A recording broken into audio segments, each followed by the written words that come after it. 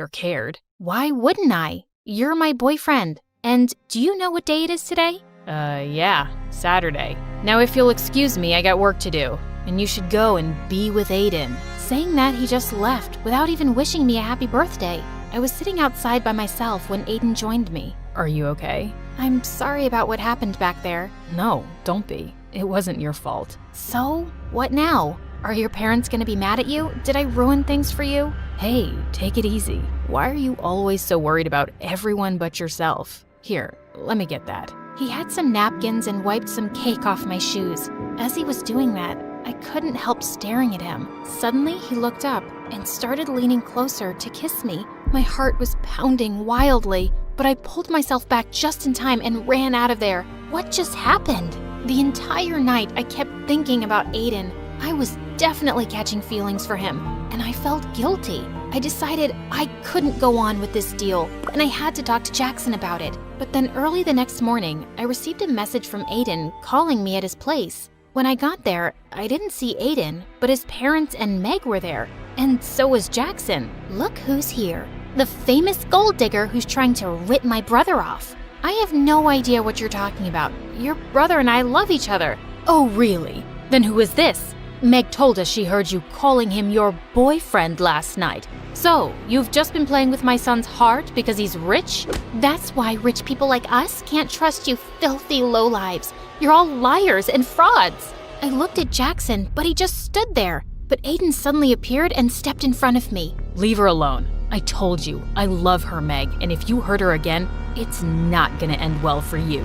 Then it's not going to end well for you either, son. If you're gonna be with this girl, you can just leave with her as well. I already felt so humiliated, and I didn't want Aiden to get in any more trouble. So I ran out of there, and Jackson followed me. I'm really sorry, Summer, but it would have messed up our plan if I'd jumped in to save Aiden's girlfriend. Jackson, I think the plan is already over. Aiden's family won't accept me as his girlfriend now. But Summer, you still asked Aiden to pay for you, right? This can't have been all a waste. I failed at the job, and I don't want to ask him for the money. I was going to talk to you about ending the deal anyway. Why? 'Cause Aiden kissed you last night? What? I actually left before he could kiss me. But you thought we kissed? And you still didn't want to break the deal? Do you even care about me? Of course I care about you, Summer. You think it's been easy for me to see my girlfriend with him? But you know how desperately we need the money. Not me, you. It's you who's lost his mind over the money. It's like I don't even know who you are anymore, Jackson. Just leave me alone. We're done. Because you fell in love with Mr. Fancy Rich Pants, right? Because I'm not good enough for you anymore, right? Jackson, just stop. No, I won't. In fact, let's see if you still love me or not. He tried to kiss me, and just as I was about to slap him, Aiden pulled him back and punched him hard. You piece of garbage. Step away right now if you ever want to see a penny of that money. Jackson stood there looking furious for a minute, then walked away. I couldn't believe him. So, Jackson is your boyfriend. So what? It shouldn't matter to you anyway. It matters to me, Summer. You deserve so much better than this jerk who didn't even hesitate to sell off his girlfriend. I knew he was right, but I was too embarrassed to accept that in front of him. The next few days, Aiden kept calling me and I didn't answer. Jackson didn't even bother, and I'd sure he'd gotten his money. And then soon after, I left for college, cutting contacts with everyone. But only a few months later, I was walking down my college campus when I heard a familiar voice. You look great, Summer. Aiden, what are you doing here? I came to look for you. But why? Because I want to be with you. I was always under so much pressure from my family, but after you left, I left home too. Somehow, you've made me stronger. I chased my dreams and started my own music band, but there was still something missing. You. What? I fell in love with you really quickly, Summer. But whenever I'd say anything, you'd think I was pretending. And after you left, I realized I was such a fool not to tell you earlier. So tell me you don't hate me, at least. I don't, but you'll have to take it slow, because this time, I want it to be real too. I promise. You see this mess? It's all my fault. Even though this may look like an action movie, this is actually a love story. When I was 15, me and my mom went on vacation. I basically didn't say a word the whole time. I had just gotten braces and I felt so ugly. Come on, honey. Just try to enjoy your vacation. How can I? I look like I just ate a fence. But you need your braces. I know I do. That's why I told you I didn't want to leave the house all summer. Yeah, I was a bit of a brat. But can you blame me? I was a moody 15-year-old girl, and my smile looked like a meat grinder. I stayed in the vacation house all day and would only go out at night to take walks by the beach. One night, I was walking and I saw someone in front of me. It was a boy. I couldn't really tell what he looked like because we were both in the shadows. The moon was the only light we could see. Can't sleep either? Something like that.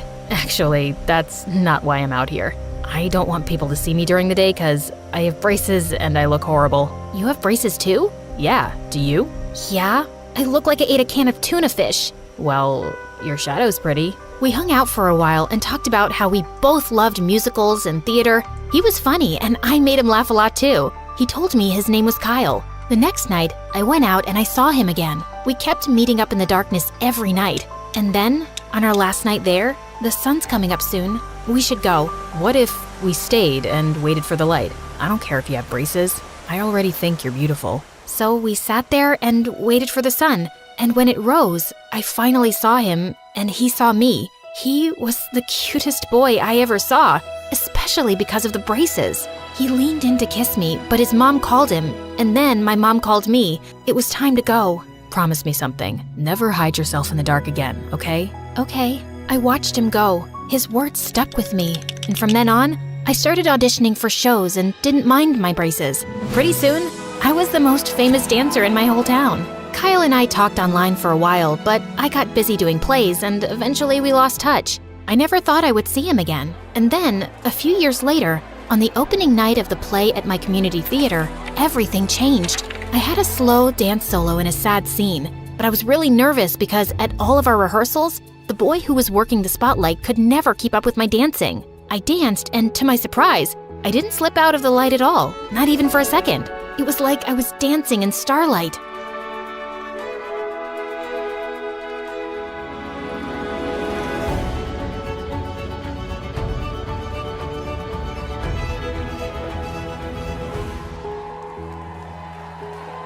Everyone stood up and cheered when I was done.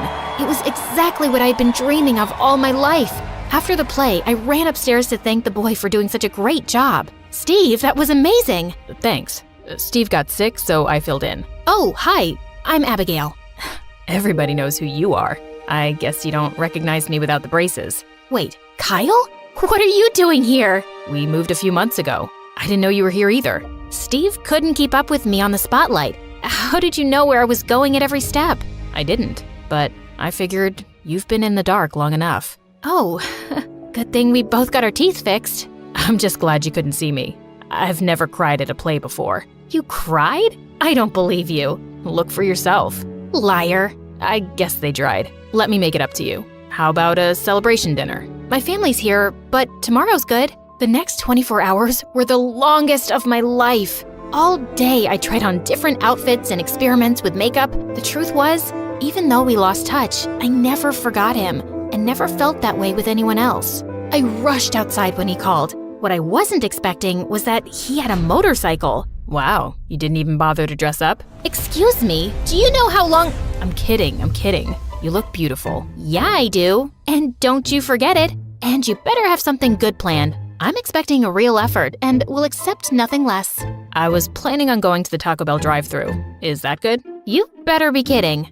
0 points for the joke, but you have to admit, I have good taste. Ow! Don't worry, I have something planned. Not Taco Bell, promise. We rode his bike and I felt just like I did when I was dancing, totally free. It was like no time had passed at all, like we had known each other forever. He actually took me to this amazing new restaurant, paid before the check even got there, and took me to the beach after where we got ice cream and went for a long walk. I didn't want to show it, but I was already falling for him. With Kyle, it was just comfortable. We almost kissed when he was dropping me off, but I could tell he didn't want to pressure me and I didn't want to move too fast. So we shook hands. A little awkward, but kind of funny too. Needless to say, that night, he was all I could think of. If I knew how messy things were gonna get, I might have ended things right then. I'm freaking out. This job would make me totally independent. I could finally save enough to get my own place and not have to live with my stepdad anymore. That's great. Why are you so scared? My last job interview, I froze. I'm terrible at interviews. I get so anxious. So, why do you want to work at our store? Are you serious right now? Sorry, we don't accept that kind of attitude here at our big fancy clothing store. You're fired. After a while, he finally took it seriously, and we actually did a little mock interview. It went well, but he was still totally freaked out. You're doing great. Relax, just be yourself. I really appreciate the help. I feel much better already, but the interview's not the only reason I'm nervous. There's something I have to tell you. I don't just want this job, I need it. It's part of my probation. Probation? Like, you got arrested? Yeah, if I can't keep a job, I could go to jail. They arrested me for reckless driving, but it wasn't my fault. My sister called me and she was having an asthma attack, so I had to drive her inhaler to her. The police were behind me, but I didn't stop.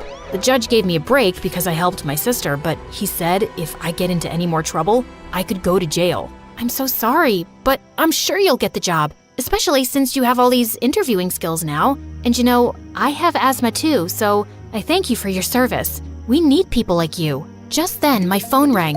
It was my theater director. She said if he saw me dancing at our next show, I'd have a real chance of being hired on Broadway. It was my dream.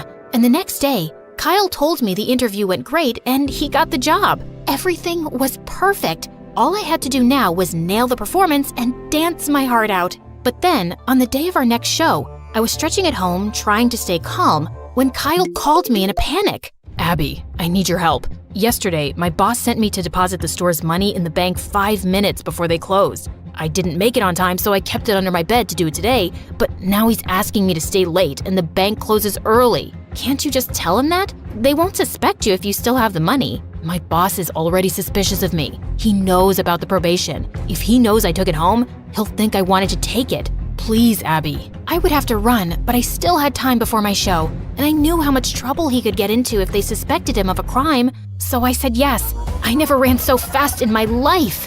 When I got to Kyle's house, no one was home and the doors and windows were locked. Time was ticking. I knew the banks closed at 3. That only gave me 20 minutes. Then I saw the attic window was open. So I started climbing. Oh no. Come on, Abigail. Use those strong dancing legs of yours. Finally, I got in. I went to his room, grabbed the envelope from under the bed, and dashed back out. Everything went blank for a moment. Then the world came back into focus, and I saw that I had run into a boy who was staring at the envelope. It got ripped, and he could see the money inside. I grabbed it before he had a chance to do anything and kept running. I saw the bank. Finally, it was right there. I had made it with 2 minutes to spare. Miss Abigail. Oh my, it's really you. I couldn't believe it. I had only seen him on TV before. I was totally starstruck for a second. I'm coming to your show tonight. I can't wait to see you. We have an opening for our next show. We need someone just your age, as long as you can dance, of course. Thank you. I'm so sorry. I can't talk right now. I have to run. I'll explain later. I'm sorry. I was in too much of a rush to think about the fact that I had just very rudely turned my back on the guy who could give me my dream life. Oh no, what was I gonna do? When in doubt, just tell the truth. I could just say it was my fault. What a jerk! I ran after him, but he was too fast on the scooter. By the time I turned the corner, he was gone. Oh no, now Kyle was really in trouble. I couldn't move. I didn't know what to do. How could I explain this?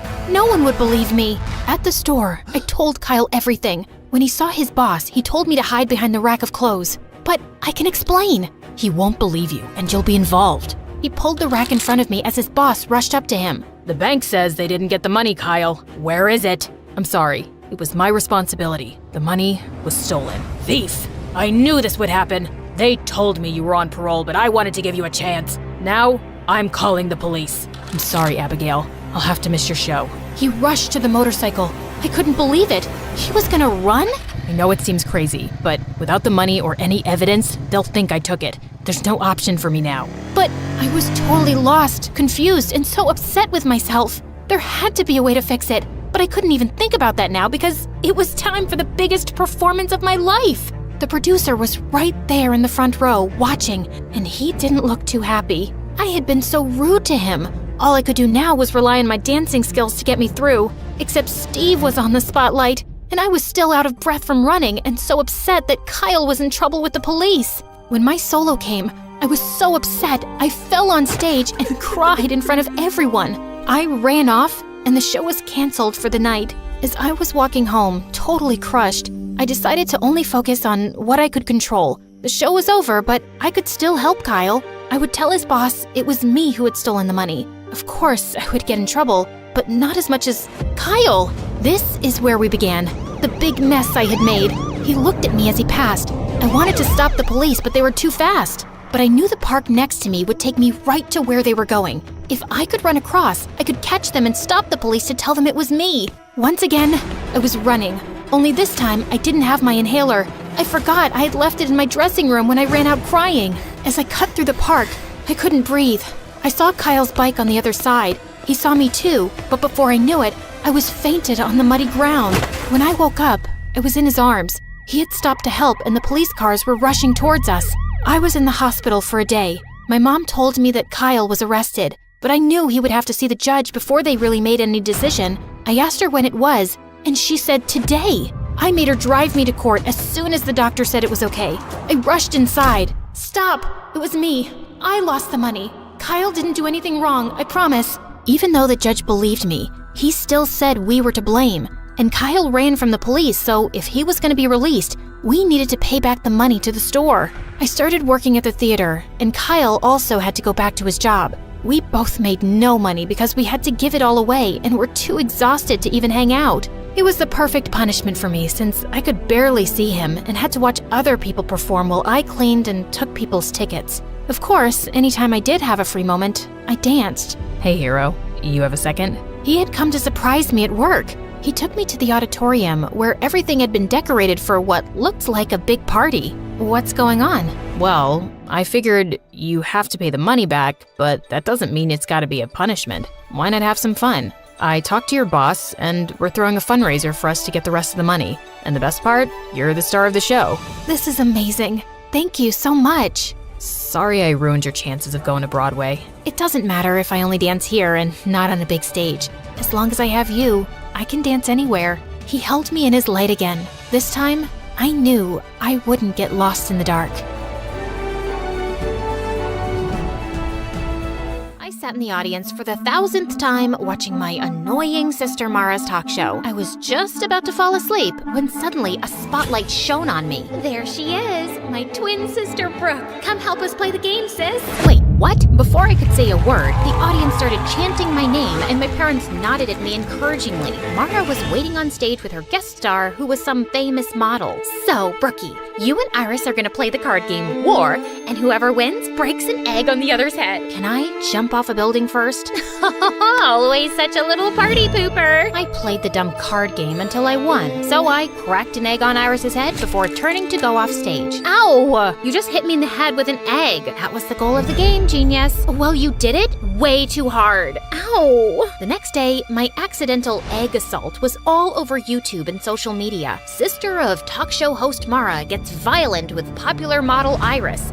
So melodramatic. My life wasn't always like this. I'd never asked to live in the public eye. All of this started when my bimbo sister got her own show a year ago and became a child millionaire. Then here I was, just trying to get through high school without punching or kicking a wall. Everyone at school brought up the stupid talk show incident. Look, it's Mara's extra crazy sister Brooke. Should we refer to her as the egg beater? I can beat an egg over your head, but don't worry, I'll avoid smashing your new nose.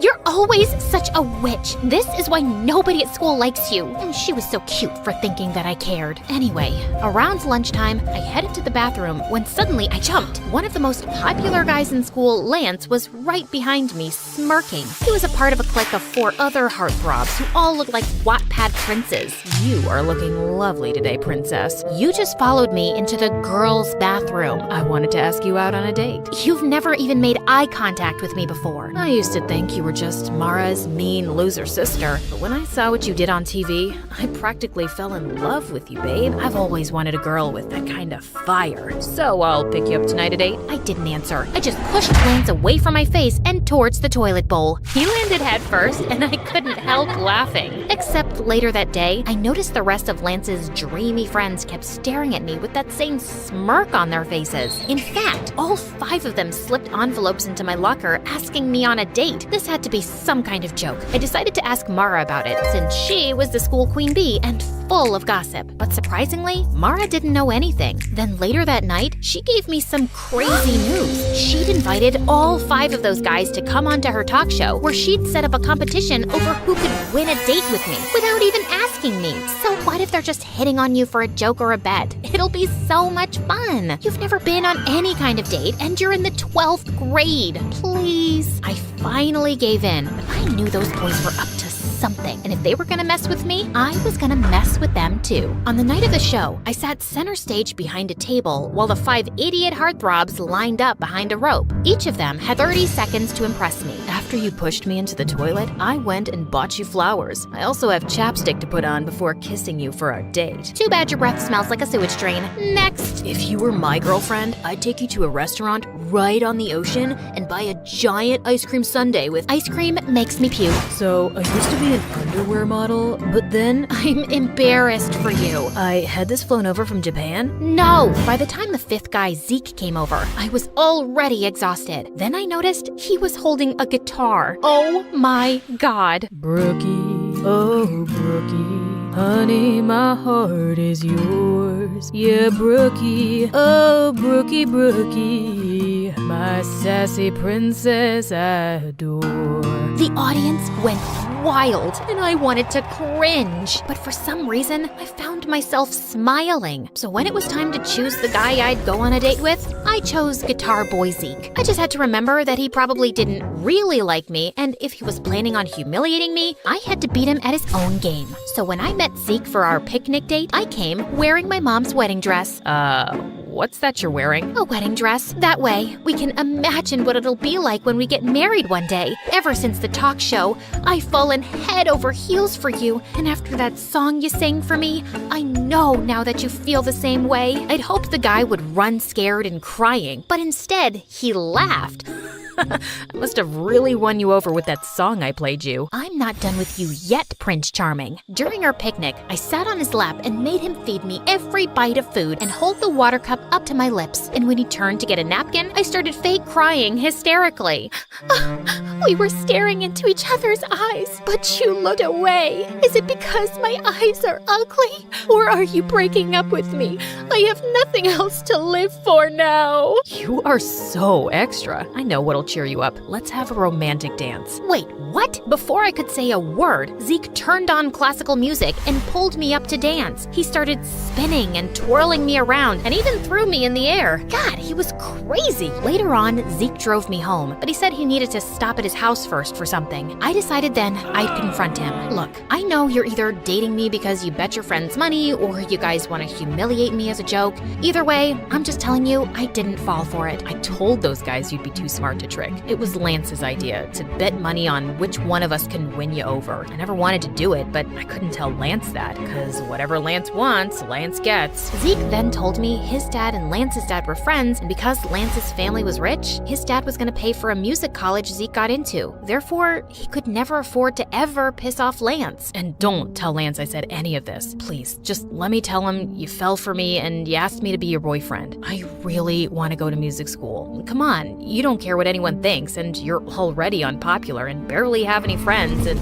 no offense. How little self-respect did this guy think I had? I wanted to give him a good slap in the face, but just then, Zeke stopped by this really run-down trailer next to a pile of garbage. Okay, we're here. My dad's sick, so I have to check on him every few hours. Holy crud, this is where he lived? This place was a single room, and Zeke's dad was in a bed with an oxygen tank. I guessed with his dad's medical bills, he'd never have enough money to even think about music school. So I decided to let Zeke tell Lance he was gonna keep dating me for a bet. The next day at school, I saw Lance and the other 3 heartthrobs looking at me and snickering to themselves. Even other kids seemed to be onto the bet, but I could live through it. I was doing a good deed by humiliating myself. Plus, Zeke was fun to be around, and I didn't mind having him as my fake boyfriend. One night, I decided to invite him to a celebrity party Mara and I were attending. I even bought him a suit and tie, and secretly, I thought he looked super handsome. At one point, I was walking by the entrance when suddenly I saw Zeke standing with Lance and his friends, and Zeke was saying he had to go. What do you mean? This is a huge exclusive party that I invited you to. Listen, cranky face, I came to pick up your boyfriend for some last-minute plans. Surely you two can reschedule. schedule. With that, Zeke took off with the boys, and for some reason, I felt really angry about it. Just then, Mara came over to ask if I was okay, and I ended up telling her everything. Look, I know you feel bad for Zeke because of his home situation, but you don't have to sell your dignity for charity. If you think he doesn't genuinely care about you, just dump his sorry butt in front of everyone tomorrow. Or I can talk tomorrow in school, like an actual mature person. But I know maturity is kind of a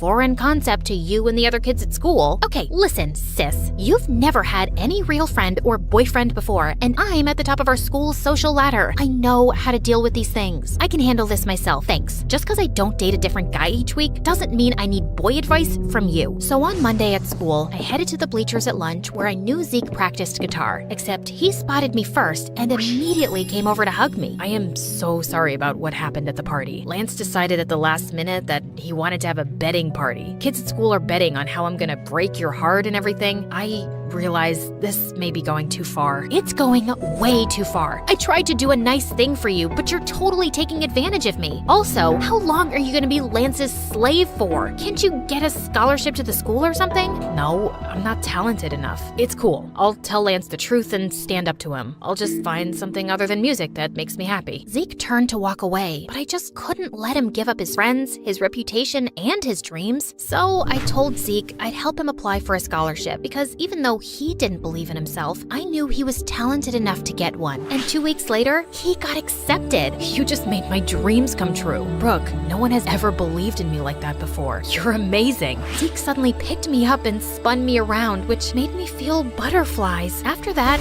Zeke and I became really close and started hanging out all the time. I helped him take care of his dad, and he helped me make some friends at school. Except there were a couple of issues. One, I started to develop real romantic feelings for Zeke, and two was Zeke still hadn't told Lance the truth, even though it was part of our agreement. So finally, Zeke decided to confront Lance one day after school as I hid behind a tree to listen in. Look, man, I told Brooke about the bet. It's not right the way we're manipulating her. Plus, I've been hanging out with her, and I think I want to date her for real. You know, she helped me get a scholarship to the music school you were going to pay for. Now, you don't have to. Are you kidding me? What am I going to tell all the kids who've been giving us money, betting the different ways you can dump her? You're one of us, Zeke, and she's an unpopular loser. It'll make the whole squad look bad. If you date her, then you're dead to us. Well, fine then. You guys are jerks anyway. I'm gonna get myself an awesome girlfriend. I held my breath as I watched Zeke ditch his friends for me. And just like that, Zeke and I became an item. He held my hand, kissed me in public at school, and didn't even seem to care that he'd lost all his friends in popularity. Everything seemed to be going well, at least for a couple of weeks. Then one weekend, I went away with my family for a camping trip with no Wi-Fi or cell reception. But when I arrived back at school on Monday, something horrible happened. I was sitting in the cafeteria when suddenly Zeke stood up on one of the tables with a microphone and speakers. Can I have everyone's attention? I have something to say to my girlfriend, Brooke. I'm sorry, babe, but I just can't date you anymore. I've realized that I don't want to be with a stuck-up sourpuss who's way below my league. It's also really lame that you've never dated anyone before. So for all of you out there who bet money how I dump Brooke, the ones who selected public humiliation win. I stood with shock as I watched a bunch of kids run over to Zeke, Lance, and the other guys with cash. None of this made any sense. Had it just all been a setup? I ran out of the room and into the hallway to collect myself when I saw Zeke behind me. Brooke, I am so sorry I had to do that, but I had a good reason. What good reason could you possibly have for humiliating me like that? Please, just listen to me. My dad had to have an emergency medical procedure over the weekend that I couldn't pay for, and since there was no way to reach you, I had to ask Lance for help. He said he'd only pay for it on the condition that I publicly dump you. I'm so sorry. I still want to be with you, though. It just might have to be in secret. You know what? No, I don't care what your reasons are. I am so freaking sick of all of your excuses to manipulate and humiliate me. We're done, Zeke. That night, I refused to let myself cry. Zeke didn't deserve my tears. I didn't need any cowardly idiots in my life anyway. The next afternoon, I was studying in the library when I decided to take a break for some coffee and MSA videos. But while I was relaxing, Lance suddenly sat down next to me. Ooh, MSA. I watch them on TikTok all the time. Let me help you pick an episode. If you come anywhere near me or my computer, I'll squeeze your head until your brain pops out. Oh wait, I forgot. You don't have a brain. Probably why you watch MSA on TikTok. TikTok instead of YouTube. You know, YouTube, the site for smart people. Wow, Zeke must really regret dumping you. Yeah, about that. I know it was you who forced Zeke to break up with me. Why do you have to go around messing with his life and mine? The way you and your friends bet on me and tried to break my heart for fun? How sick do you have to be to want to do something like that? Maybe some people just enjoy messing with other people's lives. You should ask your sister. After all, the whole betting game was her idea. Lance got up and left, leaving me very confused. What did he mean by that? He was probably just messing with me, but I still asked Mara about it, and she got really quiet. Okay, it's true that it was my idea, but let me explain. I just felt bad because our whole lives, you've lived in my shadow. I have everything. Fame, popularity, friends, and you didn't get any of that. So I wanted to find you a cute boyfriend to make you happy, except none of the guys at school wanted to date you. The only ones who were willing to were Lance and his friends, if they could make money off of it. But I had hoped one of them would fall for you for real. I was stunned and silent as Mara apologized over and over. I knew her heart had been in the right place, but she'd gotten me into such a giant mess. God, I just needed space from everyone. The next morning, I was going through the mail when I saw an envelope from Zeke's music school. To my surprise, they'd returned a check I'd paid as a deposit to confirm his place in the program. Apparently, Zeke had called the college and declined the offer to attend. I thought right away of his sick dad, and suddenly I got a bad feeling. I drove immediately to Zeke's house, but when I reached there, he was sitting outside and playing guitar, looking perfectly happy. Zeke, is everything okay? Did you call your college and decline the offer? Yeah, I just didn't feel right taking your money to attend there, not after the way I treated you. So I'm just gonna save up and reapply next year. In the meantime, I got a job and my dad's doing better. Thank you for believing in me, Brooke. You have no idea how much it means to me. Zeke came over to hug me, and I felt those stupid, happy butterflies again. Hey, listen, are you still friends with Lance? God, no. I'm done being his slave. I took a loan and paid him back everything I owed him for Dad. So, if I give you a second chance, that means you can't be an idiot this time. I swear on my life I won't be. I want you back, and I won't have it any other way. So, I guess my sister did achieve her goal of finding me a guy, even though it was in the craziest way possible. Still, maybe one of these days I could thank her for it. I grew up happy. My dad worked in marketing and my mom was a teacher. We had a beautiful big home, white picket fence, even a dog named Biscuit. Every birthday, I got a huge party, and every summer, we stayed at a house by the lake. My friends and I spent every moment together. Everything was wonderful. Then, my dad lost his job. Suddenly, everything in my life became horrible. We had to sell our beautiful house, and I said goodbye to all my childhood friends since we moved to a completely different state. Our new place was a tiny little apartment. On the first day there, I saw rats. They didn't allow animals either, so we had to give Biscuit to a friend. Dad had to take on 2 jobs, and my parents began to fight all the time. I went from being happy in every part of my life to just wanting to be someone else. Without my friends or parents around, I turned to basically just watching TV. Everyone there seemed to have the perfect life. Beautiful apartments, sparkly dresses, fun parties, and friends. They also had something else in common. They all moved to New York to start a new life of glitz and glamour. Maybe if I went to New York, I could be someone totally new too. As soon as I turned 15, I started working at the local ice cream shop. I saved every single penny, smiling even as the rudest people came into the store. This strawberry ice cream is too pink. My kid dropped his ice cream. We want a new one. This is melting. I want my money back. It didn't matter what they said to me. All I cared about was saving for my new life. Slowly, my savings started to add up. By the time I turned 16, I had enough for a weekend in New York. I knew I couldn't have a whole new life yet, but for now, a weekend would be enough. I finally told my parents on the morning of my birthday. I'm going to New York for the weekend. New York? That's so expensive. We can't pay for that, honey. I saved up from the ice cream shop. Okay, but call us every day, okay? Yeah, sure, whatever.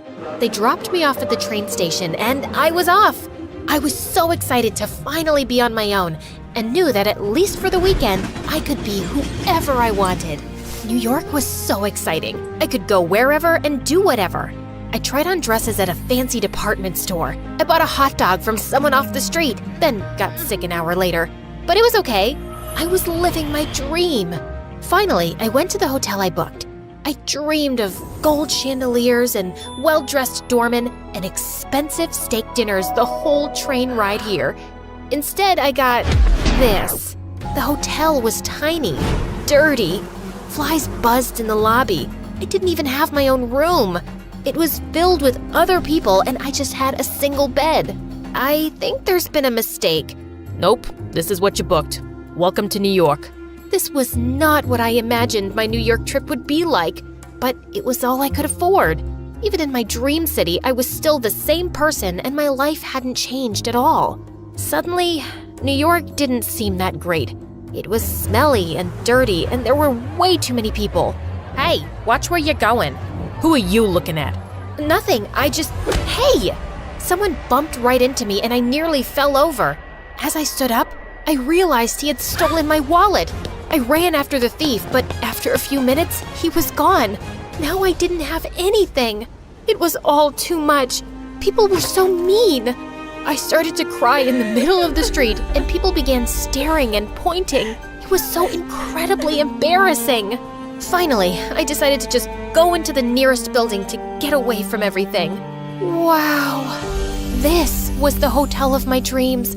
Big, beautiful chandeliers, doormen in fancy suits, rich women drinking champagne and dressed in sparkling gowns. This is who I wanted to be.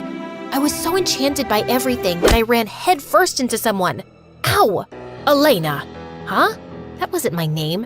This man must have confused me with someone. Where have you been? You can't just run off without telling someone. Who even are you? I'm Stefan. Your parents sent me to make sure you stayed safe. You have to tell me when you leave the hotel. Come, let's go back to your room. My room? The one with the bed surrounded by other strangers and mice? It was the last place I wanted to be other than home. I almost ran. Then I noticed that Stefan wasn't taking me out of the building at all. Instead, he was taking me further into the hotel. I was shocked as I stepped into an elevator completely made of gold. It whisked us away so high and so fast, I almost got sick. It felt like we were flying. The elevator doors opened directly to a hotel room. No, not a hotel room, a penthouse. This is my room? I know it's not big enough, but you have to deal with it for now. And again, if you want to leave, you just have to ask. Your dad just wants to make sure you're okay.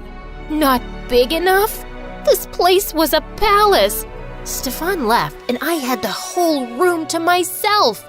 The bathroom was all marble with a built-in hot tub. The TV was huge, bigger than I was, and there were so many chandeliers I lost count. Even the bed was luxurious, so tall and soft I could barely even climb on. Who the heck had such a nice hotel room? I knew I should have told him he had the wrong person, that I wasn't Elena and I didn't belong here. But then again, this was exactly what I had dreamed of. My stomach started growling, and I decided I would have to figure all that out later, after some free food. I raided the mini fridge in the room, snacking on soda and chips. I even ordered room service. By the time I was done, I was almost gonna fall over. Life had never been this good. My phone rang and I saw it was my parents. All I could think about was the fighting and the rats and losing our sweet biscuit. I hung up on them and decided I couldn't go back there, ever. I would stay in New York and start my life now, even if I had to take over this Elena girl's life to do it. I looked around and found her diary and laptop. I opened the laptop and, is that me?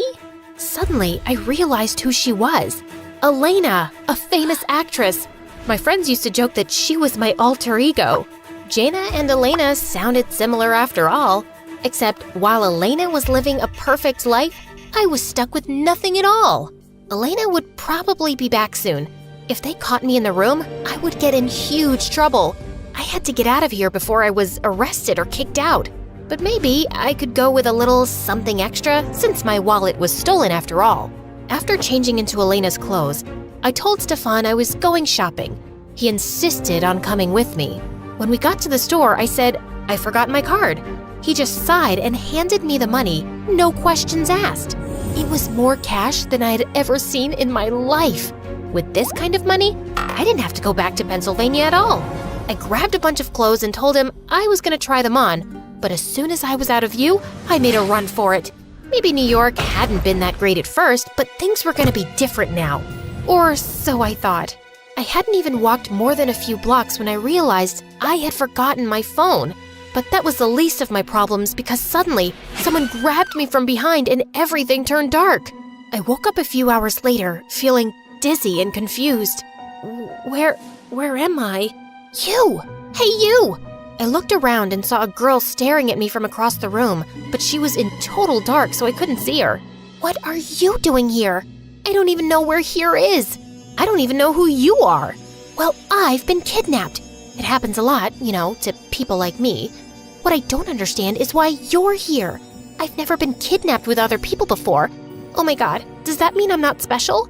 She stepped into the light and I realized, Elena? That's me. Now, who in the world are you? I'm Jaina. Jaina. You seem familiar, but I don't remember meeting you at a party or a ball. We look a bit alike. As if I could never have such ratty, dull hair. Or put together an outfit that horrible. Horrible? It's your jacket.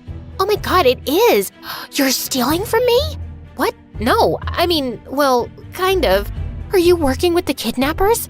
No, Stefan thought it was you. Ugh, I can't believe he mistook you for me. That's so gross. I was starting to get mad. This girl was so rude. We have bigger problems here. Maybe you get kidnapped a lot, but I definitely don't. I'm gonna get out of here, with or without you. Now, are you gonna help me or not? Elena stared at me for a long moment. Fine, but only so I can yell at Stefan. The two of us sat down and hatched a plan. The kidnappers come to check on us every few hours. They have to unlock the door, which means we can escape. How about I pretend to be hurt so they have to come all the way in? Then you can knock them out. I'm the actress. You knock them out. Ugh, fine, okay, then what? We have to tell someone where we are. How the heck are we gonna do that? We gotta steal a phone. Suddenly, our planning was interrupted by something outside the basement. We eavesdropped through the door. What are they saying? They don't know which one of us is actually famous. That's why they kidnapped us both. We only have a little time then. Once they figure out which one of us is the real Elena, who knows what they'll do? Probably wonder how they could possibly have been so dumb to think someone like you could be someone like me. That kinda hurts, Oh, sorry. I'm not very good with people. They usually just want my money or a picture with me. No one really talks to me except bodyguards. That sounds terrible. I'm sorry. I gave Elena a big hug and she began to tear up. I actually liked things better when we didn't have money. Really? Yeah, my dad doesn't care about me anymore. That's why I keep letting myself get kidnapped. All my dad does is work and fight with my mom. I don't think it's the same. They care about you, right? Right. My dad doesn't even remember my birthday. Elena looked very sad. I felt guilty about not answering my parents' call earlier that day. I knew Elena would do anything to have her dad call her. Suddenly, we heard footsteps in the hallway. Quick, the plan. I hid behind the door while Elena retreated to a far corner. She started crying and pretending that she was hurt. It felt like it was straight out of a movie. One kidnapper entered the room and looked concerned. As he walked towards Elena, I used the chair and hit him. He was knocked right out. I rummaged through his jacket until I found his phone. Got it! We dialed 911. Then quietly, Elena and I tiptoed up the stairs and out of the basement. We took off our shoes to be extra quiet and snuck past one of the kidnappers snoring on the couch. We were almost out the door when someone suddenly shouted, Hey, they're getting away! One of them ran and blocked off our exit and reached out to grab us. Elena and I ran in opposite directions. We ran into the dining room. I started throwing everything I could find. A fork, a napkin, a frying pan. Throw your shoes! These are designer! You matter more than your shoes! I grabbed a plate from the dining table and chucked it at the kidnapper. It shattered against his head and took him down. Go, go, go! Elena sprinted to the door. To freedom! Yes! Not so fast, girlie. The last kidnapper grabbed me by the arm, yanking me away before I could make it out. That hurts! You're coming with me. I'll get that ransom if it's the last thing I do. Jana! Elena was standing in the doorway, frozen in fear. Why hadn't she left yet? Go! I won't leave you! Suddenly, the front door came down entirely. Give us our daughter back. Dad! Mom! I was so relieved to see them. I almost started crying. Behind them, I could hear the sirens. The police were on their way. The kidnapper's grip on my arm tightened. Where's our money? Your money? How about our daughter? You're not getting her back without it. Ow! Elena grabbed me and dragged me away from the kidnapper. Come on, Jaina, let's go! You threw the shoes! Of course I did. You matter way more than shoes. Police, hands up! And just like that, the police came and arrested all of the kidnappers. They told us that they would be going away for a very, very long time. My parents wouldn't let me go, constantly hugging me and making sure I was okay. How did you know I was kidnapped? You left your phone at the hotel. Stefan called us when the kidnappers demanded they pay up for both girls, and we realized that they had you too. We should have never let you go into the city alone. I didn't think you cared. We love you so much, Jaina. Maybe we're not the best at showing it, but at the end of the day, you're our daughter. We might not have a lot of money, but we would give anything for you. I love you too. Let's go home. I smiled at my parents, but I noticed that Elena started to look really sad. Her parents hadn't come at all. It was only Stefan. Are you gonna be okay? I'll be fine. I just wished my family cared as much as yours did. You know, friends can be family too. We smiled at each other, and I reached out and squeezed Elena's hand. Come visit me in Pennsylvania? Pennsylvania? I would love that. My parents were billionaires, so I got whatever I wanted growing up. Dad was the head of a huge fashion company that my mom helped him run. Dad was ruthless in the boardroom, like an ancient warrior. But when it came to me and my mom, he was a total pushover. He gave us everything we could ever want. Just one island? Anything for my girls. I'd give you the moon if you asked for it. Even though my life was practically perfect, I had a bad stutter, which made me a laughing stock at school. Wow, that's a pretty skirt. Where did you get it from? Shouldn't it? It's cool. I'll just check some stores. It was awkward, and my parents took me to the best doctors, tried speech therapy, medication, and even hypnotism, but nothing helped. I started to lose confidence, but my parents were always supportive and inspired me to accept myself, just as I am. It doesn't matter if it takes you 1 try or 100. Never stop speaking your mind. Your voice is just as important as anyone else's. As I grew older, I became more comfortable with my condition and even made friends at school. But my favorite thing in the world was being the princess of my house. Life was good, till I turned 13 and everything changed. My parents told me they were adopting from the orphanage, but it wasn't just 1 girl, but 5. I wasn't as thrilled as they were, but I didn't show it to my parents. Besides, it could be fun to have so many sisters. So I got on board. The day they were supposed to come home, I decked up the whole place and must have tried 100 dresses before finding the perfect one. I wanted to make a good impression. The oldest one, Olivia, was my age, and from the looks of it, she loved fashion just as much as I did. I'm Grace. Pleased to meet you. Olivia was so busy sizing up my outfit, I don't think she even heard me. I like your dress, but the ribbons are so tacky.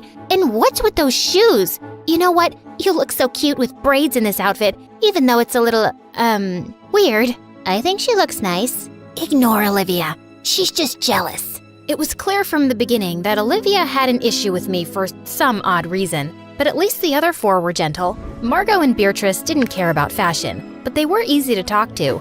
We became friends in no time, gossiping about boys and school and fighting over the best spot by the pool. Harper and Quinn were younger and stuck to themselves. Harper was obsessed with insects and was always collecting ladybugs and other creepy crawlies. Quinn was like her sister Shadow, silently following her everywhere. A week after my sister's arrival, my parents took us on a shopping spree so they wouldn't have to wear the same clothes from the orphanage. And Olivia bought everything I did. At first, she just wore the same belt or hat, but soon she was copying my whole outfit. Why are you copying me? I think you're copying me, but it's cool. I know I have a great eye for fashion, so it's a compliment. Oh my god, the new Gucci bag! I didn't care if Olivia wanted to dress like me. It just bugged me that she was lying about it. So one day, I pretended I was gonna wear the ugliest outfit, but then I changed at the last second. Olivia showed up to breakfast looking like a clown. Wow, Olivia, you look so good. Yeah, right? I saw Gummy Hadid wearing this. You mean Gigi? And I don't think that she would ever wear something this funny. The only thing funny here is the way you talk. Olivia, apologize this minute. Why? It's just harmless jokes between sisters, Dad. Whatever. Sorry, Grace. Please don't cry now. After that day, Olivia stopped copying my outfits, but we just couldn't see eye to eye. I tried to be friendly, but she was just a mean witch. So after a while, I stopped being nice and just ignored her. While Olivia was a pain in my butt at home, in school, I had Pearl. She was the head cheerleader and a total bully. One day, my sisters and I were eating in the food court at the mall when Pearl swooped in like a vulture. How are you doing, Grace? Just leave me alone. What? I didn't quite catch that. Were you trying to say something? Zip it, moron. Don't you have something else to do? Like bore people with your dumb cheerleading moves? Oh, but I'm getting bored. And you're so entertaining. Did I do that right? That was perfect. Before I could say anything, Harper pulled out a jar of ladybugs from her backpack and dumped them on Pearl's hair. What have you done, you moron? Pearl screamed and ran off. Instead of staying with us, Olivia took off to help her. Thanks for sticking up for me, you guys. Of course, we sisters need to have each other's backs. I just wish Olivia wasn't such a blind duck. Oh, she'll come around. Only she didn't. She started getting weird around me. And then one day, something unbelievable happened. Pearl turned into Olivia's evil minion. She followed her around like a shadow. If Olivia made a dumb joke, Pearl laughed. If Olivia wanted a cookie, Pearl brought her one. Pearl would have helped Olivia make a monster in a lab if she asked. This was so weird and fishy. I tried to find out what Pearl's deal was, but then I got busy with school assignments and forgot all about it. They were a match made in hell anyway. A week later, Mom and Dad called us into the study for a big announcement. It's my dream that my girls join the family business one day. And with Fashion Week coming up, I want all my girls to help with their brilliant ideas. The best ones will end up on the ramp, so give it your best shot. Oh, my God, Dad. This is such an amazing opportunity. I won't let you down. Yes, Dad. You'll love our designs. Olivia smiled at me, but the moment Mom and Dad left, she went back to her devilish smirk. Ugh, dramatic much? This opportunity is mine, and I will own it. You can relax and watch me work if you'd like. Think of it as a learning experience. Say what you want, but I know Dad will pick my designs, so watch out. I stayed up late every night working on my dress. My other sisters made their own dresses for fun, but everyone knew Olivia and I were the only ones taking it seriously. We both really wanted to impress Dad. The night before Dad judged the dresses, Olivia snuck into the studio and destroyed my dress. Luckily for me, Harper and Quinn saw her sneaking out and told me what happened. I knew she was jealous of me, but this was an all-new low. How was I supposed to make a new dress overnight? That's when an idea struck me. If I couldn't beat Olivia fair and square, I'd just have to play tricks with her. So, I swapped her dress for my ruined one. The next day, when Dad walked into the studio to judge our dresses, we both took the sheets off of our mannequins, and Olivia's mouth dropped open in shock to see what I'd done. But obviously, she couldn't tell Dad that the dress was really hers without admitting that she'd destroyed mine. Grace, I pick you. This isn't your usual style, but it's certainly beautiful. Olivia, it's a shame you gave up on your dress. It looks like it could have been something special. I know, Dad. Wonder what happened. Oh, don't be a sore loser, Ollie. I'm sure you'll do just as good as the next time, if there is a next time. I wasn't one to gloat usually, but the look on Olivia's face was so satisfying. A few days later, we were all on a flight to Paris for Fashion Week, and Olivia couldn't stop glaring at me. That's my dress that's about to go down the runway. You shouldn't steal credit, and you shouldn't sabotage people. Olivia, Why can't we leave this stupid fight and just be friends? Friends? With you? No thank you. And I know you hate me, so please stop pretending. I don't. Stop talking. You're giving me a headache. Olivia then got up, and for the rest of Fashion Week, she totally ignored me. Pin that hem. Olivia, hand me that hat. Olivia! What? Can't you see I'm on the phone?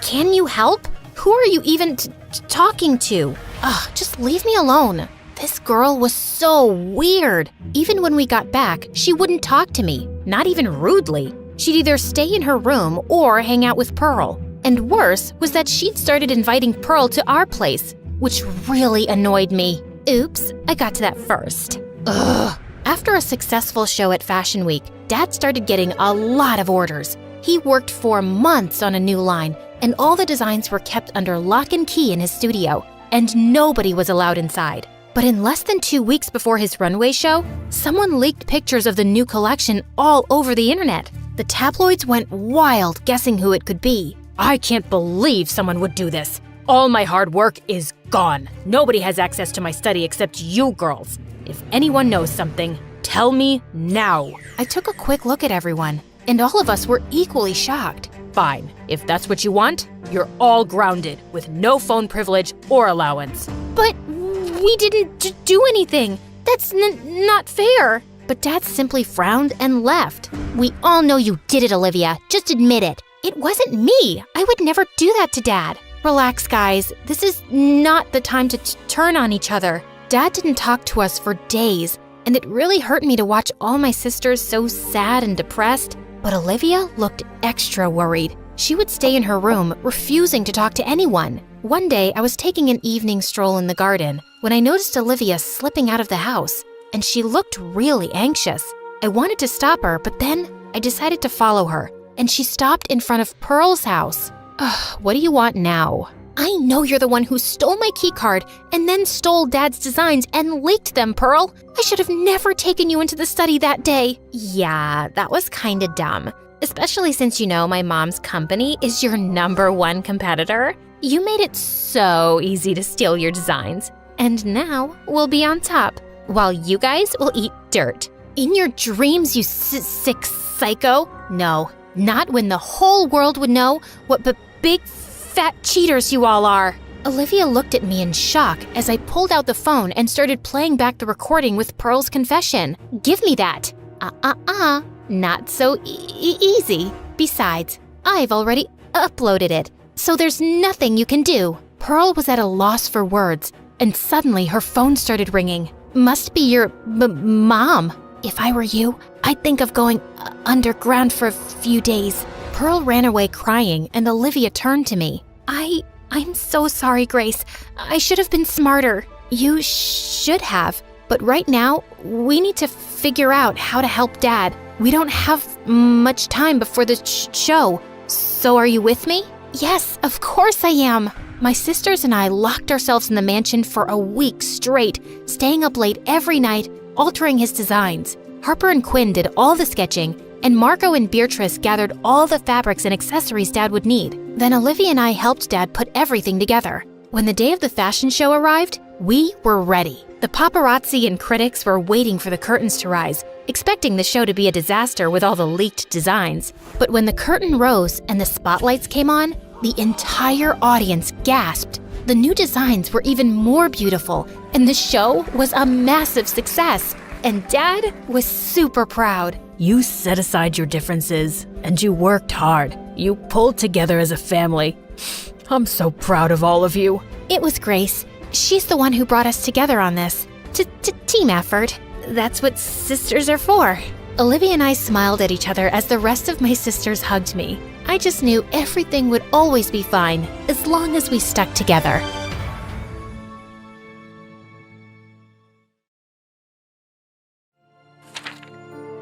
Hi, I'm Rochelle from Iowa. Please like and subscribe. I was just a baby when Mom and Dad divorced, and growing up, my mom was pretty much my whole world. We did everything together, walking our dogs, swimming, and reading on rainy days. Once Mom took me to the playground and kids were playing hopscotch. I wanted to join them, but I didn't know how. So I started crying until Mom picked me up and started jumping and playing. Some kids laughed, some stared, and some begged their moms to hold them. The moms didn't like that and glared at us. But Mom didn't care. She jumped harder, and we fell badly on the ground. I got bruises on my face, and Mom broke her leg. Some moms came running to help us, and I swear some of them were laughing. Mean witches. I wanted to punch them, but I was too little. And yeah, Mom and I were inseparable. And as a kid, I was really shy and had a hard time making friends. I would just sit on the sidelines watching other children play. But whenever someone tried to talk to me, I'd just freeze. Do you want to play kickball with us, Rochelle? Just forget it. I did well in school, but every year I got a little more lonely. By the time I was 8, everyone treated me like I was invisible. Some teachers didn't even know my name. Once our math teacher was absent, so the other class's teacher came to fill in her place for the day. She was old and grumpy, and she smelled like Home Depot. When she saw me, she said, "Oh my God, did someone bring their sister to school again? For the 1000th time, don't bring your relatives to school they don't attend. This is not a BTS concert. Give me your mom's number. I'm calling her to pick you up right now." I swear I don't get paid enough to do this. But I'm the school. Excuse me? Then some of my classmates interfered and told her that I attended this school. She wasn't convinced until I swore on my grandma's grave. And then she checked the class list and left me alone. Duh, I'd been going to the same school since kindergarten. The only people who knew I existed were the mean kids who loved to pick on me. I never understood why, but I guess it was because I was an easy target and wouldn't fight them back. They'd be stealing my lunch, calling me a ghost and whatnot. I don't understand what I did wrong. They're always giggling when they see me. Is it my hair? Mom, do I smell? Wait, is it my big nose? No, duckling. You are perfect. Sometimes kids are just mean. Don't give up though. In time, they'll see the real you. This went on for 5 years, but when I turned 13, I swore it would end. I needed to find a way to make friends and get the other kids to leave me alone. If they didn't like who I was, I'd just have to change. I talked my mom into taking me on a shopping spree. I changed my whole style. New shoes, a new jacket, even clip-on earrings because I didn't have my ears pierced. My mom wouldn't let me dye my hair, so I got a new haircut instead. But when I went to school the next day, well, you could say the outcome was disappointing. Ew, who are you supposed to be? Who, me? This is just how I dress. Well, stop it. You look like a weirdo. And just like that, my confidence was shattered. Julie, the most popular girl in my school, hated how I looked. I felt so stupid. I waited for the end of the day, then ran home and cried in my room. But then I had a moment of realization. What does Julie have that I don't? If she can be so popular, I can too. Fine, if a new look wasn't enough, I'd just have to do something more extreme. I'd be like Julie. I made a list of everything she did. The food she ate, the movies she talked about, the sports she played. Don't ask me how I got all this info. Shy kids have their ways. Shy kids are the scariest. Don't be a shy kid. If I couldn't get friends by being myself, I was ready to fake it till I made it. 3 weeks later, I sat down at the popular girls' table in the cafeteria. Everyone stared at me. I was panicking. Julie loved volleyball. I wanted to talk about it to win her over. Volleyball. Volley, according to the Oxford Dictionary, means a lot of bullets, stones, etc. that are fired or thrown at the same time. Ball. Well, it's kind of the same thing, but not a bullet or a stone or etc. and not thrown at the same time.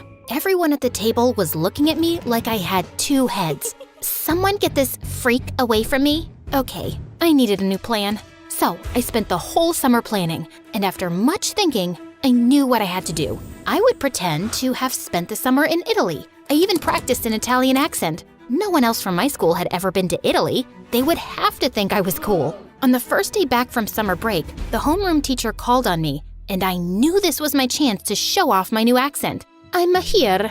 Since when do you talk like that? Oh, this? I spent the summer in Italy. Julie burst out laughing behind me. No, you didn't, you little liar. Brittany saw you in the library. You're lying about going on vacation. Oh yeah, that's a new one. Thank God you didn't work in a zoo during the summer break. Imagine how you'd be talking now. Who lies about going on vacation? Someone whose mom died. I couldn't believe I said it, but it was too late to take it back. Julie stopped laughing, and everyone got quiet. The teacher was busy at his desk and didn't notice. Wow, I'm sorry, Rochelle. Sam was comforting me? I didn't remember the last time she'd even spoken to me. Yeah, I'm sorry too. I didn't know. Do you want to, sit with me at lunch or something? Sure, I guess that'd be okay. I didn't know why I said that. I just panicked. But suddenly, I had a spot at the popular girls' table. Kids who had always bullied me were now fighting over who got to buy me lunch. I'd gone from being the most hated girl in my school to being the most loved one overnight. Everyone was sympathizing with me and wanted me to feel better. Not wanting to lose all the attention, Julie took me under her wing and started acting like a big sister to me. We hung out between classes and she even walked me home after school. So, who's taking care of you now that your mom's, gone? My aunt is looking after me for now. I'll probably have to move in with her later. Her house is even bigger than my mom's, and she has a pool. Not that I'm okay enough to swim and have fun. I'm still sad, but I thought it was worth mentioning that she had a pool. I ran inside before Julie could ask any more questions. My mom was in the kitchen cooking spaghetti. Oh, hi, Rochelle. How was school? Sorry, Mom. Can't talk now. Lots of homework. I locked myself in my room and tried to catch my breath. How could I have lied about that? And about my mom of all people? But I couldn't go back now. Everyone would hate me even more than they did before. Even my mom would hate me. I would just have to keep pretending my mom had died, forever if I had to. What I was about to do was crazy, but what choice did I have? It's okay. It'll be worth it. The next day, everyone at school was nice to me. Kids gave me their snacks and even offered to do my homework for me. All I had to do was walk around looking gloomy, and they did the rest. Teachers at my school were always super busy, so none of them even noticed what was going on. So, what happened? I mean, how did she pass away? Was she sick or something? The whole table got quiet. Julie elbowed Sam, but you could tell she wanted to know too. Luckily, I was prepared. I handed Sam something I'd made on my computer the night before. It was a fake obituary with an old picture of my mom and everything. I had just copied one from a newspaper and changed a couple of things. All the kids leaned closer to read it. Sudden illness? That's awful, Rochelle. Really awful. I can't imagine my mom dying. How are you keeping it together? Well, having friends like you helps a lot. Everyone gave me a group hug, but all I could think about was how bad lying felt. I had never meant for things to get so out of hand, but now I was trapped. Maybe if I just lied well enough, everything would work out okay. That night at dinner, I was bursting to tell Mom everything, but I couldn't. I got invited to go roller skating with Julie and her friends. Oh, Duckling, that's wonderful. Do you want me to drop you off at her house or… No! Rochelle, is everything all right? Everything's fine. I just feel like walking. What's been going on with you? You've been acting strange recently, hiding things and having outbursts. I'm worried about you. I'm okay, really. I'd love to meet some of your new friends.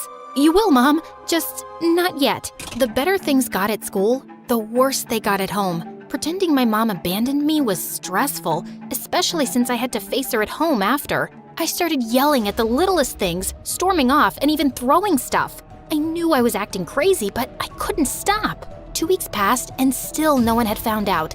It was getting harder and harder to keep track of all my lies. The popular kids' table was starting to feel like a prison. How come you never invite us over to your house? It was always just me and my mom there. I'm just not ready to have anyone else in it. But your aunt's there, right? Oh, right. Yeah, I'm close with my aunt. I call her Tito. Her name is Time, poor thing. Mom is luckier. Was luckier. Her name's Date. But yeah, I'm trying to adapt to the new situation. I can't believe they still make you go to school and do homework. You should, get a year off or something. Do you want me to talk to the principal for you? No, don't do that. I need school. It helps distract me. And I've already talked to the principal anyway. The week after was Julie's birthday, and she threw a huge party at her house. Half the school was there, even some parents and teachers who were friends with Julie's parents. I was laughing and joking with some of the other girls when I saw Julie start to do a speech. I want to thank everyone for being here to celebrate, especially my best friend, Rochelle. It's so sad that it took your mother's death for us to become friends, but I'm so glad to know you now. Her mother's what? I couldn't move. I couldn't breathe. There was my mother, standing at the back of the crowd. How had she heard about the party? Who had told her? This couldn't be happening. Excuse me, are you her mom? Yes. Rochelle, do you want to explain what's going on? Oh, wow. That's very MSA. Everyone stared at me. I wanted to disappear. People were talking, but all I heard was buzzing. Julie was saying something and pointing at me. Then my mother grabbed me by the arm and led me out of the party. She didn't say anything until we were driving back to our house. You need to explain yourself. I broke down. Everything that had happened swept over me at once, and I told my mother everything. I'm so sorry, Mom. I don't know why I lied. I didn't mean to hurt you. I'm so sorry. My mother was quiet for a long time, just driving. When she finally looked at me, there were tears in her eyes. It breaks my heart that you were in so much pain and couldn't tell me. You're my daughter, and I only want what's best for you. I wish I had known that you were so lonely. I know you didn't mean for all this to happen. Now, you have to fix things. I didn't sleep at all that night. I was so scared to see Julie and everyone else at school. But when I got there, no one teased me. The only people who talked to me at all were my teachers. Everyone else ignored me, just like I was 8 years old again. I was sitting alone at my old lunch table when Julie joined me. None of the other popular girls followed. You don't have to pretend to like me anymore. I was never pretending, Rochelle. I do like you. I tried to tell you at the party, but your mom dragged you away before I could. Why would you even talk to me after what I did? I lied to you. I faked about my mom leaving me, even though she's the best mom in the world. I'm crazy. You aren't crazy. You're lonely. And the cure for loneliness is a friend. A real one this time. You'll stop being popular if you hang out with me. There are more important things than popularity. You really want to be my friend? Yeah, I do.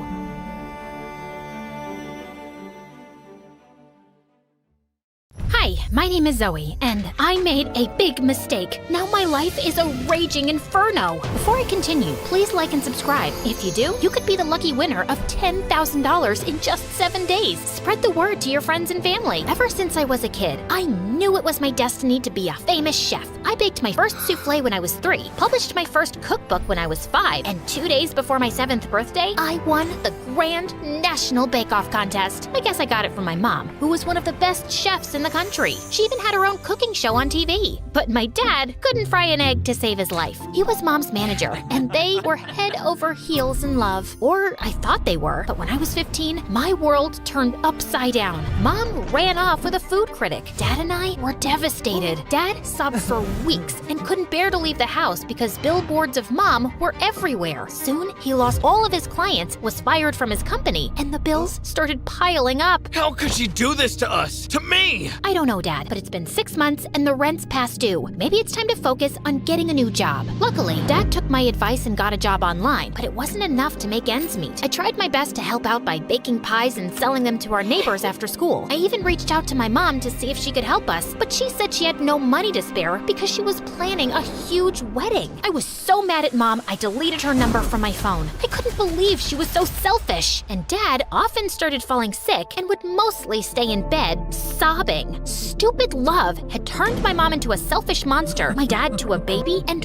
ruined my life. So I decided I'd never fall in love. My plan worked well until my senior year when I had an amazing glow up and inherited my mom's good looks. Suddenly, all the boys started noticing me. Hey Zoe, wanna go to the movies this weekend? Ugh, I'd never go to the movies with you. When's the last time you showered? You smell like a rotten egg. Zoe, did you want to go to the spring dance with me? Bro, are you kidding? Not if you were the last guy on earth. Okay, fine. I was mean, but I was protecting my heart. Besides, I was doing them a favor. Relationships are messy, and they bring out the worst in people. After months of insulting just about every boy in school and making a few of them cry, the rest of the kids started avoiding me like the plague. I didn't mind. I hardly had time for friends. I was too focused on my studies. I dreamed of becoming a world-renowned chef, opening a 5-star restaurant, paying off all Dad's medical bills, and buying us a mansion on the beach. In the summer after my senior year, I was accepted into a top culinary school. Look, Dad, I got in! The good news cheered Dad up. He even got out of bed and tried to bake me my favorite cookies. It felt good to see my dad in good spirits, but when I discovered that I didn't get the scholarship to pay for my tuition, my hopes were dashed. Honey, we're going to get you into that school. How? We'll never be able to afford it. That day, Dad put on a suit and went out to look for a new job. A couple weeks later, he landed a position at a new management company. He even pulled some strings to get me an internship at a famous 5-star restaurant that catered to celebrities and socialites. The owner is Miss Gina Tequila. She's discovered some of the most successful chefs in the business. Impress her, and she can make your dreams come true. I was so excited to start on my new adventure, but I was in for a rude awakening. On my first day, the moment I stepped in the door, this boy my age named Hunter shoved a bucket of silverware and a broom in my face. You're late. The dinner rush will be here in 10 minutes. Polish these, then mop the floors. I thought I was supposed to assist in the kitchen. I'm an award-winning chef.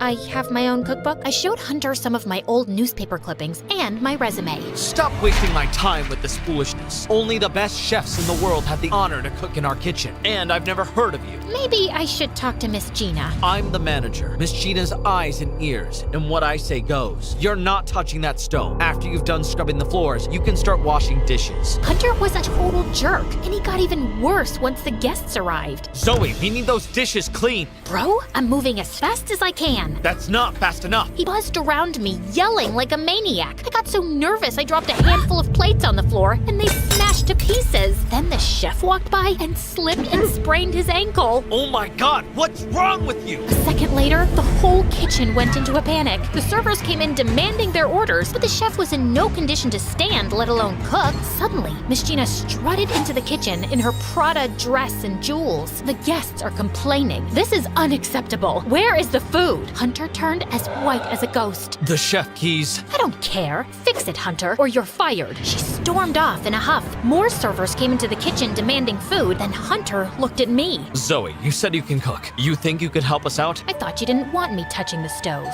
Forget what I said earlier. Please help me. I'll do anything. I'll buy you ice cream. I'll give you a raise. I'll shine your shoes. I'll clean your house for a week. Anything you want. I can't afford to get fired. Deal. I washed my hands, put on an apron, and got to work. I filled all the orders and added my own special twist on each recipe. All the customers loved my cooking, and a few of them even asked to thank me personally. This was delicious. I've never tasted anything so amazing. Miss Gina was so impressed. At the end of the night, she gave me a $500 tip. Just as I was leaving, Hunter ran up to me. Thanks for having my back in there. Sorry if I came off as a jerk. You were worse than a jerk. More like a monster. No, an ogre. An irritating mosquito. You're right. It's just that this job can be a little stressful. Miss Gina wants things to be perfect, and I need this job to take care of my mom. I get it. My dad was sick for a while. I had to take care of him too. How about we go out for that ice cream I promised? I agreed, and Hunter took me to my favorite ice cream shop. We hung out for a couple of hours, and to my surprise, he was a really nice guy. We had a ton of things in common. We liked the same music, movies, and MSA videos. Did you see this on TikTok? No way. I watch MSA on YouTube. TikTok turns your brain into mush. I know, right? We both loved food. Though Hunter wasn't a chef, he dreamed of opening his own restaurant one day. And Hunter's parents had gotten divorced, just like mine. After that, Hunter and I started hanging out, and we were totally just friends. Neither of us had time for a relationship, not to mention love. We both knew how that ended. But the more we hung out with each other, the more I started to think that maybe liking a boy wasn't all that bad. One time, Hunter was walking me home. It was really cold, so he took off his jacket and draped it over my shoulders. I looked up at him, and just as I was about to thank him for being so sweet, something inside me started to tingle. Why are you looking at me like that? Like what? All googly-eyed. Oh wow, you're blushing. Do you have a crush on me? No way!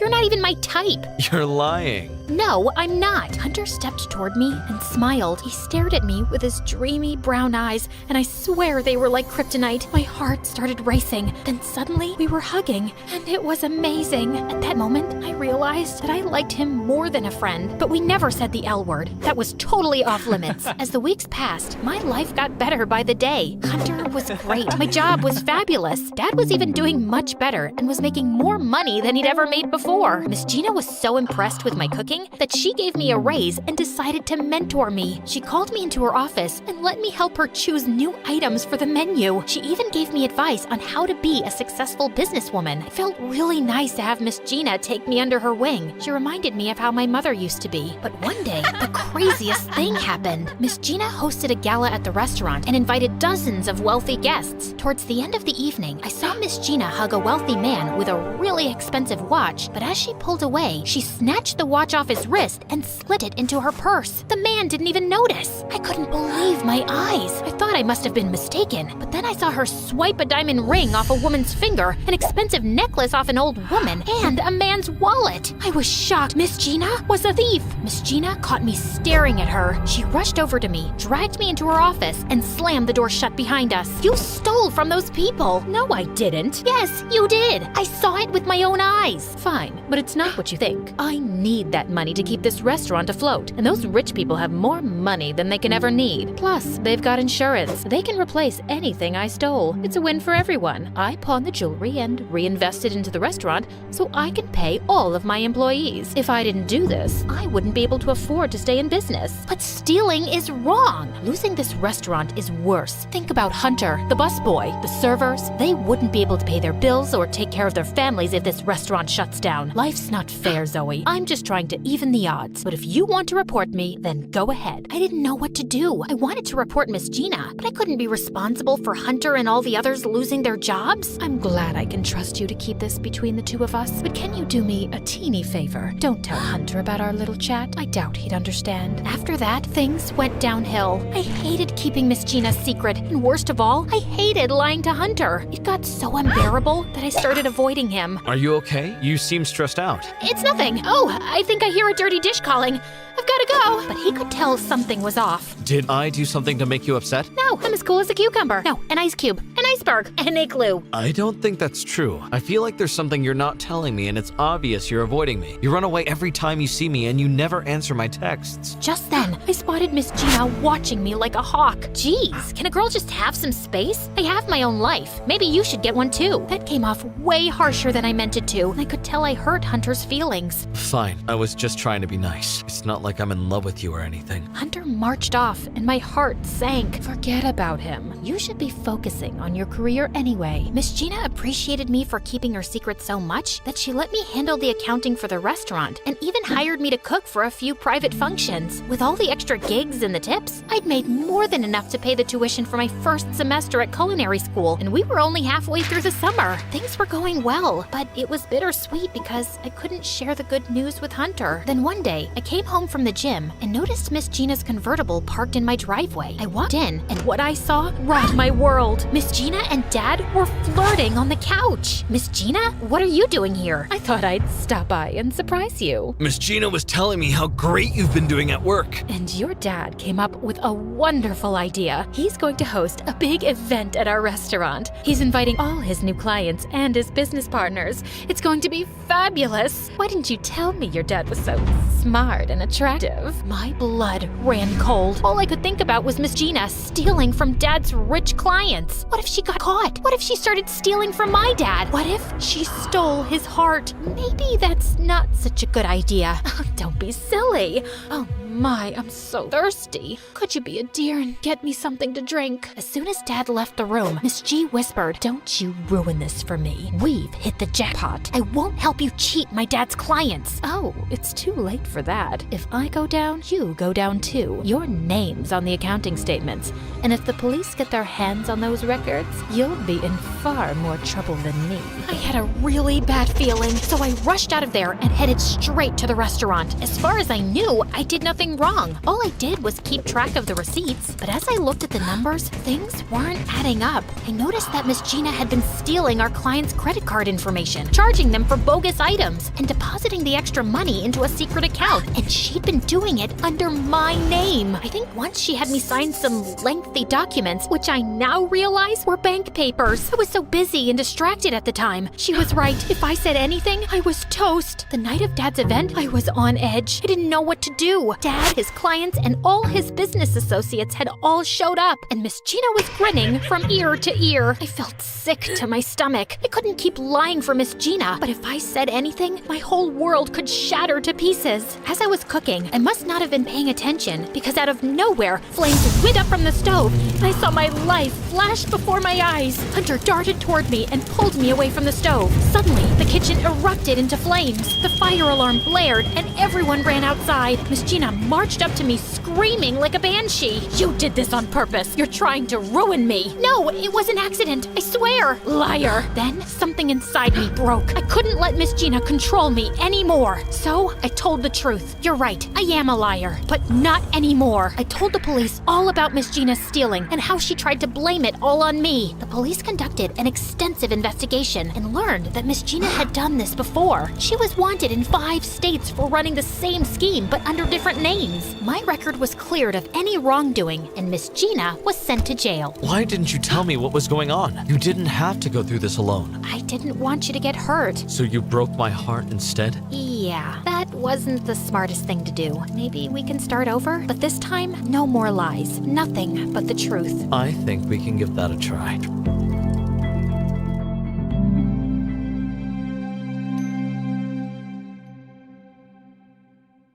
Hi, I'm Violet from Washington, and I have a really personal story to share today. But before I do, please like and subscribe. My mom gave birth to identical twin daughters, me and my sister Sophie. So of course, my parents dressed us in the same clothes and braided our hair with matching ribbons. But people could easily tell us apart for one reason.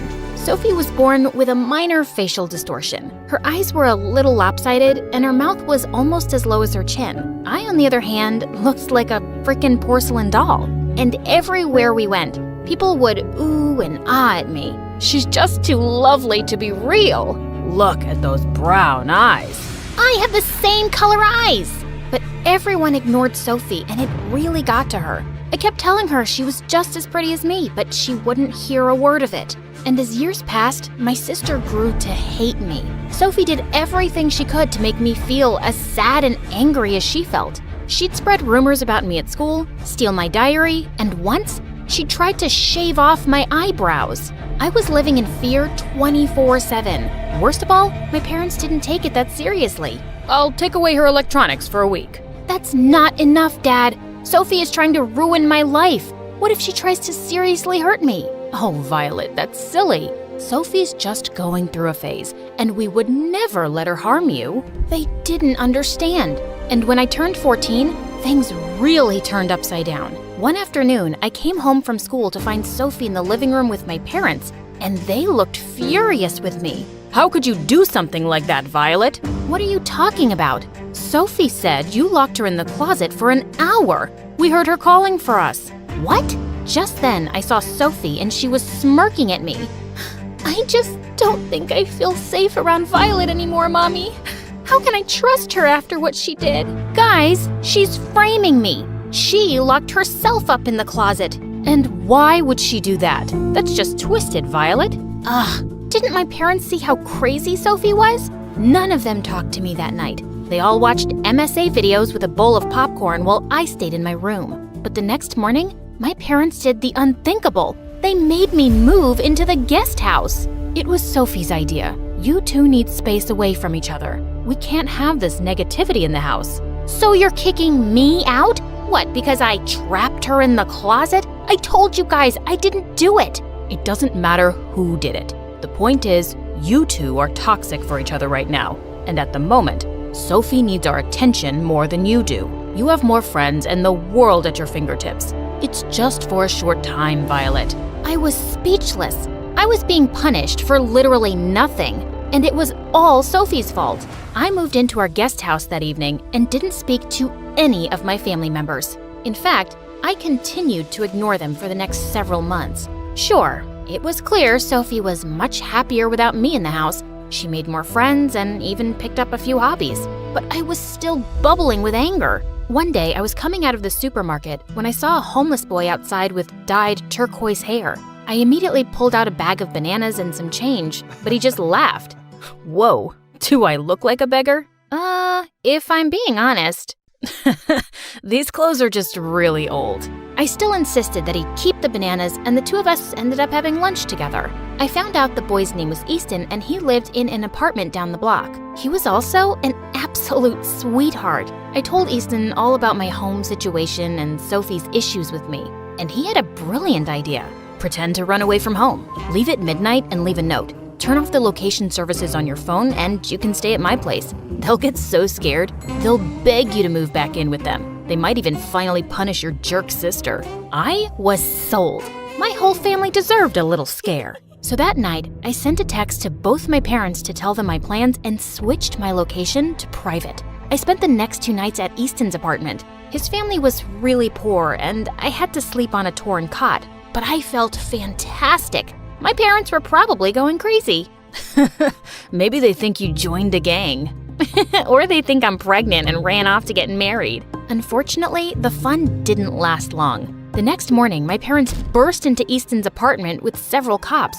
They hugged me and cried for a moment, but then they were furious. Why would you scare us like this? We had no idea what was going on. Sorry, but you kicked me out for no reason and then neglected me for 6 months. I needed to teach you a lesson. Teach us a lesson? Violet, we know the living situation isn't perfect and we know we haven't been giving you as much attention, but just disappearing like you did? That's crazy behavior. Come with us right this second. After that, Mom let me move back into the house, but she watched me like a dog. Sophie even suggested I shouldn't leave home without her escorting me, and my parents agreed. Luckily, I could still hang out with Easton, who was the only person who seemed to care about me. And it turned out, we'd even be going to the same high school next month. On my first day of 9th grade, I was in gym class when Easton started jogging next to me. Whoa there, you look ready to faint. Here, take some of my water. Oh God, is it that obvious? Don't worry, you still look lovely, even though you're drenched in sweat. Easton smiled at me as I drank from his water, and I felt a little weak in the knees. And not just because I was tired. I saw Sophie glare at me as she jogged by, but I didn't care. As months passed, Easton and I just got closer, and whenever Sophie was mean, he always defended me. You can make fun of Violet's dress all you want, but she's the one who got a party invitation and you didn't. Secretly, I had the biggest crush on Easton, but I was way too chicken to ever tell him. I was just grateful to have a best friend. It was exhausting living with a bully 24/7. Then one day when I came home from school, my parents gave me shocking news. They'd found a plastic surgeon to fix Sophie's facial distortion. They couldn't completely get rid of it, but I'd never seen my sister so happy. I felt so ugly my whole life, Violet. I know it sounds shallow, but I can't wait to be as beautiful as you. Sophie, look at me. You've never been ugly. But if getting this surgery makes you feel more confident, then I support you. Sophie started to cry then and hugged me. I stayed with her in the surgery room the entire time, and she even apologized for how she treated me. And I was glad. I was ready to give up our crazy fighting. After Sophie's surgery, things changed between us. Sophie didn't seem jealous of me anymore and even started hanging out with me and Easton. Then one day, I walked into my front yard and almost had a heart attack. Sophie was kissing Easton. Hey, does someone want to tell me what's going on here? Well... Violet, I've been meaning to tell you. Easton and I like each other, and I asked him out. I felt like I was gonna throw up. I pulled Sophie aside angrily. How could you do this to me? Sophie, I love him, and you know it. I know you love him, and I'm sorry, but I've been hanging out with Easton for a couple of weeks, and we have a connection. No, I have a connection with him. You barely know him. I don't get it. You got the surgery. You have everything I have now. Why would you hurt me like this? Violet, I'm not trying to hurt you. I really like Easton, and I just want to be happy for once. I can't take this anymore. You made me miserable for 14 years, and then got me kicked out of my own house, and convinced Mom to basically ground me for 24/7. This is the last straw. I stormed off and blocked Easton on all social media. He kept calling me to apologize and tell me that him dating Sophie wouldn't change our friendship, but I refused to speak to him. The next day at school, I decided it was time for overdue revenge. The first thing I did was attach a bucket of paint to the cafeteria doorway, and when Sophie walked in with Easton, paint splashed all over them. Everyone laughed like crazy, and I felt great. I got suspended for a day, but it was worth it. And I didn't stop there. That entire month, I pulled every prank I could think of on them at school, putting spiders in their locker and gluing their butts to the classroom chairs. I felt guilty for being a jerk, but Sophie deserved it, didn't she? And Easton was dating my sister, who bullied me my whole life. So that week, I did everything I could to make things right with people. I volunteered to help as many kids as I could with homework, and they'd know I wasn't a monster. And I apologized to Sophie and Easton, and surprisingly, they forgave me. On Friday night, Sophie and Easton were celebrating their 1-month anniversary at the beach, so I told Sophie I'd deliver them a picnic basket. But when I got there, Sophie was sitting alone in the sand, and she was crying. Hey, what's wrong? Where's Easton? He's not here, Violet. He's not coming. Did you guys break up? No, because we never dated. It was all fake. I even paid Easton monthly and used up all my savings. I wanted to make you jealous. Wait, what? I don't understand. I thought that after my surgery, people would start treating me differently because my face looked better. I thought I'd finally get as much attention as you. But because my distortion isn't totally fixed, I didn't. And that made me angry. But I can't do this to you anymore. I feel horrible. I couldn't believe what I was hearing. Sophie kept apologizing, but I couldn't even look at her. I didn't want revenge. I just didn't want to deal with her anymore. Things completely changed between us after that. My sister and I both cut contact with Easton and became strangers to each other. It broke my heart, but I didn't know what else to do. We were toxic for each other. Before we knew it, high school ended and we both went our separate ways. A couple years later, I was walking around my university campus when I got a phone call. Violet, it's Easton. I know we haven't spoken in years, but I need your help. My parents lost their house and are homeless. I'm doing everything I can to help them, but I'm desperate. I'm calling everyone I know for either money or food. My stomach was in knots. I still hated Easton for what he did, but he was obviously in a crisis. So I bought a bunch of food and clothes and arrived at the homeless shelter. God, you're an angel. I can't thank you enough. I'm not doing this for you. It's for your parents. And I never want to see you after this. Do you understand? Yes. What I did to you was unforgivable. Can I just tell you one thing? I never wanted to go through with Sophie's fake dating plan. The only reason I agreed to it was because my family's been struggling since I was a kid. I was always terrified we'd end up living on the streets. It's still no excuse, especially because I was in love with you. My head started spinning. I had no idea Easton had been suffering that much, and I had no idea that he'd loved me. I decided it was time to smooth things over. That night, I went right home and convinced my parents to give Easton's family a loan. And then, I asked if they could invite Sophie for dinner. Oh, sweetie, that's a wonderful idea. She's doing well these days, but she talks about you a lot. For some reason, I was happy to hear that. When Sophie came over, she immediately ran to hug me. Violet, I am so glad you're here. Actually, I got you some presents. Sophie handed me a huge gift bag, and to my shock, she'd bought me all kinds of expensive presents. Perfume, jewelry, and even a brand new iPad. None of this makes up for how I've treated you over the years, but I love you, Violet, and if you ever want to have a relationship, I'm here. Thanks, Sophie. That means a lot. You did really hurt me, but it has been a couple of years. I can't forgive you overnight, but this is a good start. I also know you got in touch with Easton. If you ever want to date him, you have my blessing. It's a possibility, but first, I want to make things right with you. Though, of course, Sophie invited Easton over later and left us alone. Contestant 9, please state your name. Sierra? Looks like a nightmare, right? Hi, I'm Sierra, and ever since I could talk, I've had a stutter. I didn't think much of it until I moved to a new town when I was 6. Welcome to the neighborhood. I'm Dean. This is my daughter, Kelsey. What's your name, sweetheart? Sierra. Why do you talk like that? It was the first time anyone had asked me that. It wouldn't be the last. My stutter happened frequently, but it got worse when I was nervous. My mom barely noticed or cared that I had a stutter, or that I really existed. She was always working. And my dad? Well, he left the picture a while ago. Most days, Mr. Dean would watch me after school, and Kelsey and I became fast friends. We did everything together. Played at the park, put on fashion shows, grabbed ice cream at Scoopy's. When we went out as a trio, I'd secretly pretend that Mr. Dean was my dad, and Kelsey was my older sister. In those moments, it felt like the family I'd always wanted. But things started to change when Kelsey's mom announced she wanted a divorce and moved out of state. After that, Kelsey started to change. She wasn't just upset. She was furious. She yelled at everyone, and once even smashed the living room furniture in a fit of rage. She lashed out in class and got held back a grade. And if her dad hadn't been the superintendent, she probably would have been expelled. By middle school, we ended up in the same class, and Mr. Dean dropped us off on the first day.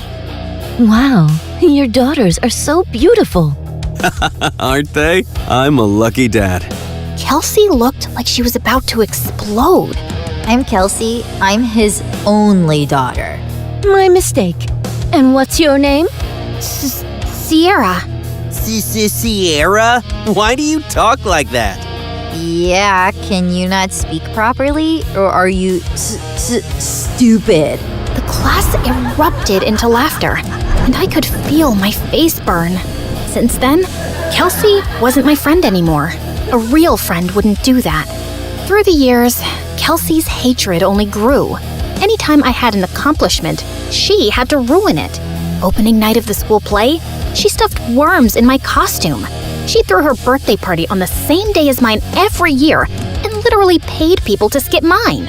At the science fair, she unplugged my volcano as the judges walked by, so it just looked like a sad pile of paper mache. And during my middle school graduation speech, she just had to make a scene. And so, I want to say how proud I am of our class. We did. What the glitch here is trying to say is we did it. Congratulations, grads. Party at my house tonight. Everyone's technically invited, but only cool people should show up. If it weren't for being her neighbor and still being close with Mr. Dean, I would have liked to never see Kelsey again. I'm sorry about my daughter. Ever since her mom left, she's been a different person. I just wish she wasn't so mean. You shouldn't be ashamed of something you can't control. At the end of the day, your stutter is something that makes you unique. I held on to that going into high school. My stutter didn't bother me much anymore. In fact, it was getting better with age. He was right. It did make me different, and I liked that. One Friday in English, we were doing a vocabulary spelling exercise, and I was totally killing it. ESOTERIC, esoteric. QUERULOUS, querulous. VACILLATE, vacillate. Everyone was surprised at how well I was doing, and honestly, so was I. Who knew I was that good at spelling? Sierra, there's a regional spelling bee in a few weeks. You should join. Who knows, you may make it all the way to nationals.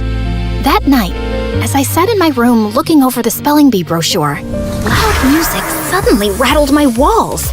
Kelsey was throwing a party in her backyard. A few classmates waved me over. Fine, just for a little. The party was fun, but I couldn't stop thinking about the spelling bee, and I decided I would sign up. I was about to leave when... What's this? She snatched the brochure out of my hand. A spelling bee? Oh, please. Like you could ever win one of these.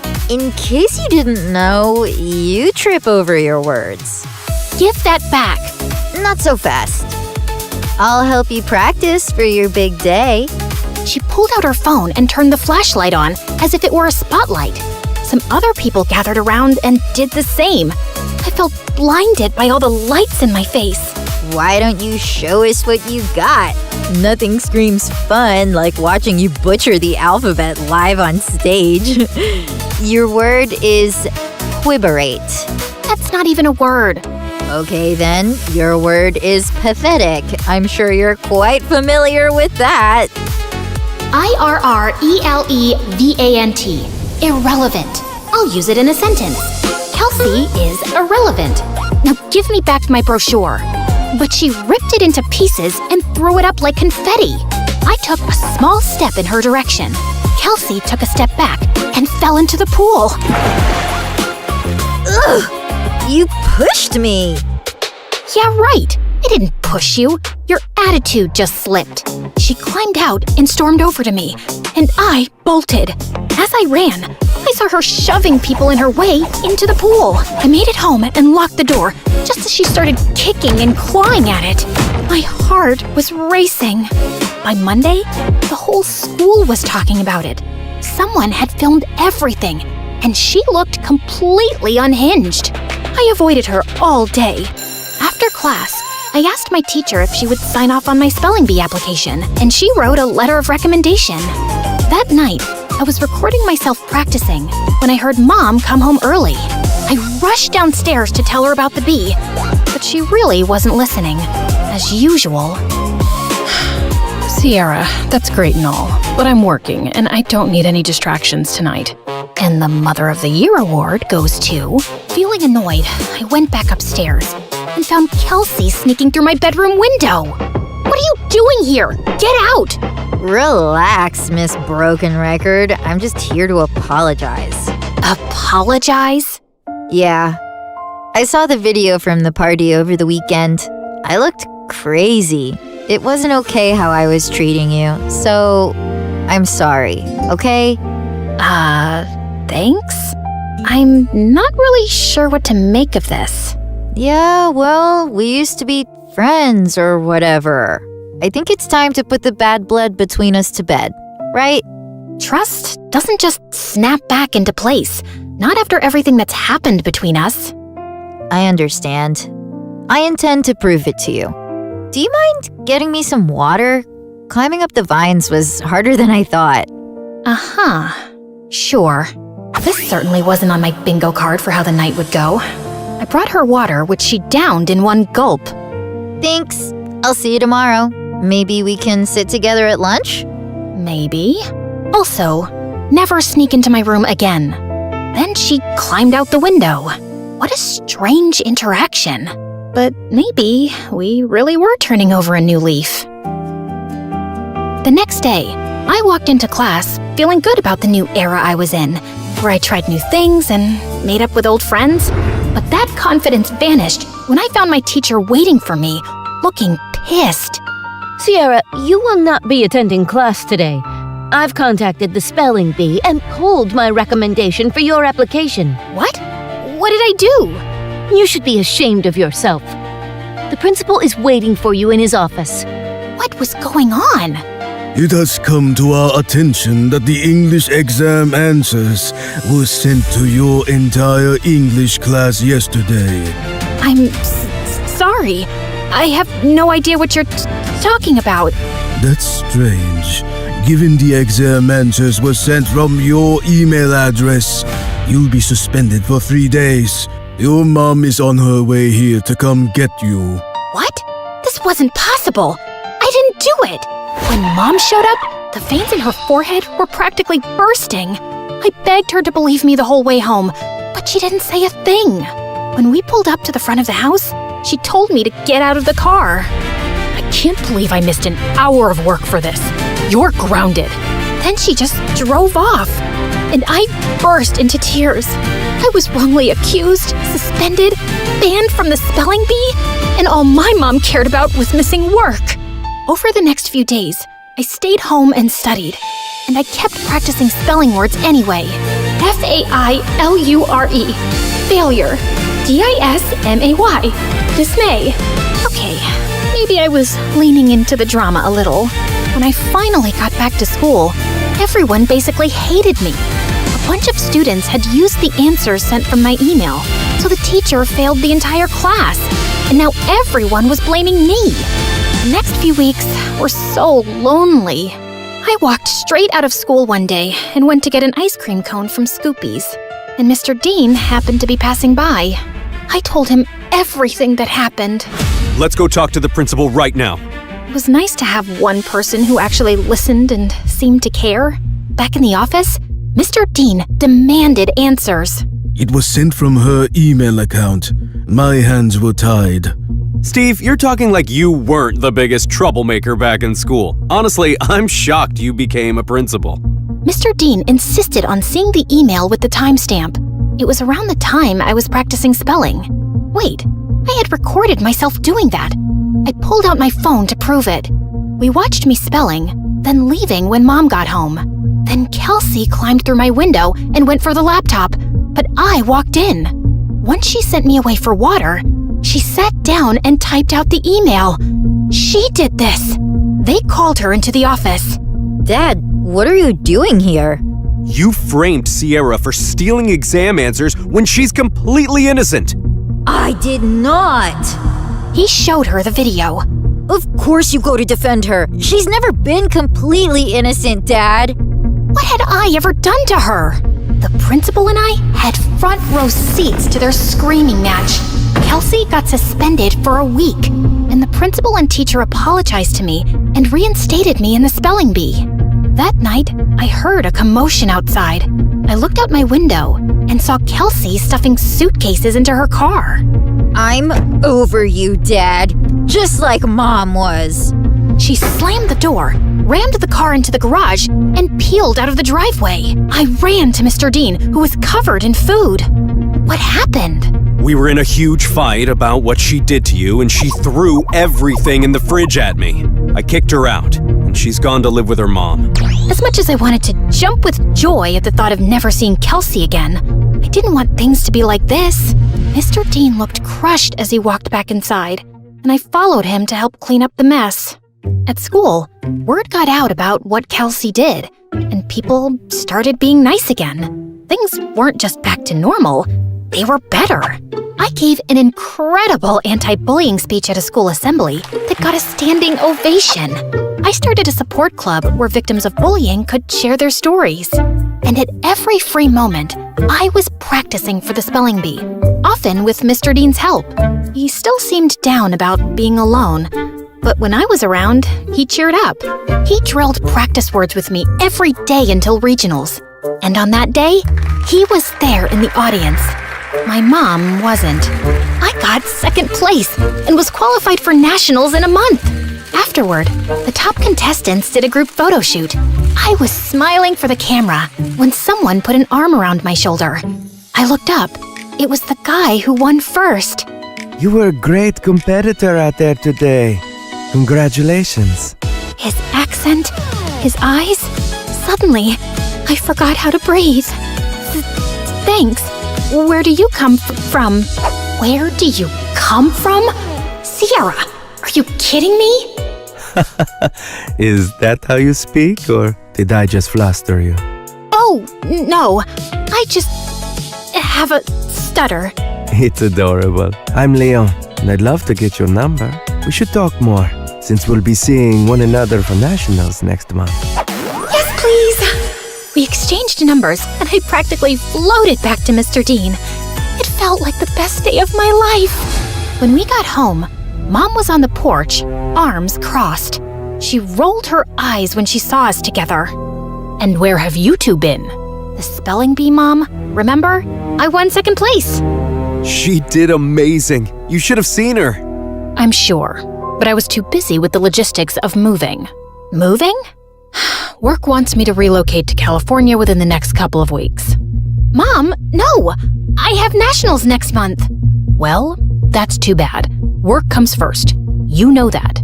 Work always comes first for you, Mom. It's never me. Oh, stop being so dramatic. What if she stays with me until the end of the school year? What? I have Kelsey's empty bedroom. She can compete in nationals, finish out the year, and then move out to California. Please, Mom? Fine. Within a week, Mom was gone and I had moved into Kelsey's old room. Mr. Dean cared in a way my mom never had, and this new life felt good. And to top it off, Leon reached out. He was a foreign exchange student from Spain living in New York, and we hit it off instantly, texting all night, every night. We had so much in common, and he was so easy to talk to. I had a major crush. One night, I even felt bold enough to tell him. I was losing sleep, slipping in school, and didn't care. I had never felt like this about someone in my life. Leon and I even planned our first date the night before nationals. That weekend, I was behind on prep, but I was more excited to see Leon than I was to compete. We planned to meet at a park, and I spent hours getting ready. I waited for him at the park. He was 5 minutes late, then 15, then 30. After 2 hours, unanswered calls, and 20 unread texts, I gave up and walked home. I got in bed and cried. Had something happened? Had I been stood up? I barely slept that night. The next morning, I was exhausted. Mr. Dean and I headed to the B. I checked in and looked for Leon. Nothing. When it was time to go on stage, I scanned the crowd. No Leon. But then backstage, I heard whispered voices. I turned and saw Leon talking to someone behind him. No, I can't keep doing this. Leon, come on! It's not that hard. He pulled away, and I gasped. Their heads snapped towards me. Kelsey laughed, while Leon froze like a deer in headlights. Was this all just a setup to mess with me? Sierra, wait! My ears started ringing, and I don't remember anything else that happened until... Contestant 9? Contestant 9, please step forward! A contestant sitting next to me tapped on my shoulder, and I walked up to the mic, trying to steady myself. Sierra, why do you talk like that? Yeah, can you not speak? Are you stupid? You should be ashamed of yourself. Like you could ever win one of these. In case you didn't know, you trip over your words. Contestant 9, please state your name. Sierra? Your word is vicissitude. Vicissitude. Vicissitude. That is correct. And just like that, my first round was over. With every ring of the bell that told me I got the word correct, my confidence rose. I shut Kelsey and Leon out of my mind. Contestants were dropping like flies, but I stayed strong. Until it was just Leon and I. Your word is appoggiatura. Appoggiatura. A-P-O-G-I-A-T-U-R-A.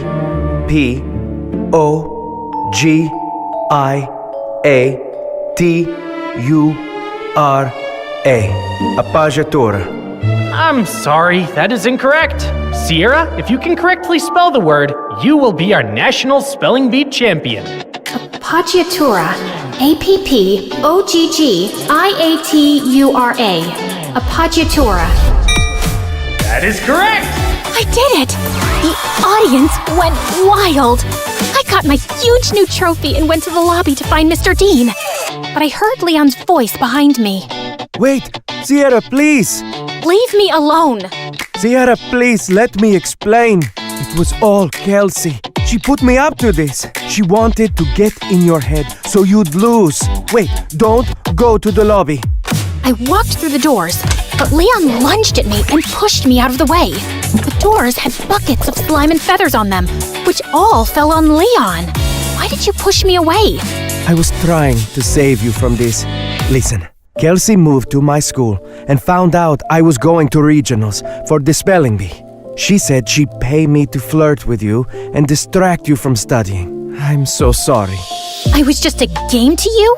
I only agreed because I really needed the money for my mom's treatments. That's why I'm even competing in the bee. I didn't expect to end up having real feelings for you. When Kelsey found out, she stole my phone and smashed it. She even threatened to get me kicked out of school. Just then, my mom and Mr. Dean walked up. Mom, what are you doing here? Mr. Dean convinced me to attend, and I had no idea you were so talented at this. We're so proud of you, Sierra. And then Kelsey walked in. Of course my dad is here to support perfect little Sierra. And Leon, I see you've betrayed me too. Guess your mom isn't going to get any better. Why are you so evil? What did I ever do to you, Kelsey? You stole everything from me. Everything! She didn't steal anything from you, Kelsey. Oh, really? Because I remember the night you and Mom screamed at each other when she found out about your little affair, when we both found out Sierra is your daughter. What? Oh, yeah. My neighbor was actually my half-sister, the girl who ruined my family and took my dad away from me. Is this true? Yes, it is. Even though this was the craziest day ever, the news warmed my heart. I'd seen Mr. Dean as my dad since I was a kid. You didn't lose your dad to me, Kelsey. You lost him because of you. You could have told me the truth. You could have been my sister.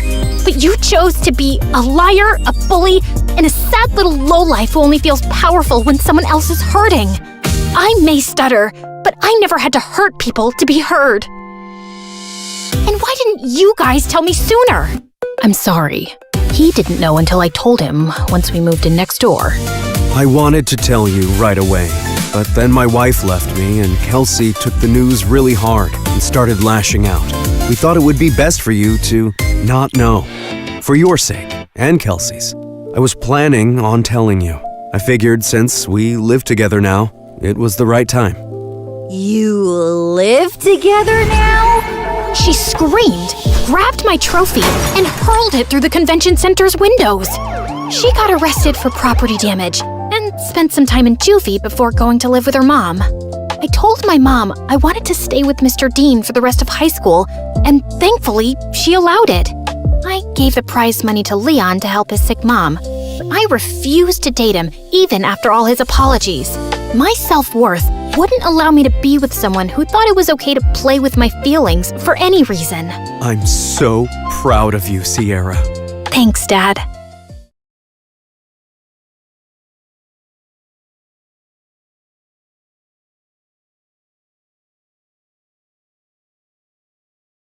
Hi, my name is Elaine. I was an average teenager finishing school with dreams of getting into college. I'd had a crush on Ben, the most gorgeous guy in my school, since middle school, but I'd never had the guts to approach him. He was one of those silent, brooding types. That made me want to get close to him even more. That was easier said than done. Ben wasn't a part of any clubs and he showed no interest in making friends. I was afraid that he'd just shoo me away, so I decided to slip him a note and ask him out on a private date. If he didn't want to go, he could simply ignore me. During a school football match, I sneaked up to the bleachers where Ben sat. I quickly stole his bag. I had seen him carrying it around, so I recognized it easily. I stood under the bleachers where no one would see me. Then I unzipped the bag to slip my handwritten note inside. The moment I saw what was in his bag, I shrieked and I dropped it on the ground. I knew I wasn't supposed to draw attention to myself, but I couldn't stop screaming. There was a snake in Ben's bag. A snake!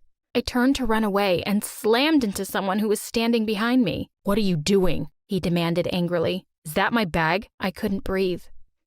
Snake, I managed to whisper. Snake! Under the bleachers!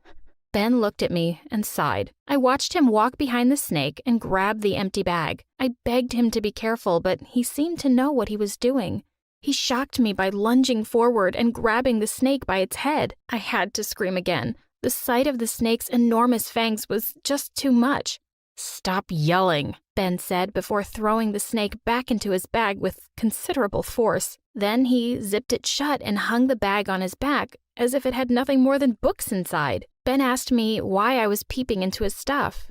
He asked me if they sent me. I didn't know what he was talking about, and I told him that, but he didn't seem to believe me. He demanded to know if I was searching for his father. Why would I be searching for his father? I showed Ben the note that I had written and explained why I stole his bag. He seemed relieved by seeing the note, and he requested me not to tell anyone about the snake. I told him I wouldn't tell anyone if he could explain to me why in the world he was carrying a snake in his backpack. I demanded to know the truth. Ben said he couldn't speak freely here. He asked me to meet him in the parking lot after school. We would drive to his house.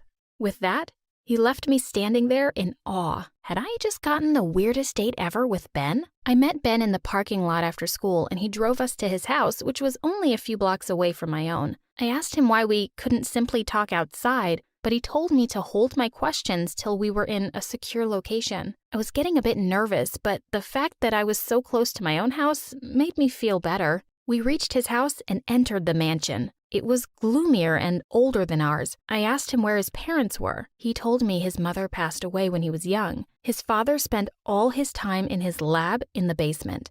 Ben took me up to his room and shut the door behind him. Ben told me his room was soundproof, and he was sure it wasn't being bugged. We were alone. I couldn't hold my curiosity anymore. I let all my questions spill out at once. Ben told me that his father was working on an important secret mission. He'd asked Ben's help in this mission, which involved catching some poisonous snakes that lurked around this side of the city. I was horrified to learn that the snake was poisonous. I could have really died. I asked Ben why he was doing something so dangerous for his dad. What mission could be worth this? He refused to tell me. He said he couldn't trust me yet. Ben took the snake in his bag and placed him in a tank in another room. There were a few more snakes in that tank. They were the snakes he'd caught that week. The rest were housed permanently in his dad's lab. Ben said he didn't mind catching them so much. They were interesting creatures to him. He began to tell me more about them, and I couldn't help but listen. This was, hands down, the most interesting boy I'd ever met in my life. He told me the names of the snakes and all about their individual personalities. He said he usually caught the snakes after school. This was crucial work for his father. He was confident that with it, they could change the world. He said this work often made him lonely, though. It was very important to his father that all of this stay hidden, so he had to spend a lot of his time after school by himself. I was the only friend he'd made in years. I offered to help him catch his snakes and keep him company. He asked me if I was insane. Why would I want to help him, a strange guy, catch terrifying creatures? I told him that I was intrigued by him and the work he was doing. I wanted to learn more about snakes, maybe see him catch one. Ben seemed hesitant at first, but he came around quickly. He said he couldn't believe how well I was taking all this. I'd had a crush on Ben for way too long to let a few snakes ruin it. He dropped me home and we agreed to meet the next day. Our connection grew stronger quickly. I would meet him after school every day and we would go hunt for snakes. We would go to the forest, abandoned construction sites, and riversides, anywhere these pesky creatures could make home. With my company, Ben overcame his loneliness. He was grateful to me for not judging him for this work and enjoyed my company thoroughly. He could be his true, goofy self around me, and he loved that. Ben was funny, intelligent, and sensitive in an honest, unique way. I was simply crazy about him. He loved animals and taught me so much about the world that we shared with him. I wanted nothing more than to be with him. I no longer cared what his father's great secret was, but Ben did. One day, he sat me down in his room, looking incredibly serious. He said that over our time together, he had begun to have feelings for me. He said he'd never met anyone that he could be his true self with until now. I nearly swooned with joy. I told him that I too had feelings for him. Ben didn't look as excited as me, though. He said that being involved with him was dangerous, that if I really wanted to be around him, I had a right to know the truth about his father. The whole truth. He trusted that even if I chose to leave, I wouldn't betray his trust. He began to speak, but was interrupted by sounds of heavy footsteps. "Who is this young lady?" came a voice. Ben and I turned to see a man. Dad, she's a friend," Ben said. His outlook changed from relaxed to alert, while I made sure I was presentable, meeting his father for the first time. "A friend? I'm sorry to disturb you, but can you do what I asked you to do earlier? I'll keep her company." Ben nodded and went inside while his father sat beside me. "I am so happy to see him making friends," he said. I nodded my head and smiled. "Yeah, he has been so lonely since his mother passed away." His dad looked so sad. I wanted to tell him that I'd never leave Ben, but maybe it wasn't the time. "Oh, he never mentioned his mom. What happened?" I asked. "She died because she couldn't get treatment in time. Now I devote myself to make sure that the same never happens again, no matter what I have to do," he said, and he got up, wiping tears off of his eyes. "It's late. You should go home." I took the hint and got up. That's when Ben came back. He walked me home but kept silent, so I did the talking. "Your father is a great man," I said. "Your home is here," Ben said. Before I could say something, he pulled me into a hug. It was blissful until I felt him slip something into my hand. "Open it when you're alone," he whispered. Before I could open it, he rushed away. Once I was in my room, I opened the note. Ben finally told me the whole story. His father was collecting these snakes in order to manufacture antidotes for their venom. He was making several thousand vials, preparing for a massive outbreak of snake bites in town. His father was the one creating the outbreak. He was going to take all the snakes that they had captured and release them into a very posh, high-income area in our town. I was horrified by this. They were going to release poisonous snakes in an area with people? That was terrible. Ben explained that these snakes already existed throughout the town. The rich people here had cleared their own area of them and left the snakes to bite the poor people. One of these venomous snakes had been the cause of his mother's death all those years ago. The hospitals owned by the rich refused to manufacture antidotes because they were cheap compared to the extensive treatment they provided for snake bites. The same treatment had failed on Ben's mother and she died, leaving his family broken forever. Moments after I finished reading the note, I learned that my parents were planning a weekend at a resort in a posh area of the town, a part that could be flooded by poisonous snakes any day now. I tried to convince my parents to change their plan, but they'd already made their reservations. There was no way I was going to put them at risk, so I had to come clean. My parents were furious. Boys, vigilantes, poisonous snakes, these were all the things I was supposed to avoid. They called the cops immediately, in spite of me begging them to wait. They alerted them about the plan Ben's father had made. The cops arrived within minutes and forced me to tell them the whole truth. They immediately took off to Ben's house, but the entire mansion was empty. No snakes were found in the building, nor did they find Ben or his father. I couldn't believe this. Where were they? I found a note on their front porch which said, "I know what you did, Elaine. If you cooperate with the cops, I will fill your house with snakes. Ben." Suddenly, I was terrified. Had Ben found out that I'd tipped off the police? How? My head started to spin as I looked at the note. This wasn't Ben's handwriting. I read and reread the note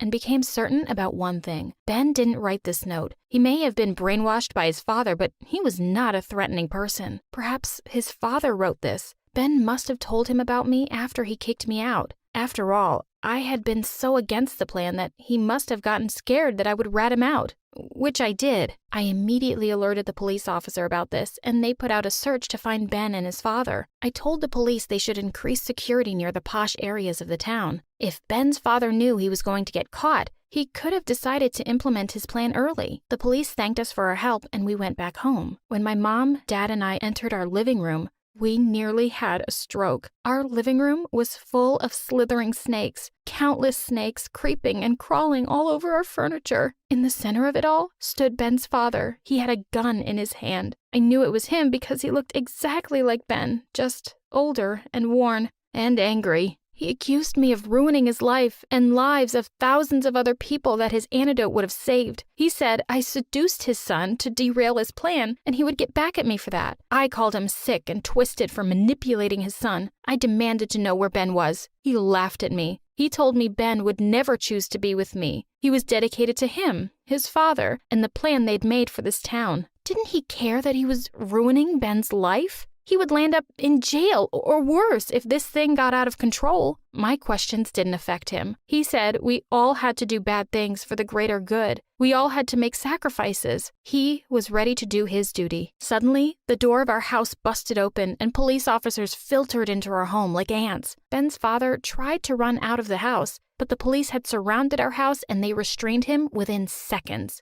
We ran out of our snake-ridden house. I yelled at Ben's father to tell me where Ben was, but I didn't need to. Ben was standing right behind me. I turned around when he called my name. My heart was racing in my chest. Ben was here. I raced up to him and hugged him tightly. How did he get here? What was going on? Ben revealed that after my fight with him, he'd gone to meet his father. He was worried that I would reveal their plan, and he felt like he had a right to let his dad know. When his father declared that he would hunt me down and silence me, Ben got frightened. For the first time, he could see the cruel hardness in his father's eyes. This was a man who would do anything to get what he wanted, no matter the price. Ben tried to stop his father from coming after me, but he wouldn't listen to reason. He was convinced his son had been deluded by childish feelings. He told Ben he was implementing his plan early and asked him to load the snakes into his truck. He was going to release the snakes and avenge his wife's death. He had gone mad with grief, Ben realized. He just didn't see it before. Any effort to stop him was useless. There was only one thing left for Ben to do.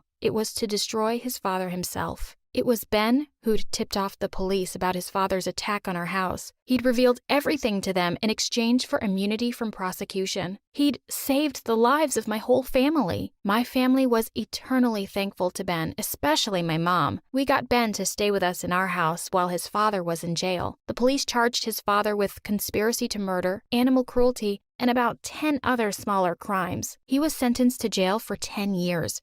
On March 14, 1879, an unusual baby was born to a family in Ulm, Germany. For starters, he had an unusually big head. It's a little larger than normal, but he looks fine to me. Are you blind? It's huge. Oh, what if he's broken? What if he's never able to speak or think any intelligent thoughts? The baby's mom really couldn't have been more wrong. Hi, I'm Albert Einstein, and this is my story. Ever since I could remember, my parents told me I was, well, different. For starters, I hated playing with other kids and always preferred to be alone. I also didn't speak until I was 4 years old. Then when I did speak, people would act as if I'd said something strange. Like one time, Mom invited her friend over for lunch and I had an important question for her. Your arms are so thin, your skin is almost see-through, but for some reason I can't see your bones, only the color of your veins. Get your hands off me! Does your son have no manners? Wait, I'm just curious. I wonder what would happen if I lit a candle and shone it close to you. Do you think I'd see anything beneath your skin? You're not making any sense, Albert, and you're being rude. Sometimes I worry there's something wrong with him. Mom sent me to my room then, and I didn't understand what I did wrong. I just asked a question, and as time passed, I really started getting into trouble. One day, when I was 15, I was in class and I was bored to death. And when my teacher, Mr. Windsor, asked us to work in pairs, I just snapped. So we have to solve. I'm not doing this. School is dumb, and I'm not letting any teacher tell me what to do. But we have to do what the teacher says. No. I've got a better idea. I convinced the guy to steal Mr. Windsor's notes and bag when he wasn't looking and sneaked out of the classroom. We ran away from school to a nearby river where I tossed my teacher's notes. This'll teach him not to make us memorize stuff until our brain hurts. Throwing those notes away felt so freeing, but my happiness didn't last for long.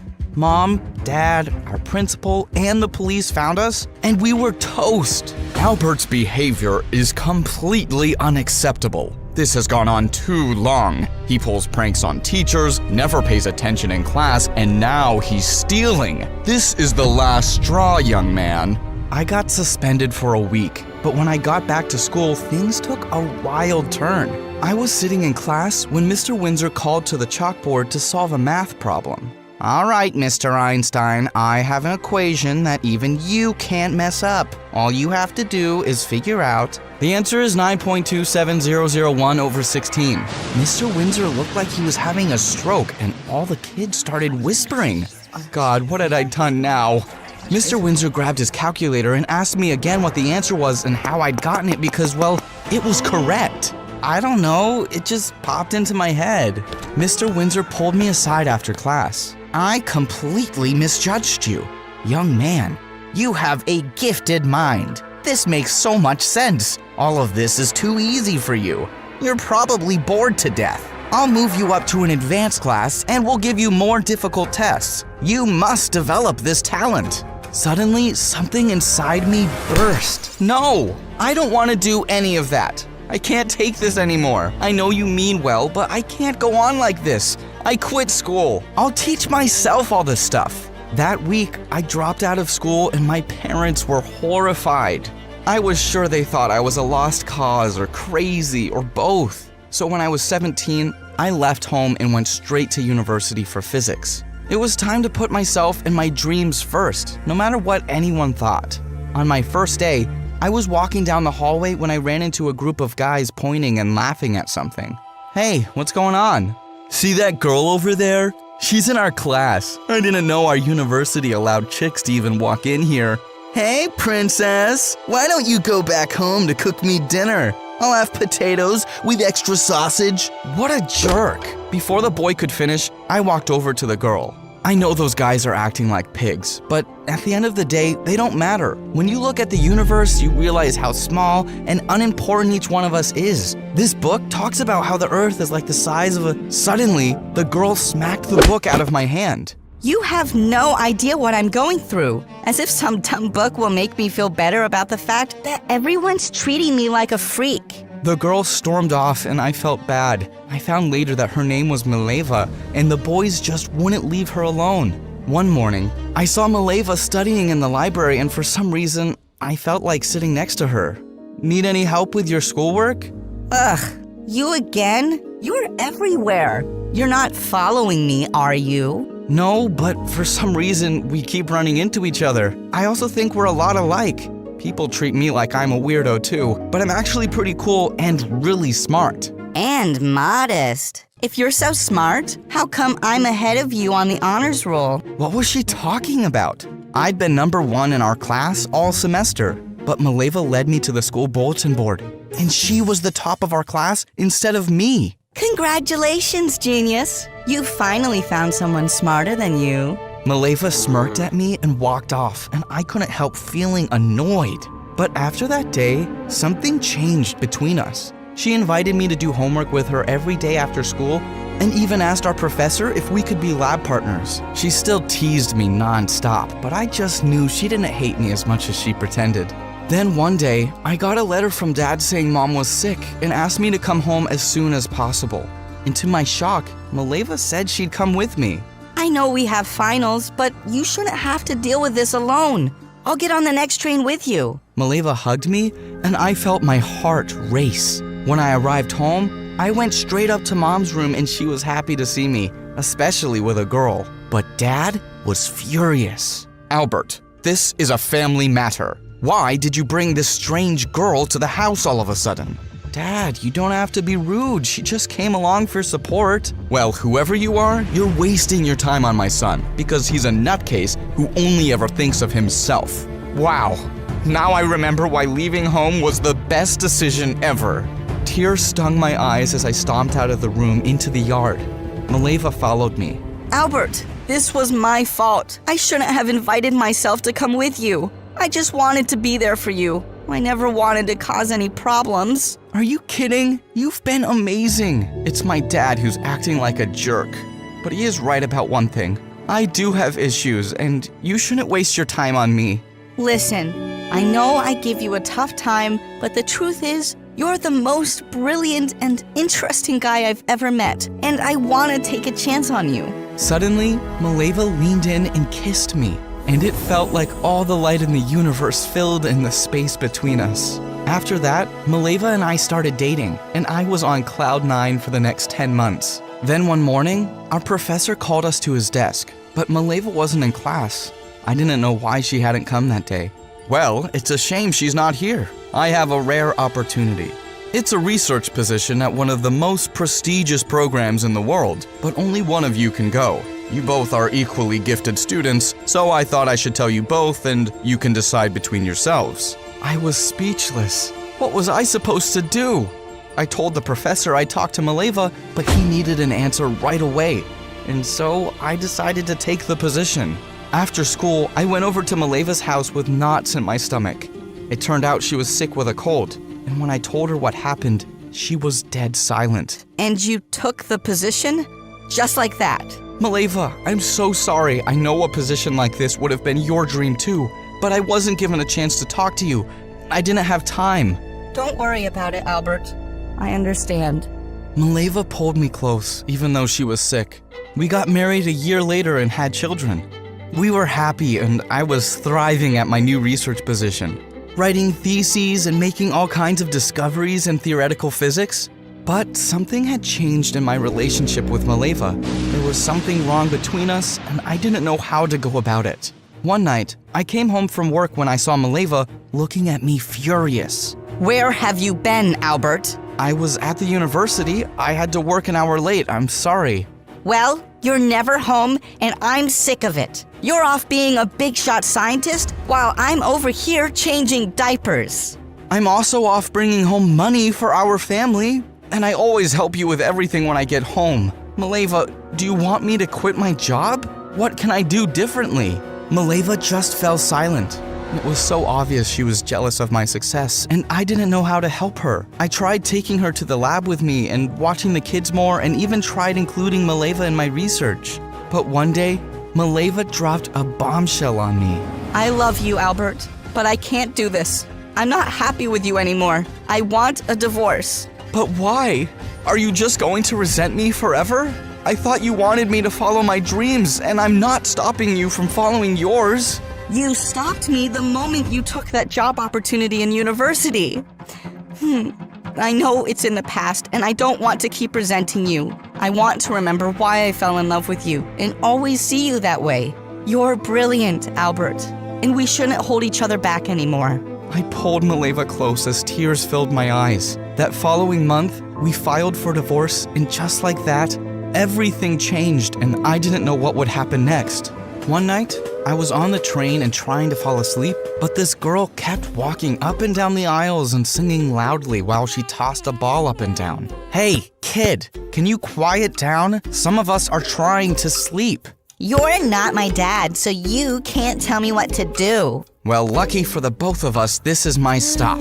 I stormed off the train, grateful to get away from that brat. But as the train rode away, I saw something strange. The girl was still tossing the ball up and down, but it looked like it was moving faster and faster. And suddenly, the wheels in my mind were racing like crazy. Time moved faster when I was off the train. That was why the ball looked like it was moving slower when I was on the train. The next few months, I continued doing research, and to my amazement, my theory of relativity was proved correct. I won the Nobel Prize for Physics that year, and after that, it seemed like everyone wanted to hear what I had to say. How does it feel to make this groundbreaking discovery, Mr. Einstein? This is a historic moment, and you're a legend. I was on the front cover of every newspaper that week, and I folded a picture and sent it in an envelope to someone special, along with a letter. Dear Maleva, I finally did it. I found answers to all those questions I've been asking myself all these years about time and space and the universe. I want you to know that I couldn't have done it without you. I'm in a good place now. I'm married to an amazing woman and, well, I had my dreams come true. Even though things didn't work out between us, I never look back at the time we had with regret. I hope you're happier now. I hope you're still curious about the world and that you learn something new about it each day. Remember me like this always, and thank you for believing in me. Yours truly, Albert Einstein.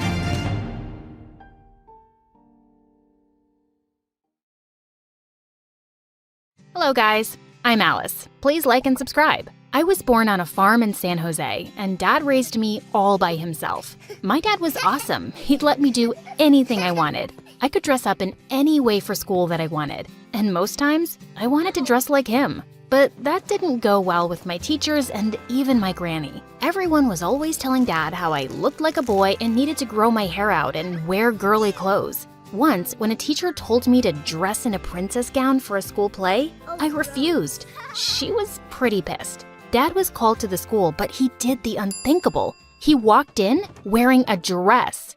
You look so funny. Nah, I look cute. Don't be jealous. What is the meaning of this? The meaning is, we will wear whatever makes us comfortable. Come on, love. Let's go home. Dad was the best. On my 6th birthday, I was so excited about my gift. I had always wanted Mom's jewelry box that Dad had in his room, but instead, he got me a set of tools and said that I would get the box when I was older. One Father's Day, I decided to surprise him and I wrote, "I love my dad" with a screwdriver on his car, and Dad looked so happy that he had tears in his eyes. Oh my God.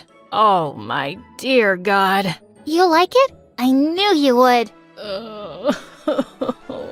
That was my dad. He loved me no matter what. One time, Dad and I went to a carnival in our town, and as I sat on the mini roller coaster, I was shaking with excitement and fear. Just then, I noticed a boy next to me who looked scared, so I just grabbed his hand. I guess we have to do this now. Don't forget to scream. 1, 2, 3. Ah! Screaming made the ride that good. I had no idea. When we were done, I ran and hugged Dad. That's my girl. Girl? I thought you were a boy. I get that a lot. By the way, you look like a girl. Thanks for the compliment. It turned out Max was my new neighbor who had recently moved to town. Soon we became really close. One day, he insisted on painting my nails. I hated it, but in return, I made him play soccer with me. Life was good. Dad's business was booming. He was able to get more land. As time passed, I noticed how many people would always be telling my dad how he needed to remarry so I would have a mom. It made me wonder how awesome life would be if I had a family, a complete family. When I turned 13, Dad eventually gave in and married. My stepmom was the most beautiful woman I'd ever seen, and Dad was totally in love with her. She also had a daughter, Abby, who was my age, and I was ecstatic to have a mom and a sister. Abby and I bonded really well. I even shared my room with her. Whoa, you have your own laptop? I could never imagine my real dad getting me one. Yeah, it's really important to have one. I'm sure Dad's gonna get you one too. Oh, it doesn't matter. I have a dad. I already feel like I have the world. Abby was sweet, and she was also crazy about making Dad happy. Hey Dad, see? I won the title of Star Kid in school. Dad, I made your favorite soup. I polished your shoes. Here's your favorite tie, Dad. She stuck like glue with Dad, and he always praised her. Oh, you're really the perfect little girl. I guess Dad noticed the look on my face. Look, honey, Abby didn't have a dad growing up. I'm happy she's adjusting to us so well. I hope you're okay with it. Okay, Dad, but only if you promise me that I'll always be your number one. Of course, sweetheart. Abby even got along pretty well with Max, and she started to be with us all the time when we played soccer. I liked having her around, but I couldn't say the same for my stepmom. She was a total party animal. She loved having her friends and family over all the time. Another thing she loved was shopping. One time, stepmom took us to the mall and then her credit card maxed out. On our way out, suddenly the alarm rang and security snatched our bags. And to my horror, a dress came out of my bag. This is so embarrassing. Why did you steal, Alice? Oh my, what in the world? But how? I felt my cheeks burn as everyone in the store looked at me. But I didn't, I swear. Kids, please, can we go? You have the dress. It must have been a mistake. Well, things were a mess, but somehow we got out of it. At home, Mom told Dad everything. Oh, honey, you should have told Mom you liked the dress. Liked it? Dad, it was icky pink. Do you think I would ever wear it? It was big. I did see Mom putting it in my bag. When? I would never. To be honest, I didn't see it, but I had a feeling it was her. But Dad didn't take my word for it and asked Abby about the dress. And before she could answer, I snapped. Like, you really have to ask Abby? Don't you trust me? It's not like that. Wait, Alice. A few days later, when I returned from school and was going to my room, I saw something familiar in my stepmom's hand. OMG, it was my mom's jewelry box. Oh, is this what he gave to his wife? And he can't even increase my credit card limit? Huh, he made me steal that dress. I guess I'll be keeping this one. Oh my God! This is my mom's. Give it back. I wanted to snatch the box, but she dropped it on purpose and broke it. And then I screamed as loud as I could. When Dad came running, I told him everything. But right then, my stepmom started the waterworks. Honey, I was just dusting the box and it slipped from my hand. I am sorry. I shouldn't have touched the box, Alice. I didn't mean it. Oh, cut it out. You know what you did, you lying piece of garbage. Alice, she is your mom. You are not supposed to talk to her like that. You are grounded. I tried to tell my dad the truth, but he wouldn't listen to me. Even Abby wasn't talking to me now, and she moved to another room. How could you lie about my mom that way? She's the nicest. Things got even worse when our results for 9th grade came in. Hey, honey, Abby got an A, but poor Alice flunked again. It's great. I'm proud of Abby. Alice, you need to step up your game. I will, Dad. I'll work harder. Saying that, I left the room, but when I turned, I saw Abby hugging Dad. Oh, Dad, I worked so hard just to make you happy. Am I your number one now? Oh, yeah, you're both my number one. What? I felt gutted, but at least I had Max. I wanted to share everything, so when he came to visit, I just wanted to take him outside, but the guy was glued to the couch with Abby. Max, we gotta go. Is it important? Soccer can wait. This episode of The Kardashians needs my undivided attention. You go ahead. I know you hate this show. What? I couldn't believe even Max didn't have time for me. It was the lowest point of my life, and I just distanced myself from everyone, even Max, though he kept trying to talk to me. I just wanted to focus on changing my situation by studying. I needed to ace my exams and get out of this place. My hard work paid off and I got good grades, and my application to an engineering university got accepted. I was so sure that Dad would be happy, but his reaction was the opposite. Alice, that's good, but New York? That's almost 3,000 miles away. Honey, don't forget your farms are facing the worst dry spell. You just sold one of them for $100,000 to pay off debts. To send her to that college, we would need tons of money. I'm talking to Dad. Do you mind staying out of this? She is right. I think you should just stay here and not leave me. You think I'll just stay here forever and rot? Why do you want me here? So you can just ignore me all day? Never. That's all her planning. She's not a mom, she's a witch. And you think this is the perfect family frame?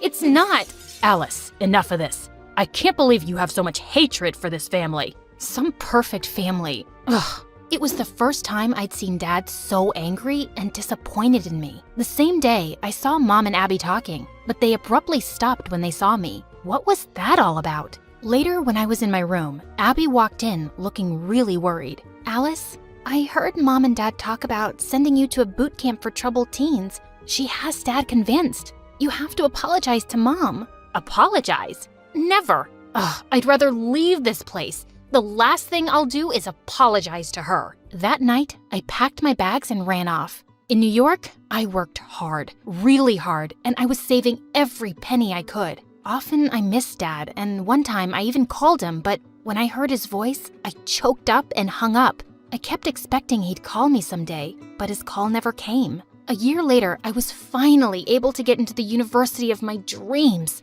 I was doing great, but right when it was time to submit the fees for the second semester, I was short on cash. I couldn't think of anyone but Dad to help me. I had to go back and meet with him. Yeah, we had our differences, but to me, he was still the most important person on earth, no matter what.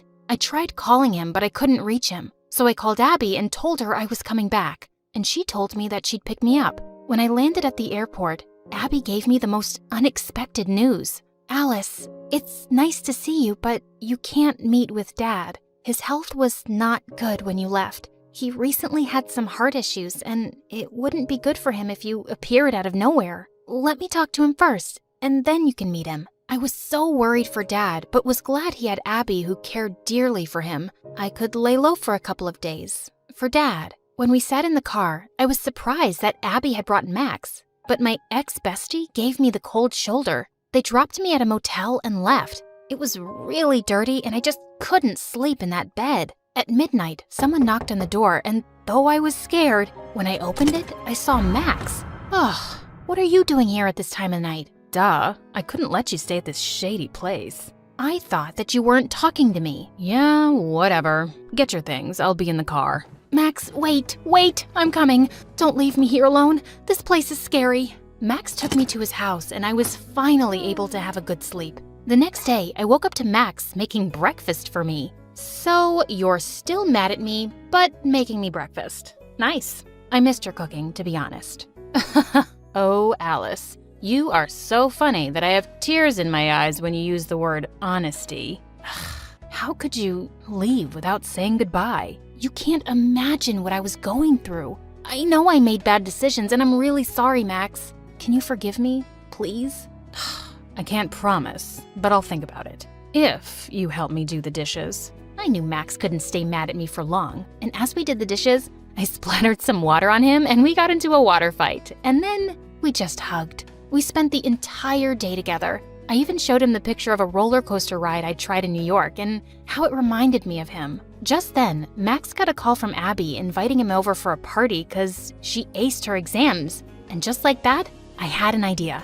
Please, Max, I want to go too. I promise, I'll just get a glimpse of Dad and come back here. He reluctantly agreed. Max sneaked me inside the house right when Abby was cutting the cake with Dad. Just as he saw me, he dropped the knife and came running towards me. Alice, it's you. All of a sudden, we both burst into tears. Where were you, kiddo? You got so angry with your dad that you just left me. You never think of me. Oh, thank God you're back. Just forget about the money and everything. Dad?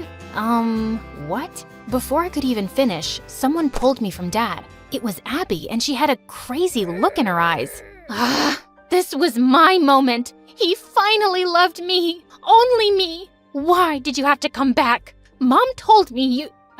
Abby, just zip your mouth. Come with me. No, that's it. Just let me say it. I did everything. You told me to steal Dad's money and pin it on her, but nothing happened. Here she is, once again, stealing Dad from me. Why? What in the world? Never in a million years could I imagine that my own sister would go so low. Dad and Max looked pretty shocked. Oh, is that where you got the money for your lip plastic surgery? By the way, it looks ugly. I can understand why Mom did it, but Abby, you? Why? Because I deserve to be Dad's number one, not you. Why did you have to come back? I came back because I love my dad. Saying that, I jumped at her and we both ended up falling in the pool. Dad got me out of the pool and then turned to his wife, and boy was he angry. In the end, he kicked her out, but right when Abby was leaving, I grabbed her hand. I realized that she was not a bad person, she just wanted a dad.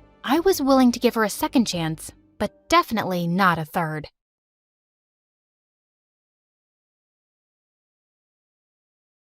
Hi, I'm Amy, and before I tell you my story, there are 3 things you should know about me. 1, I have a very normal family. You won't believe how normal they are. 2, I am not allowed to date. And 3, you will never be able to guess who my mom married. Sounds intriguing, right? But before I continue, please click the like and subscribe buttons. Thanks. I flinched as I washed my wound in the kitchen sink. I knew it was stupid of me to slide into home when I wasn't wearing a long-sleeved shirt, but I just had to make it to the plate. And we won the game. Besides, this wound was nothing compared to what would happen to me if Dad found out I had been playing baseball. Before I could even finish the thought, I heard him walk into the kitchen behind me. Uh-oh, busted. He took one look at me, threw up his hands, and started yelling, "How many times have I told you to stop playing that stupid game? This is not how girls are supposed to behave. You will never be a good wife." I tried to lie about how I got hurt, but he wasn't fooled. He knew I played baseball. As if that wasn't bad enough,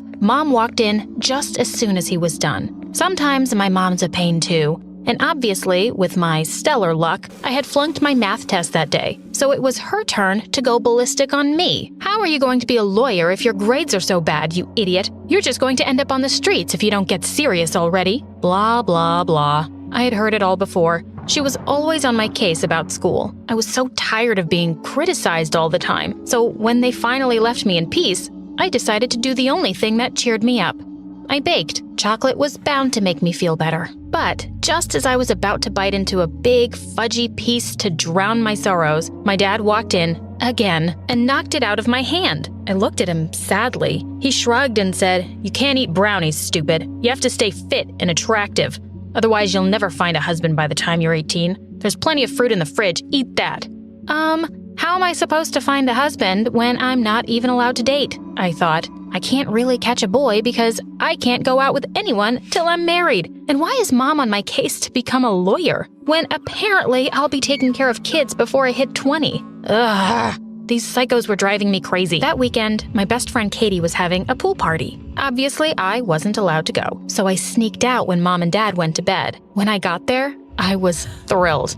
I needed to let off some steam so badly. When Paul, the cutest guy in our class, arrived with his friends, I decided to talk to him, but when I saw my stick-thin reflection in the patio doors, I heard my dad's voice telling me I wasn't girly or feminine enough. I stepped back into the shadows and smoothed down my hair, feeling shy and sad. But then I had an idea. I grabbed a couple of water balloons and dashed back inside. Thank goodness I had packed a sweater in my bag. I stuffed those water balloons inside my bra. When I turned sideways, the effect was amazing.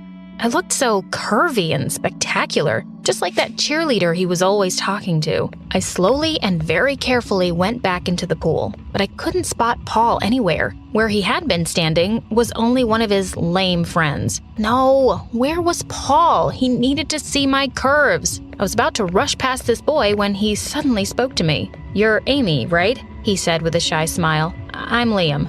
"Hi." I replied, keeping my arms crossed firmly over my chest. Why are you in a sweater? He asked, looking puzzled. Don't you feel hot? I brushed a strand of hair away from my sweaty face. I was feeling hot, and looking really stupid, too. I was wearing a sweater while everyone around me had changed into swimsuits. Amy, he added quickly, you've got something on your shirt. I looked down.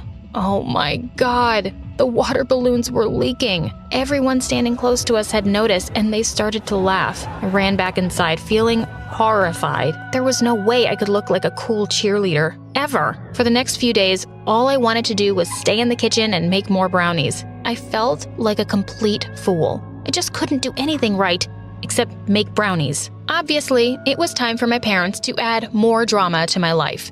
They were just always fighting. One day I walked in and found them at it again. I heard my mom cry out that she always felt Dad had no interest in her and he barely even noticed her. Dad sounded really annoyed. For God's sake, woman, stop saying the same thing over and over again. I have to get dressed because I'm expecting an important guest. Just shut up for a while and let me have some peace. A tall, handsome man came to our house that evening, and Dad introduced him as Will from his law firm. Boy, was my dad a different person around his guest. You'd think he was the kindest, calmest man on earth. He'd laugh extra loud at Will's jokes, most of which were pretty lame. He was so attentive, topping up Will's glass with more water or filling his plate with more food. And he had even ordered some fancy pastries from a French bakery that Will apparently loved. Yeah, I love pastries too, Dad, but you never get them for me. Look how your dad is acting like a little puppy around his guest. He looks like a fool, Mom muttered while we were taking the empty dishes to the kitchen.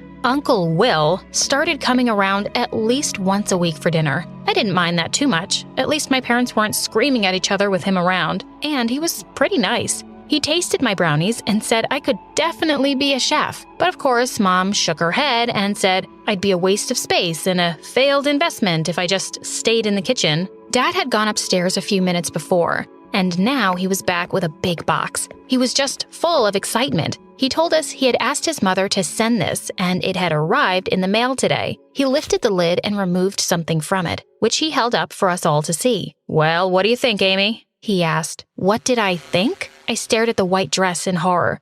It was clearly a wedding dress, and not even a pretty one.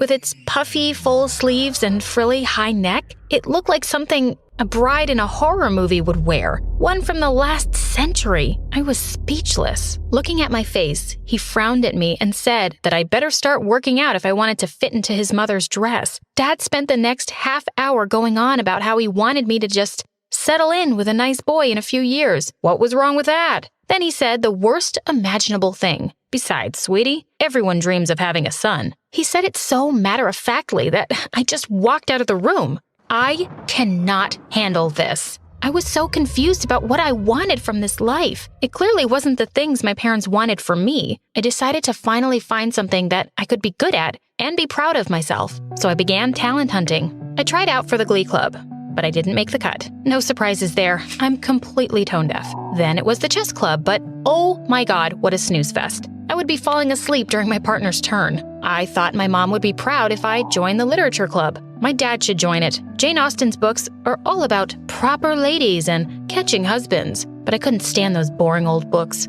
All my tryouts were turning into major disasters. What made it worse was that there was one person who was just always there to see me mess up each one. Liam. I swear, he was such a creep.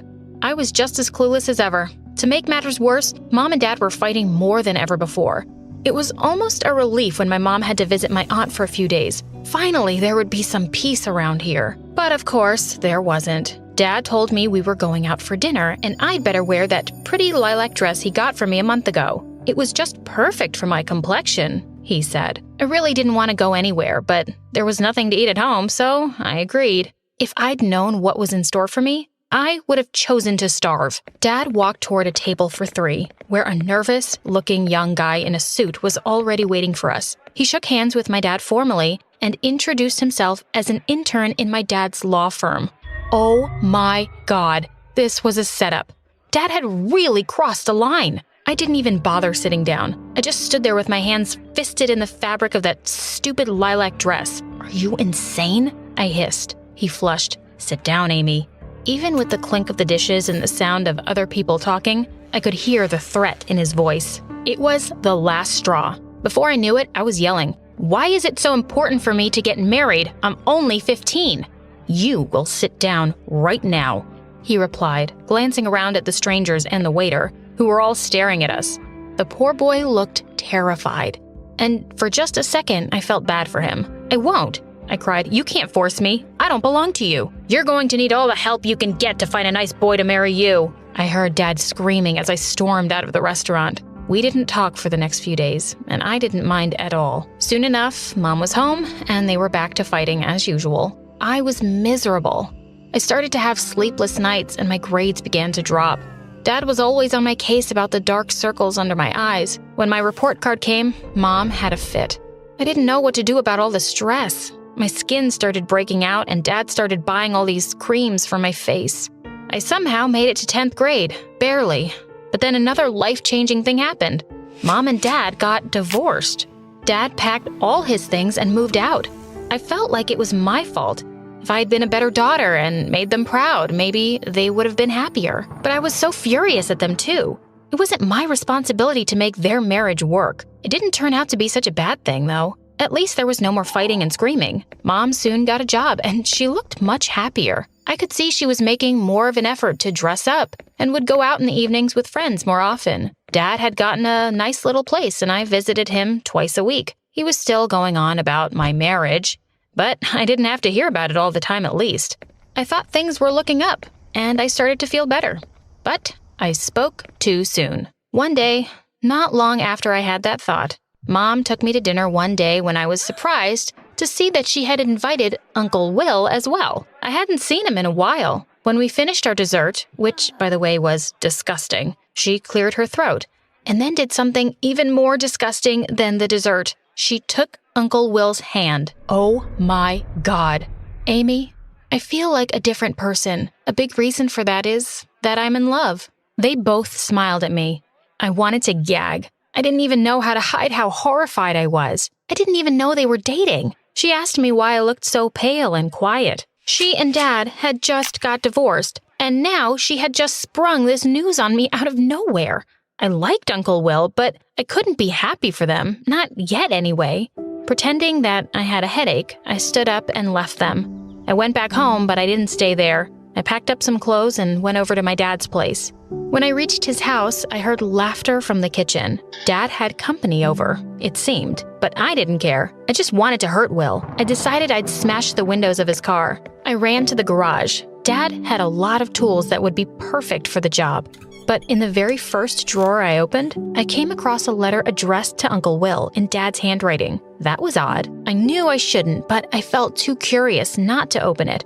And then I couldn't believe what I was reading. I felt dizzy with shock as my eyes scanned the page. It was a confession. Dad said that he'd had feelings for Uncle Will, but he knew about Mom and him, and he was okay with it. In fact, he was happy that Uncle Will had made him face the truth about himself and finally get out of a miserable marriage. What? I sank to the floor, completely dazed. My dad was gay? My dad was gay.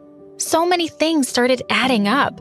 So much of his behavior made sense now, and I could see why he and Mom just never got along. But this was a lot for me to take in. I rushed back to the kitchen and saw a smartly dressed, gorgeous guy pouring wine into glasses. Dad jumped to his feet the minute he heard me open the door. His hair was a little messed up and he had stubble on his face. Seeing me walk in, he grabbed an apron and tied it around his waist. He introduced the guy as a friend from his law firm. The liar. I literally just snapped. It was your stupid friend from a law firm that ruined this family before. I yelled and started throwing things around. I hate you and Mom and Will. Angrily, I grabbed the wine glasses and threw the wine all over the carpet. I needed fresh air. I rushed out of the house and started running back to my place, tears running down my face. I nearly bumped into someone on a bicycle. Of course, it was Liam. The boy was everywhere. But for once, I was so relieved to see him. I just burst into tears as soon as he asked me what was wrong. He took me in his arms as I let everything spill out. And I told him everything I had found out about my parents. He just listened to me and said maybe things would be better for me now if my parents were happy. Of course, he was right, but all I could think was, my dad's gay, and as unbelievable as it may sound, my mom was about to marry my dad's old crush. I couldn't go back to my dad's place that night, and I didn't want to go home to my mom's either. I decided to crash at Liam's house for a while, and that's where my parents found me the next day. They wanted me to come home, but I refused. I don't have a home, I shouted at them, and it's your fault, both of you. Then Mom took a deep breath, and I could tell things were about to get even worse. Amy, she said, I'm moving in with Uncle Will. You can stay with Dad or at the house. We'll make sure your expenses are paid. I didn't want to take their charity, but I agreed, resentfully. It's just for now. Soon I'll get a job and I'll pay my own way. I know all your secrets and I'm done with all your lies. Just leave me alone, I said. Thankfully, they did, and after all those years, I felt like I could finally breathe. Finally, I could escape their nagging and learn to be myself, whatever that meant. Liam had been waiting tables at a restaurant and told me they had a job opening. I took it and I realized it was really nice to have Liam around. I realized I was starting to have a bit of a crush on him. One day, my dad came by the restaurant during my shift and asked if we could talk. I reluctantly agreed. When we sat down at a table, I noticed he had tears in his eyes. He told me that over the last few months, he realized what a terrible father he had been to me. I was speechless. I felt a bit angry, but mostly I felt relief. I was glad Dad was finally learning to accept himself and the people he loved. He asked me if I wanted to move back in with him, but I told him with a smile that I was happy being on my own for now, and I needed this space to figure out my life. After he left, I went over to Liam, who was wiping some glasses clean. I gave him a big kiss. His eyes widened, but I could tell he was super pleased. What was that for? He asked. For always accepting me as I am, and for always supporting me. Hi, I'm Adeline from France. Please like and subscribe. Since the day I was born, I've had a sworn enemy, my older sister Sienna. I think she just didn't like sharing our parents, even though they practically worshipped her. She looked like an angel with her blonde curls and blue eyes, and they thought she could do no wrong. Only I knew she was pure evil. Once when I was 5, I'd spent hours making a tall Lego building, and suddenly Sienna came running and knocked it down. Why did you do that, witch? Why did you do that, witch? Stop that! Stop that! I hate you, Sienna. You're the best, Sienna. I leapt forward and pulled her hair, and she screamed like crazy. She pushed me off, and then she bit her own arm. As my parents came running, she started to cry. I tripped and fell on Adeline's Lego, and I said I was really, really sorry. But look, she bit me. No, I didn't. She bit herself. Stop lying, Adeline. Why would she do that? Is she crazy? Yeah. But Sienna just got extra ice cream after dinner, and I had to go without dessert for 2 weeks. Not only was Sienna poster child beautiful, she had a really sunny personality in front of everybody, and it made her a family favorite, which meant she always got showered by compliments and better gifts. Once in 6th grade, we had a Christmas dinner at our place, and just as I stepped out of my room, I slipped and landed in a puddle of chocolate sauce. Oh my God! As I ran down angrily, everyone looked at me in surprise, but no one was more shocked than Sienna. Oh, poor Adeline. What happened to your beautiful dress? Is that mud or poop? You know what it is, Sienna. You did this. Me? I've been here all this time, and why would I do that? Adeline, can you please stop blaming your sister for everything? Just come now. It's time for family portraits. And in all the pictures, everyone was gathered around Sienna while I stood on the side in my ugly dress. I slipped out halfway through dinner to the park. It's not like anyone would notice. As I was angrily kicking up dirt, I suddenly jumped when someone spoke behind me. Having a bad day? I looked around to see a girl my age on a bench. She was pretty, but she had a really bad haircut. Yeah, I am. My sister ruins everything for me, and no one even sees it. Ugh, siblings are the worst. I hate my brother. Mom lets him get away with everything. Her name was Bianca, and she'd recently moved to our neighborhood. We bonded instantly, and I didn't even recognize how much time had gone by. As I was leaving, I suddenly turned around. Why is your hair like that? Oh, my mom loves my hair. So I chopped it off just to annoy her. I grinned. I like this girl already. And just like Bianca told me to, I left some dog poop under Sienna's bed. Her room stank so much by morning, she couldn't sleep there for days. Since that day, Bianca and I were best friends. She joined the same school, and having her around made life with Sienna so much more bearable. She didn't even find Sienna as impressive as everyone else did. Sure, she's pretty, but you've got a great personality. That's what you say to someone who's not pretty, Bianca. You didn't let me finish. You're smarter and cooler, and I think that makes you prettier than her. Now you're just lying to make me feel better. It was nice to hear such things for a change, but I didn't really believe Bianca. She was just good to me because she was my friend. The best 2 years of my life was when Sienna moved to high school, but soon enough, I had to join her there. I begged my parents to send me somewhere different. You guys going to the same school is easier for me. Sienna never complains. You could learn something from her, and she'll help you find your way around the new campus. Right, Sienna? Of course, Daddy. Haven't I always taken care of Adeline? But as soon as we reached school on my first day, Sienna waited for our car to leave and then turned to me. Listen to me, idiot. I want you to stay away from my friends and my hot boys at my school. Don't come near me. Don't even look at me. I don't want anyone knowing my sister is from Planet Loser. As if I want anyone thinking I'm related to the queen of Planet Bimbo. Oh, don't worry. No one will be thinking about you. And she pushed me aside and joined some girls who all looked like models. Ugh, I hated this place already. Thank God for Bianca. Later that day, as I was putting stuff in my locker, I turned around and crashed straight into a boy. I started picking everything up and he bent down to help, and our heads bumped against each other's hard. We both fell back and started laughing. He helped me to my feet, and I couldn't help noticing that he was really cute. I definitely had to find out more about him. But later that afternoon, I was taking a nap when Sienna pushed me off my bed. Wake up, ugly. Tell me why you were talking to Simon. Gosh, you're such a psycho. And who's Simon? That guy you were flirting with by the lockers? Oh, him. Why are you so interested? Because that boy is mine. Are you two dating? Well, not technically. We're really good friends, but he's about to ask me out any day. See, I even got a tattoo with his name.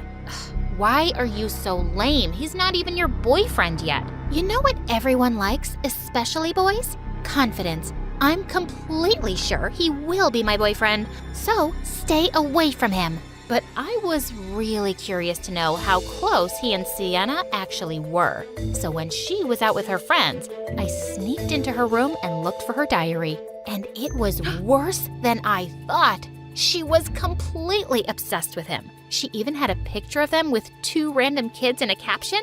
Our perfect family. Jeez. I couldn't help reading the rest of her diary. And other than her Simon obsession, it looked like she really liked to write down all sorts of gossip and mean comments about her friends. Just then, I heard Sienna's voice downstairs, and I dashed out of her room like a bullet. A couple of days later, it was my 15th birthday, and the only plan I had was a movie night with Bianca. But when we got home, I was shocked to find my parents and Sienna and other people yelling surprise at me. What?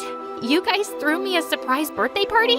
Oh, it was all Sienna's idea. Looking around, I noticed that none of my classmates were here. It was all people Sienna knew, including Simon. Where are my friends? What friends?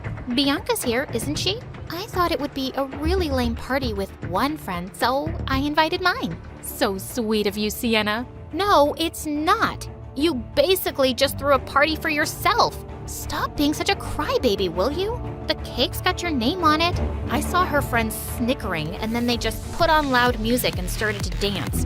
And I'd just had it. I went upstairs and got her diary from her room. I pulled the power cord, and the music suddenly died. Attention, everyone. Since you're all gathered here, I thought I'd let you know what your amazing friend Sienna thinks of you.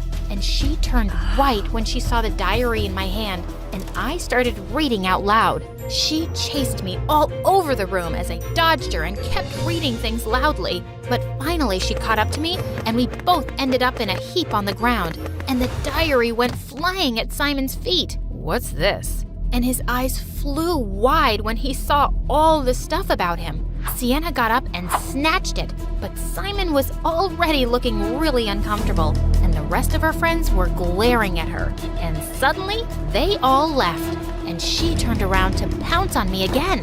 How could you do something so horrible? You're shocked? After all the horrible things you've always done to me? My parents jumped in and pulled us apart, and as Sienna stormed off to her room, they went running behind her. I got up and grinned at Bianca. That was epic, wasn't it? No, Adeline, that was horrible. What do you mean? Sienna totally deserved it. I didn't make up those things. She wrote them. But you're the person who took her diary and then read it out loud in front of everyone. Wouldn't you do the same thing to your brother? Heck no. Yeah, we fight a lot, but I would never stoop this low. I can't believe you're mad at me. More like really disappointed. As she walked off, her words felt like a slap in the face, and then I just felt mad. Sienna had never been good to me, so I didn't have to feel bad about my revenge. In fact, I decided to continue with it. The next day, I went shopping and bought the nicest clothes I could afford and new makeup. I took a long time getting myself ready for school, and I looked great. Sienna's jaw dropped as I got into the car for school. Oh, wow, Adeline. 15 looks good on you. Thanks, Mom. There was another thing I needed to learn from Sienna: confidence. So later at recess, I took a deep breath and walked over to the table where Sienna's friends were sitting. Hi, everyone. I'm sitting here today. What makes you think you're gonna do that? You were all there last night, right? Aren't you glad I showed you Sienna's true face? Well, that's true. I guess you can sit. What's with the makeover? Well, it is my birthday. Does that mean we owe you a cake? Sure, why not? And just like that, I started hanging out with Sienna's old friends, which obviously made her really mad. Bianca was still avoiding me too, but at least I wasn't alone. I was getting a taste of what it was like to be Sienna, and I was liking it. And then one day, Simon came and sat next to me in the library. Hey, Adeline. I just wanted to say, what you did at the birthday party was cool. Who knew Sienna has such a mean streak?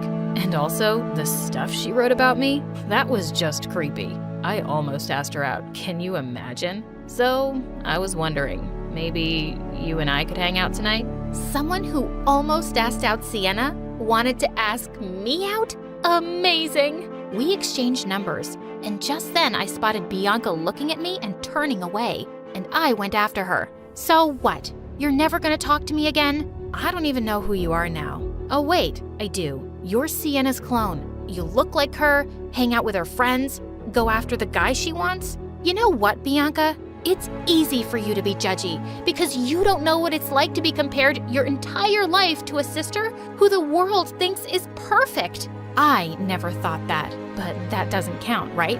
And don't blame the world. You just see yourself as Sienna's sister. You compare yourself to her the most. Give me a call when you decide to be yourself again, because I liked that person. I had a sinking feeling as she walked away. It was really bothering me that Bianca didn't like me right now. And later when it was time for my date with Simon, I was about to text him to cancel when he told me he was already outside. Oh God, I didn't want Sienna to see him there. But as I rushed out, I already found her with him, and she was kissing him. But Simon pushed her away. What are you doing, Sienna? Babe, I know you like me, and you were gonna ask me out. Yeah, that was before I found out how obsessed you are with me. You were hot when you were playing hard to get, but not anymore. Simon, I was there for you when your parents got divorced. We've been friends for so long. Are you really gonna be this way with me? Why are you even here then? I'm here for your sister, who is much cooler than you. So please,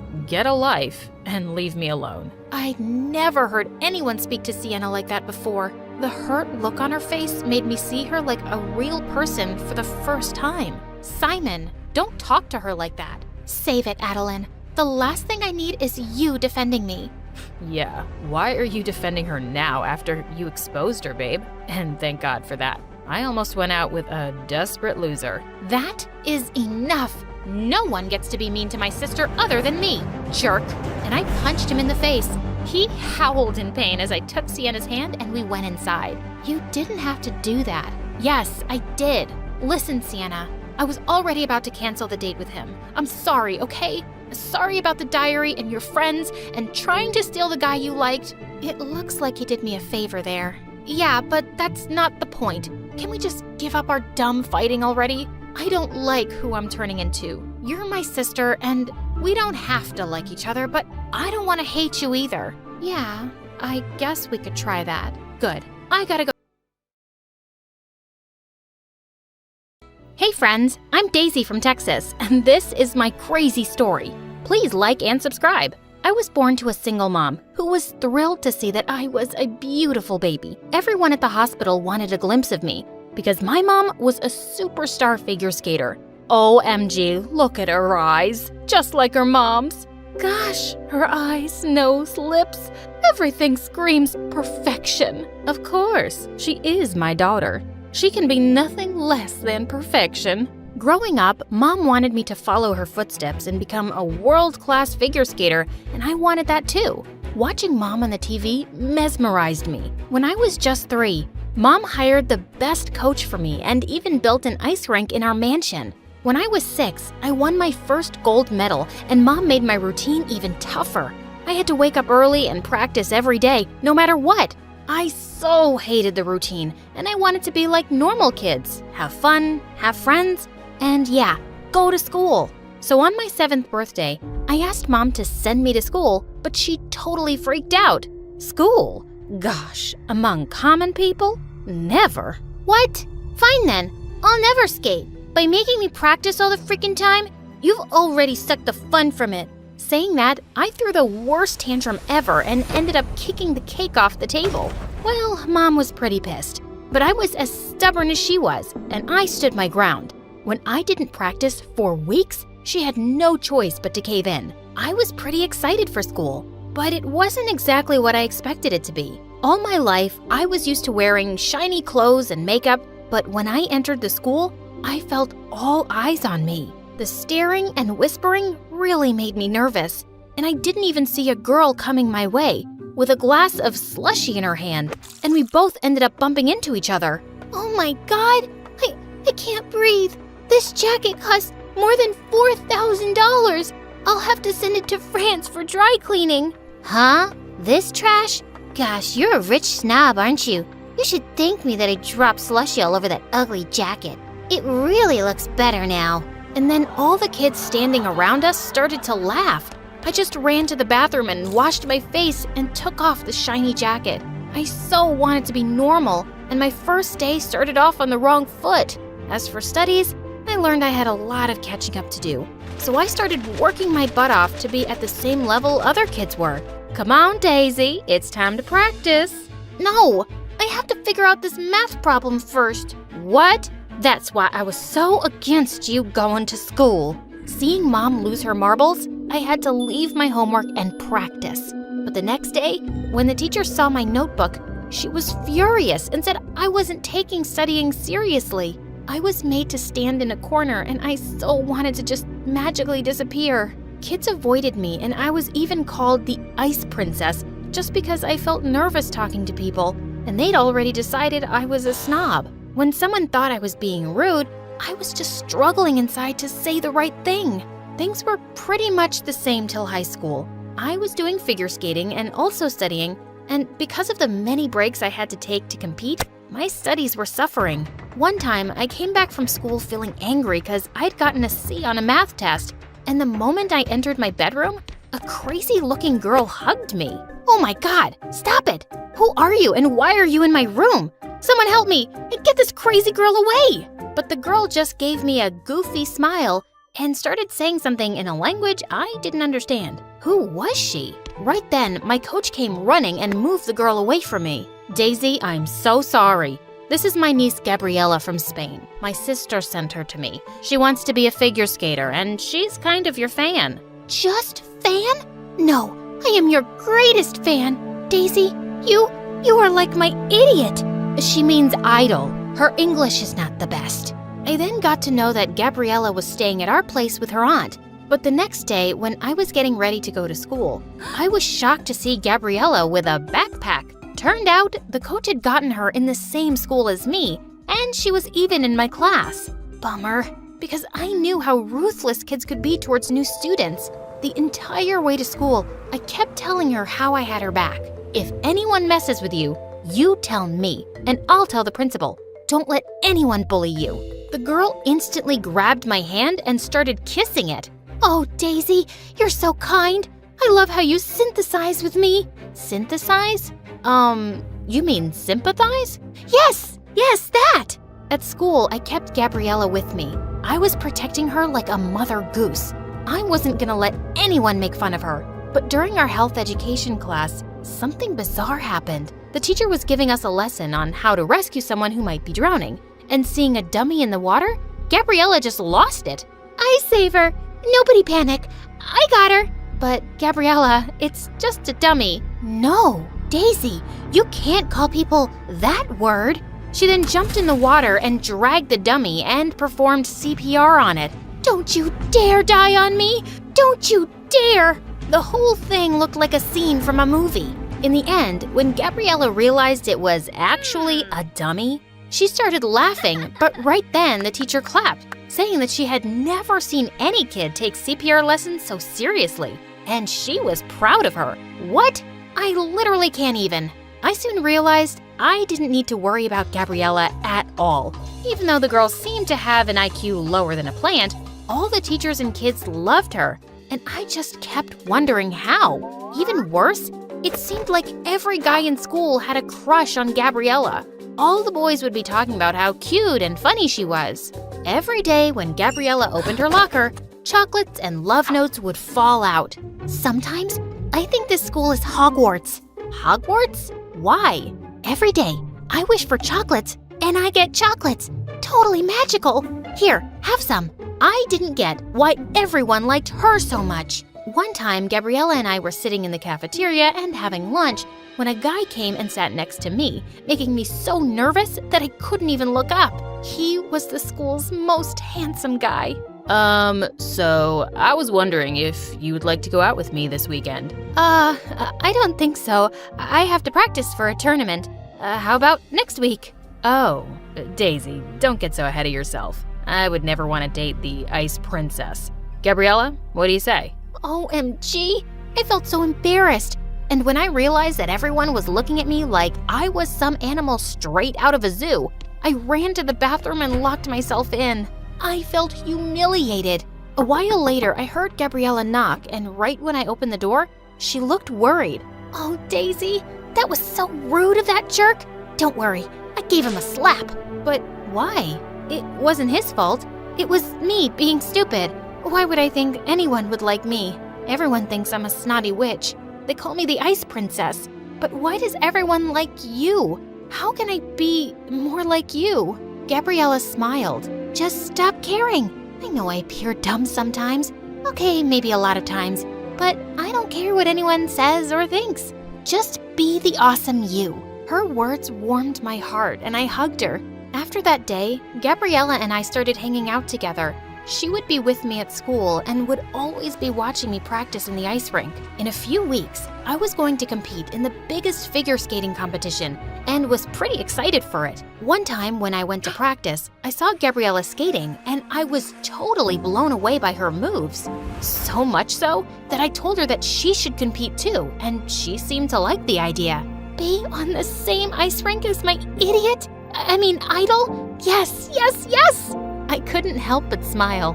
Gabriella was kinda adorable. But when Mom found out about Gabriella also participating, she went ballistic, saying how stupid I was to encourage my competition to be in the tournament. But I ignored her. Gabriella wasn't competition. She was my friend. But on the day of the tournament, something bizarre happened. Gabriella wore an exact replica of my costume. What's this? You copied my design? I was working on this costume for a week. We look like twins now. It seemed odd, and when Gabriella performed, I was shocked because she wasn't just good, she was fabulous. So when it was my turn, I had to improvise and make my routine look more thrilling. When the marks were announced for the first round, I was in the first spot and Gabriella was second, but still, the press was running towards her, calling her a breakout star. That girl, she used you. She acted all innocent and adorable, and look, she's stealing your limelight. I'm telling you, that girl is up to something, and you'll only realize it when it's too late. She is a backstabber. My heart sank hearing Mom's words. Perhaps she was right, but I had the second round of the tournament to worry about now. I went to change into my costume, and when I took it out of my bag, I saw it was torn from the middle. I felt like I couldn't breathe. And just then, Gabriella came running towards me. Who did this? I'll kill them. Huh? Don't act so innocent. I know it was you. Just go away. Daisy, I swear. Just leave me alone. Mom was right about you. You stabbed me in the back. But... Before she could say more, I lunged at her, and right then Mom walked into the locker room with some people. See, this is your breakout star, using unfair means to win. First, she copied Daisy's costume and then destroyed her new one. And now, she is attacking my daughter. Well, Gabriella was disqualified right then. And thank God Mom came in right in time and she had an extra costume, so I was able to perform.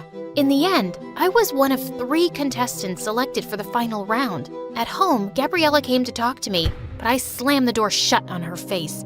I didn't want to talk to a backstabber. Later, I woke up in the middle of the night to get some water and heard some sounds coming from Mom's room. She was talking to my coach. You're fired. Pack up your things and get out. I hired you to make my daughter the best, not bring in a competition for her. If I hadn't taken matters into my own hands by ruining that dress, my Daisy would have lost the title. Take this money and get lost. She then wrote a check and threw it in my coach's face. What the heck? It was because of Mom that Gabriella was out of the competition? I felt horrible. At that moment, I knew what I had to do. The next day when Mom and I reached the stadium for the final round, I had a surprise for her. After the first contestant performed, it was my turn. Are you ready? Yes, but are you sure? Never been more sure in my life. Show them what you got, bestie. Saying that, I hugged Gabriella and sent her to the ice rink. Seeing her enter the ice rink in my place, Mom totally lost it and was running towards the organizers, but I stopped her and told her how I knew the truth. You stupid girl! In life, you have to play dirty to get to the top. So what if I played a little dirty for you? But you blew your big chance. I don't care. I choose to play fair. I then ran to watch Gabriella perform, and she was breathtaking. When she was done, the audience threw roses at her, and I could see tears of joy in her eyes, and I was so happy for her. It was no shock when Gabriella was announced the winner of the competition. As she received the trophy, she took the mic. This trophy was my dream, and I dedicate it to my idol, Daisy. Thank you, Daisy. Thank you for believing in me. Get over here, girl. Daisy and I waved at the crowd and then hugged. It was the sweetest victory ever.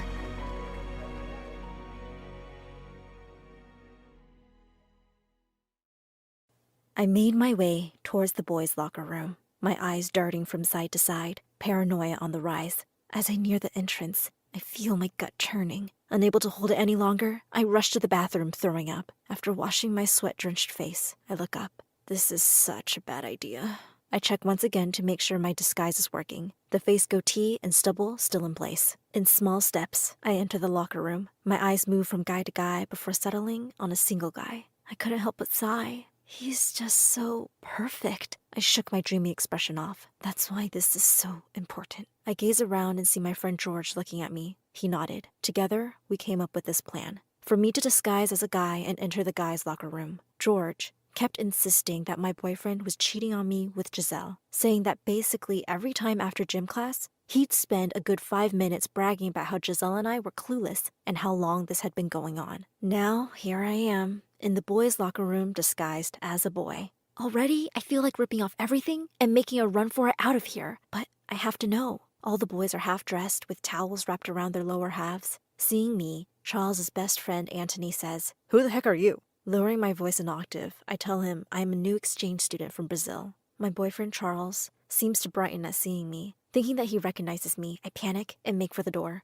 But my friend George stops me, and I remember why I am here. I apologize to the others and explain that I thought I had forgotten something. Charles is eyeing me oddly, but I think he's actually buying my disguise. Now we go into the gymnasium with everyone for gym class. I quickly realize another problem. The gym teacher, Miss Luna, doesn't know anything about a new student. George and I go to try and make her believe that I'm an exchange student who hasn't been added to the class list yet. She still seems uncertain, eyeing me suspiciously. She even tries calling the principal to confirm our story, but luckily, he doesn't pick up his phone. I'm beginning to realize how crazy this idea is. Miss Luna finally allows me to play volleyball with everyone else, but warns me that she'll be watching me with a menacing glare. I gulp and go to join the others. Everyone is already in position to play on either side of the net. It's my turn to serve. When I do, the ball goes way off the court. People laugh, and Charles tells me that I serve like an inept girl. I can only gape at him in response. I can't believe what I'm seeing. Charles always seemed like the sweetest man alive, to myself and others. Maybe he just dislikes this new kid? The rest of the game, I try to keep a low profile. I'm actually really good at volleyball, but I'm worried if I show off my skills, my boyfriend will recognize me. He did go to a lot of my volleyball team's games over the past few weeks. I'm determined not to get caught yet. I still have to go into the locker room and find out what Charles has been saying about me to the other guys. Finally, the game is over, and we return to the locker room. Despite my efforts, I wasn't able to fully disguise my volleyball skills. And it's majorly thanks to me that my team won the game. Charles and some of the others are glaring at me with jealousy. Once we are back in the locker room, everyone starts taking off their shirts and changing. I have to keep my eyes to myself to stop myself from admiring all their toned physiques. Charles's best friend, Anthony, asks me why I'm just standing around. I excuse myself to the bathroom. Inside, I try to calm myself down. I have no change of clothes or anything. I really didn't think this through. I'm sure that I'm going to give myself away. George comes to visit me. He brings me a change of clothes and reassures me that I only have to make this work for a few more minutes. Charles is bound to start his bragging any minute now. After George leaves, I quickly change and hurry back to join the others. Charles grudgingly admits that I did a good job at volleyball. I smile, but then duck my head away. I don't want him to see me too closely or recognize my smile, even though he must think that this new guy is acting like a weirdo. I sneeze and my hand goes to my mouth, coming away with some of my fake stubble. I groan, but luckily, Charles is too busy admiring his reflection in the mirror to notice, while the others are busy getting changed. I pretend to lean over and retie my shoelace. Charles asks me if I want some advice on girls. Knowing that this may be it, my heart skips a beat, and smiling, I tell him that I do. Charles takes out his phone and tells me that for girls, the more's the merrier. Take him, for instance. He has 2 girlfriends, and they don't have a clue about each other. One of them, Patricia, is even a little crazy, but he's been getting away with 2-timing her and Giselle for weeks. I laugh in his face. This must be some kind of joke. I'm Patricia, and I'm certainly not at all crazy. No way would Charles cheat on me, especially not with Giselle, the stupidest girl in our school. But Charles gets angry and grabs me, telling me that I have bony girl arms. He shows me 2 pictures on his phone, one of me and him holding each other, and another of him and Giselle kissing. Something in me snaps. I rip myself free and tell him that the first girl looks like a nice girl and that he is scum. He gets mad and lunges for me, the other boys cheering. I punch him in the face. He falls to the ground and starts moaning. Good thing I'm a whiz at Krav Maga. It's dead silent in the room. All the other boys are staring at me. I have to get away. No way do I want to get caught and prove Charles right that I'm a little crazy. I make a run for it, but slip and fall on my butt on the slippery floor. Charles scrambles up and after me, and the other boys move to block my way. This is my worst nightmare.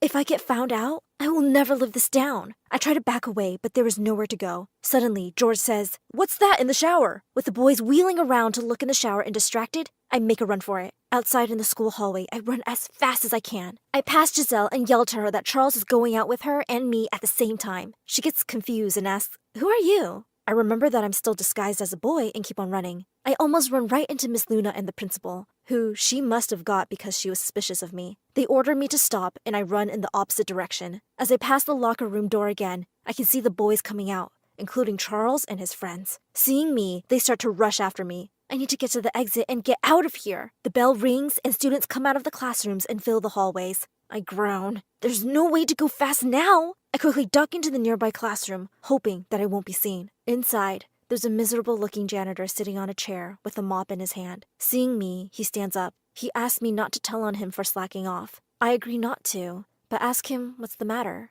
I really should hide into the closet in the back of the room, but I want to put it off as long as possible since I get scared in confined places. The janitor makes me promise not to tell anyone. I promise. He then tells me that his toupee is falling off and that he's completely bald underneath. He was teased by his ex-wife about being bald, so he's very self-conscious about it. He also tells me that he's bored by his job and wants a bit of excitement, even just for a day. I get an idea. I tell the janitor my situation and suggest that we switch disguises. Without my fake goatee and wig, and with the janitor's uniform and toupee, hopefully I can escape the school unnoticed. The janitor thinks the idea is funny and agrees. We switch disguises. Just then, there is furious knocking on the door. In marches Charles, the principal, and Miss Luna, all looking furious. The janitor looks at them, says, "Oh no!" and runs for the window. Luckily, we are on the first floor, so he is able to open the window and jump out and run off, whooping as he does so. "Get him!" yells Charles, and he goes to follow him out the window, while Miss Luna and the principal rush out of the room. Now alone, I wait a few seconds before leaving. Now I have to get out of the school. If they catch the janitor and he gives me away, I could still get caught. Outside, I run into George. He asks me if I've seen a guy with a goatee, and I laugh at him. I whisper and tell him that it's me. He is very relieved to see me. Together, we shove our way through the students milling around, rushing through them as fast as we can. Some students got angry and yelled after us. One even swore he'll get me fired for this. Finally, we reach the school exit. Once we get outside, check to make sure that no one is around, change back into my normal clothes. I breathe a sigh of relief. It looks like I've actually gotten away with everything, but I feel bad for the janitor who helped me. I want to return his toupee, too. I'm also crying because my perfect boyfriend, Charles, is anything but. I sink onto the grass, not caring who sees me now. George tells me to cheer up, that Charles is a jerk anyway. I realize that he's right, as well as the best way to make myself feel better. Get revenge. George and I quickly come up with a rescue and revenge plan. George and I go back to school. Everyone is talking about the crazy goatee guy who punched Charles and was chased through the school. Miss Luna is back too, and seeing us, starts hurrying towards us, glaring at us ominously. We head straight for the principal's office. Inside is Charles's rich father, who is threatening to sue the school if they don't find the goatee man and expel me. Charles has clearly told him some kind of lie and won't even look at me. I get out my phone and show it to the principal. He is shocked and left speechless. When Charles's father demands to know what is going on, I show it to him too. He can't believe what he sees. Evidence that his son is a criminal. Charles goes white in the face and demands to know what's going on. I show him it too. A screenshot of the test answers he has been selling to other students. Charles gasps and asks me when and why. I tell him that I took the screenshot last week after trying to convince him to stop doing it, even though he cited the reason as wanting to take me on a luxury vacation. Charles grabs my phone and makes a run for it. Everyone just watches him go. Even the principal secretly wants him to escape since his father donates so much money to the school. George and I rush after Charles, but we don't have to run far. Charles runs straight into the janitor, who came back too.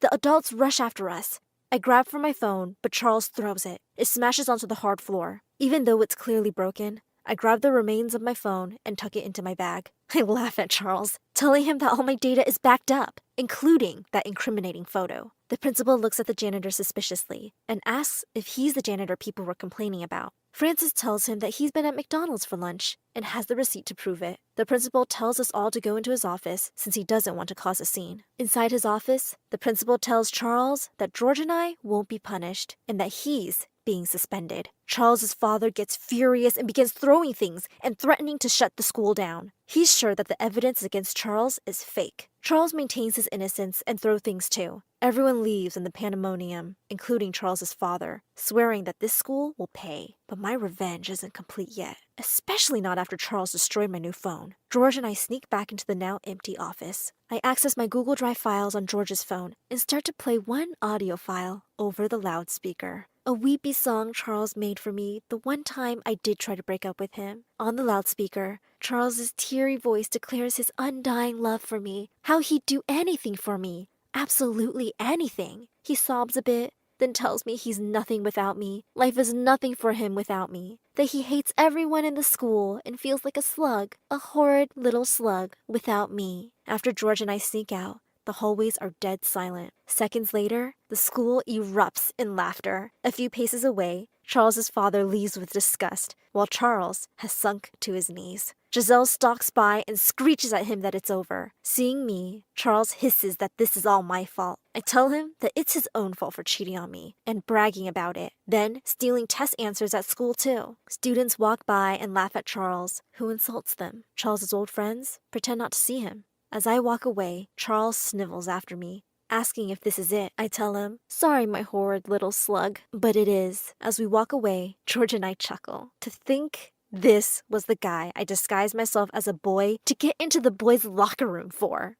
I woke up to the sound of glass shattering. It was 4 a.m. My heart was beating fast as I hurried out of my room. I hate you! I don't want you in my life, you jerk! I froze. That was my mom's voice, but she didn't normally sound like that. My parents often fought, but this time it was different, and it scared me. Goodbye, George! She shouted, and I heard the front door slam. Wait, did she actually leave? I ran downstairs as fast as I could. Mommy, please don't leave! I screamed as I opened the door. She was already in the cab. I was sure she'd wait for me, but she didn't. Our eyes met as she gazed at me through the window, and in just a few seconds, she was gone. Watching the cab leave seemed like a dream. Everything was moving in slow motion, and my vision started to go dark. Suddenly, I felt my dad's arms holding me as I fell down onto my knees. He was shaking uncontrollably. We held each other tightly until the sun came up. Mila, are you awake? I'm asking a simple question. Why does a mother bear hide her children from their father? My teacher was angry. There was silence. I didn't want to answer. I don't know, ask someone else, I shouted. The whole class stared at me in shock. I stormed out and slammed the door behind me. I knew I was getting detention, but that was the least of my worries. I was seeing the flashbacks. The memory of the last day I'd seen Linda began haunting me once again. I blame Jason for it, my boyfriend who's always pushing me to talk about my feelings. He kept nagging me to tell him what had happened until I had enough of it. To be honest, I couldn't reveal to him that my own mother had left me 10 years ago without so much as a goodbye or an explanation. So I lied and told him she had passed away from a disease. Jason seemed to pity me, but his sorrow meant nothing. Even if I told him the truth, he wouldn't realize how I really felt, abandoned. I waited outside for my driver, Andrew, to come pick me up. Andrew was like a father to me. He always listened to my problems. Sometimes it felt like we had a better relationship than the one I had with my dad. As soon as I got into the car, Andrew informed me that my father wanted to have a talk with me. It seemed strange as my dad never asked to have a talk, not even when I did terrible things at school. When I walked into the living room, my father looked devastated. Hey Dad, did the school call? I swear I can explain. I started nervously. But then my father covered his face and started to cry. Feeling really worried now, I asked him what was going on. His reply completely shook me. Mila, it's Linda. She's back and she wants to take you away from me. Completely taken aback, I just stood speechless as Dad went on to explain that she had finally filed for divorce after 10 years and was demanding full custody of me. The world felt like it was spinning. My mother? That's impossible. Why now? I clenched my teeth. I hated her guts. I went over to my dad, and even though it felt a bit awkward, I hugged him and promised that there was no way I would ever abandon him to go live with her. You're my only family, Dad. We'll get through this together. The date for the divorce trial arrived. My father and his lawyers had prepared me well on what to say. I wasn't really nervous about going to court, but the idea of seeing Linda after 10 years kept me on edge. What would she look like now? Would I be able to recognize her? I was going to keep hating her, of course, but a part of me was kind of excited to see her. When I went inside the courtroom and looked around, she wasn't there. I thought she'd show up at some point, but she didn't. It was just the lawyers. I couldn't believe that she'd be this heartless. After 10 years, she didn't even make the effort to show up in court. As the trial went on, things just got worse. Linda's lawyer claimed that my dad was an unfit parent who kept my mother away from me by force. They also claimed that my father was involved in some serious illegal activity and should be in jail. On top of that, they made it very clear that they had evidence to prove it. After the court session, I was shocked when my father pulled me aside and admitted that he had stolen money from his company. It was a long time ago, but it could still send him to jail. He went on to say that he only started doing those things because Linda had left him. Life had been so cruel to him, and he had temporarily stopped caring about right and wrong. I'm not proud of it, but it was your mother's fault, he said, looking ashamed and avoiding making eye contact with me. It's okay, Dad, I stuttered with tears in my eyes. I can't judge you for what you had to go through. I will stay by your side and help however I can. My dad went silent for a while, but then he said, there's actually something you could do. There is? He told me that Linda's lawyer had suggested that I spend the week with her. And if I agreed to it, I could help my dad find the evidence she had against him. I immediately agreed, even though it kind of scared me. Spending a week with the mother I hated sounded like a trip to hell. But I had to save my dad. As soon as we got home, I packed my bag and sent a message to Jason telling him I would be away for a few days. Linda sent a cab to pick me up, and apparently she had moved back to the city. When I arrived at her house, I was shocked to see that she was staying in a huge villa. My heart stopped for a second when I saw her waiting for me outside. I hated to admit it, but after 10 years, she still looked beautiful. She greeted me with tears in her eyes and said, "Welcome home, honey." She hugged me tightly for a very long time. All I could think was, if she missed me that much, she should have shown up a little sooner. Linda showed me around the house as she explained that we'd have a lot of time to argue about the past. For now, she just wanted us to relax and get to know each other. I mean, sure, let's just skip over the fact that you were gone for 10 years and act like a normal mother and daughter, I thought, but didn't bother to argue. I was here on a mission, to get rid of her for good. The next few days were a bit of a nightmare. I wanted a little time by myself to snoop around the place, but my mom was stuck to me like a magnet on a fridge. Every time I thought I had a chance to look through a drawer or closet, there she was with a tray of freshly baked cookies, asking me to come try one while they were still hot, or asking me to go on a walk with her. As it was such a lovely day, it was always one thing or another. The only option I was left with was to try looking for the documents at night when she was asleep. On my third night at her house, I crept out of my room and looked down the corridor. The room in her light was off. Good. I quietly went down the stairs and headed straight to the library. I was really hoping I'd find a folder or something there. As soon as I turned the doorknob, oh my God, make that terrible screeching stop! I just stood there completely in shock as alarms blared all around me. In a matter of seconds, my mom had come running down and switched all the lights on. She had a baseball bat in her hand, and she looked pretty scary. "Mila, oh thank God, I thought it was a break-in," she said as she lowered the bat. I stammered, trying to think of something quickly. I couldn't sleep. I thought I'd just come downstairs and grab a book to read. "Don't do that again, Mila. It would be better if you didn't leave your room at all at night," she said in a quiet voice. I just nodded and headed off to bed without saying another word.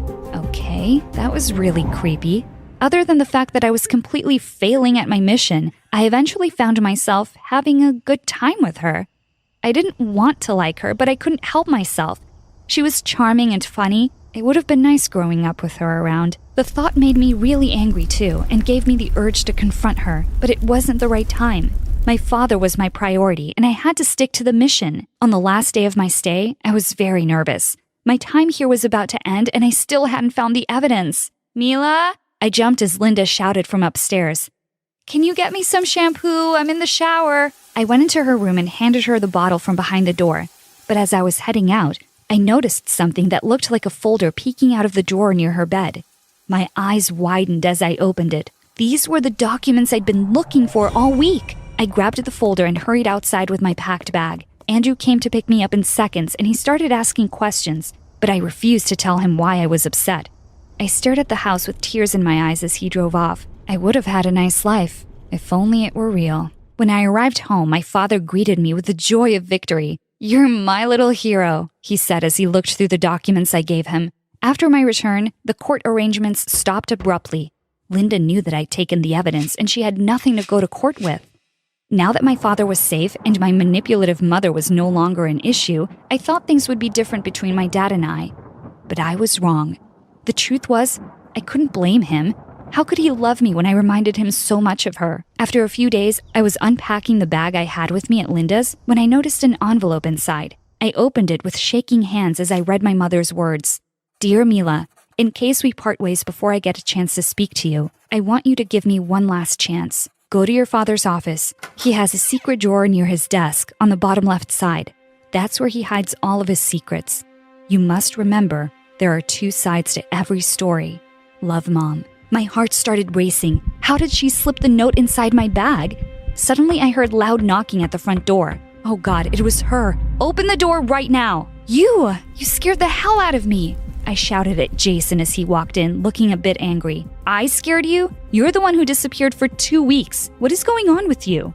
I handed him the note and confessed that my mother was alive. His jaw dropped. I promised I would explain everything, but first I needed his help in finding my dad's secret drawer while he was still out. We both went to my father's office. We looked around for the secret place for a long time before we found it. What we found was shocking. Hundreds of old envelopes with my name on them. The envelopes seemed as if they belonged to a fake magazine subscription.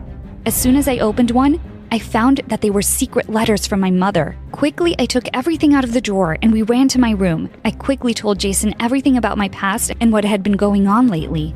As I started reading the notes, I couldn't stop. There was so much information to process. I started to understand a lot of things. How my mother was kicked out of the house, how my dad forbade her from ever contacting me, and how he even threatened her and demanded that she move to another state. She had left him after she found out that he was embezzling money. She wanted me to go with her, but my father was a very powerful man, and he knew dangerous people. She couldn't do anything about it. Just then, I heard a loud knock on my door. It was my dad. Quickly, I slid all the notes under my bed and pretended to kiss Jason. I needed to hide what I was actually doing. My dad opened the door and said angrily, "What is this?" I moved away from Jason and saw to my horror that my father had a letter in his hand. We must have dropped one by accident. My father smiled, and I felt a shiver down my spine. "You stupid girl. You just opened the gates of hell. Don't talk to her like that," Jason warned him. My father started laughing like a lunatic. "At least I can tell you now how much I hate you. You're just a copy of your terrible mother. I guess it's time that you know that the only reason I've kept you around was to make her suffer." I stood still as a statue as I tried to process what was happening. I remembered the way he was crying when Mom left. That was all an act? Jason grabbed my hand and said, "Mila, grab your stuff. We're leaving." I gathered my things quickly. I wasn't going to live with this monster anymore. I didn't even know who he was. "You can't leave," he laughed. "You're still in my custody. I'll have the police bring you back soon." He stood in the doorway with his arms crossed, blocking our way. "It's too bad that you think the police will return her to a monster like you," Jason said, shoving him aside as we stormed out. Jason's car was outside. We got in fast and drove off. "This isn't over," my dad shouted. Shocked at what had just happened, I hugged Jason and told him I was sorry he had to witness all this drama and that I wished I'd told him the truth sooner. He wiped away my tears and said he was just glad he'd helped me get out of my evil father's clutches. Jason dropped me off at my mother's where she was waiting at the door, as if she were expecting me. I went inside quickly. My whole body was shaking. My life was a lie. For 10 years I despised my mother, while the real enemy was him. "He's gonna come for me, Mom," I said, shivering. "I know him. He won't let it go. He's gonna hurt us both, Mom." I was scared to death. "I won't let him, honey. I've been preparing for this."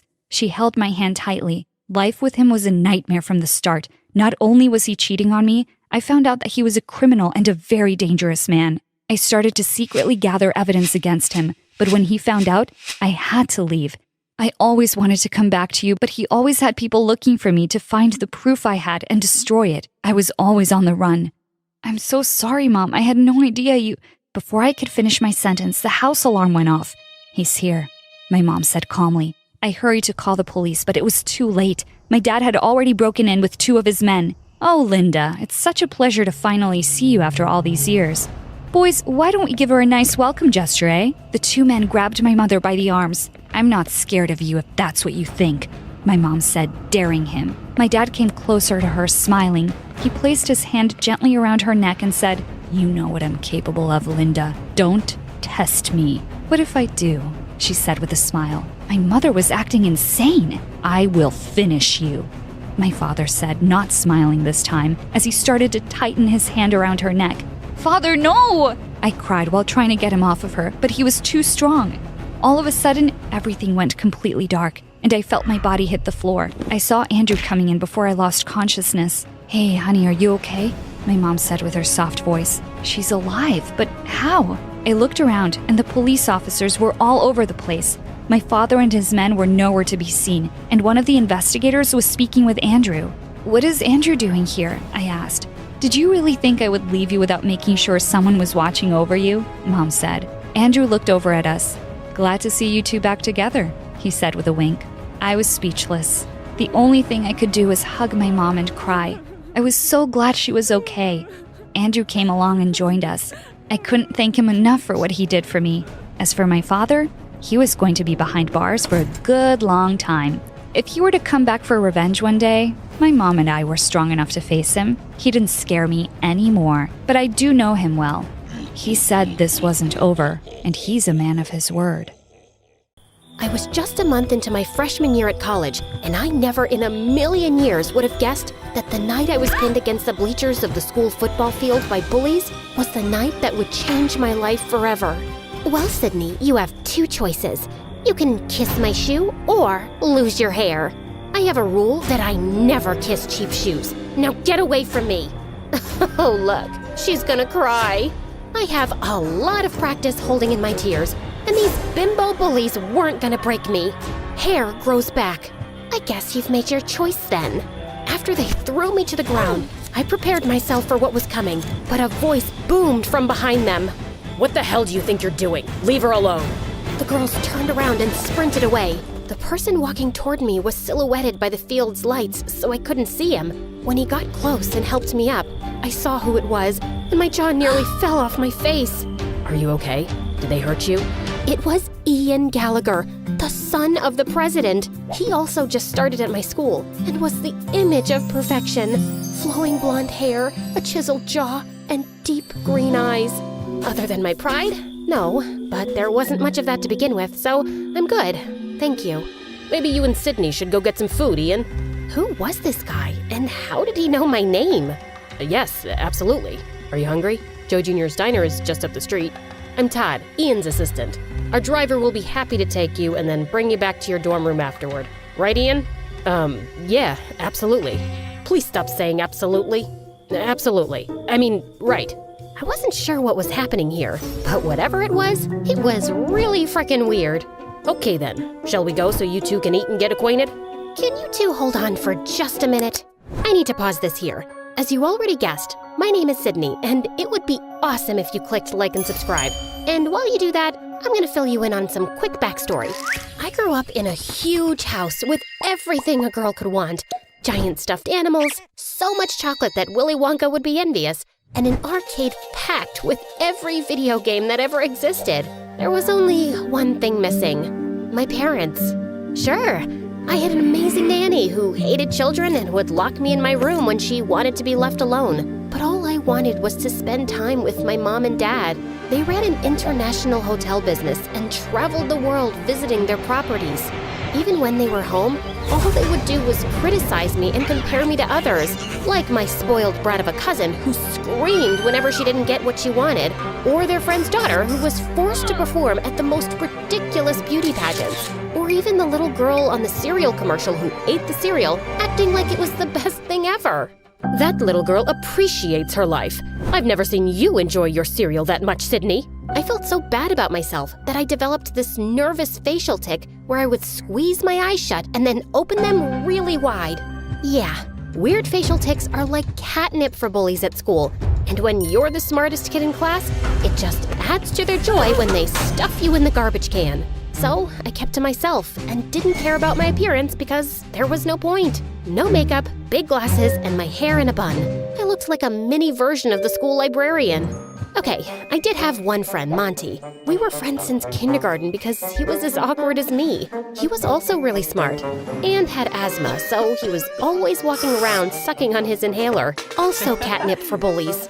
Okay, that's enough backstory. I think you get it. I thought college would be better, but clearly I was mistaken. Once an outcast, always an outcast, it seems. Now, back to the night I met Ian, because it just gets weirder from here. He took me to the diner, but our table was guarded by his two big, serious-looking Secret Service agents. His tiny assistant, Todd, sat in the booth across from us, just staring. Sorry about all this. It must be really weird for you, Sydney. This? Weird? Nah, I'm used to it. Happens every time I meet a president's son. He laughed. Someone actually thought I was funny besides me. And then he leaned in. Just imagine that your whole life is like this. It was manageable when I was a minor because the media left me alone. But now that I'm 18 and my father is running for re-election, it's like every move I make is under a microscope. Sometimes I just want to disappear. In a weird way, I completely understood. I felt the same way, except I always wanted to disappear. Just then, reporters swarmed into the diner and started taking photos of us. Todd signaled for us to smile, so I did, but I had absolutely no idea what was happening. Okay, that's enough. Everybody out.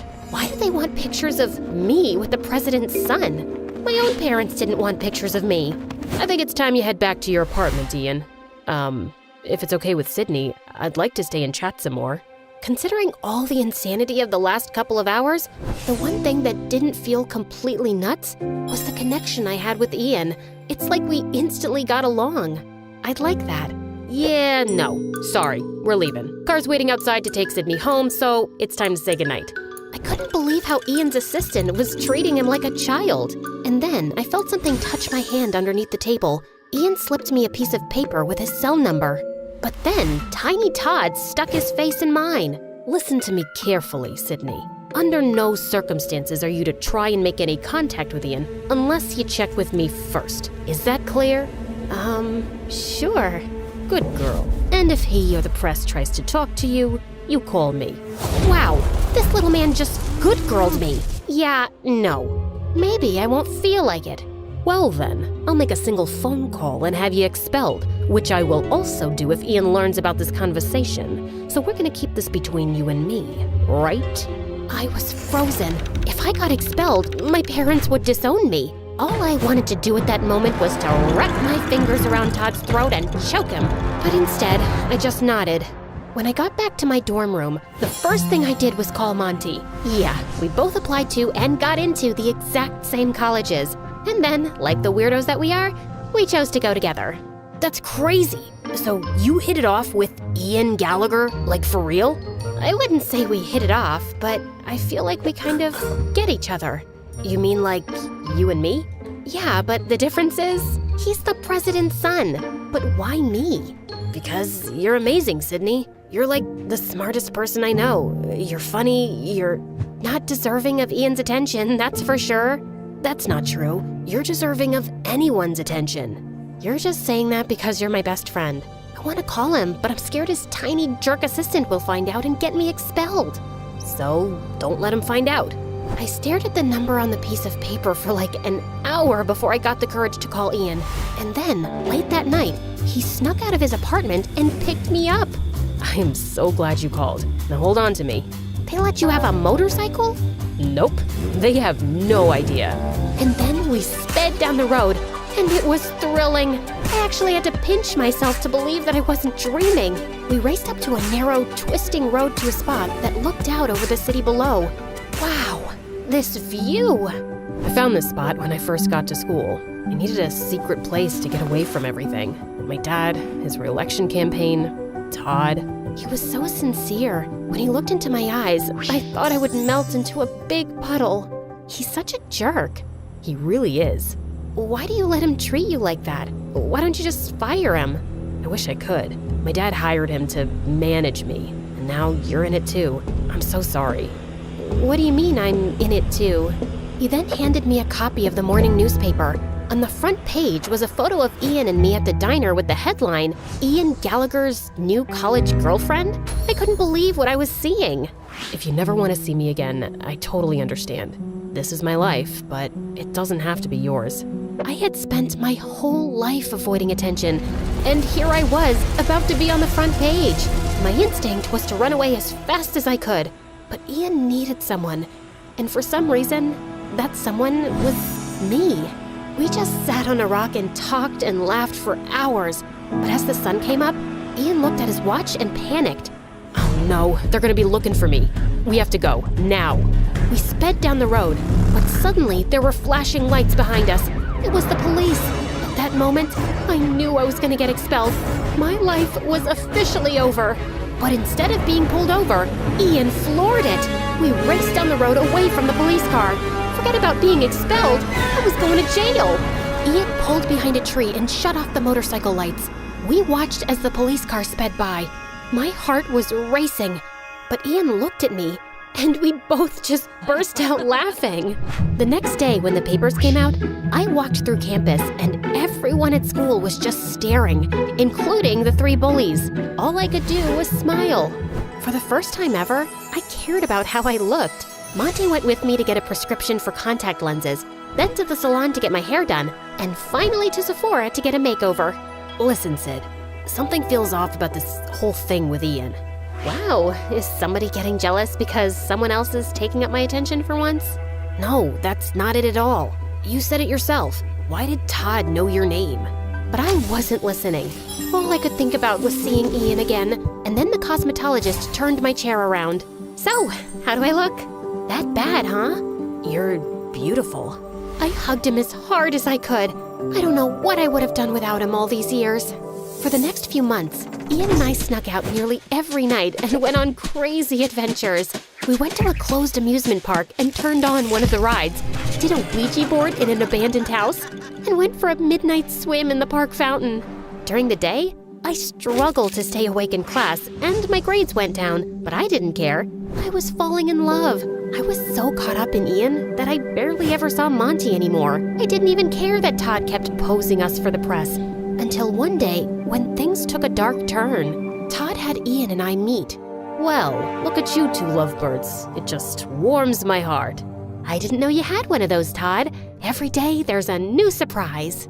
Ian tried to contain his laughter, but Todd was not amused. When the press gets here, Ian, I want you to kiss Sydney. Ian and I hadn't kissed yet, which I thought was strange, but I felt like he was just taking it slow. Then, out of the corner of my eye, I saw Monty sitting alone on a bench eating his lunch. Is that necessary, Todd? Of course it's necessary, Ian. And I want you to kiss her like you mean it. Understand? What the heck was that supposed to mean? Why wouldn't he mean it? And like clockwork, Ian's bodyguards ushered a dozen reporters over to us. But Ian looked so uncomfortable. He gave me the most awkward, quick kiss. Now, I'm no kissing expert, but I would have to say it was pretty terrible. I looked over and Monty was gone. Ian and I got to the back seat of his limo. Todd got into the front and just exploded. What the hell was that? I'm sorry, Todd. I'll do better. For your father's sake, you better. For your father's sake? What does that mean, Ian? What does it matter to you, Sydney? You're not bullied anymore. People admire you, which I'm guessing is a first. So be a good girl and keep your mouth shut. Hey, don't talk to her like that. Or what, Ian? You gonna fire me? I was waiting for Ian to defend me, but he just went quiet. When I opened the door to my dorm room, Monty was waiting.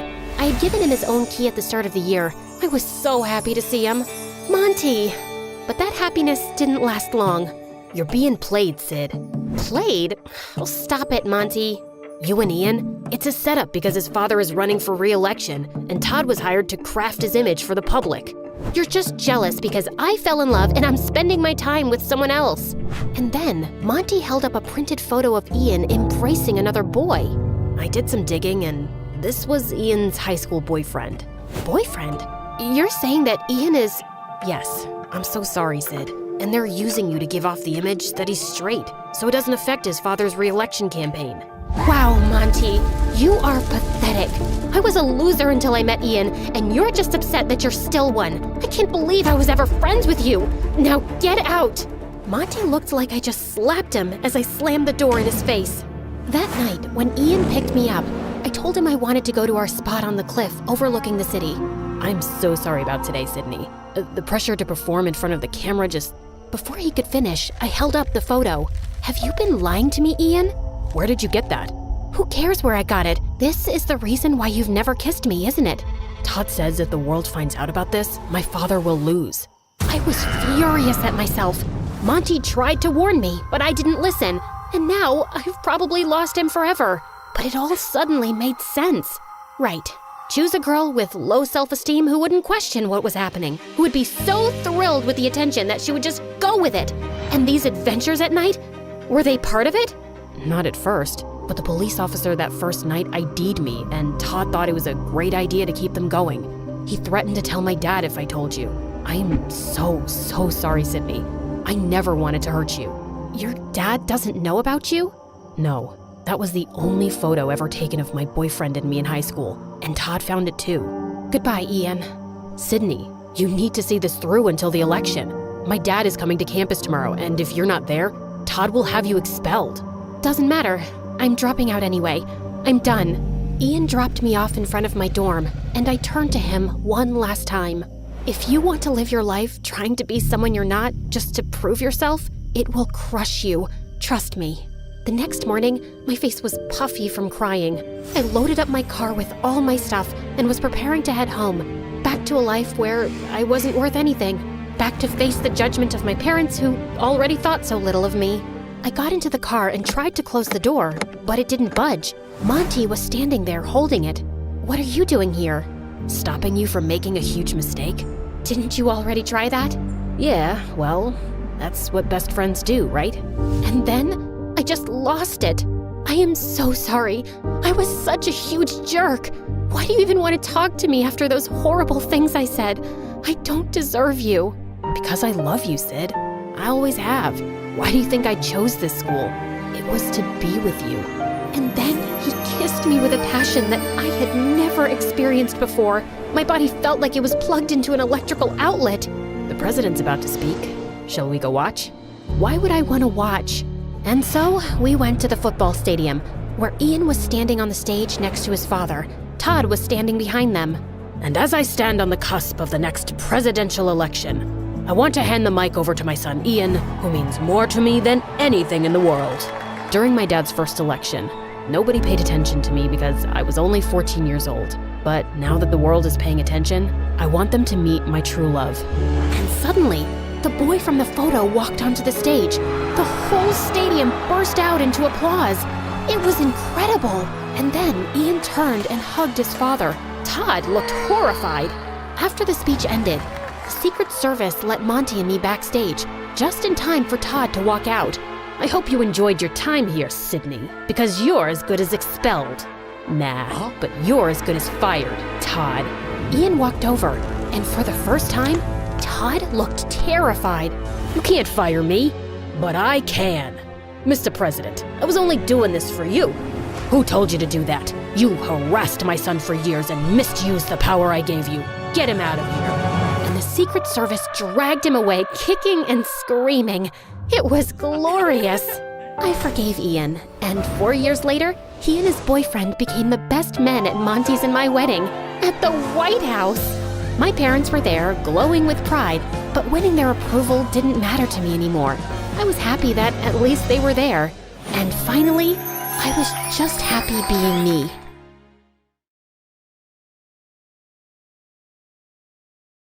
"Sophie, honey, your bun is crooked again." Mom stood behind me in her crisp military uniform, every hair in place. Sometimes I wondered if she came out of the womb perfectly pressed and polished. Maybe if I cut it all off. Absolutely not. A ballerina needs proper hair. You need to be perfect to get into Juilliard. That was Mom, always pushing and expecting more. When I got an A, she asked, why not an A+?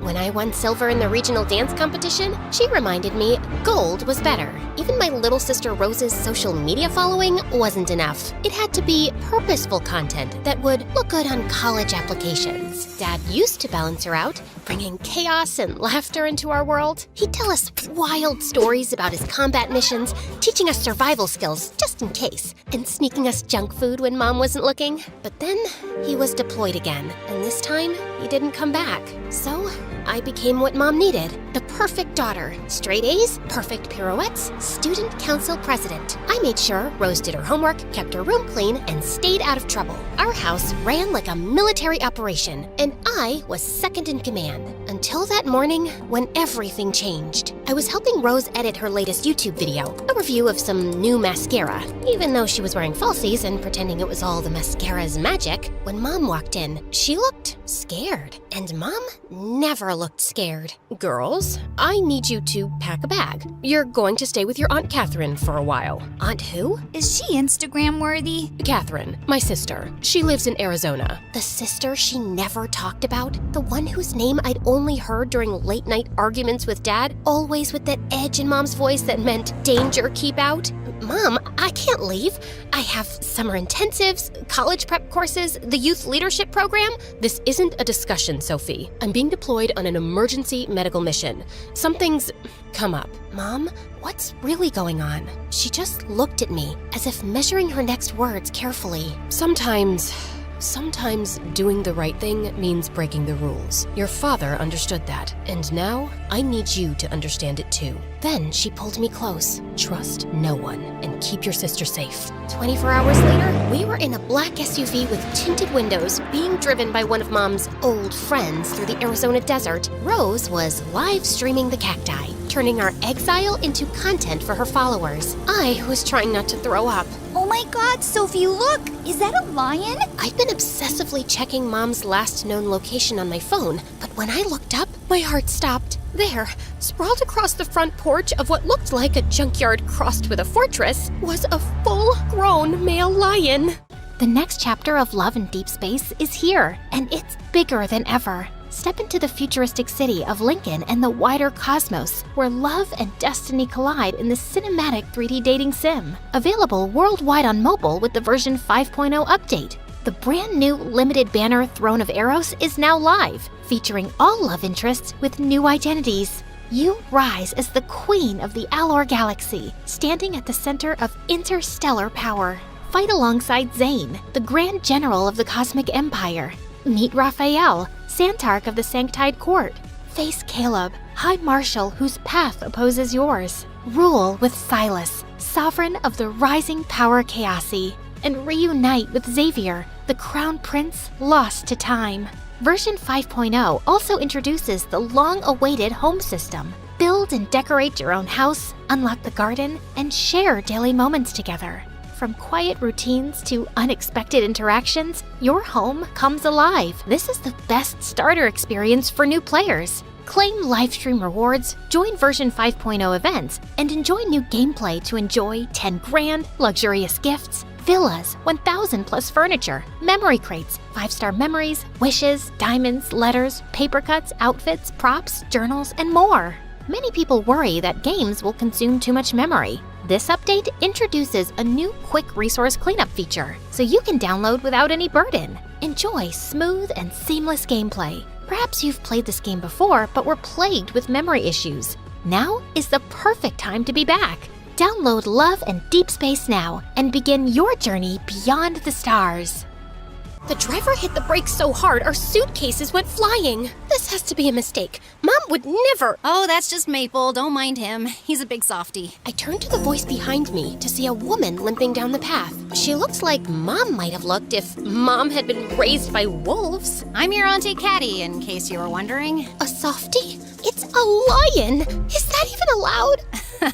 Are you a stickler for rules and regulations? Rules and regulations keep people safe. Is that what Angela told you? Funny. You shouldn't take everything she says so seriously. What do you mean? But she was already turning away, whistling for the lion to follow her. Come on, girls, let's get you settled. We've got a lot of work to do. Week 1 was hell. Bad Wi-Fi, no ballet, just lions, chaos, and an aunt who loved wrecking my world. Sophie, the cubs need feeding. I'm practicing my routine. Life doesn't wait for perfect timing, kiddo. Sometimes you gotta dance with the lions you've got. She was insane. She had to be. Who lets teenagers handle lions? Who builds a fortress in the desert? Who takes in dangerous animals and treats them like oversized house cats? And then Aunt Caddy dropped another bomb on us. By the way, I enrolled you both at Desert Ridge High. You start Monday. I paced the dusty yard that night, trying again to reach Mom. Nothing. 3 weeks of radio silence. Dad would have never dumped us in the desert with a stranger in a pride of lions. The morning of our first day, I woke up at 5 a.m. out of habit. I found Aunt Caddy already up, standing over a desk covered with maps and photographs. What's all this? She quickly rolled up a map marked with shipping routes and pins. Conservation work. Nothing for you to worry about. She tossed me a set of keys. There's an old Jeep in the barn. Not pretty, but it runs. It'll help get you and Rose to school. You're trusting me with a car? Your mom said you were responsible back home. Besides, we're 20 miles from nowhere out here. Desert Ridge High looked like it hadn't been updated since the 1970s. The moment Rose and I walked in, the conversation stopped. In our old school, we'd been well known. Perfect Sophie Chen and her influencer sister. Here, we were aliens. You must be the new girls! The ones living with the crazy cat lady! I think you meant eccentric. Whoa, sorry. No offense. I'm Rolo. My dad's the local vet who helps your aunt sometimes. I think what she does is awesome. Wanna be in my vlog? I'm documenting desert life. Sure. what's a vlog? Rose stared at him as if his teeth had turned to fangs, and I almost smiled. By lunchtime, everyone knew we were the Lion Girls. For a second, I was almost feeling like a celebrity. But my delusions were cut short when a girl with expensive highlights and designer jeans stopped at our table. I'm Kylie Montgomery. My dad's on the town council. He says your aunt's sanctuary is a dangerous eyesore that needs to be shut down. Her lions are rescued. They'd be killed otherwise. Whatever. Just don't get too comfortable there, freaks. And tell your crazy aunt that my dad always gets what he wants. And with that, she walked off. Ignore her. Her dad wants to build luxury homes on the land near your aunt's sanctuary. He's been trying to force her out for years. I felt a strange surge of protectiveness. Aunt Caddy might be chaos personified, but those lions needed her. And for some reason, I didn't like the idea of anyone calling her crazy but me. Back at the sanctuary, I found Rose sitting on the porch steps with her phone, but she wasn't filming. Do you think we'll ever go home, back to our real lives? I sank down beside her. I don't know. Mom's gone dark, and this place? It's like we've fallen into some alternate universe where Mom has a secret sister who's basically Lion Mom, and we're the weird new kids, and nothing makes sense anymore. Exactly. But is it weird that I kinda like it? Not the school part. Those kids are total zombies compared to my followers. But the lions, they're actually amazing. I had noticed that Rose's content nowadays was less makeup tutorials and more behind-the-scenes sanctuary life. Her captions were less about herself and more about conservation. Since when do you care about wildlife preservation, Rose Chen? Since a lion named Maple purred like a motorboat when I scratched his ears. Since I realized these incredible animals are being hunted to extinction. Is that so weird? And then one day, Aunt Caddy got sick. It started with her brushing off a fever and insisting it was nothing serious. But by the third day, she couldn't get out of bed. It's just a bug. I'll be fine. You have a fever of 102. You need to see a doctor. No doctors, no hospitals. They ask too many questions. About what? The lions? She didn't answer, just closed her eyes. There's a notebook in my desk drawer. Feeding schedules, medication routines, everything you need to know. I can't run this place, Aunt. I'm not qualified. Sophie, you're a Chen. We adapt. Suddenly, the sanctuary was on me. Feeding schedules, medical routines, fixing fences. Just me, a crumpled notebook, and a pride of lions counting on me. At first, I panicked and second-guessed myself over everything. But slowly, something shifted, and I started to hear the rhythm in the chaos. When Maple paced around with his tail flicking sharply, I figured it meant his water trough was empty. When Shadow gave a low, throaty rumble, I knew she was calling for her cubs to stay close. I even started watching Sage for signs of an incoming storm. He always seemed to sense it before the first cloud appeared. And then one night, I witnessed one of the lionesses giving birth to a cub no bigger than my hand. I don't know why, but something about seeing that fragile, helpless creature nuzzling against his mom brought me to tears, and I cried like I hadn't allowed myself to in years. When Aunt Caddy finally staggered out of bed a week later, she just grinned at the sight of me covered in dirt and lion hair. Well, look at that. Turns out you can dance with the lions after all. I'd grown closer to all the lions, except Wishbone, who was clearly quite different. He kept to himself, his scarred face and ragged mane telling stories of a harder life. But sometimes, I'd catch him watching me with those ancient, knowing eyes. He was a fighter, that one. Rich folks used him in illegal matches, betting on which lion would kill the other. Took us 3 years to track him down. I found myself sneaking out one night to the vegetable garden where Wishbone liked to sleep, and one night, I caught him destroying Aunt Caddy's carrot patch. You're really committed to ruining this garden, huh? Wishbone didn't dignify me with a response and just flicked his tail. That night, I heard voices from Aunt Caddy's office. I crept down the hallway, stopping outside the door left slightly ajar. Angela, it's been 3 weeks. The girls need to know what's going on. Yes, I've been careful. No one's asking questions yet, but it's a matter of time. Fine, another week. But then I'm telling them. Mom had been in contact with Aunt Caddy all along, but ignoring me as if I was some annoying fly? Back at school, things were changing too. Rose had become something of a minor celebrity. Her videos about sanctuary life were gaining real traction, and Kylie Montgomery looked as hostile as ever when she saw Rose walking by with her growing entourage. Your sister's videos are actually making a difference. My dad said the sanctuaries received more donations in the last month than in the whole whole past year. Yeah, I heard. Also, I was wondering, there's this bonfire thing Friday night. Nothing too fancy. Would you and Rose want to come? Oh, I'm not sure. And before you say no, I should mention that Rose already said yes. And she's bringing, quote, awesome footage of baby lion playtime. The bonfire was at an abandoned quarry outside town, and while everyone else seemed to be enjoying the fire and music, and Rose had her own audience, I hung back, feeling oddly disconnected from this ordinary teenage scene. Just then, Rolo appeared by my side. You look like you're planning an escape route. That obvious, huh? You know, it's okay to not be okay. Moving across the country, living with an aunt you didn't know existed, surrounded by deadly predators, that's a lot. When you put it that way, I sound pretty well adjusted. I was beginning to actually relax and have a good time when Kylie walked over, a big smirk on her face. Hate to be the party pooper, but I had to tell you this. My dad's getting his way, and your crazy cat lady aunt is finished. What are you talking about? Daddy says she's operating without proper permits, and he has proof. Once he presents it at the county board meeting, they'll be packing her up, and we can finally develop that whole area. Luxury homes with a view. We'll see about that. I've got 300,000 followers who might have something to say about it. Like anyone cares what a bunch of internet losers think. Before Rose could respond, I pulled her away. We need to tell Aunt Caddy.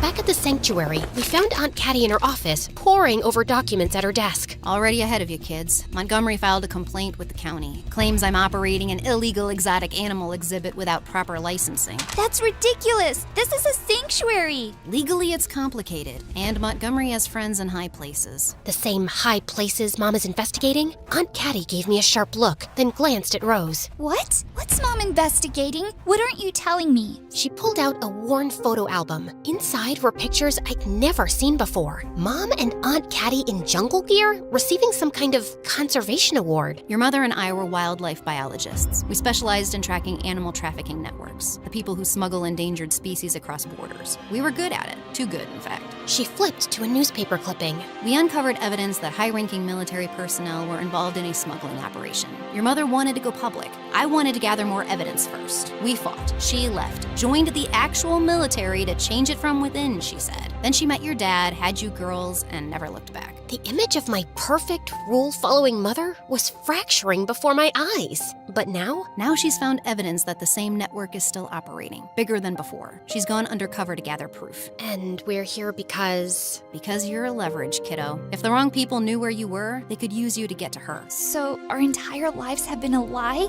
Mom's perfect military nurse persona was just, what, a cover? Not a lie, a choice. Your mother chose security for you girls over the crusade we started. Can't say I blamed her, especially after your dad. But now she's back in it, and we're here because we might be in danger? We both nodded. Rose was quiet for a moment, then pulled out her phone. I'm deleting all my location tags, and I'm going to start a campaign about the sanctuary. If Montgomery wants a fight, we'll give him one. Over the next few days, Rose mobilized her following like a general commanding troops. Meanwhile, I dove into the legal side, researching sanctuary regulations and permit requirements. The night before the county board meeting, we were up late preparing our case when suddenly we heard the sound of an engine approaching. We're not expecting anyone. We went to the security monitors, then froze. 3 vehicles coming fast, no headlights. My stomach dropped. Not county officials, not this late. Get to the safe room, now. But what about you? Now, Sophie, take Rose. I grabbed Rose's arm, pulling her toward the reinforced storeroom that Aunt Caddy had said we could use in case of emergency. Behind us, Aunt Caddy was grabbing a tranquilizer gun from the cabinet. We'd barely made it to the hallway when the first crash came. The sound of the front gate being rammed. Then there was shouting and flashlight beams sweeping the yard. I'm calling 911. Bad signal out here, remember? We huddled in the safe room, listening to men's voices echoing through the sanctuary. Then we heard lion roars, frightened, angry. They're going after the lions! Before I could stop her, she'd run past me out into the hallway. I followed to find Rose crouching by a window, filming the scene outside in the yard. Men with cages, loading tranquilized cubs into trucks. We need this proof. Through the glass, I spotted Aunt Caddy confronting one of the men, tranquilizer gun raised. But before she could fire, another man emerged from the shadows behind her. A flash of metal, then Aunt Caddy crumpled to the ground. No! I clamped a hand over her mouth and as the men went back to capturing the lions, I turned to her. Stay here. Don't move. I need to see if Aunt Catty is okay. I slipped out and stealthily made my way over to Aunt Catty. She was alive, but unconscious. Just then, I looked up, and my stomach lurched. Rose had come out too, and she was hiding in a bush capturing evidence of the men up close. But she was too close. And then, it all happened so fast. One of the men suddenly spotted her, and suddenly, she was being dragged away as she fought and screamed. I ran towards her as they threw her into the truck along with the caged cubs. And before I could get close to her, they were driving off into the desert. Panic washed over me in a wave so strong I could barely breathe. Oh my God. They'd taken my baby sister. That's when I heard Wishbone's low growl. He stood in the carrot patch, those knowing eyes fixed on me. And suddenly, I understood what Mom meant about breaking rules. I need your help. Please. They took Rose. He lowered his head, and I did the craziest thing I've ever done. I climbed onto his back. We followed the truck's trail, Wishbone's powerful stride eating up the miles. I thought about Dad. About how he'd always said courage wasn't about being fearless, but about being scared and doing it anyway. The chase led us straight into Phoenix, where, unsurprisingly, riding a lion through the city caused absolute chaos. All units, be advised. We have reports of a teenage girl riding a lion down Central Avenue. This is Sky 5 with breaking news. I can't believe I'm saying this. An actual lion sprinting through downtown with a girl on its back. We followed the truck's taillights into an industrial warehouse near a private airstrip. A jet sat waiting, cargo doors open, minutes from takeoff. Wishbone skidded to a stop behind a stack of crates just as I spotted Rose. I got off of Wishbone, holding him by his mane, and then I looked into his eyes. Wait here for my signal. Then I sneaked in as quietly as I could. I found Rose locked in a cage. Took you long enough. But as we fell to the ground, I looked up at the menacing bad guy. Get him. We heard a huge roar out of the frame, and both the bad guy and I turned our heads toward the direction from which the roar came. And there he was. Our hero, Wishbone, standing proudly at the warehouse entrance. He had heard my signal, and then he made a run at the traffickers. Things got chaotic pretty quickly after that. Rose and I opened the rest of the cages, and cubs spilled from open crates, bolting in every direction. Lions stepped from the shadows, sending the traffickers into blind panic. One guy tripped over a metal bucket, taking 2 others down with him. 2 others made a break for it and landed straight into an empty holding pen, slamming the doors behind them. Lock it! Lock it! Wishbone let out one final earth-shattering roar, and that was enough. The remaining traffickers fled just as police sirens wailed in the distance, and in a few hours, they had rounded up all the culprits. But the real shock came when we got home. Aunt Catty was awake, and Mom was beside her. Mom! She pulled us into a fierce hug and held us for a while. Then she explained that she was here because she knew the trafficking ring would be making a move tonight at the sanctuary, and they had to be caught in the act. Sometimes the only way forward is to take a risk. Your father taught me that. And you girls, you proved it. Sophie, I'm so proud of you for being brave, for standing by your sister. Things changed. Mom and Aunt Catty made the sanctuary official, but the lions moved to Africa. Saying goodbye to Wishbone hurt, but the last photo Aunt Catty sent showed him sitting in the tall grass. Finally. Hi, my name is Kayla. Please like and subscribe to MSA while I tell you my story. My whole life, I've been a book nerd. Stories are my escape into new worlds where I can fight dragons on the top of the highest mountains or move cars out of my way using my mind. However, in real life, I'm virtually invisible and usually powerless in the face of danger. Hey, watch where you're going, geek! Sorry. What's the point of those dumb glasses if you can't see anything? Thankfully, help was never too far behind. Ow! You hurt my head! That was the idea. Now imagine what I can do with all these. Are you okay? I am now. Hey, is that Harry Potter? I love that book. You know, I think we're gonna be best friends. That was the first day I met Faye, and she was right. We instantly bonded over our love of reading, and I was forever in awe of her confidence. Everyone, make way. Your queen is coming through. She proved to me that being into books did not mean you had to be timid. And that ends my presentation on why every Friday should be pizza day at the cafeteria. While Faye's life was forever blasting out loud, I felt felt like something was missing from mine. I'd read so many romantic tales of a prince riding into town, conquering the angry monsters just to be with the one he loves. And then I wonder, is my prince ever gonna come and save me? Snap out of it, Kayla. Huh? Look around you. These boys are no match for your intellect. They're all stinky and stupid. Speak for yourself, nerds. That's why you weren't invited to the big house party this weekend. Your fly is undone. Huh? Oh, oops. You see what I mean, Kayla? Is that the prince you were looking for? Yeah, maybe you're right. Except I really did want to go to that house party. I knew there was no way that was gonna happen. Or at least, that's what I thought, until everything changed one day as I was looking for a book in the library. Hey, what's this? Looks like a secret compartment. Pull it up. Whoa! Hidden beneath the shelf was a dusty book we'd never seen before. I blew on it and read its title, The Secrets to Get Boys to Fall in Love with You. That is the dumbest thing I've ever heard of. No wonder somebody hid it. Look at this stuff. How to dress for a man, how to talk to a man. I wonder if it works. Who cares? Shove it back where you found it. Actually, I think we should try it out. What? You can't be serious. I am. We could test it out tonight at the house party. Think of it as a social experiment where we see how easy it is to get boys to fall for us. Well, I do love a social experiment. All right, why not? I'm in. After school, we rush to my house and follow the book by the letter. Always wear bright red lipstick for attention. Check. Clip in hair extensions for more bouncy hair. Check. Learn how to walk correctly by balancing books on your head. Check. Juice your meals to digest them faster. Check. Ugh. Lift weights to tone your figure. I'm exhausted. Don't sit down, you'll get chair butt. And according to this book, boys hate chair butt. Eyelashes, short skirts, pink everything, and ta-da! Wow, we look like completely different people. More like complete bimbos. I didn't care what Faye said. I was super excited. And when we arrived at the party, everyone was looking at us, and I felt seen for the first time. Hey there, good looking. Can I get you some punch? I'll give you a punch. Faye, remember the book? Like, oh my gosh, I would totally love some punch. Duh. Once alone, I scanned the room looking for my prince.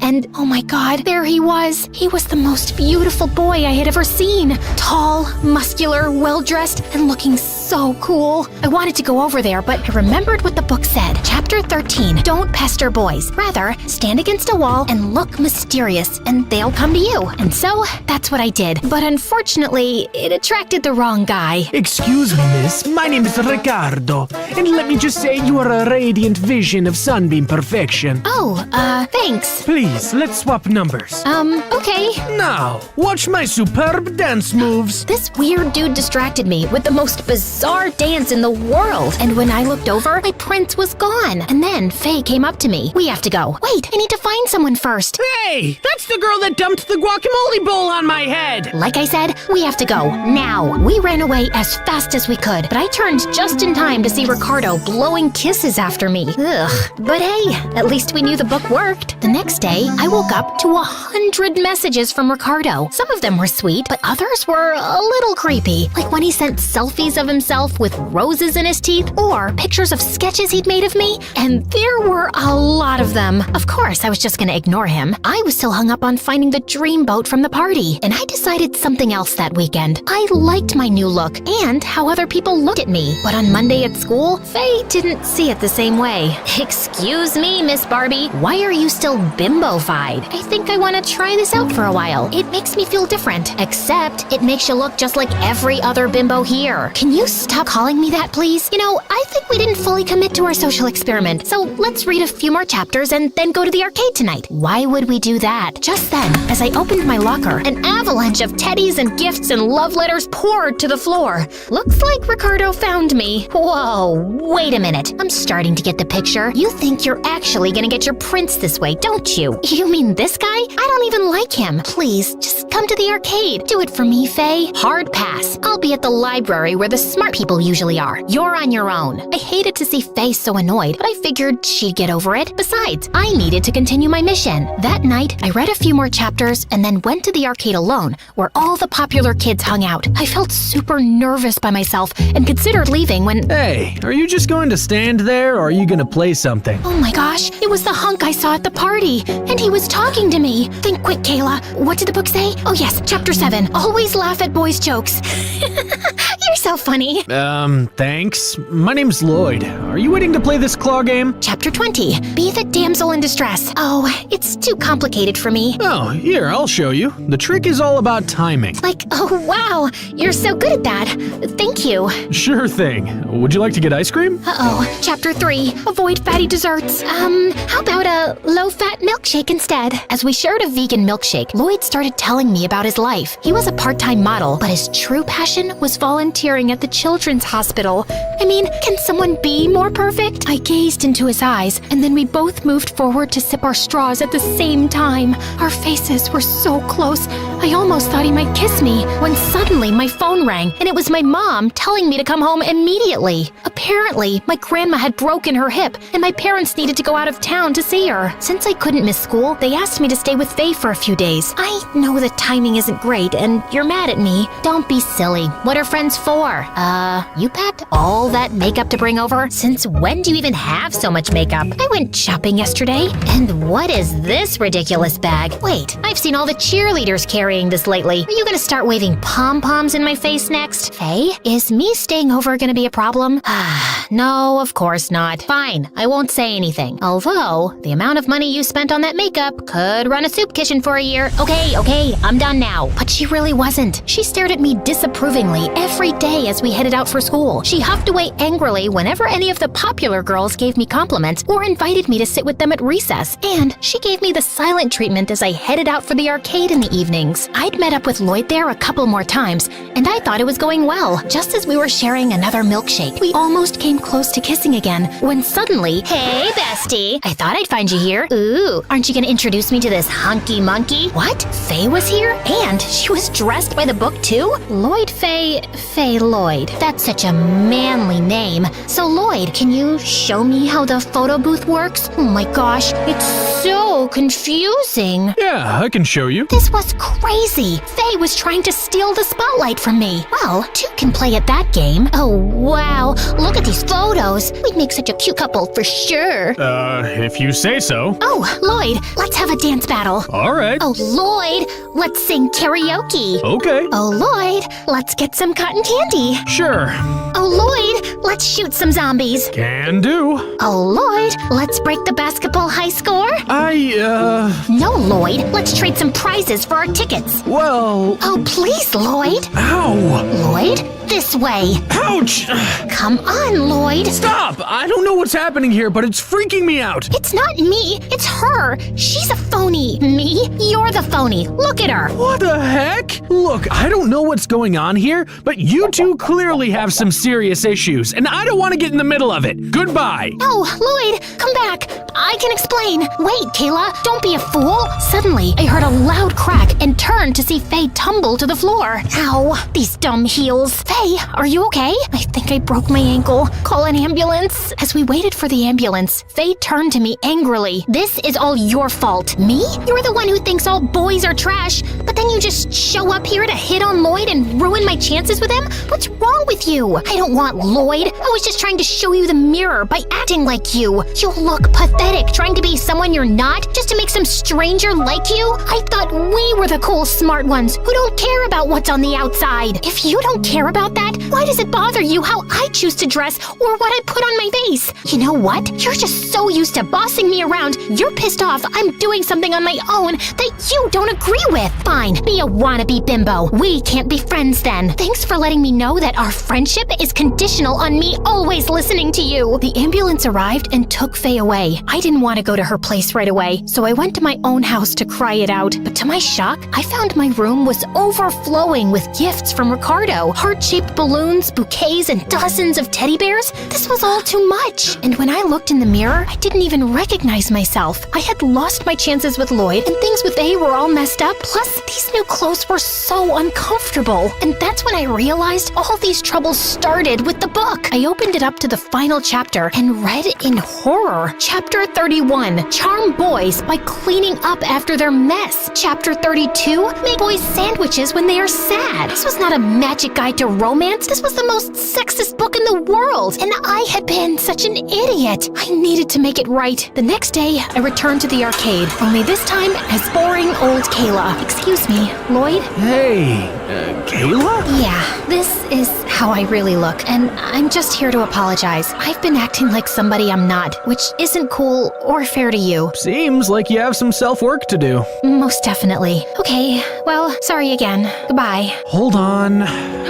Do you want to get a milkshake? As long as it's full fat. The rest of the evening, we played arcade games and then went for a romantic walk by the river. And Lloyd seemed to like me for me. I went home on cloud 9 that night, and when I woke up the next morning, I was determined to fix everything else. Starting with, Faye, I just wanted to apologize. You're right, I shouldn't have to change anything about myself to get noticed or be liked by anyone. Kayla, I owe you an apology too. To be honest, I just got jealous and insecure. I mean, you're out there trying to find your Prince Charming, while I'm perfectly happy just the two of us in the library. I just didn't want anything to change. We can have both, Faye. You'll always be my bestie, no matter who else comes into my life. I can handle that, as long as whoever he is appreciates the Kayla that I know. Deal? Deal. Yoo-hoo! Huh? It's me, Ricardo. I've been searching for you for days. Why are you ignoring my gifts? There was something crazy in his eye. Ricardo, you're coming on too strong. You broke into my house to leave me gifts, and now you're following me around? We don't even know each other. But we can spend our whole lives getting to know each other. We're meant to be. I love you. Ew, catch a hint, dude. She doesn't like you. No, I will not rest until you're mine. Ricardo grabbed me by the wrist, and I was about to panic when suddenly... Let go of her! Two boys battling over me sounded like a fairy tale in a romance novel. But now that it was actually happening, I didn't like it one bit. And that's when I remembered the book, The Whack. Ow! You break my heart, and now you break my head. I don't want to be here anymore. At least this book came to some good use. Girl, I am so proud of you.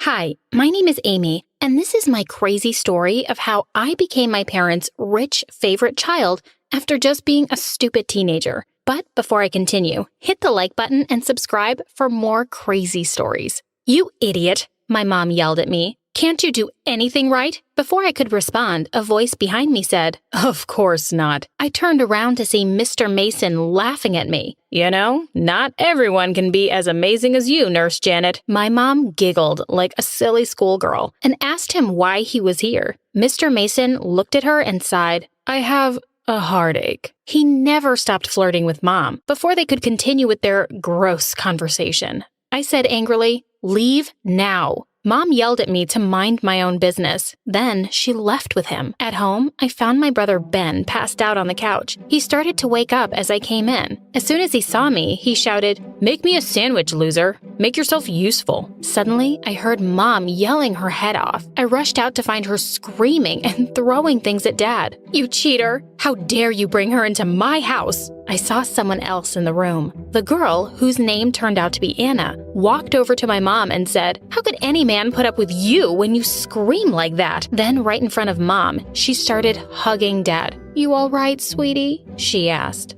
Mom was furious. She ran to her room, and 5 minutes later, she was already in a cab with all her suitcases. As she walked out, she said, That's it. I'm done with you and your kids. I'm going to live with Mason from now on. The very same day, Dad's girlfriend moved in. She started taking over everything and forced me to do all the chores. She said she was training me to become a proper lady. To make matters worse, with Mom gone, there was no one earning anything. Dad didn't want to work, of course, so Dad said I had to take over Mom's nurse job at school. I said, I'm not a certified nurse, Dad. But he didn't want to listen and threatened to kick me out. For a few weeks, I managed to avoid any major events. If anyone came looking for Mom, I'd help them and say Mom had just stepped out. One day after school, I was in the office when suddenly Paul rushed in. Paul was a senior and also my biggest ever crush. He had a huge cut on his leg. He was crying. He yelled, Burns! Then he fainted. When he woke up, though, he took my hand and said, You're pretty cool for a junior. I was going to be a nurse for the whole year if Paul thought it was cool. But, of course, the principal found out soon enough. He was furious and demanded to know why I had been lying to everyone. He even called my dad,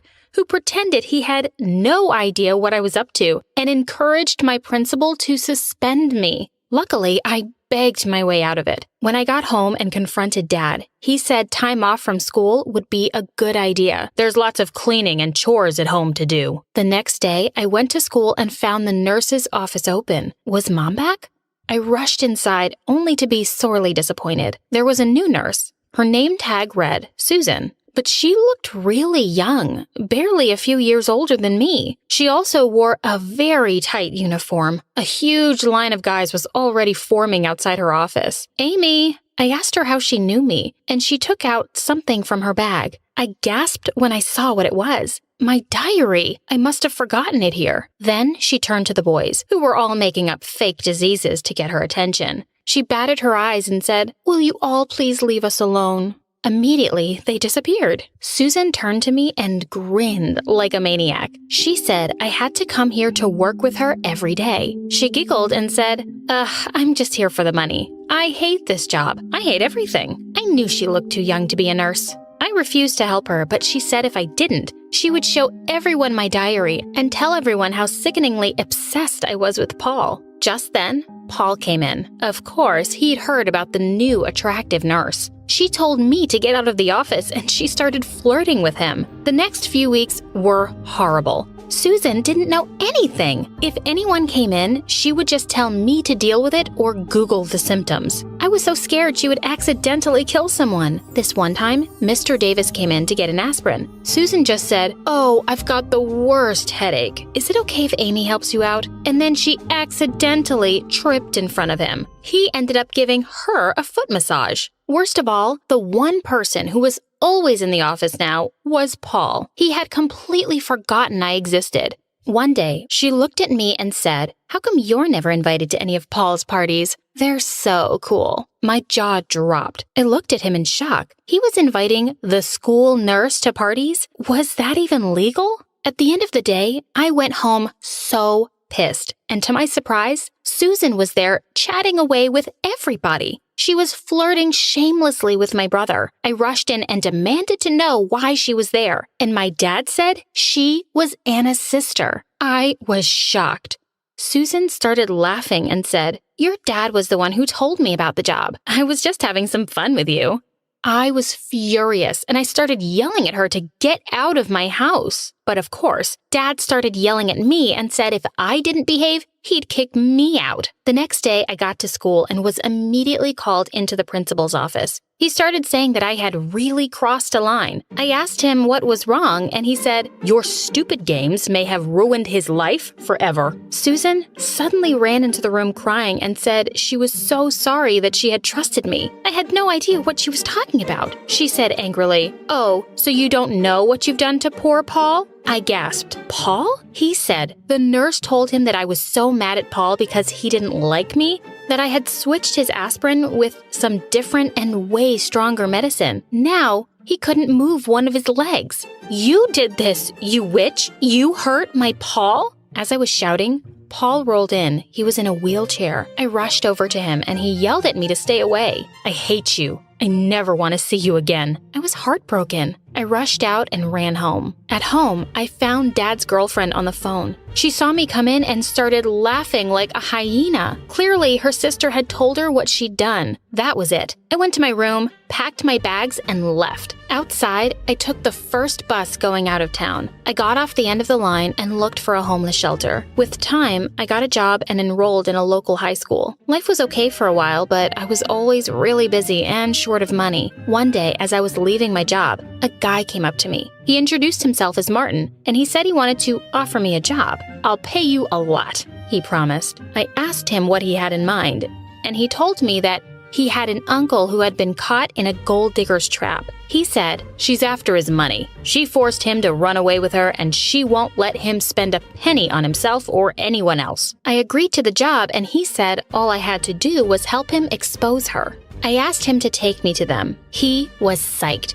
He took me to his uncle's place. I had agreed that I would tell his uncle that I was her daughter and that she had abandoned me. As soon as I saw his uncle, though, I almost passed out. It was Mr. Mason. Just then, my mom walked out too. I couldn't believe my eyes. They were fighting. My mom was saying to him, "I would never cheat on you." They stopped in their tracks as soon as they saw me. "You!" he yelled at me. Mom started screaming at me too. She wanted to know why I was stalking her. His nephew thinks you're a gold digger and wants you two to break up. Mason screamed at her. "So you're a gold digger and a cheater? I can't believe I ever loved you." Within 10 minutes, he had kicked us both out. Martin hugged me. "Thank you so much," he said, handing me an envelope full of money.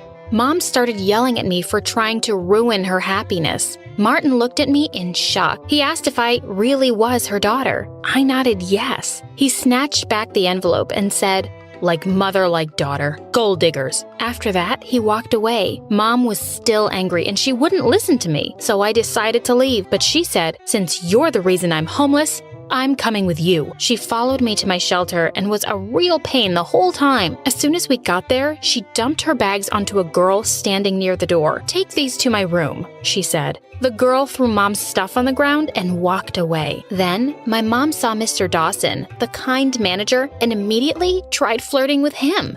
His wife jumped out from behind him and glared at Mom. Mom took one look at her and stepped away. But the next day, she put on a red dress, went over to him and asked, "Do you need any help? I'm a qualified nurse." "Yes, your daughter was a very good nurse too." Mom laughed and said, "Her? She doesn't know anything." Everyone around us looked angry. They all liked me here and thought Mom was annoying. I dragged Mom away and told her, "They'll kick you out if you don't behave." But Mom wasn't willing to back off. She decided to follow me to work and told my manager that she was a much better server than I could ever be. I'd had enough. I yelled at her in the middle of the crowded restaurant and told her to get out. I had to ask security to take her outside.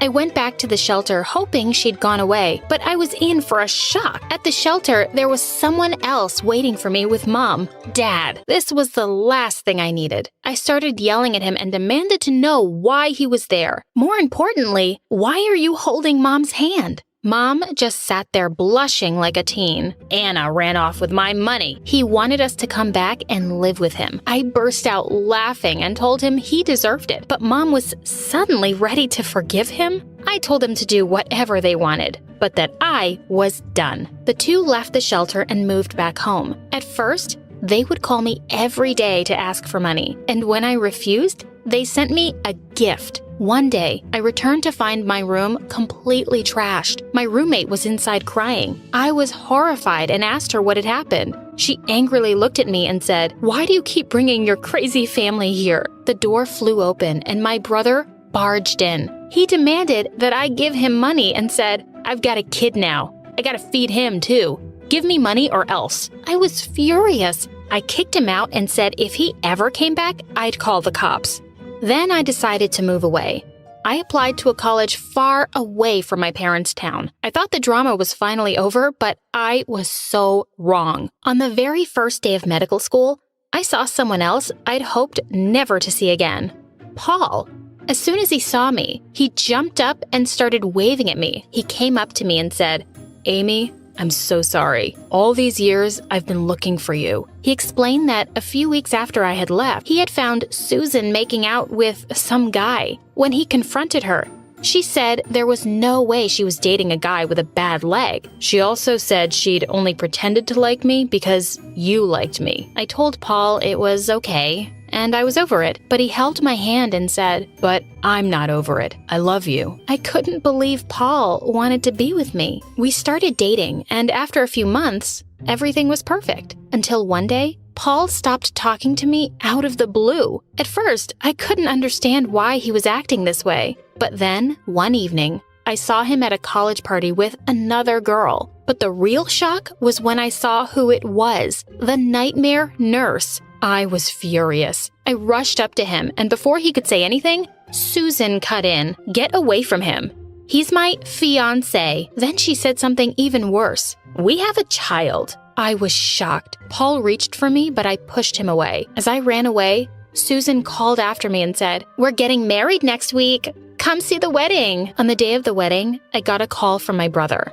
I hung up the first time, but he kept calling and said, I can't find my son. He said his fiancée had disappeared with their son. I asked him who it was, although I had a pretty good feeling I knew the answer. I had to stop Paul. At the church, the crowd had gathered, and the girl was walking down the aisle. As the ceremony started, my brother burst through the door screaming, "That's my son!"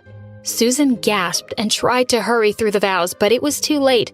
Paul pulled back and, well, long story short, they didn't get married. In fact, my brother grabbed his son and told her never to talk to them again.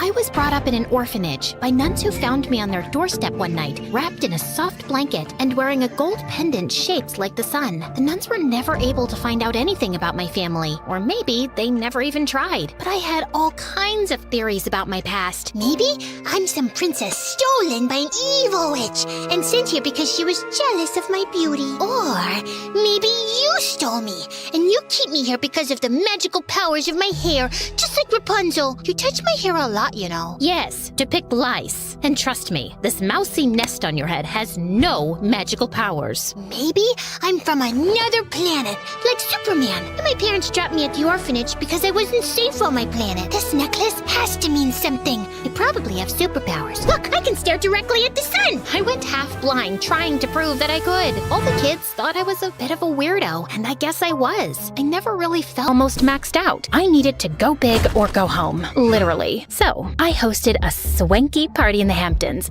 and invited the wealthiest people I knew. But on the day of the party, there was a slight hiccup. What do you mean your credit card isn't working? My ex-husband must have accidentally canceled it or something.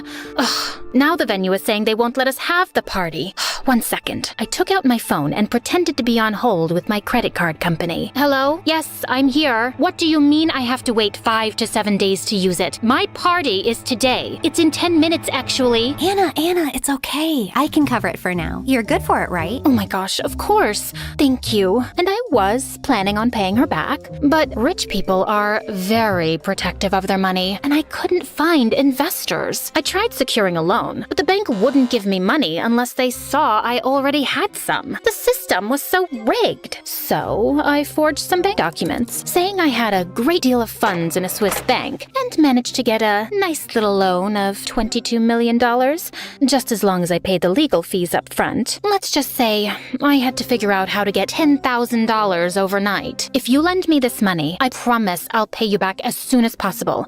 Just email my financial advisor if you don't trust me. They did email him. Luckily, it was me who created the email address of this fake advisor and sent a message back to them ensuring Anna was good for the money. And it worked. I secured my $22 million loan, but I was hasty and made one fatal error. I accidentally told the bank I was born in Germany, even though my passport said Russia. I couldn't even keep up with my own lies. So the bank pulled my loan, and I was back at square one. Instead of bailing, I decided to go bigger, to create a reputation no one could ignore. I checked into a fancy hotel in Soho, bought an entirely new wardrobe, changed my hairdo, and started seeing a personal trainer named Casey. I also befriended the concierge at her hotel, Neff. You know Neff. Me and you aren't that different. I once knew what it was like to be close to the wealthy, but unable to reach them. I thought you were an heiress.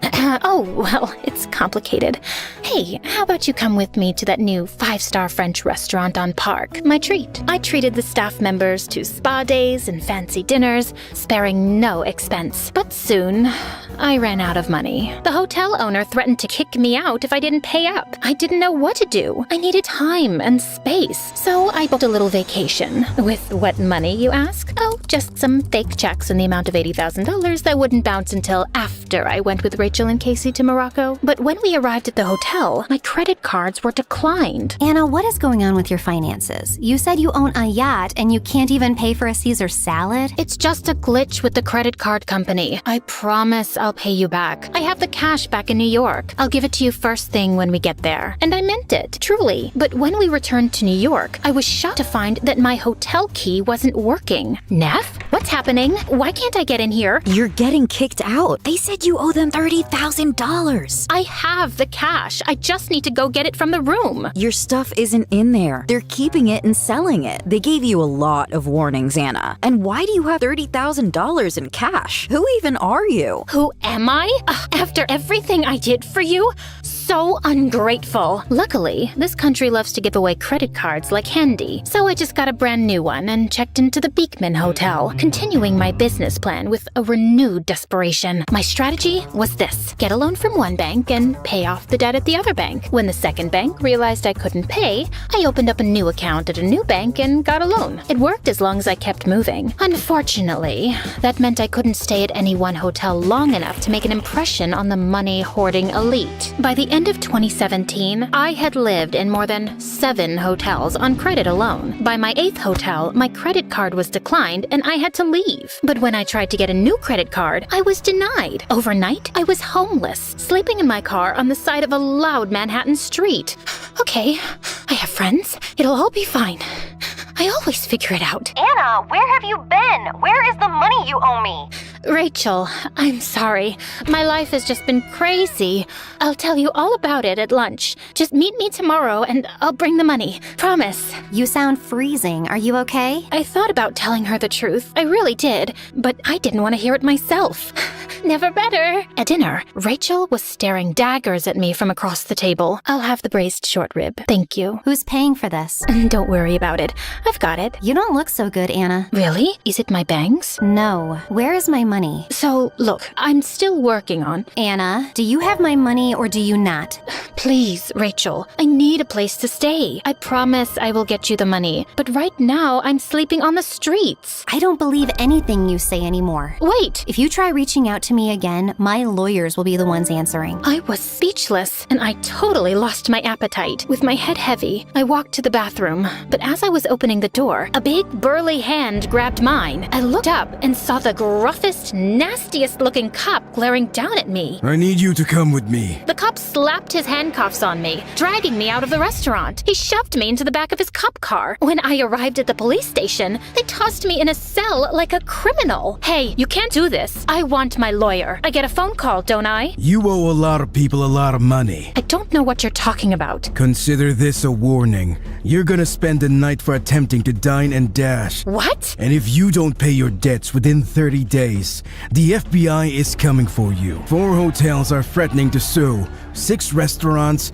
4 clubs. Should I go on? I think I might have growled at him. He slammed the metal bar doors. At least I had a place to sleep for the night, I guess. Ugh, this sucked. I had to admit it. I had failed. The next morning, I decided to cut my losses and leave New York City. But as I was taking the subway to the airport, an advertisement caught my eye for a fancy rehabilitation center in Los Angeles, like the place celebs would go to. I Googled it, and it was totally that place. It was like a sign from above telling me what to do next. I needed to go to Malibu for rehab, so I booked a ticket with my credit card and arrived at the beautiful beach resort. But a month later, the rehab said my credit cards weren't working and gave me the boot. You're just going to kick me to the streets? What kind of rehabilitation place is this? I didn't even meet any celebrities there, and none of the rich people would invest in my foundation. The whole thing was a flop. As I watched the waves crash into the shore, I felt empty. Maybe it was time to admit I'd never win this game. It was rigged in favor of the rich, and I'd always be just poor. I was all alone, with nothing. Tears started pouring out of me, and then I got a phone call. Rachel? Anna, I'm sorry I abandoned you and said such horrible things. I heard you're not in a very good place. Can we meet for lunch? I want to make it up to you. I was actually relieved to hear someone's familiar voice, but still livid, obviously. I don't know. You treated me very cruelly, but I guess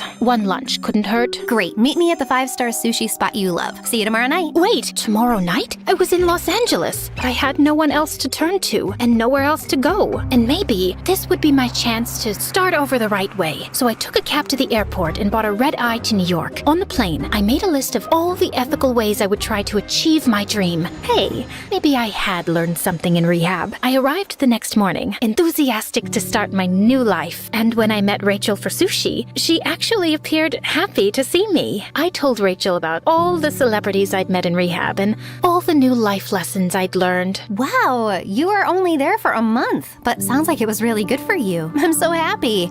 I just gotta run to the bathroom real quick. Be right back. Okay. Honestly, it felt nice to have a friend again. Plus, she offered to cover the bill. She was taking a while in the bathroom, though. I got up to check on her, but a man was blocking my way. Wait, it wasn't just a man. It was that horrible cop again.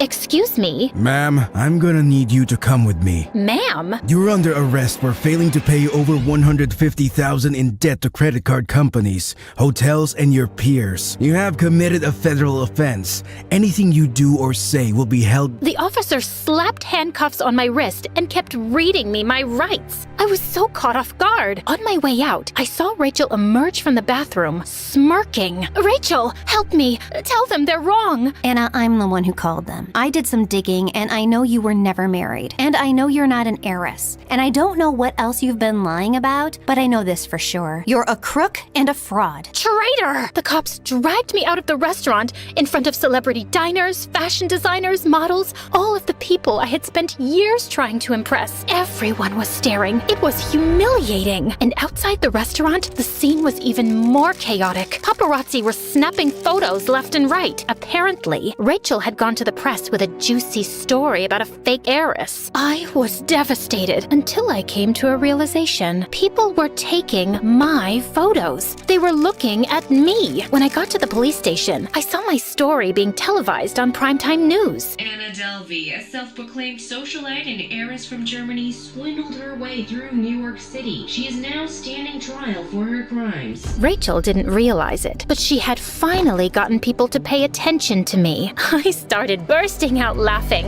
I couldn't control myself. What are you laughing about? I did it. Are you confessing? What? No, I did something else. I got famous. Over the next few weeks, I sat in my prison cell sketching ideas for all my fabulous trial outfits. I even got my attorney to arrange a wardrobe styling. I had the chicest outfits for every day I'd be sitting in that dreary courtroom. And if any of the other prisoners were rude to me, I wouldn't let them get away with it. Not anymore. One day, someone called me a fraud and spat in my food. I tackled her to the ground, and we got into a full-on slap fight. The guards pulled us apart and shoved me in solitary confinement. Thank God, I can finally focus on my sketches without all the noise. I had been getting more attention than ever before. I was all over social media, magazines, and TV. The fake heiress, the chic scam artist, the sly socialite. There was even an Instagram dedicated to my courtroom outfits. When a reporter asked if I felt guilty, I simply said, I'd be lying to you and everyone else and to myself if I said I was sorry for anything. I'm just a girl from a poor family who wanted the American dream. Some people get handed money when they're born. Not me. Why should the rich get all the opportunities? I didn't hurt anyone. I just wanted more for myself. And I meant it. What was the point in lying? I had done that enough. I was tired of it. After 2 days of jury deliberation, the verdict was announced. I was on the edge of my seat. Anna Sorokin, aka Delvey, is charged with 2 attempts of grand larceny, larceny in the second degree, and theft of services, and sentenced to 4 to 12 years in prison. 4 to 12 years? I thought only murderers got that kind of time. I guess I'd have to make it worth it. I spent my prison sentence keeping to myself and writing my biography about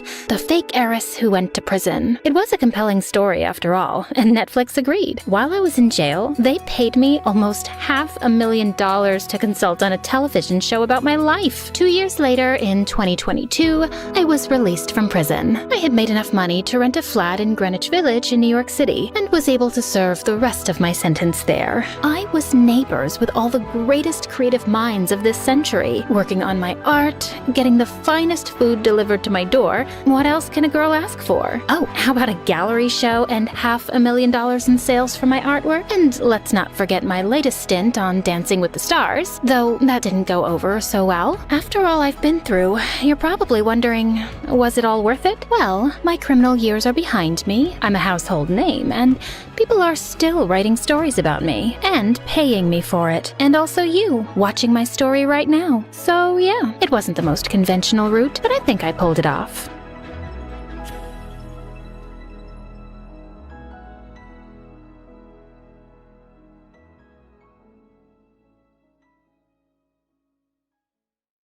Hi, I'm Ariel and I live in California.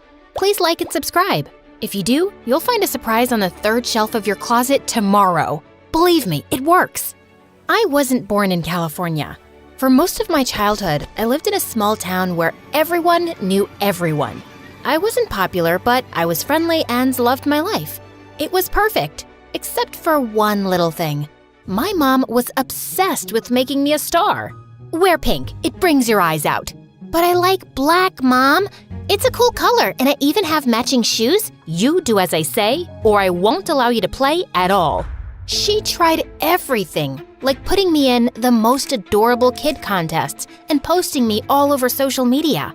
I never won anything, but that never stopped her. She made me sing, but I was so bad that my instructor quit after my second lesson. I tried learning a musical instrument, but that only led to me being banned from music class. When I turned 12, she pushed me to become a ballet dancer so I could get the solo in the Nutcracker. Even though I had 2 left feet, I tried my best to make her happy. Mom, this is so difficult and my feet are killing me. Oh, come on. You're not trying hard enough. Don't you want to be the best, Ariel? The most famous person on the planet? Yes, Mom. Then try till you can. Here, take this. This will always remind you to be strong and determined. I looked at the bracelet with a massive picture of Mom, and while I thought it was kinda creepy, I wore it because I didn't want to disappoint her. That evening, I practiced till I tripped and hurt my ankle. I couldn't dance and had to walk on crutches for days. It was embarrassing, but I'd do anything to make my mother proud. While Mom was crazy, Dad wanted me to be what made me happy. They fought about it a lot, which only made me more miserable. When I got to 9th grade, I finally figured out what my dream thing to do was. I ran home from school and couldn't wait to tell my dad. Dad, I love looking at the stars. I think I want to be an astronomer. That's great, honey. I know you'll be amazing at it. That same day, Dad got me my first telescope and all the posters of meteors, planets, and stars I could ever want. It was all really expensive, but he said he was happy to get it because it made me happy. But all the excitement got wiped away as soon as Mom saw the telescope. What were you thinking, John? She won't become famous by looking at planets. There are so many other things you could have gotten her and you chose this? You're hurting her. Don't you see that? She's just a kid and you've loaded her with dumb expectations. Mom and Dad fought a lot, and the following day, Dad left. I was hurt to see how upset Mom was. This was all my fault. My mom just wanted the best for me, and I couldn't get anything right. Soon after Dad left, Mom and I moved to California and she enrolled me in one of the best schools in the city. I promised myself things would be different. I changed my hair color, bought fancier outfits, and even enrolled in ballet classes. Hey Mom, look, no more tripping over my feet. That's nice, dear, but just not tripping over your feet isn't star ballerina material. Do you remember that little Nutcracker incident? I want you to focus on yourself so you won't humiliate me like that again. You're right, Mom. No more loose ends. I'll be my best version. I pushed myself to do better, and soon, I became everything Mom dreamt of. The student body president, head cheerleader, and the best student in school. I had a busy life, and sometimes the pressure to keep up was a bit too much. But then I saw how proud Mom was, and everything felt better. One day during cheer practice, my best friend Maisie and I were performing cartwheels, but we just weren't getting it right.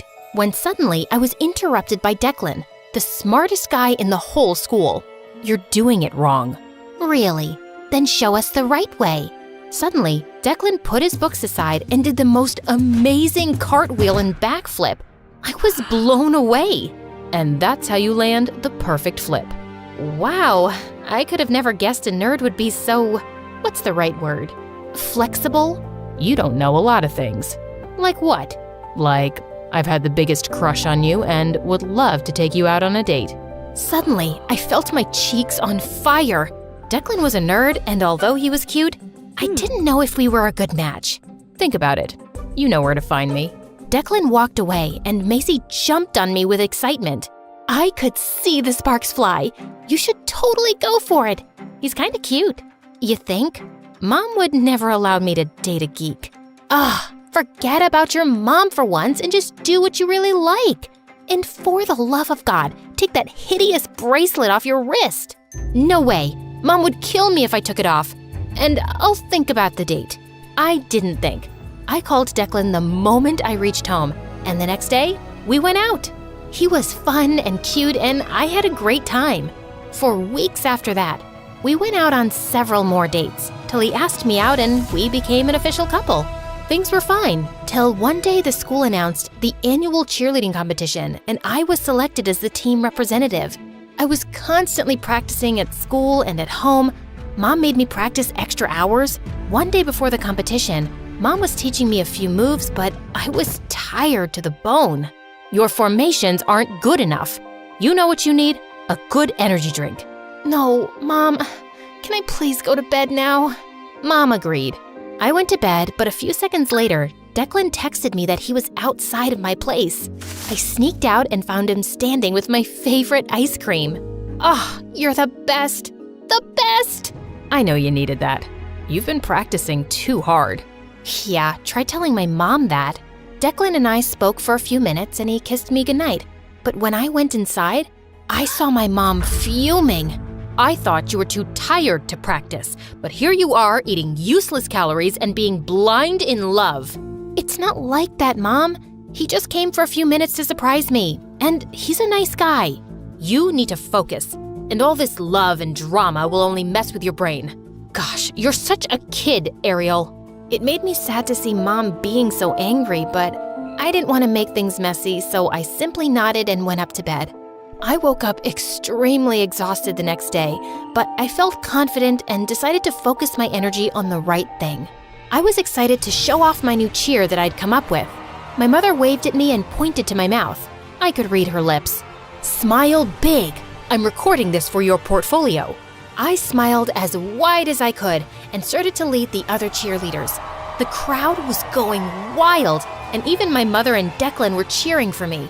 I got all the way to the top of the pyramid when I felt my heart beating as if it would pop out of my chest. I started to feel wobbly. Are you okay, Ariel? Yes, I'm just perfect. I wasn't. And the last thing I remember was tumbling from the top of the pyramid and the sound of the ambulance. When I woke up, I was in the hospital with my mom and dad, who had flown all the way to California when he heard the news. I didn't have any bruising or anything, but I still didn't feel well. The doctor came in and looked at the clipboard that had all my information on it. What is the last thing you remember? I was cheering, and then my heart started beating really fast. Then I heard the ambulance and I woke up here. Did I fall? Great, I ruined everything, didn't I? The doctor said that I'd fainted because of dehydration, exhaustion, and stress. He said that I needed to slow down and rest for a few days or I would get sick again. I was so shocked. I had no idea that stress could make someone sick. Before I could say anything, though, my mom made this loud scoff. Please, that is totally nonsense. When I was her age, I had twice the workload she does, and nothing like this ever happened. Ariel is going to be a star one day, and stars don't burn out. If she wants that, then she has to work harder and get used to a hectic schedule. My dad looked like he was ready to blow a gasket, but I beat him to it. I can't believe you! I'm in a hospital bed and you still won't quit. I left my passion and did everything you asked me to, but nothing's working anymore. I'm tired and exhausted, Mom. I don't want to be famous or perfect. I just want to be me. Why can't you love me for me? Oh, don't be so dramatic now. You know this is all just a phase. We'll be out of here soon and you'll be just fine. Mom tried to help me up, but I shrugged her away. Just leave, Mom. Seriously. Also, take this stupid thing with you. It makes me feel like I've lost myself to make you happy. I couldn't stop crying after Mom left. I spent another week in the hospital and got a lot of rest. Dad visited me a lot, but my mom never came back. It made me sad because all I wanted to do was tell her I was sorry for yelling at her. My dad dropped me off at home and promised that he would see me again before he left. But just as I unlocked the door, I saw Mom running toward me, and all the trauma came rushing back. On second thoughts, Dad, can you please take me with you?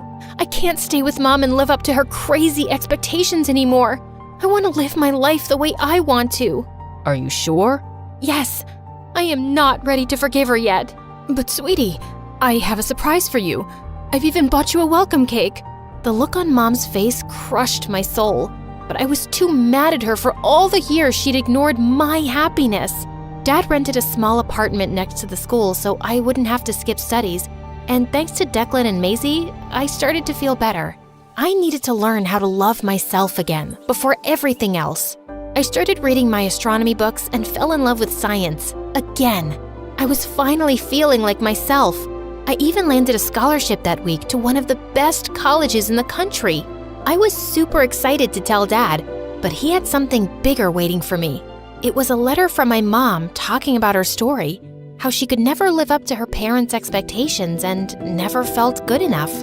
And along with it was a drawing from when she was a kid.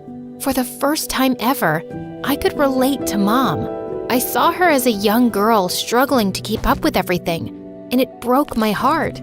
I knew I had to see her, so I decided to pay her a visit that weekend. The house was open, so I went in, and when I saw my room, I was overwhelmed thinking about all the nights I'd spent crying in there. I turned around to leave, but Mom was right behind me. I'm so happy to see you, Ariel. Did you get my letter? Yes, I did. Why didn't you ever tell me all that before? I was too ashamed to show you my weak side. Parents are supposed to be strong. But Mom, what you did to me was no different than what happened to you. You made me slog day and night, and I left everything, all the stuff that I liked, just to make you proud. I am so sorry I put so much pressure on you. I guess I wanted you to be what I never was, but I didn't realize how awful and stressed that made you feel. You're the best daughter, and you make me proud every day. I love you. I love you too, Mom. That's all I really wanted to hear you say. And Mom? Yes? Can I have my bracelet back? I was wondering if you'll ever ask.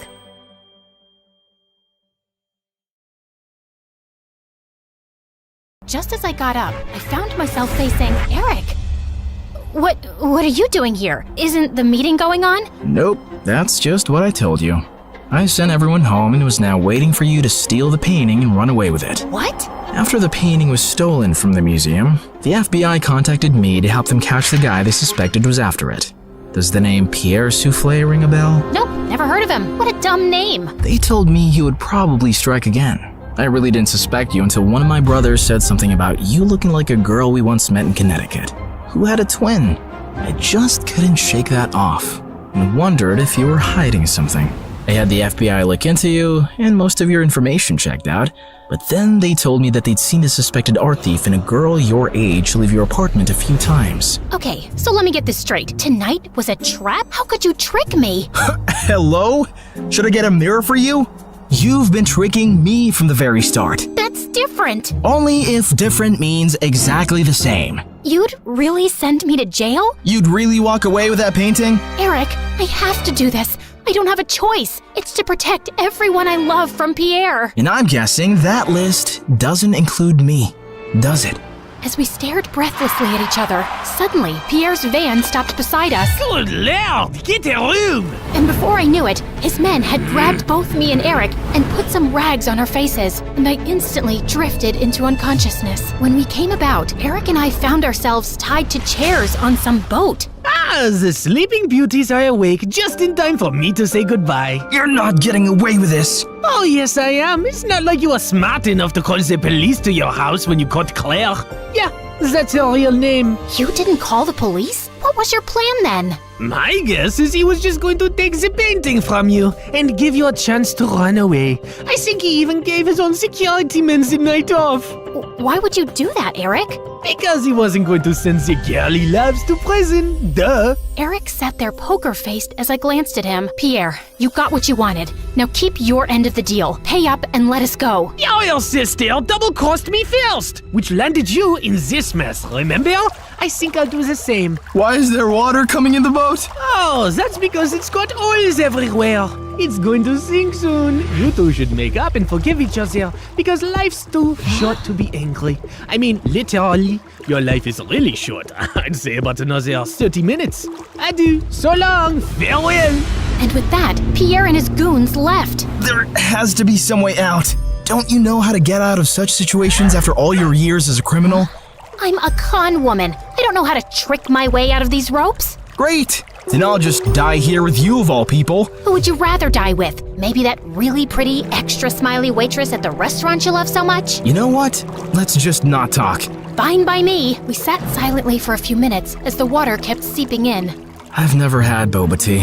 What? You know, a few years ago when everyone really got into boba tea, and I never had boba tea. I always thought I had time to drink boba tea, and now I'll never drink boba tea. It's nothing special. You didn't miss much. You really mean it? Nah, it's amazing. Who is stopping you from trying boba tea? No one? Ugh, you're the worst.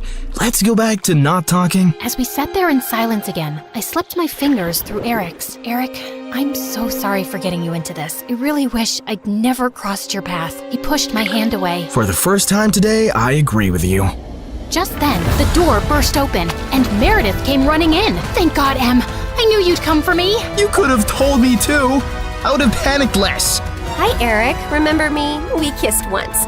We'll talk more later. Gotta go now. Meredith cut through our ropes quickly, and we splashed through the water, climbed onto the paddle boat outside, and rowed back to shore. I had a feeling Pierre was up to no good. I followed his van to Eric's house and saw him take you two and bring you here. I had to wait for him to leave before I could rescue you, and that jerk left without giving us a dime. We have to get that painting back. He can't get away with it.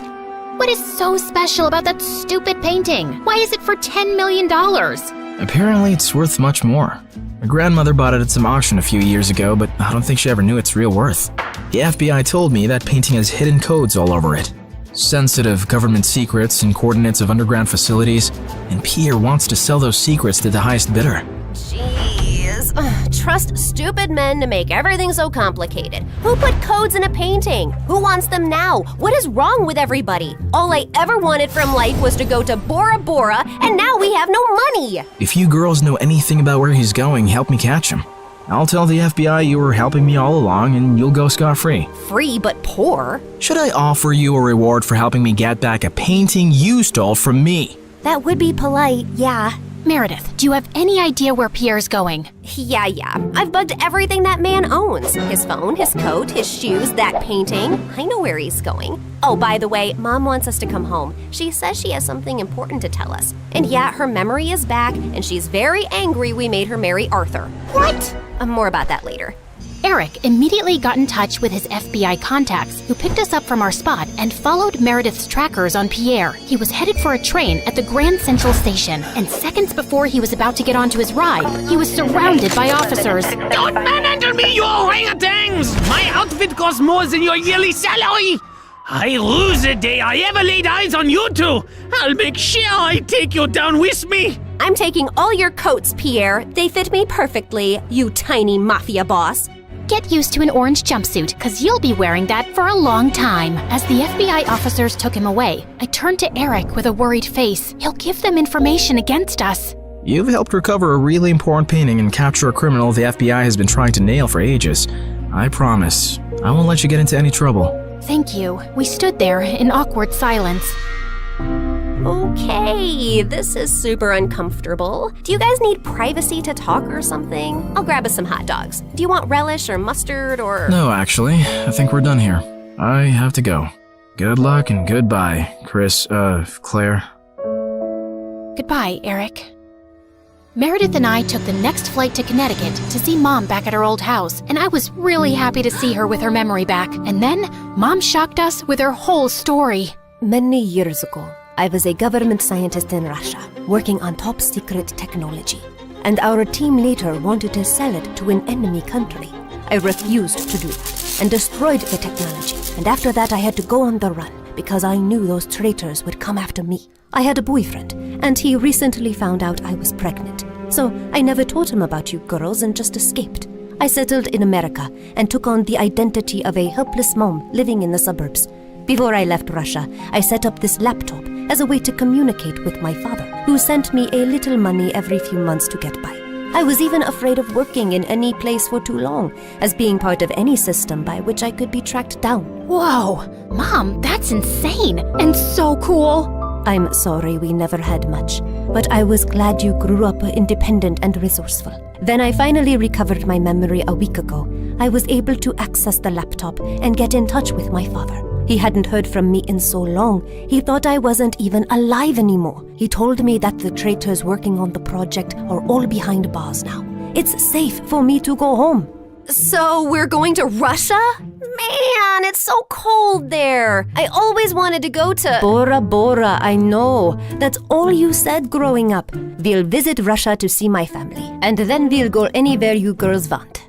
Mom, we're kinda poor, especially since you've left Arthur too. Oh, but my family isn't poor at all. I come from old money. We've been rich forever. There is a God out there. Thank you. Thank you. Claire, we're finally going to Bora Bora. Yeah, it's everything we ever wanted. I tried to be as excited about the trip as Mom and Meredith, but my heart felt heavy. I wish things had ended with Eric on a better note. On the bright side, I got to meet Freddie, and I was so pleased when he introduced me to his lovely girlfriend. I'm so happy for you, Freddie, and I don't know if I can ever thank you for everything. You're amazing. I know. Just don't forget about me and come to visit, okay? On the day of our flight to Russia, we just reached the airport when Mom and Meredith turned to me with strange smiles on their faces. What's going on? Here's your ticket. That's a ticket for New York. Why, are we going there? No, Mom and I are going to Russia, then Bora Bora. You're going to New York. What? Why would I do that? Come on, Claire. You've been so mopey lately. I can't stand your face anymore. Just go talk to Eric, okay? You're in love with him. And even though he's way out of your league, he loves you too. And that's something you shouldn't give up on so easily. Pretty sure he hates me now. Claire, go meet him once. You'll regret not trying. And in case it doesn't work out, you know where to find us, love. Go get him, loser. Mom and Meredith hugged me, and I felt tears flowing down my face fast as I turned away. Suddenly, I got the wind knocked out of me as Meredith gave me a bear hug. I can't say this with you looking at me directly, so don't turn around, okay? I love you more than anyone in the world, sis. You're my BFF and my soulmate and my better half, so you better not stay away too long because of some stupid boy. No one's ever coming between us, Em. I love you too, and I'll see you soon. As I walked out onto the New York airport, I was feeling so nervous about visiting Eric that I accidentally bumped into a man's luggage cart and went down with the suitcases. Are you blind? You blind idiot? It was an accident, sir. You don't have to be so rude. You don't have to be so blind, you blind idiot. You're so obnoxious. I grabbed the bagel the man was holding, threw it on the floor, and started jumping on it. As I continued jumping and he kept yelling, I suddenly found Eric by my side. I'm sorry, sir. She hasn't taken her meds today. So sorry. Jeez, what's with your temper? He started it, and what are you doing here? You texted me that you were coming and wanted me to pick you up. You said it was an emergency? Oh, I'm guessing that was Meredith. Yep, but I did come to New York just to see you, Eric. So I might as well say my piece now, which I've been rehearsing on the plane, and I've forgotten every single word. Dang it. Okay, I'll just spit it out. Look, I'm really sorry about the tricking and the lying and stealing and hitting your brother and endangering your life. The one thing that wasn't part of this assignment was falling for you, but I just couldn't help it right from the start. In fact, you made me fall for you years ago, and I often wondered what had happened to you. I really wish we'd met again under different circumstances, and I know I don't deserve another chance, but here I am, asking for one anyway. Well, they say third time's the charm. They do say that, whoever they are. Just as Eric pulled me closer, we suddenly found ourselves surrounded by federal agents. Did you set me up? I swear I didn't. Ma'am, there's no need to panic. We got notified about your arrival in New York when you checked in for your flight. We've also apprehended your sister before she could leave for Russia. We've been looking for you girls for a long time, actually, but you always managed to get away. Now we have a deal for you. Come work for us and help us nail some con artists, and you'll have a clean slate. Are you offering me a job? Yes, and a really well-paying one. The only catch is that you two will have to serve 6 months jail time first. We have to do that as a formality. No, officer, there has to be another way. Eric, wait, it's okay. I think I need to do this actually. Maybe we got away for too long without any consequences. If this gives me a chance to start over fresh, I'm willing to do it. What about Meredith? Oh, she's gonna be pissed, but she'll do it for me. So, will you come see me in prison? It's a date. How many weeks has it been here already? It's just been 2 days. Oh God, I was so close to Bora Bora. And you're so ugly and orange. How am I supposed to look at you for 6 months? I think you're actually happy we're getting to spend more time together. You know, since I'm your BFF and soulmate and better half. That was so cheesy. Ow!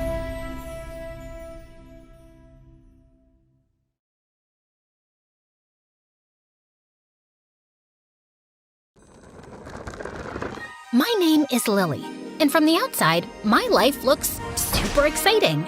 I've lived all over the world. India, Singapore, Alaska, even civil war-ridden Myanmar, where I was kidnapped for a week by a military coup. Pretty cool, right? But the craziest adventure I'd ever gone on was in a boring suburban home in Boston. But first, let me tell you more about myself. My parents were investigative journalists, and they went wherever the story was. Corrupt government, church cult, mysterious disease outbreak, serial dog napper. Sure, they were living a life full of intrigue. And my younger brother Jacob totally idolized them. But for me, it was constant whiplash. I craved normalcy, stability, and safety. And my parents' homeschooling techniques were questionable at best. So I spent most of my time teaching myself science and biology. The plan was to become a doctor one day. You know, something stable. Then one day, my mom delivered life-changing news. We're moving to Boston to cover a story on the mayor's disappearance. We figure it'll take at least 2 years to crack. So we're sending you to high school. I screamed with excitement. The most we'd ever stayed put was 6 months. Of course, the transition to normalcy was tricky. But then one day, when I was performing surgery on a mouse in biology class, I did the unthinkable. I made a friend. Girl, you're such a natural. I'm impressed. Thanks. I want to start my own doctoring practice one day. Hole up in one place, find some loyal patients, and really be there for them, you know? That's beautiful. Oh, can you take a look at this mysterious fungus on my foot? Just kidding. But hey, you want to hit up the mall after this? Suze was the best. Funny, smart, loyal. We got super close in no time. And then, exciting news. We solved the mayor's disappearance.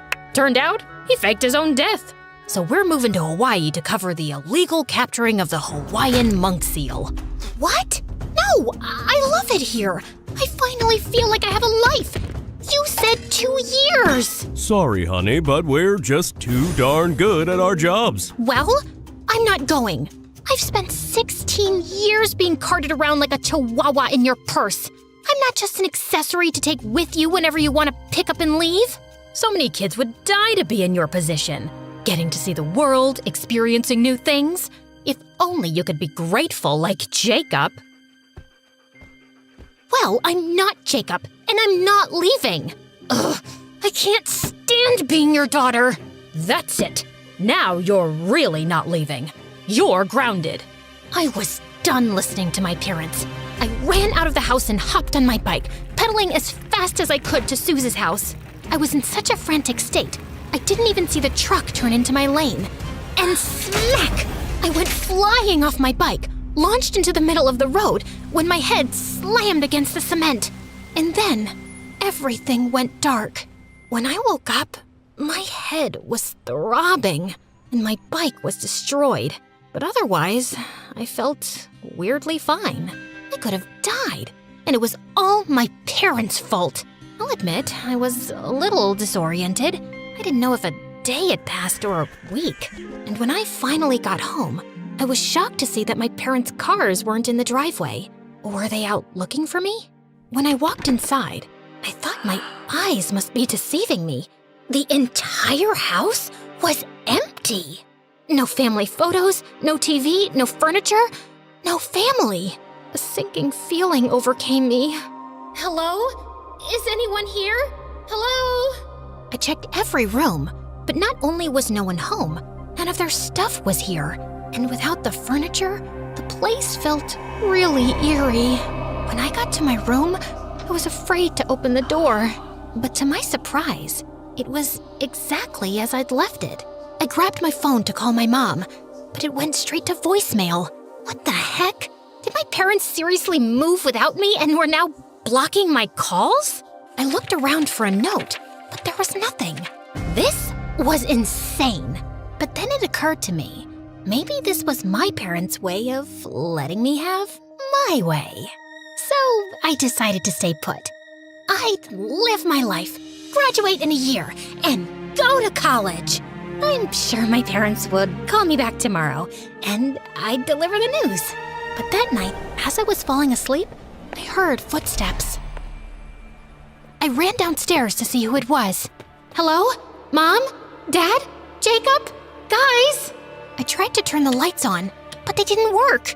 Then something brushed past my foot. Ah! It was just a mouse. Okay. I was just freaking myself out. Everything would be fine. And then, a strange, cold breeze swept over me and disappeared. Maybe I'd sleep at Suze's house, just for the night. I grabbed a backpack and opened the front door, but it was jammed or something. I pulled and pulled, but it was stuck. I tried the back door, but it wouldn't budge. What was happening? Something felt off. I decided to sneak out through the window, but when I went to lift it, it slammed shut, right on my hand. Ow! I frantically tried calling Suze, but it also went to voicemail. What was happening? Okay, I had to calm myself down. I bandaged my wound and tried calling my dad. As the phone rang, there was a pit in my stomach. It went to voicemail. Dad, it's me. I just got home and no one's here. And for some reason, I can't leave. Where are you guys? I got into an accident. Sorry I didn't come home sooner. I'm okay, just call me back, please. I spent the night shivering in bed. It took me hours to fall asleep, and I had the craziest dreams. As I was sliding on an iceberg in the middle of Antarctica, surrounded by killer orca whales, the sound of the doorknob turning jolted me awake.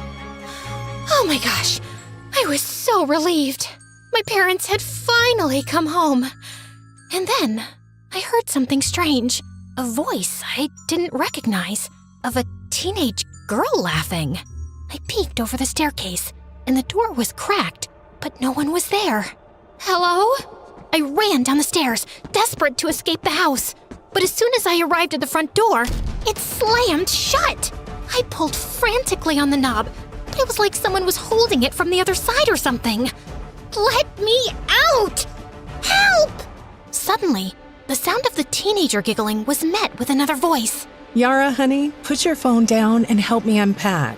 I followed the chatter down the long, dark hallway, all the way to the kitchen. You said you wouldn't tell me what to do if I didn't complain about moving to this creepy house. I poked my head into the kitchen, shocked to see a mother and her daughter, maybe a year or two younger than me, unpacking boxes? The mom looked totally normal, and the girl was a hardcore emo goth, so also pretty normal. I tried not to startle them, scared they might be dangerous. Hello? Excuse me, what are you doing? How long have you been here? I've been calling for help. I'm stuck in this house, but they just kept unpacking boxes. They didn't even look at me. Hello? What is happening? I tapped the woman on the shoulder, but I couldn't feel her shoulder, just air. Suddenly, I saw my hand move through her shoulder like a hologram, like she wasn't real, like she was a ghost. I screamed. The woman and her daughter cocked their heads like chickens, looking right at me. They seemed terrified. For a moment, I thought they'd seen me, but then the daughter said, Mom, what was that? I had to get them out of here. These spirits were clearly trapping me in my own home for some mysterious, nefarious reason. I got on my phone and called the first medium Google could find, Cassandra. According to her website, she could commune with any spirit, any age, any gender, anywhere. But of course, Her number went straight to voicemail. Unfortunately, I'm performing an urgent exorcism. So if you have any phantom menaces, if you will, please leave a message with as many details. Yeah. Hi, Cassandra? My name is Lily. There's a mother about 47 years old. I don't know, it's hard to tell. She looks like she's had a lot of work done. She could be 40. Okay, I was fear rambling. Just one of my many defense mechanisms. Sorry, so yeah, her and her, grumpy 15-year-old daughter, they won't let me leave the house. And I mean, let's be honest, I don't know how ghosts work, but I think they're blocking calls to my family too. And I've already missed 2 days of school, so it's kinda urgent. My address is 4332 Pine Grove Alleyway Road. Come quick, please. I didn't know what to do, so I barricaded myself inside my bedroom. I fell asleep and woke up the next morning to the smell of bacon? I went downstairs and peeked into the kitchen. The mother had a full breakfast buffet going. Bacon, eggs, waffles. It smelled delicious. I should have been starving, but I was way too traumatized to be hungry. Mom, what is the largest organ in the human body? Then I saw the daughter was doing biology homework at the kitchen table. Was this normal ghost behavior? Mom, what's the answer? I don't know. I'm a future bed and breakfast owner, not a scientist. The lungs? Yeah, that's right. Wrong. It's the skin, obviously. I saw the girl filling it in on her paper, and for some reason screamed, "It's the skin!" But she couldn't hear me. So I wrote it on a Post-it in big red ink and slid it in front of her. She slid back in her chair, almost toppling over. Did she see the note? Who are you? Why are you in our house? Honey, stop with the hysteria. Mom, you're not supposed to call women hysterical, especially your own daughter. There's an evil being here. I can feel it. And I'm not gonna be around when it enacts its vengeance. Whoa, whoa, whoa. Who was she calling an evil being? She had it totally twisted. She ran towards the door, making a run for it.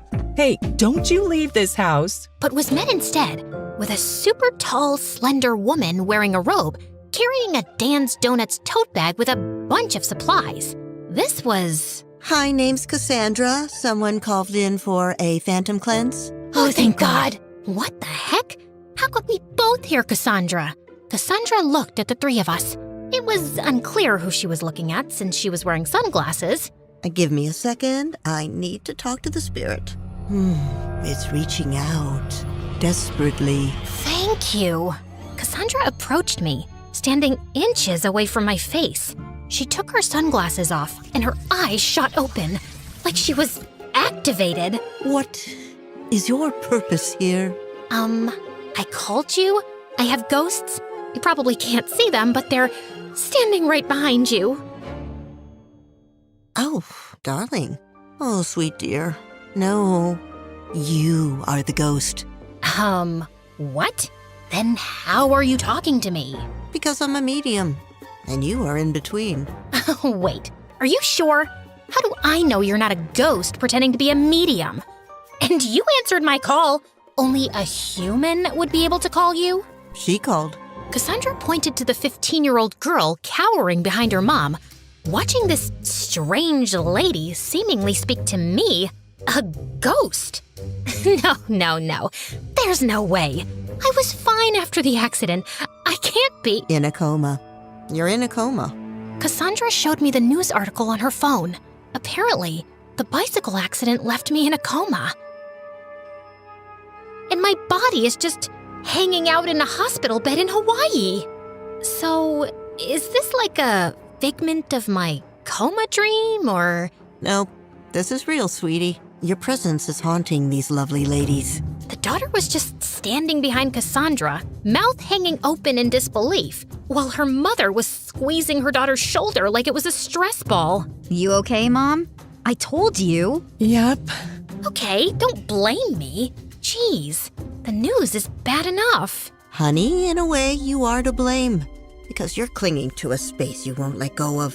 Think of this place like emotional limbo. You're not dead, but you're not living either. And until you let go, you'll be trapped here. She turned to the terrified, lovely ladies and presented her credit card swiper.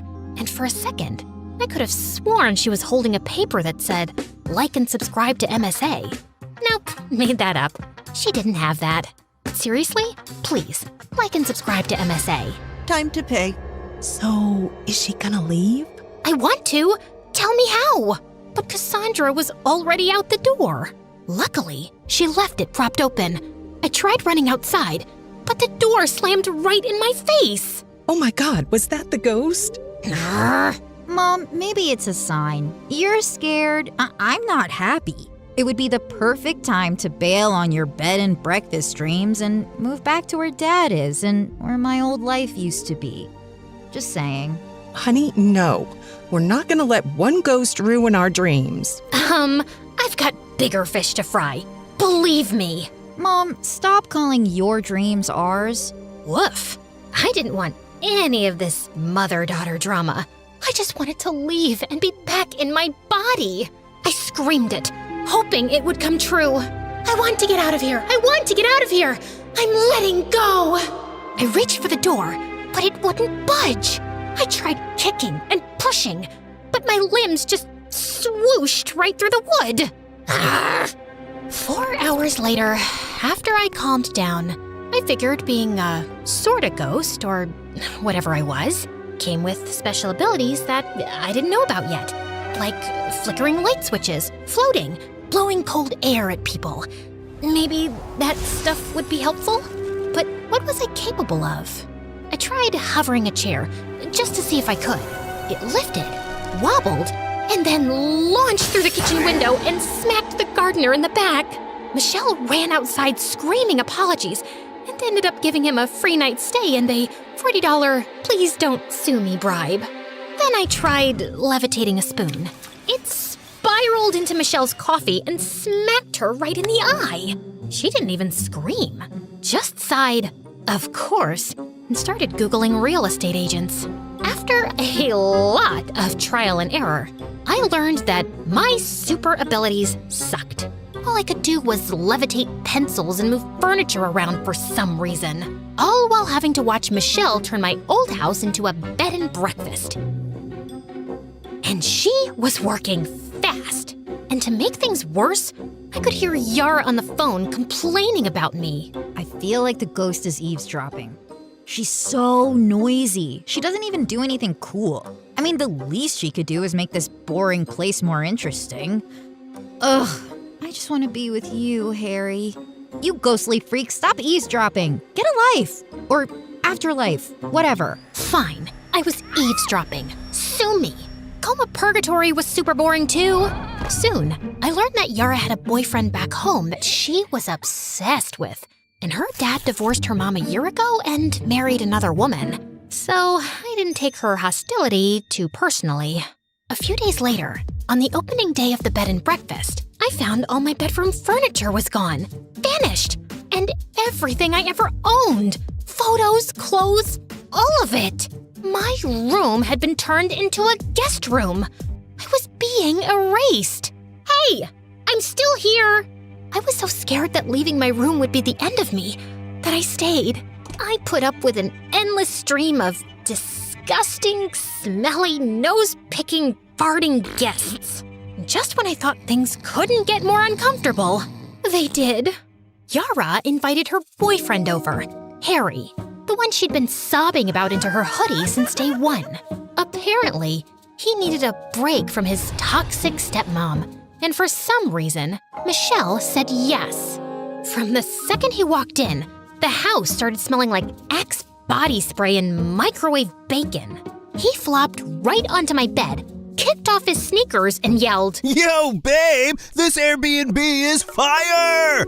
You guys got snacks or what?" Then he opened a soda, chugged half of it, and let out a fart so long it had segments.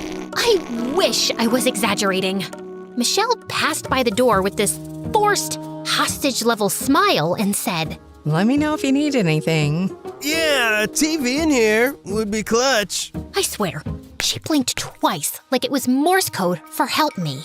Later, I tried to spook him out. Just a gentle ghost nudge. I floated a cereal box off the counter and dropped it right into his lap. He didn't flinch, just went, Yo, Yara, your ghost is hella chill. Wanna help me make a TikTok? and she actually giggled. You're so dumb. They released the video with the caption, "Me vibin' with the ghost girl." It got 3,000 likes. I've never felt more personally attacked in the afterlife. That night, after he clogged the downstairs toilet for the second time, Michelle snapped.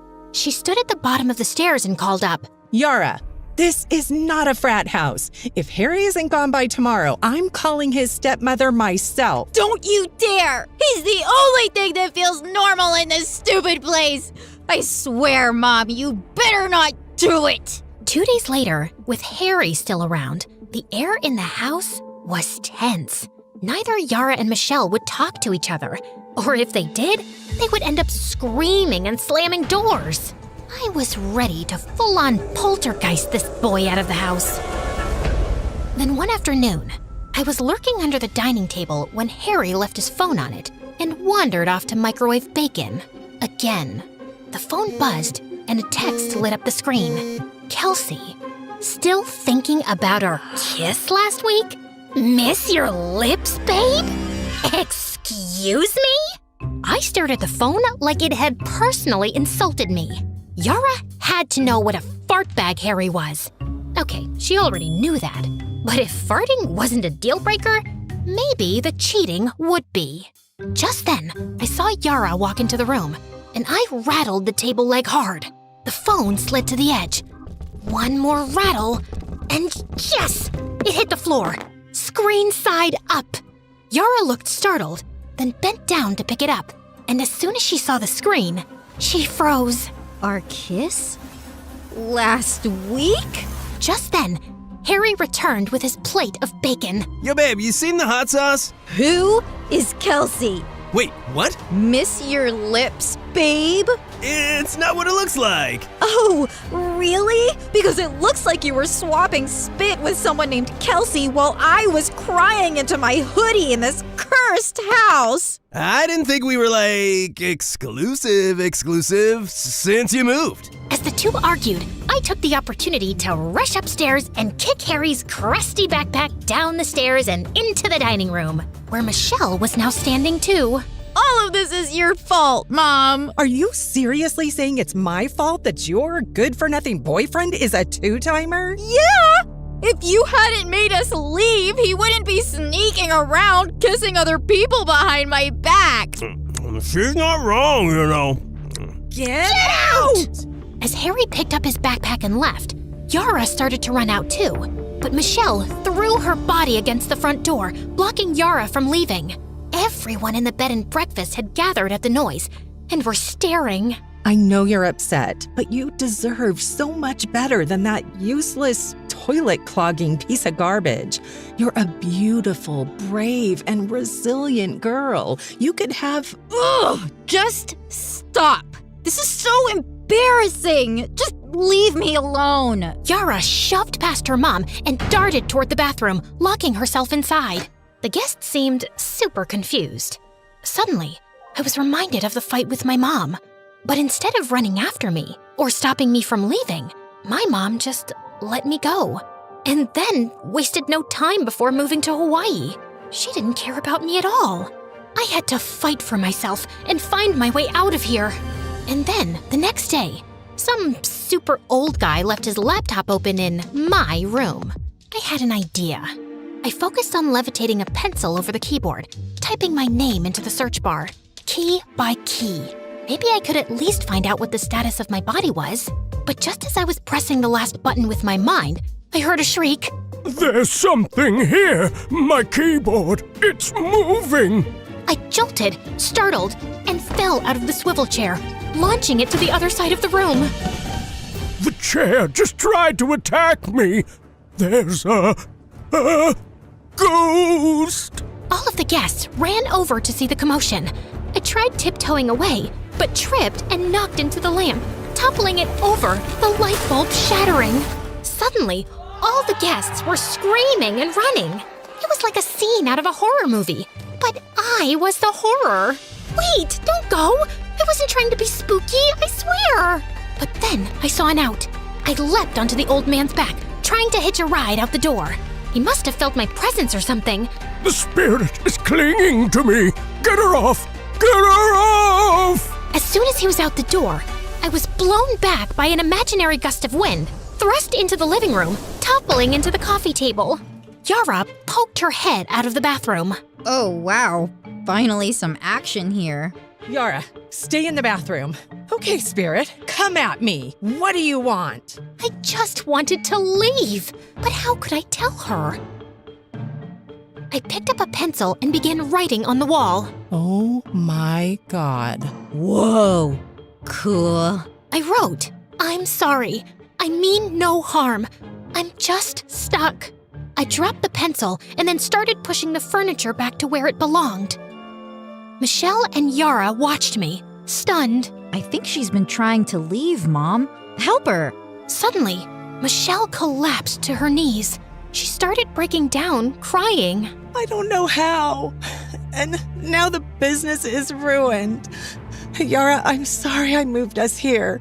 It's just the divorce was hard on you, I know, but it was devastating for me too.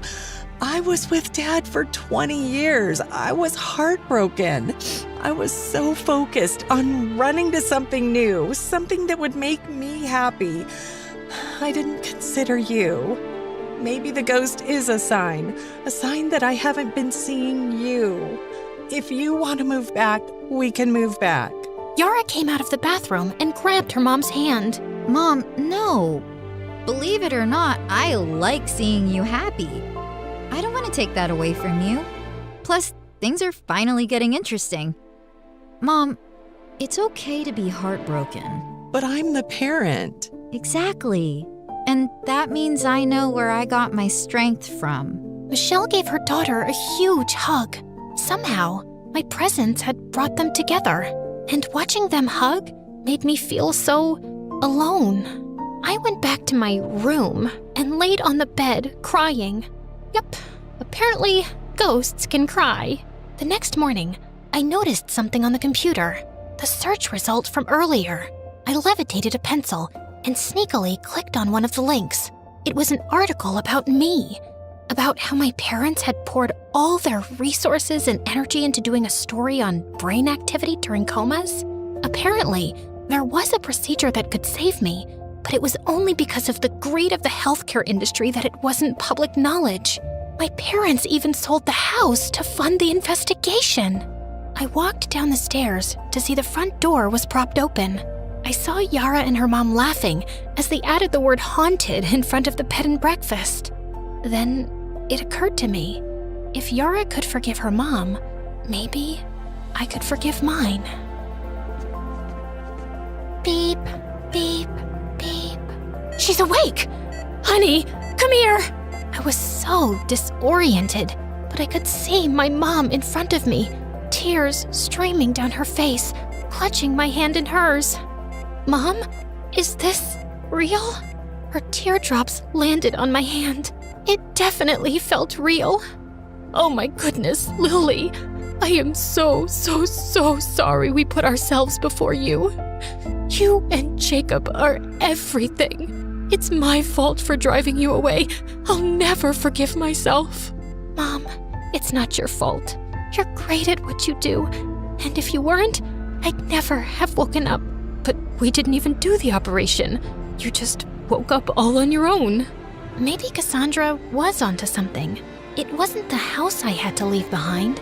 It was my anger. Mom, Dad, you were just chasing your own happiness. You deserve that too. I'd rather have parents with a passion for life, especially after witnessing just how easily it can be taken away. I love you guys. Your forgiveness means everything. And I promise you'll like Hawaii. We can stay as long as you want. Actually, I have another idea. My parents agreed to pay for me to stay at the bed and breakfast until I graduated high school. Suze was over the moon to have me back. And when I confessed to Yara that I was the spirit, we became fast friends. I told her she could probably take down the haunted sign now. But she said, No way! Business is booming because of it. Turns out a lot of people are obsessed with ghosts. Turns out I didn't need to leave the house to finally be seen. I just had to stop running from it. And yeah, my craziest adventure? Not Myanmar, not the monk seal. It was becoming the ghost in my own house and finding my way back to life.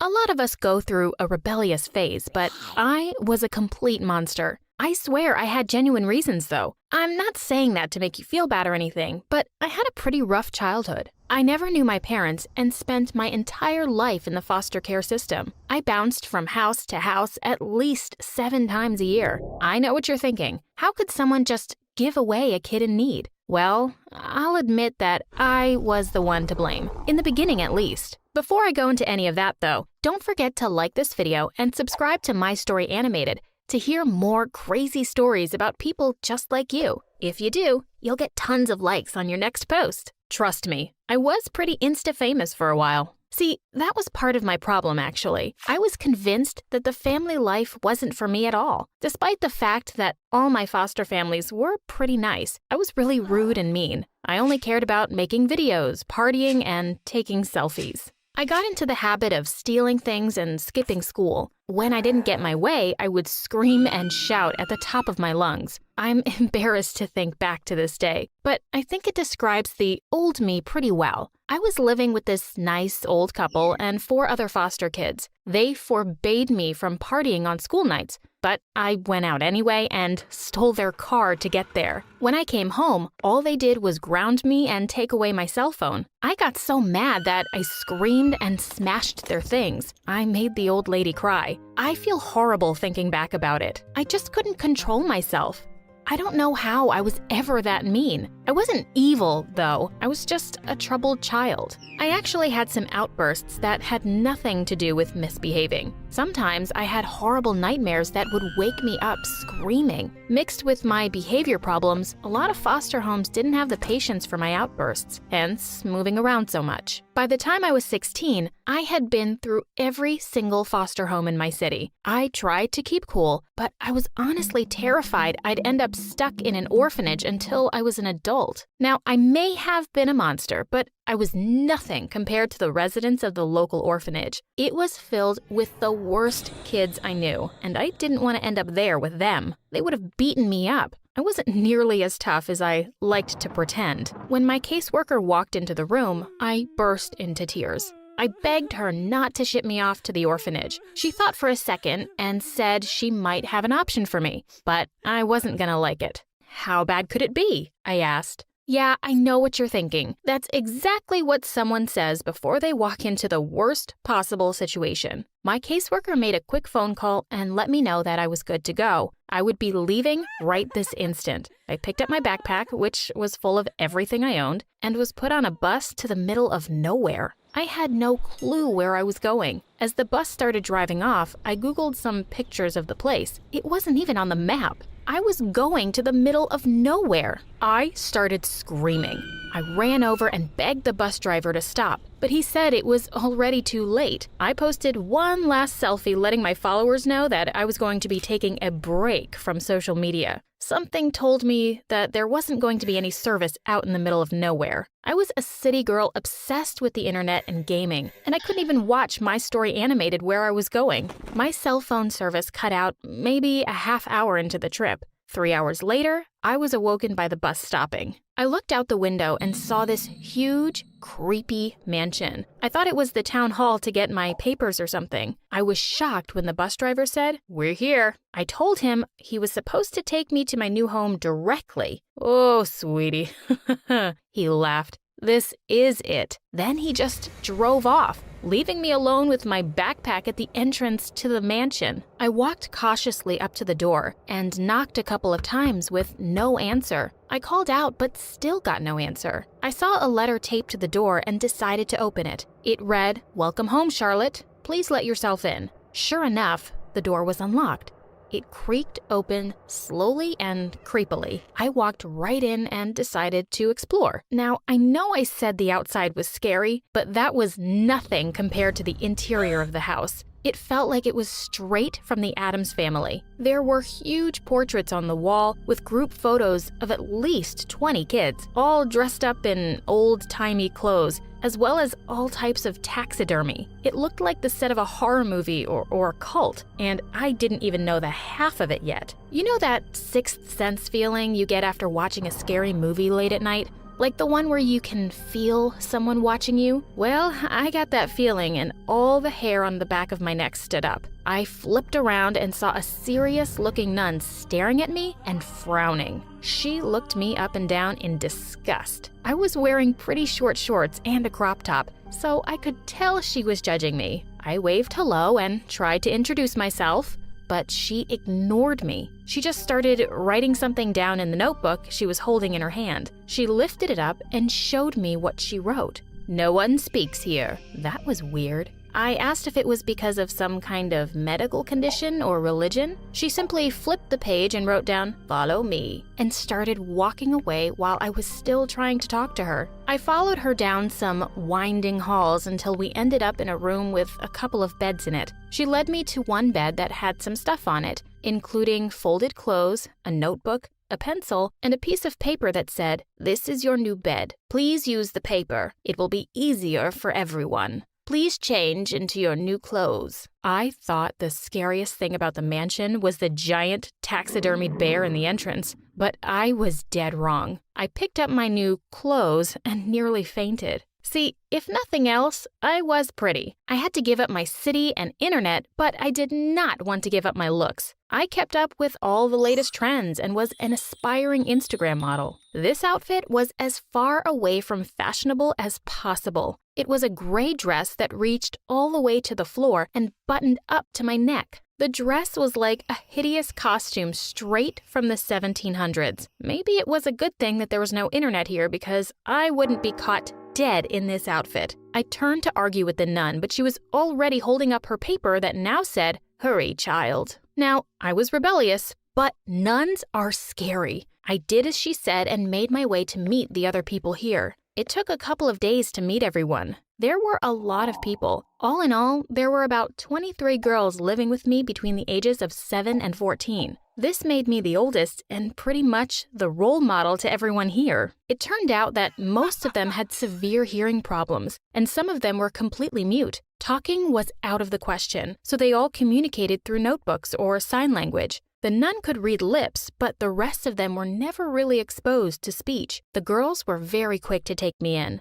They showed me the fun of country living, and trust me, I was a skeptic. They helped me learn how to braid my hair, and one girl even taught me how to sew a bit so I could personalize my outfit a little more. Sure, it felt like a cult, and that should have been a warning sign, but you have no idea how nice it was to finally feel like I fit in somewhere. It was so weird getting used to the fact that no one could hear me, but it was kind of nice that I didn't need to worry about my screaming nightmares waking anyone up. I liked to think of myself as strong and independent, so I really enjoyed not having to wake up from a nightmare to people fussing over me. I even made my first real friend. She was the second oldest, and her name was Kirsten. She was super awkward, but I really appreciated having someone my age to connect with. She even taught me sign language. I got pretty used to this new lifestyle, waking up at dawn, harvesting all the vegetables, and I hadn't even spoken a single word. I went from an Instagram model who wore hot clothes and got in trouble to a saint.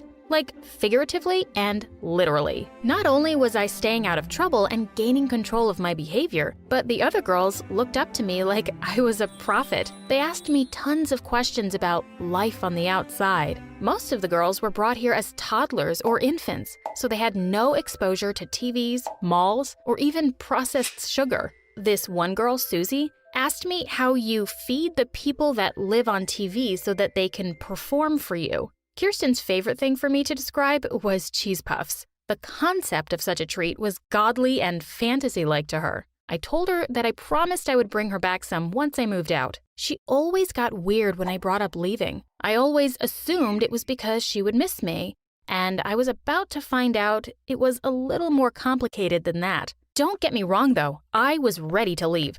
I appreciated everything they did. Even after everything, I don't regret the time I spent there. Still, I was counting down the days to my 18th birthday when I could move out. That's when everything changed. I wrote the nun asking what I should do about moving back to the city, and she got really weird. She asked what about everything here, the life I had with the other children. She asked why I wasn't happy. I assured her that nothing was wrong and I loved them all. I told her I wanted to go out into the real world, get a job, and fall in love. She seemed to understand, but she said something next that made me question everything. I guess you won't get to meet him if you leave, she sighed. She explained that there was a new boy coming to work at the estate as a gardener the week after my 18th birthday. She'd never mentioned him before, but she said she thought she would keep it as a surprise because she really thought we would hit it off. I should have sensed something was suspicious, but she convinced me to stay. Try not to judge me. I hadn't seen a boy in years. I have to admit, I was pretty happy I did, at least at first. The boy came all right. He was everything I hoped for.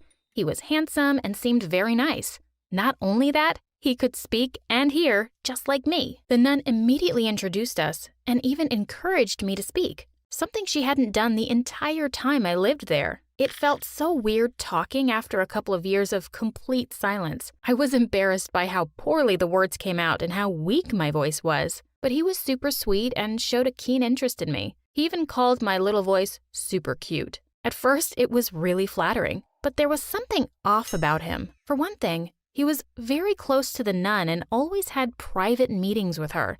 Another problem was that I never actually saw him gardening. One day, out of nowhere, he proposed to me after only knowing me for a week. I freaked out. He was very insulted, explaining he came here and paid big money to take me as his wife. He was promised that I would be submissive, and refusing his proposal was not submissive. He paid the nun for me? I freaked out and ran to my room to pack. That's when the nun came in and tried to explain everything. But this time, she spoke to me. She'd lied about being mute. She explained how she needed money for her medical expenses, and a dowry was the only logical thing to do, and the girls weren't fit for life in the real world. I told her that she needed to give the girls a chance. The world wasn't as scary as she made it out to be. Freedom was everything. The nun simply apologized. I thought she was coming around, but she locked me in the room. I screamed for help, but all of the children were deaf. The only people who could hear me were the nun and the crazy man who wanted to marry me. There was nowhere to go and no one to help me. I only had one option to avoid living in my room for the rest of my life. I agreed to marry him. I put on a big show and he fell for me immediately. Kirsten slipped me a note. She said I wasn't the first person the nun had married off, and they all disappeared shortly after. She knew that she would be next, as the second oldest, so she begged me to follow her plan so we could break the cycle. The nun was grooming submissive girls to marry off to weird men when they turned 18. On the day of the wedding, I pretended to be sick, very sick. The girl who helped me offered to accompany me to the hospital. She wrote a note to the nun explaining that my fever was very high and it was too dangerous for the nun to come near me. She was suspicious and insisted she come. The girl and I got into the car first, and when the nun tried to hop in, we pushed her to the ground, locked the doors, and drove off. We drove over 40 minutes before we found a town. There, we told the police everything that had happened. We were raised on a crazy wife farm. That's not even the craziest part of the story. See, when the police drove out there, they found the mansion, but it was completely empty. They had to use search dogs, which led them to another disturbing discovery. Underneath the farm we worked on, there was a huge secret. All the money she got from selling brides was used to build a giant underground bunker. She was part of a huge church, which included every family she sold the brides to. The kids were all rescued, but the nun was never found. Kirsten and I still live with each other. We are in the process of opening up our own foster home. We still keep in touch with some of the other girls we lived with. And yes, we have cheese puffs almost every day. Still, I can't help thinking she's out there somewhere, plotting her revenge. Sometimes I find crosses left in random places. The worst thing that happened last night, though, I was looking through my camera for some funny photos I'd taken when I saw pictures of Kirsten and I sleeping. I always thought I could sense someone peering at us in the middle of the night, but I chalked it up to my usual nightmares. I don't know if I should tell Kirsten or not, but I'm running out of excuses for why we need to move to a new apartment every month. Hi, my name is Erica, and I'm from the USA. Please like and subscribe. Some people might call me a nerd, but that's only because I actually enjoy school and love working hard. Maybe that's what happens when the single dad who raised you is a world-renowned neurosurgeon. But I never felt pressured by him to excel. Like him, I just like being the best. And while I don't have many close friends, I generally get along with everybody in my class. Well, everybody except one, Genevieve Leroy. That's only because she's the actual devil. Not really, but hear me out. Genevieve transferred to our school from France when we were in the 5th grade, and I immediately hated her snobby attitude. Are you seriously reading Matilda? Back in France, we just finished Les Miserables. American children are so immature. Do you still wear tapas too? She was also crazy smart and got the highest grades in class. I'm not even trying. She was just so conceited and full of herself, and I just had to show her that she wasn't better than everybody. So I worked harder than I ever had, and soon our grades were equal. So, you think you're as good as me? No, Genevieve, I'm better. And from that day forward, everything was a competition between us. But there was never a clear winner. We always got the same grades. We both got first place at the 6th grade science fair. We always had the same number of followers on social media. And somehow, our TikToks got the same amount of likes. Would you believe it? We even shared the same birthday. In the 7th grade, our families accidentally had our parties at the same pizza arcade. Instead of having fun, we spent the whole time biting each other on the Dance Dance Revolution machine. Getting tired, Erica? You wish, Genevieve. I could do this forever. We kept dancing even after everyone left, and the pizza arcade security team had to literally throw us out. I was so sore for the next few days. I groaned every time I moved. Things only got worse once we were in high school. In our last year, we both ran for school president, but our smear campaigns and aggressive politics got so out of hand that violence broke out between our supporters. The principal canceled the election and chose a student as president who wasn't either of us. But we were still gonna end up being co-valedictorians of our class, and I had to make sure I wrote a better speech than Martin Luther King himself. The bright side of it all was that high school would be over soon, and we'd never have to share a stage or room again. But to make things worse, it was around this time that Bethany barged into my life. I always thought Dad was too busy for romance, but he'd met this demon flirt monster while he was treating her mother, and now the two were dating. Isn't your dad just like the cutest ever, Erica? She had him wrapped around her little finger, and before I knew it, he'd asked her to move in with us. Don't think of me as a replacement for your mother. Not until the wedding, anyway.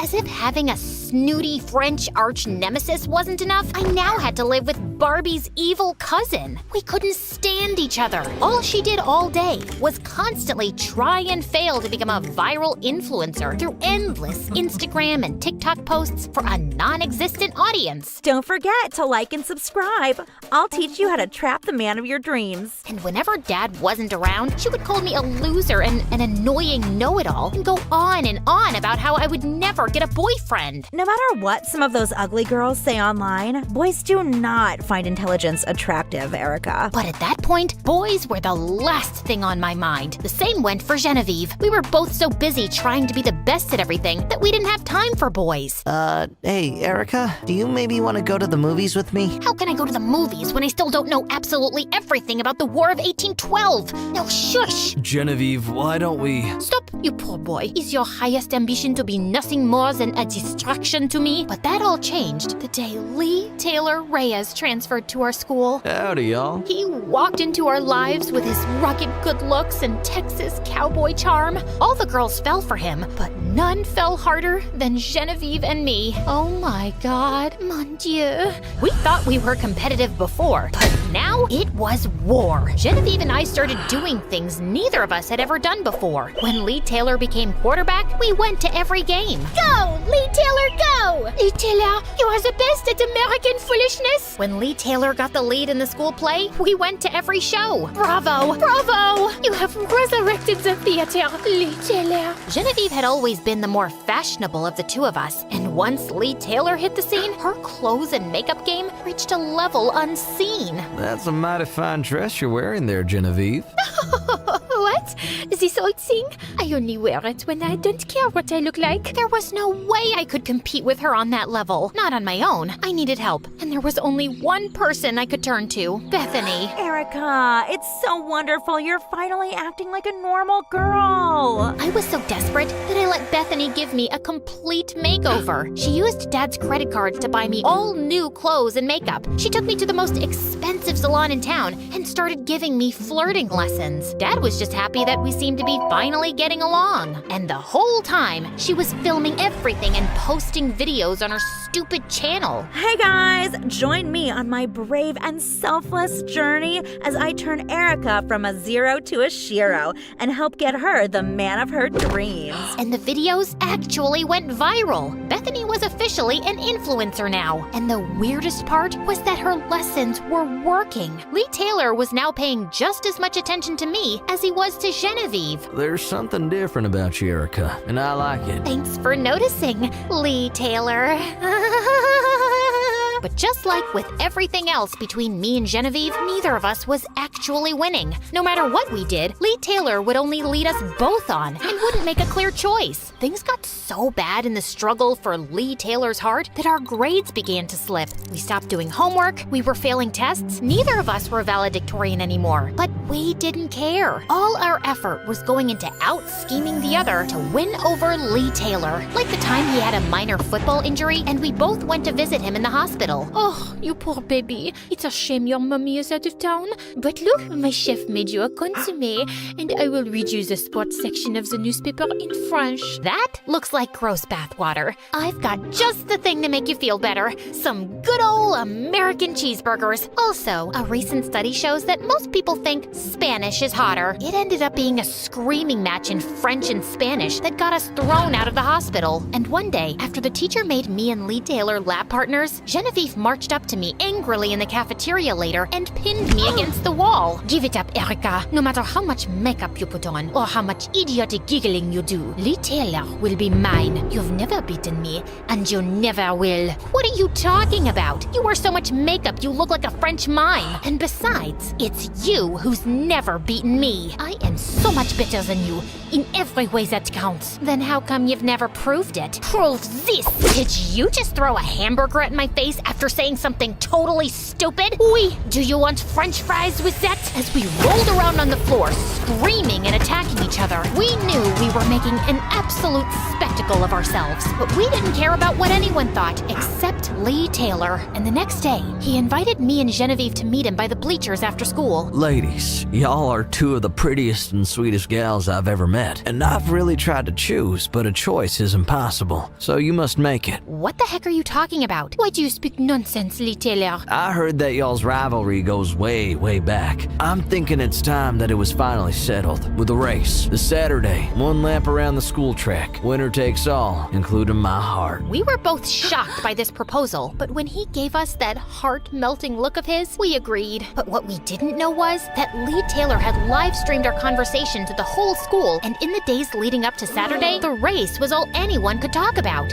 Posters were put up advertising the race for love. Lee Taylor was actually charging admission. None of this was legal, but the principals and teachers didn't dare try to stop it for fear that the students would rip them to pieces. Everyone was just way too excited about it. The school became divided between Team Erica and Team Genevieve. Some of Genevieve's biggest supporters started wearing black and white striped shirts and berets while waving around baguettes and speaking in terrible French accents. Oui, oui, don't you see? Genevieve's the girl for Lee. Things were getting so nuts that people were approaching me in the halls, offering me money to lose the race so they could win big on bets. Even Bethany started showing up to school to interview students for her army of new followers. So tell me, are you Team Erica or Team Genevieve? Team Erica, all the way. USA! USA! Lee Taylor Reyes, be honest. Who do you really want to win the race? All I say is, may the best girl win. While all this was going on, I was just trying to ignore the insanity. I'd spent every night doing laps around my yard, trying to get faster and faster. My head was filled with images of my post-race life when I would walk around arm in arm with Lee Taylor. But in a weird way, the thing I was looking forward to the most was an end to this eternal feud with Genevieve. Saturday came, and the crowd was bigger than any homecoming game in our school's history. Go, Erica, go! Viva la Genevieve! This is it, my fabulous followers.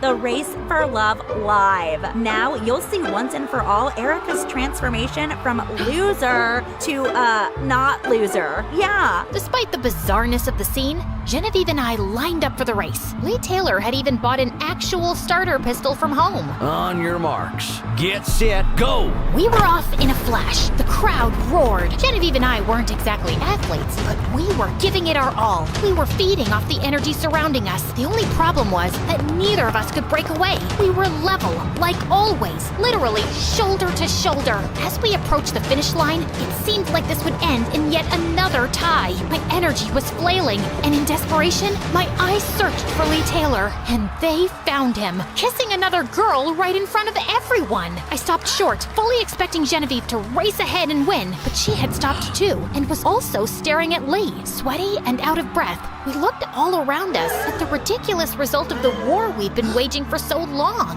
What the heck are we doing? This is very foolish, no? All of this for a boy? A conceited and deceitful boy. He really just manipulated us to make this all happen. I don't think I've ever felt this dumb in my entire life. Look at what we are wearing. What happened to us? Our rivalry used to inspire us to become better and better at everything, but now it's only made us worse. Oui, I've always counted on you to motivate me to be the best I can be. That's what I've always counted on you for. But why did there have to be all this hate and jealousy? I have a very tough mother who says second best is a term some loser made up. That's why I'm so competitive.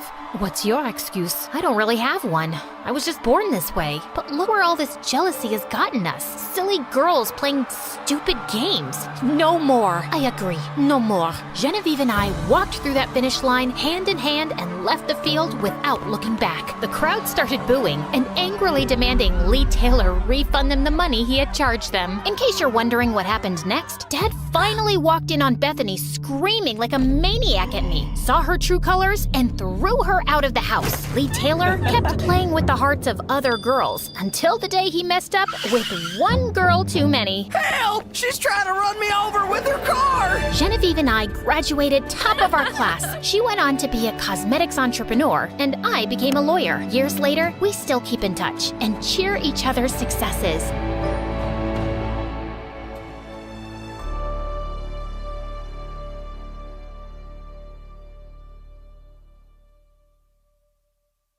Hi, I'm Estella, which means star. Isn't that cool? Also, I'm the oldest MSA girl here because my story happened in the 70s. But trust me, it's interesting enough, and you'll learn a thing or two about hope. So please like and subscribe. My life was not exactly good. We could only eat once a day, and our house was falling apart, just like my family. Our dad was always angry, and we were very poor. But there was a time where everything was fine. Back when my brother Lucio and I were little, Dad was a good dad, and Mom was there. They were the most loving parents in the whole world. They always played with us in the park and bought us toys. We weren't rich, but our family was happy. Until one day... I got fired.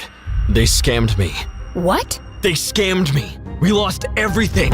He never told us who scammed him. We tried to ask him how we could help, but he just ignored us and sold our toys and Mom's jewelry. However, things to sell ran out, and Dad didn't know what to do anymore.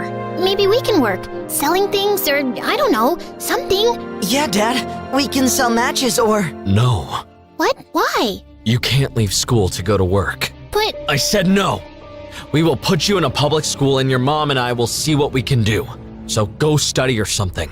We fought with Dad many times, but he wouldn't let us work, so we gave up. At least Mom was still there, right? Mom, what are you doing?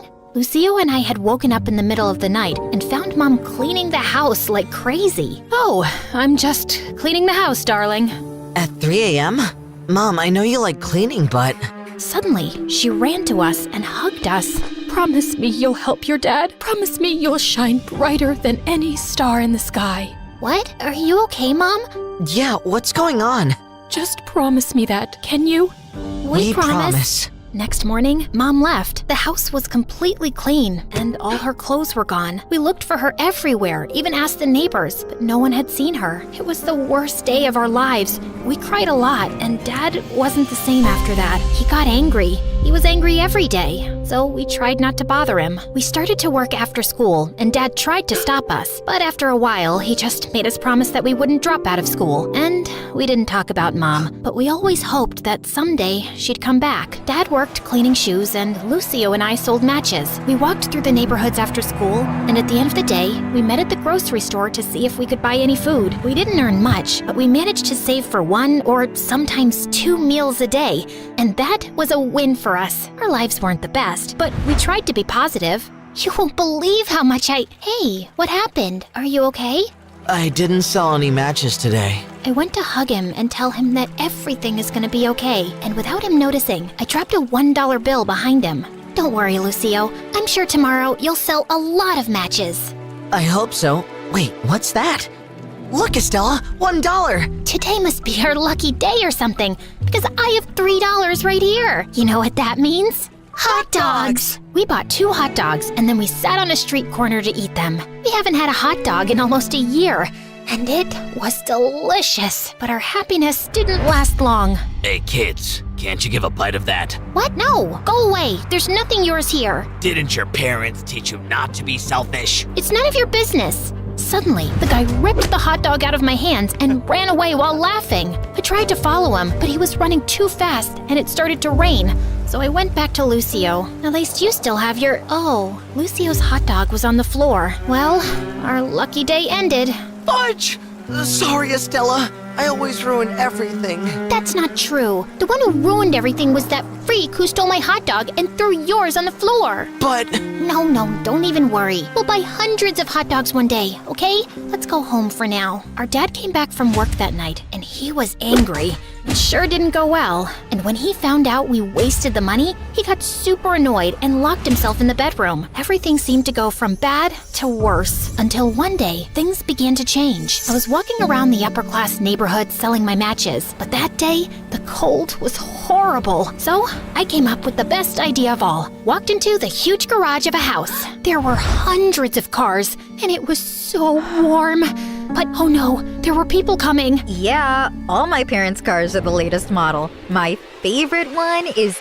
What the fudge? A girl caught me hiding among the cars, and her expression was really scary. What happened? Is the car okay? Yeah.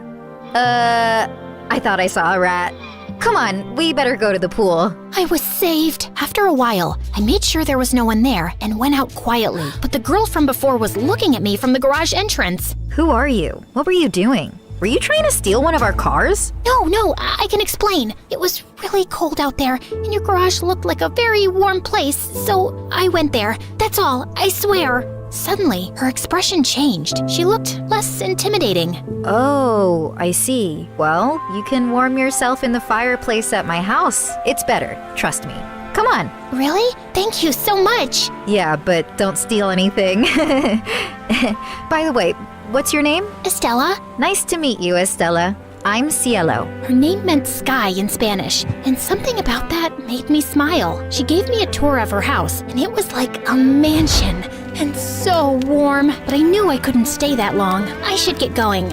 You know, Mom always said we need a cleaner. Do you happen to know anyone who needs a job? What? Are you serious? Do you know someone? Well, me.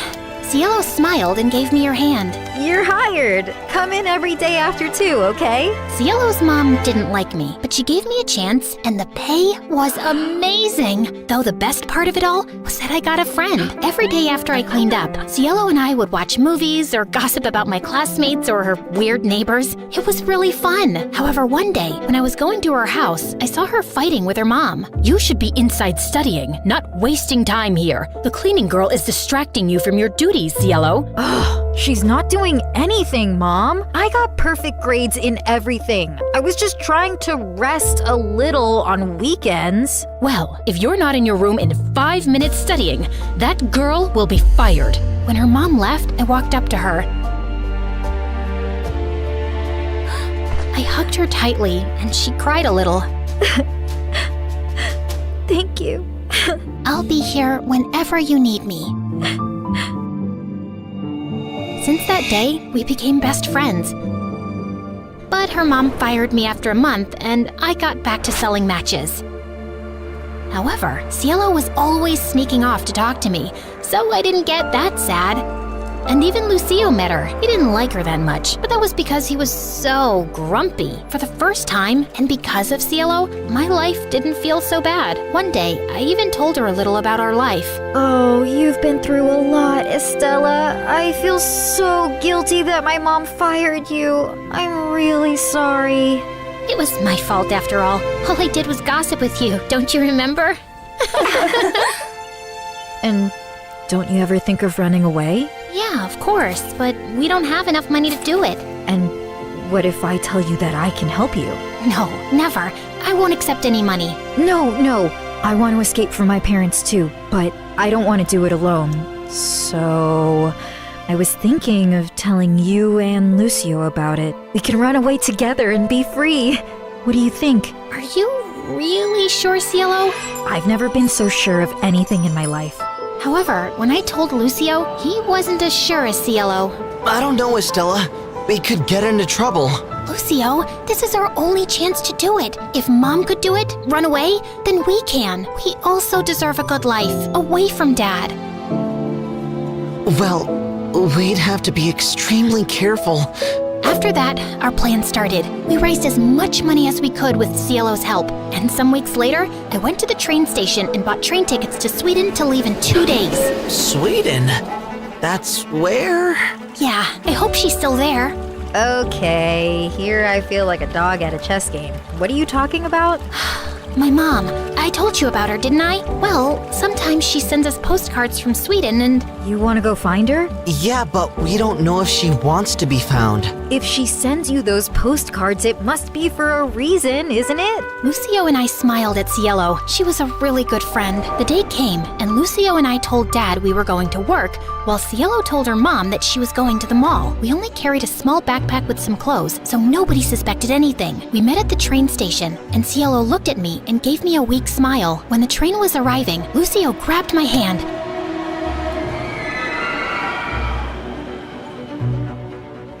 Cielo, what do you think you're doing? A woman ran to us and grabbed Cielo's arm tightly. Do you think you could just run away from home like that? What's going on with you? You and Dad are always fighting, and you only talk to me to tell me to study. You guys never really pay attention to me. Who put those ideas in your head? Was it her? I knew she'd be a problem. Police! Police! Leave them alone! They didn't do anything! Run, guys! A policeman approached Cielo's mom, and before he could notice us, Lucio pulled my hand and we ran out of the train station. We hid behind a dumpster and saw the policeman running in front of it. After being there for a while, I started to cry again. Shh, come here. Listen, we can fix it. We still have some savings from your last job. We can... No. What? Why? We can't do it without Cielo. We can't leave her behind. You're right. The same day when we arrived home, we lost all hope of escape. Dad found all our savings and was upset that we hid it from him. So he kept it somewhere else and said it would only be for food. But then winter came and I didn't have any winter clothes. You should wear the jacket, Estella. I can stand the cold. I'm like an iceman. Yeah, sure. Oh, come on, lighten up. Today we will sell a lot and eat hot dogs. What do you say? I don't know. It's fine. I've had enough. You have to stop this.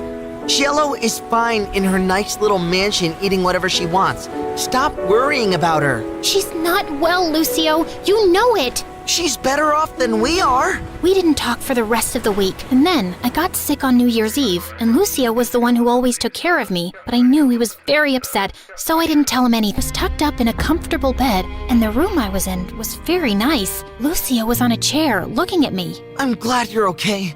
I was so worried. What happened? You collapsed from the fever and you almost froze, but I found you early. You were in a coma the whole week. Are you still mad? The past is in the past, and you won't believe it, but I found a really good job. Cielo, she helped secretly. He grabbed my hand, and I gave him a weak smile. We'll be fine, Estella. We'll shine brighter than any star in the sky. I got you.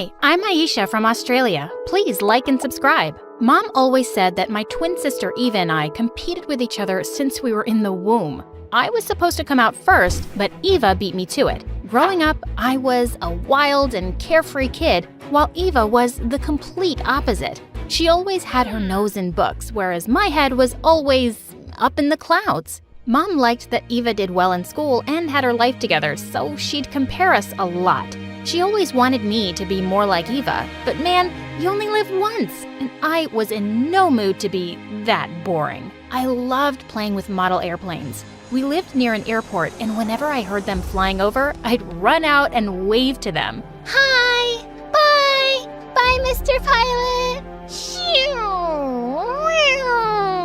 I knew that when I'd grow up, I'd be a pilot, and I'd fly away anywhere I wanted. I could never sit still for long, and I'd always get in trouble for being too wild. Once when I was 7, a mosquito kept me up half the night, so I decided to use my water gun to get revenge. But when I accidentally knocked over Mom's favorite flower vase, she was so mad. Aisha, that was so expensive. Why can't you be more like your sister? Here, Mom, take my shoe. She deserves a good beating for this. It was an accident. I just wanted to get that stupid bug. Mom never raised a hand to me, but I think I pushed her buttons a lot. At school, I was super popular and I had a best friend, Ryan. We'd play together every day, and he always picked me up on his bicycle and we'd go for fun rides. I think Eva liked him though. She'd always try and keep him from seeing me, and she acted weird around him. Once when he came to pick me up, she stopped us from leaving.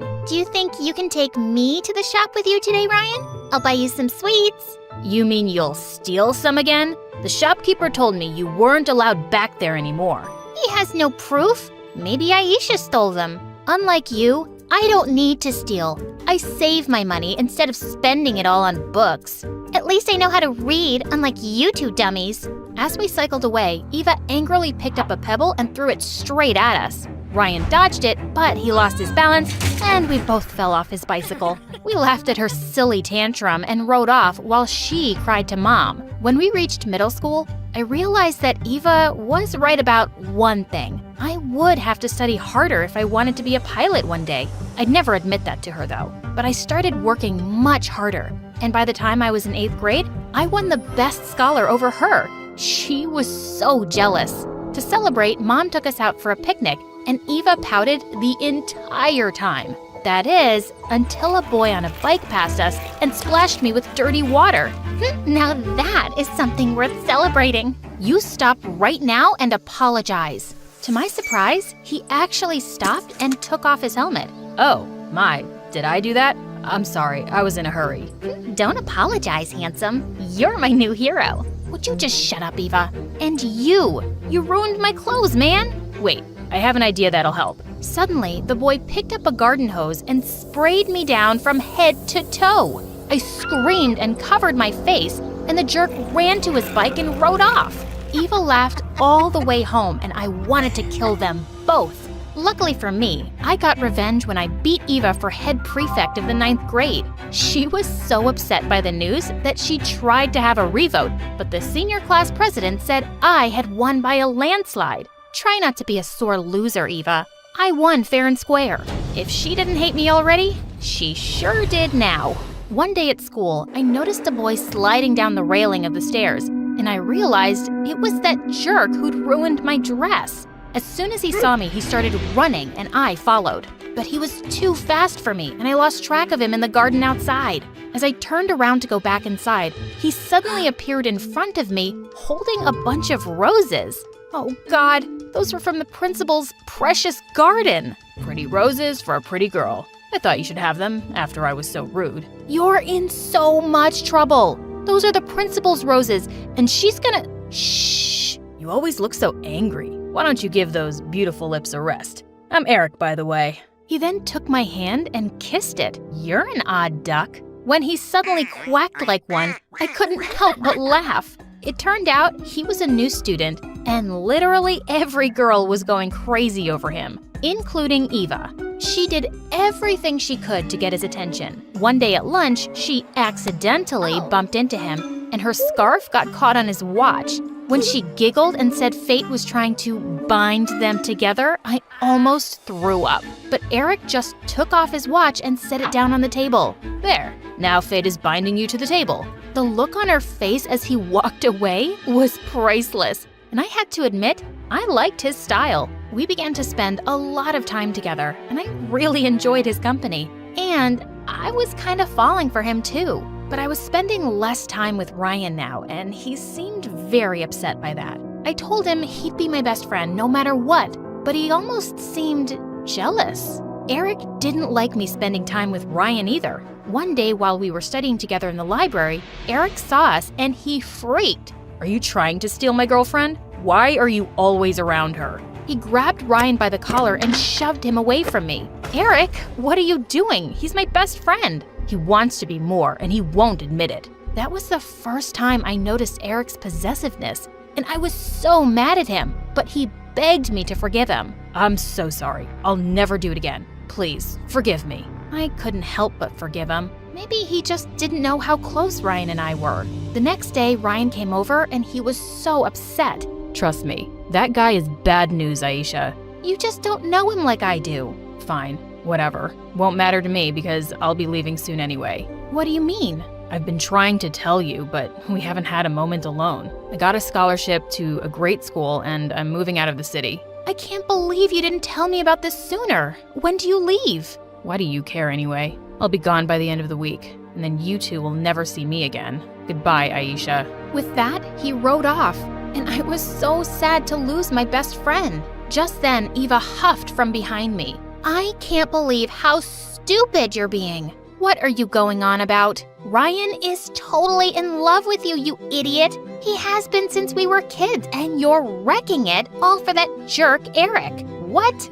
You're crazy. We're best friends, and he's never liked me like that." "You're so blind, Aisha. But fine, don't listen to me. As usual." Eva shoved me aside and stomped off angrily, and I felt so confused. I tried not to think about it much, but Eva wouldn't quit. Whenever she heard Eric and me talking on the phone, she'd pull funny faces to distract me or start making a lot of noise. One afternoon, I lost my cool completely. "Eva, what is your problem?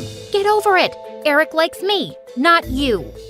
"I don't want him. That guy's a jerk, and you're being foolish. He is no good." "Yeah, nobody's good enough for me, but they're perfectly fine for you. You'd take him in a second if you wanted you." Maybe she finally got the message because she stopped nagging me about him. After graduation, Eric and I got accepted into the same university. We wanted to be together through college, so I'd taken up an engineering degree like him and put away my pilot dreams. I cared for him deeply, and he came first. One morning, I noticed Eva's door was open and her bed hadn't been slept in. When I went in, I found a note on her bedside table. "Mom, I'm leaving forever to live with my true love. Aisha stole my childhood crush Ryan, and she didn't even want him. Please give her poison in food. She took away all the fun from my life, but this boy is just a thrill."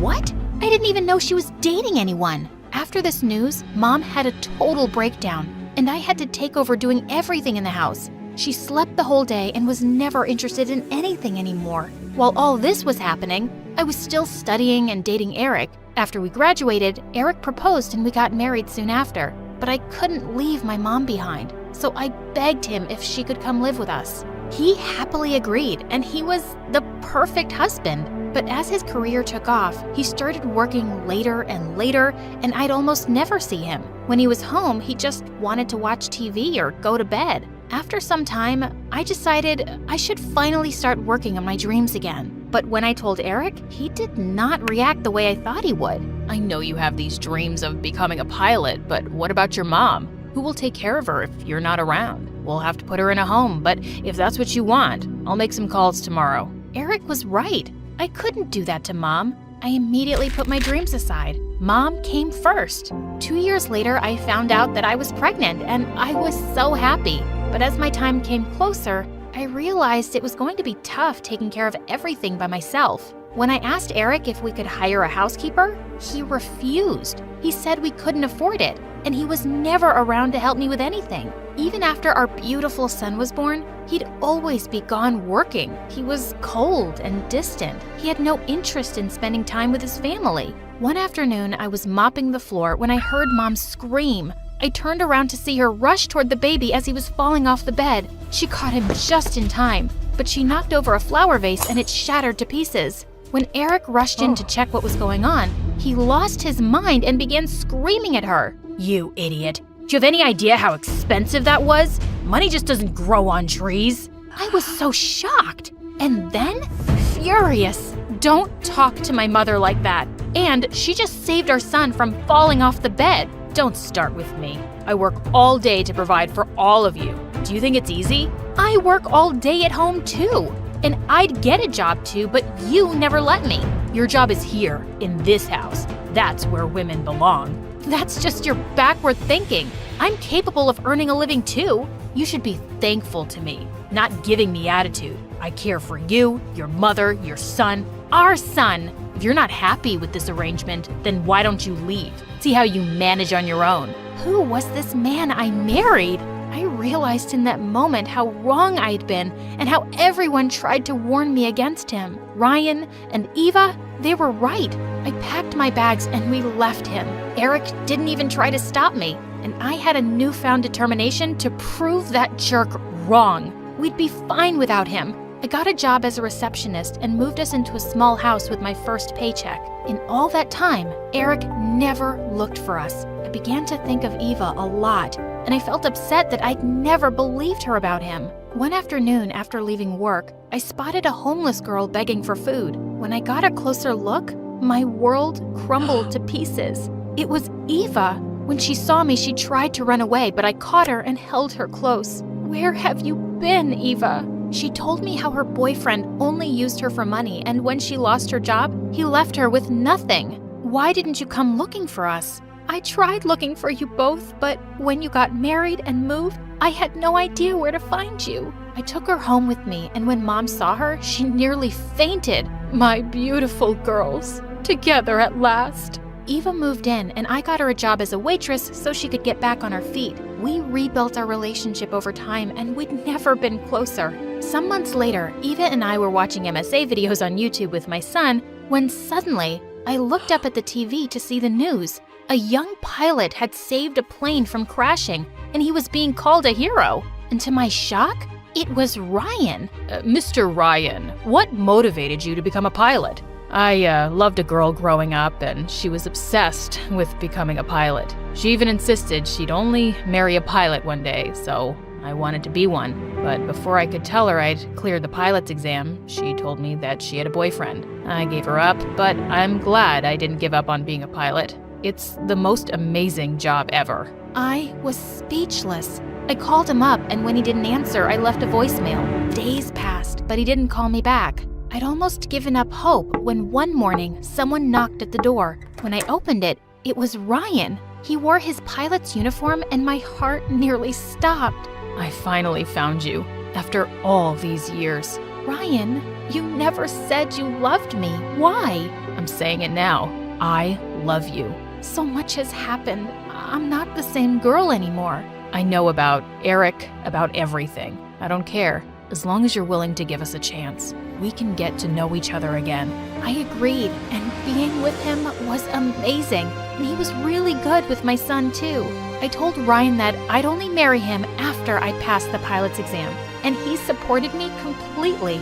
A year later, I had my first official flight as a working pilot, and when I landed, he was waiting for me at the airport with a ring. A deal's a deal. Will you marry me, Aisha? Yes, I will.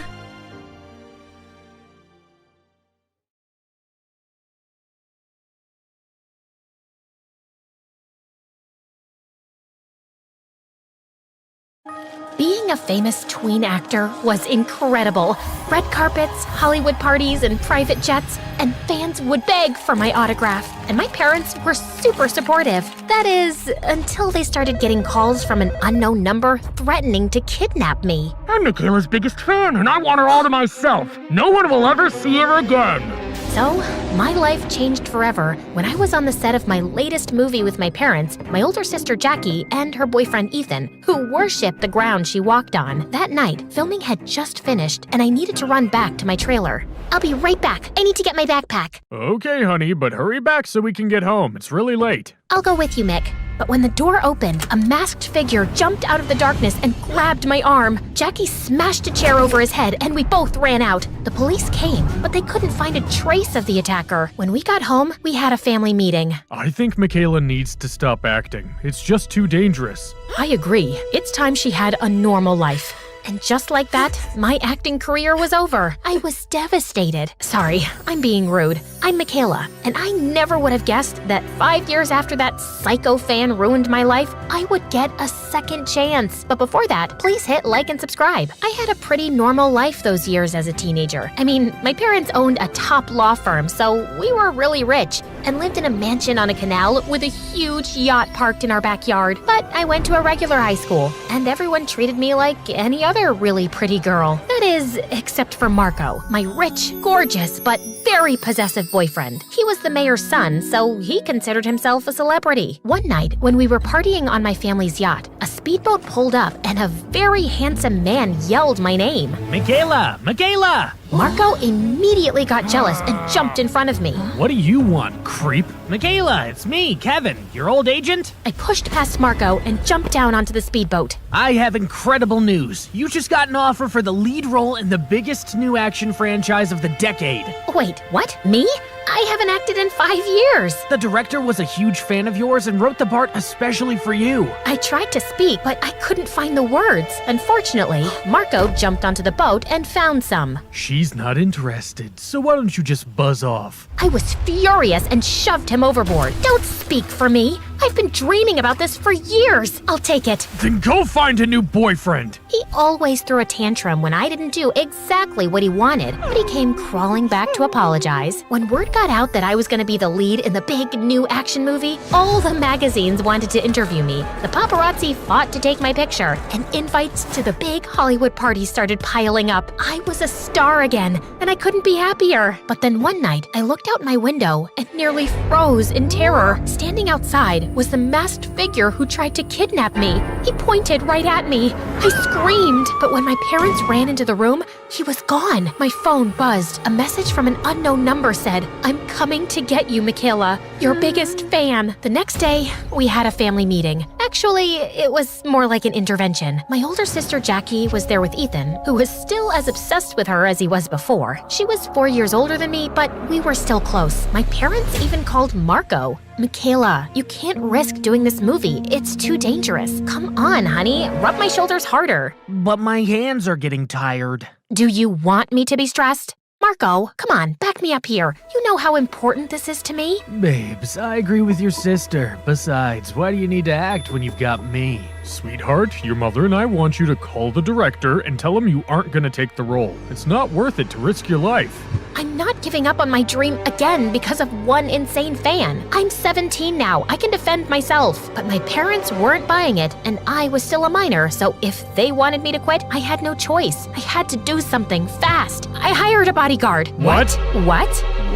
What? It just came out, but it worked. My parents agreed to let me keep the role. Only they wanted to meet my new bodyguard who didn't exist. So now I had to find one, and fast. I was in a full-on panic. There was no way I was gonna have some sunglasses-wearing, ultra-serious police FBI soldier guy following me around everywhere I went, telling me what to do. And then I had a brilliant idea. Just as I was going to play a teenage secret agent in a movie, I would hire an actor to play my bodyguard. I ran to a local acting studio and looked in the window. There, sitting in the back of the room, I saw him, my pretend bodyguard. He was tall, handsome, and looked like a complete jerk. Perfect! I hired him on the spot. His name was Jasper, and it turns out he was as rude and arrogant as he looked. Sure, I'll be your bodyguard, but I want to be paid up front. Sure, no problem. And since I'm an incredible actor, I don't want any advice or notes from you on how to play the part. Understood? Wow, okay, whatever. But we have to go right now and convince my parents that you're actually a bodyguard and not some out-of-work actor playing one, okay? Easy peasy. I took him to Armani and bought him a suit and sunglasses. When he stepped out of the dressing room, he looked exactly like a bodyguard and also very, very hot. I took him home to meet everyone. I was terrified. If they discovered the truth, my dream was as good as dead. Not to mention the fact that I would be grounded for the next year. Everyone, I want you to meet Jasper, my bodyguard. It's nice to meet you, Jasper. Nice to meet you, ma'am. Okay, he's believable. That's good. Are you confident you can protect our daughter from this kidnapper? Kidnapper? Crap, I forgot to mention that part. That's it. Party's over. Stick a fork in me. I eat kidnappers for breakfast, sir. Wow, impressive rebound. Listen, Mick, even with Jasper protecting you, I think it's still too dangerous. She's in good hands. Nothing will happen to her as long as I'm around. But Marco wasn't happy. I knew he wouldn't be when he saw the specimen that I had just brought home. How come you never told me you hired a bodyguard? I mean, you never even mentioned it. It's like you just met him today. Today? Don't be ridiculous. And then I did what I knew would calm Marco down. I wrapped my arms around him and told him how amazing he was. You're just so protective. I didn't tell you because I didn't want you to be worried. Well, I guess I understand. Just when I thought we made it, I saw a big roach crawl across the floor. Jasper apparently saw it too, because he screamed and jumped on the couch. Everyone just stared at him. I thought fast and copied him. That's what Jasper taught me to do if I saw the kidnapper. It would alert everyone around me.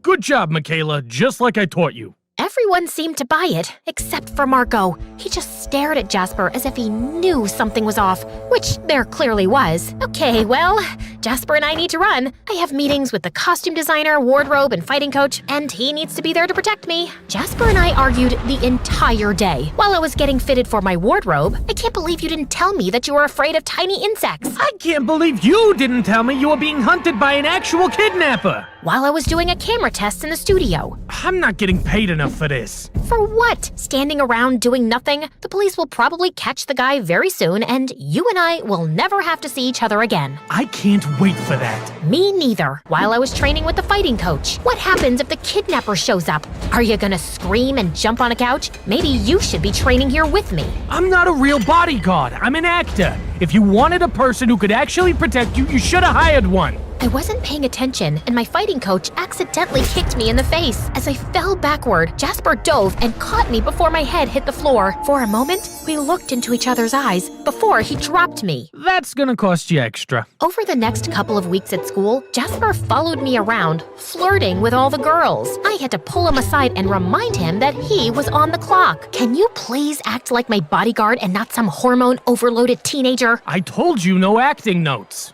Well, maybe if you started acting, I wouldn't have to give you notes. How about I quit right now and then you won't have to worry about it? To keep up appearances, I even had him come out on dates with me and Marco, whether it was a picnic in the park, go-kart racing, or solving an escape room. I can't take this anymore, Michaela. He's with us everywhere we go. Yeah, because he's my bodyguard, duh. A bodyguard who's terrified of bugs? I am not terrified of bugs. Oh yeah? How about when you screamed when the bee landed on you on the roller coaster? Or the crazy dance you did when the caterpillar crawled on your leg at the park?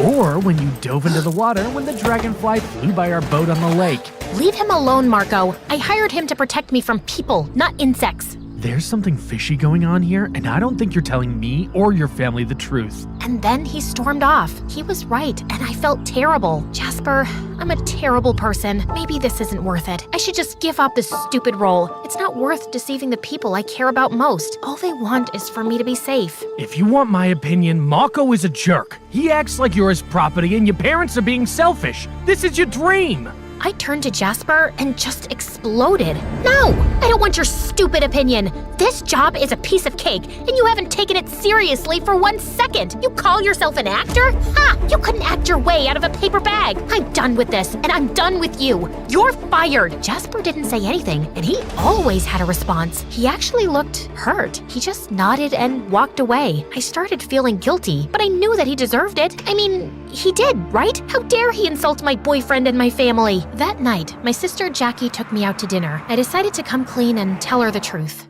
I can't believe Jasper was an actor. He had me fooled. He did? Totally. But now that you mention it, he's too handsome to be a bodyguard. Wowzer. But he's definitely a good actor. I hope he gets his big break someday. Yeah, me too. Just don't tell Mom and Dad about this, okay? I'm supposed to sign the contract for the role tomorrow, but I think I'm gonna tell the director that I'm turning it down. I think that's smart, Michaela. That crazy fan is still out there, and he left you alone after you quit acting the first time. You're right. I'm gonna sleep on it tonight and then make my final decision in the morning. Maybe I'm just not meant to be on the big screen. I hugged her and went home. I was about to give up on my dream for the second time, but I was doing it for the people I loved most. That night, I woke up to the sound of something hitting my window. I looked outside, but nobody was there. I'm not afraid of you! And then a rock hit the window, cracking the glass. All the emotions I was feeling came boiling up, and I flew into a rage. I grabbed my tennis racket, ran down the stairs, and burst outside. You want a piece of me? Come on! I'm right here! I stood there, ready to crush anybody that came at me. Then all of a sudden, the masked figure stepped out of the darkness. I froze in panic. The racket fell out of my hand. Then I turned and saw a second masked figure behind me. Before I could scream, someone sprinted from the darkness and tackled the one in front of me. The hero looked up at me. It was Jasper. The other masked figure tried to run, but Jasper grabbed the tennis racket and threw it. It spun through the air and hit the figure in the head, causing him to run right into a tree and fall backward unconscious. Are you okay? Yes, but how? I fired you and said those horrible things. I know, but I was worried about you, so I've been keeping watch from a distance. And then Jasper pulled the hood off the figure. It was Ethan. I was speechless. Ethan spilled the beans that Jackie was behind the crazy kidnapper fan scheme and the trailer incident. When Jackie and I went to my trailer that day, Ethan snuck away, put on the mask, and went in the back door. Jackie was waiting in her car outside, but came running into the yard when Ethan started yelling her name. Jackie, how could you? Since you were a kid, you got all the attention. Michaela is so amazing. Michaela is so talented. Michaela is so beautiful. Nobody ever paid attention to me. I understand. Wait, you do? That day you came to set, when Ethan pretended to be my crazed fan, that was your 16th birthday. Nobody even remembered. You should have had a big party that day, but instead you were there on my set for my movie with everyone celebrating me. You got robbed of your childhood so I could have mine. I don't blame you for being angry. I would be too. Are you forgiving me after everything I've done to you? Yes, you're still my big sister and I love you. And then she burst out in tears and grabbed me into the tightest hug I've ever had. And then the second figure stood up, grabbing his head. It was Marco. Ouch. And like always, he expected my forgiveness. Come on, babe. You forgave Jackie, so you need to forgive me. I need to forgive you? Yes, you need to forgive me. I love you. You know that. Jasper is right. You just love me as long as you can control me. I turned to my hero, Jasper. Now it's my turn. Can you... After you forgave Jackie and your parents? How could I not forgive you? That is, until Marco burst out in tears and tried to run off, but he tripped and ran into the tree, knocking himself out again. I signed my contract and spent the next few months filming with the most incredible co-star anyone could ask for. I was able to convince the director to audition Jasper for the role, and he loved him. The movie was a huge hit, and Jasper and I became the most talked about Hollywood couple in town. 3 sequels, and 5 years later, we got married, and Jackie was my maid of honor.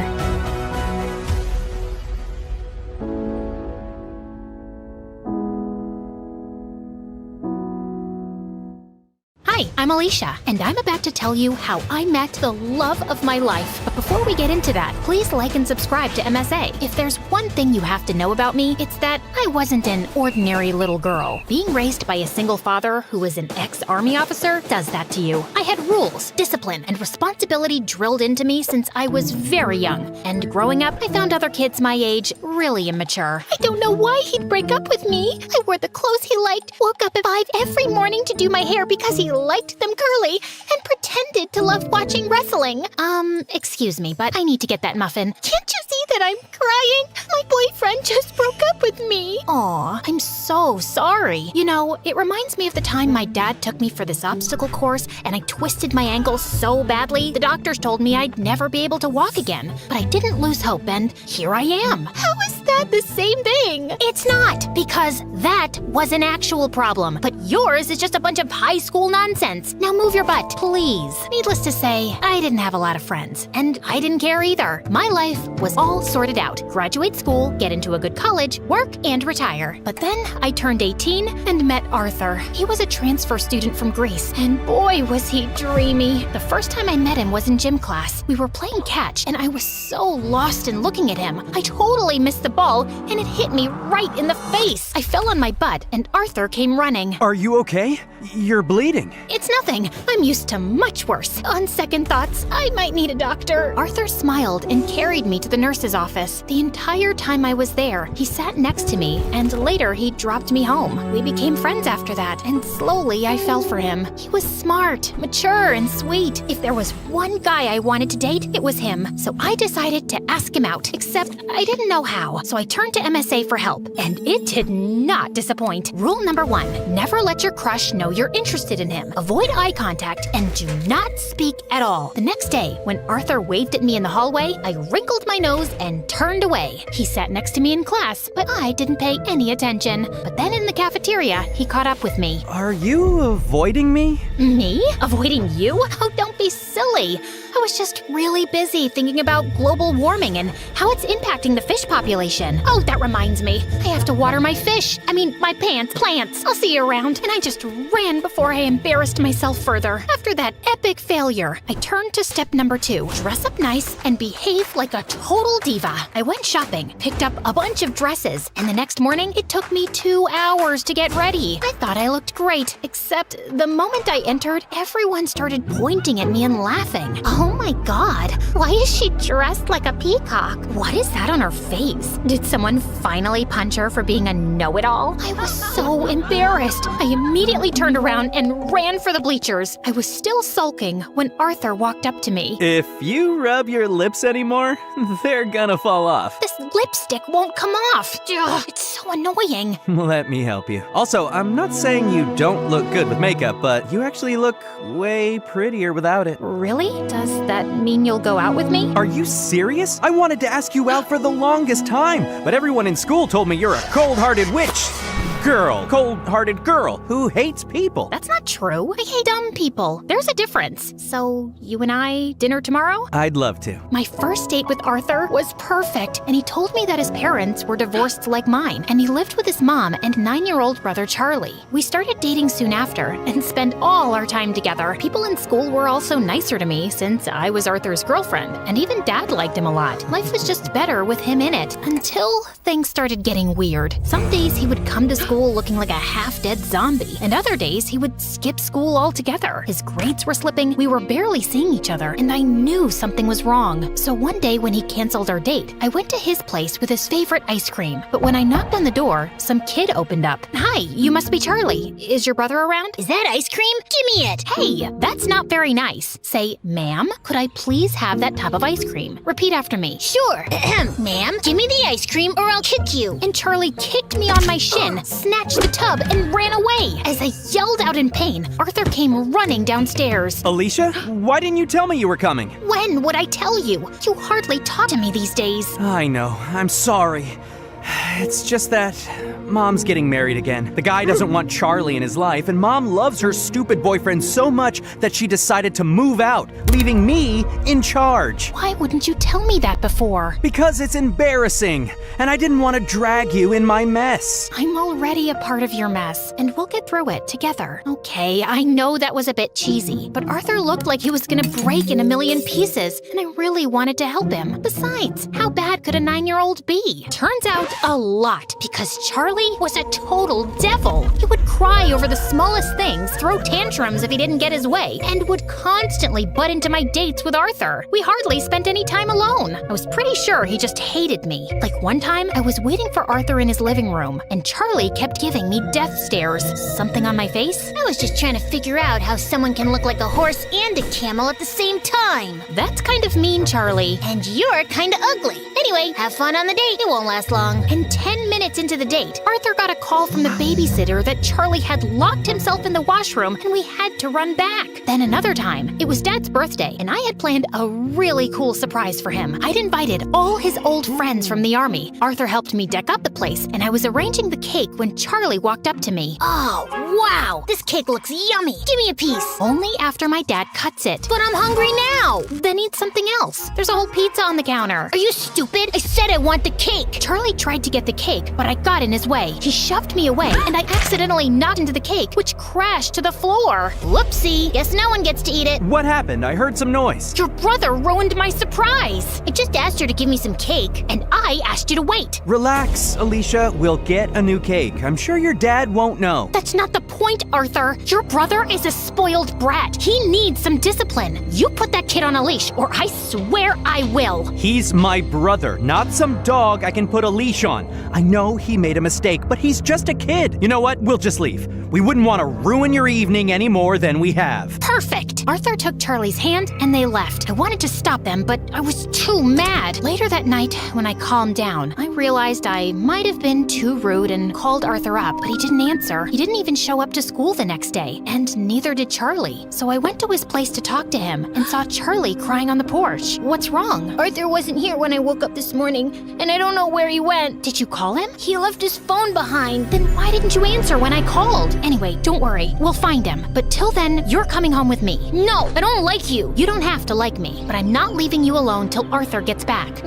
So annoying. We waited the whole day for Arthur to show up or get in touch, but he didn't. By nightfall, I decided to sleep in the lounge and offered Charlie my room. If you need anything. The next morning, Arthur was still a no-show. I couldn't reach his mom either, and then remembered he told me she was out of the country on her honeymoon. Next, I asked his friends and colleagues, but none of them knew where he was. Eventually, I contacted the police, but even a week later, they had no news of him, and I was worried sick. What could have possibly happened to him? Meanwhile, Charlie refused to go to school or shower. He mostly kept himself locked in my room and reacted rudely to any nice gesture I made. I was losing my mind. So I turned to Dad for help, and he promised he'd get a word out to his colleagues in the army to track Arthur down. I still don't know what to do with Charlie. He shuts me down every time I try to talk to him. He's been through a lot, Alicia. What he needs is some distraction to keep his mind off things.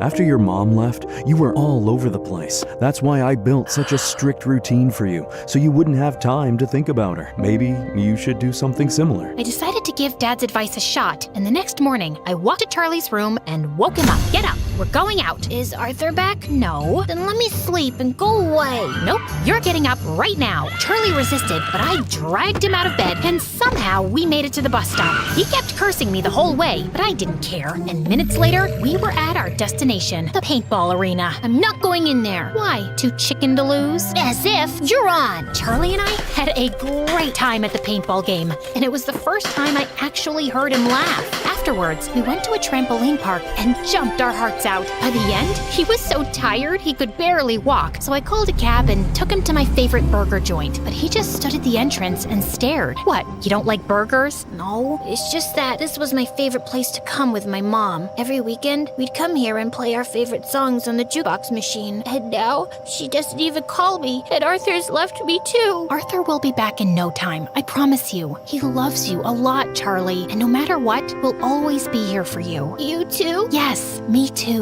Charlie cried and hugged me tight. For the first time, I saw him as a heartbroken kid who just wanted his family back. Since then, Charlie warmed up to me. We'd have breakfast together, and he would always make my bed when I got home from school. He was a lot calmer and hardly threw a tantrum. I couldn't wait for Arthur to come back and see how much progress Charlie had made, but we still had no leads on him. I wanted to be strong, but with each passing day, my hopes of ever seeing him again were getting dimmer, and it broke my heart. Finally, one night, I broke down in front of Dad. I don't think Arthur's coming back, Dad. It's been weeks, and no one knows where he is. If he was in town, we would have found him by now. And Charlie, he's lost his mom and might lose his brother too. What can I even say to him? What? I turned around and saw Charlie standing at the door. You've been telling me all along the police will find him. You said you were sure. No, I'm sure he's fine, Charlie. I was just... Stop lying! Why do all grown-ups lie so much? I hate you! All of you! And Charlie just ran out of the house. Dad said he'd go after him. him, and as I was sitting in the kitchen in despair, the phone suddenly rang. It was the police, saying they'd found Arthur in a hospital close to town. I rushed to the location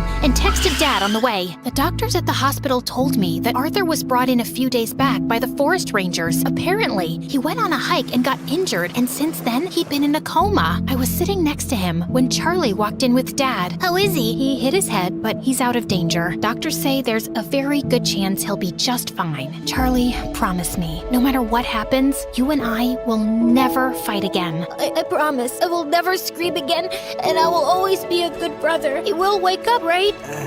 What do you think?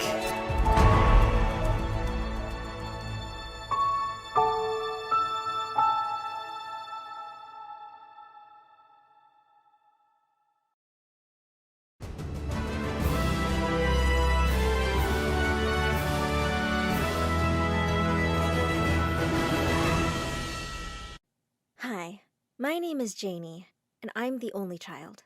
My parents couldn't have any other children after me. They loved me too much and were always worried about me. One day, when I was in the 2nd grade, a masked robber broke into our house and started yelling at us. Mom immediately hugged me. Please, don't hurt our daughter. Where is the money? Where is it? Oh, no, take that gun away. Okay, we will give you everything. Just don't hurt my daughter. And then, while Mom hugged me, Dad started helping the thief pack our stuff. Honey, don't forget about the gold watch that your dad gave you before he passed away. Oh, yes, I almost forgot. Oh, and also your diamond necklace. Where did you keep it? Mom, Dad, we can't give him everything. Just call the police. No, be quiet, honey. He's a thief. He knows what he's doing. We can't interfere. We need to keep you safe. Yeah, shut up, kid, and go to your room and get me something precious. Yes, honey, you heard Uncle Thief. Go now. Yeah, of course.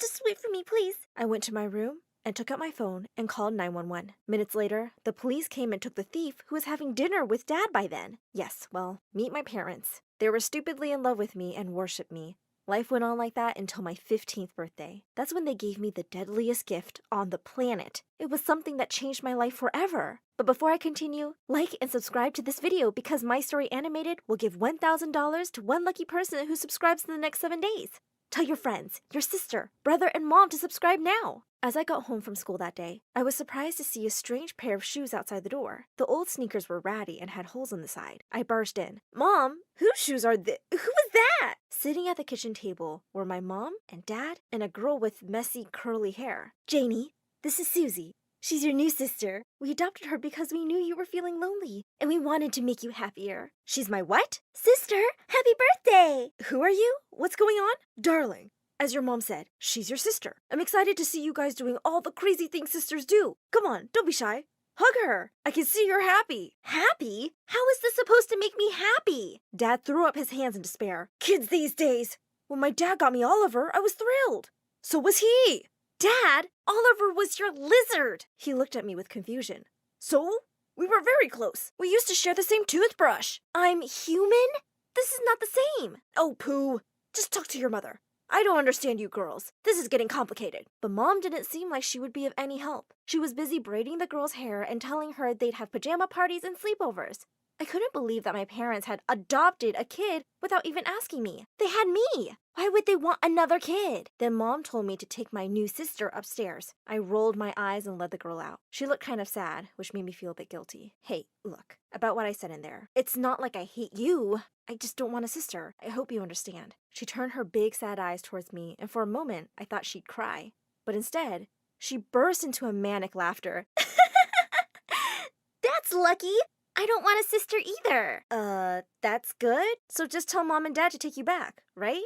Take me back? Why? Aren't I a human like you and deserve a family? I felt guilty immediately and was about to hug her when she said, yeah, I deserve more than a family. I deserve your life, and I'm going to take it. With that, she plopped onto my bed and went to sleep. What just happened? At dinner, my parents barely said a word to me. They only talked to Susie, asking her questions about her old school, her teachers, and a bunch of other boring stuff. She seemed so happy with all the attention she was getting.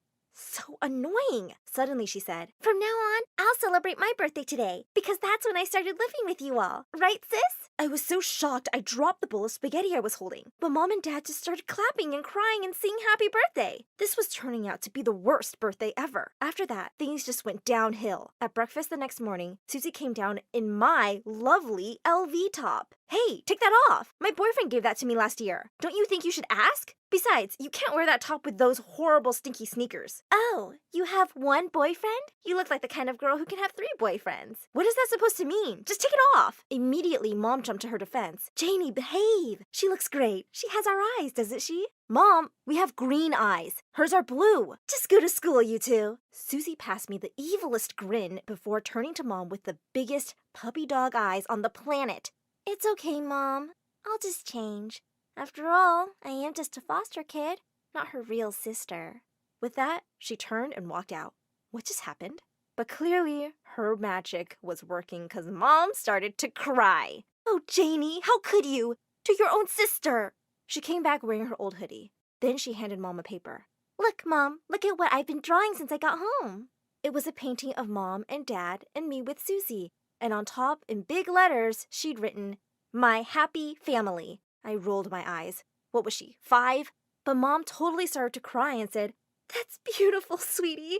Oh, Janie, why can't you be nicer to your sister?" I couldn't believe this madhouse and walked out. I thought maybe at least she would leave me alone at school. But boy, was I wrong. At lunch, I got to the cafeteria and found her having lunch with all my friends. I pushed her tray aside and sat down. I've been looking all over for you guys. But before she could say anything, Susie jumped up, holding her nose. Ew! What's that awful smell? It smells like dirty socks. Then she looked right at me and said, "It was fine until..." All the girls immediately said they weren't wearing any socks. No one was, except me. They grabbed their trays and one by one moved away. I couldn't believe she'd done that. After everyone left, Susie got to her feet and said, "Say goodbye to your social life, sis." Don't ever call me sis! I hate you! I left my tray and stormed to my next class. As soon as the teacher started the class, the door opened and someone walked in. Oh no. Not again! It was Susie. She so badly wanted to take over my life that she even signed up for all my classes. She grinned at me as she sat behind me. I gulped, afraid of what problems she might cause here. The English teacher hated kids who were late, so naturally, as soon as Susie came in, the teacher ended up calling on her to read. Susie looked horrified. Me?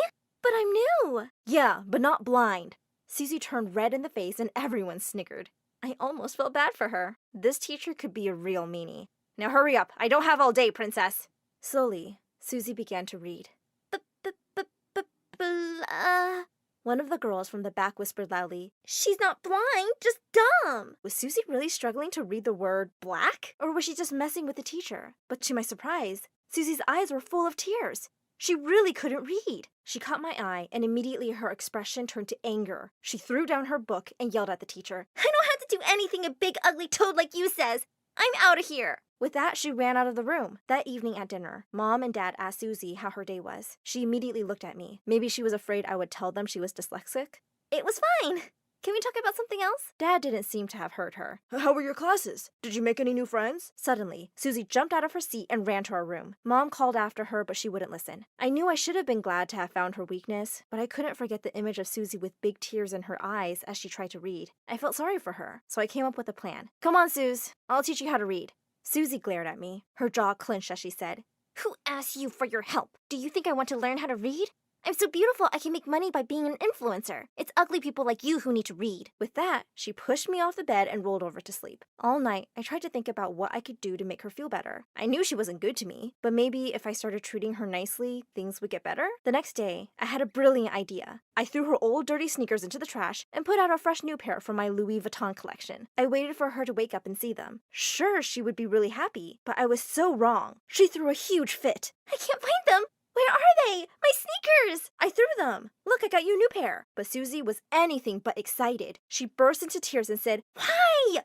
Why did you do that to me?" With that, she grabbed her bag and ran out of the house, while Mom and Dad called after her. Then Mom turned to me, and for the first time in my life, she yelled at me. "How could you be so mean, Janie? To hurt the poor child like that? I thought I raised you better." "Me? She's the drama queen. I did something nice for her, and she's acting like that. You go after her right now and bring her back." "And why would I do that? She's just been awful to me since she arrived here." Mom looked at me with sad eyes and said, "You threw away the shoes her real mom gave her." Oh no, I couldn't believe what I'd done. I went running off like a cheetah to the garbage and started looking through it frantically. Thank God the shoes were still there. I quickly cleaned them and used a bit of my shoes to repair the damage. Then I set out to find Susie. I found her at the train station, hugging a picture and crying. As soon as she saw me, she got up to leave, but I rushed to her and said, "I'm sorry, Susie. I didn't know your mom brought them. Then I showed her the shoes I'd fixed. She looked shocked for a moment. I fixed them for you. I know they're not the best, but you'll find them more comfortable and they'll last longer. I know you hate me, but I never meant to hurt you. I was just scared you were taking my mom and dad away from me. I'm sorry. Please come home. She still didn't reply. So I got up and started to walk away. I was almost at the exit when suddenly I heard her yell, "Are you going to help me with my bag, sis?" I turned around to see her running towards me. On her feet were the sneakers I just fixed. That's when I knew everything would be all right after all.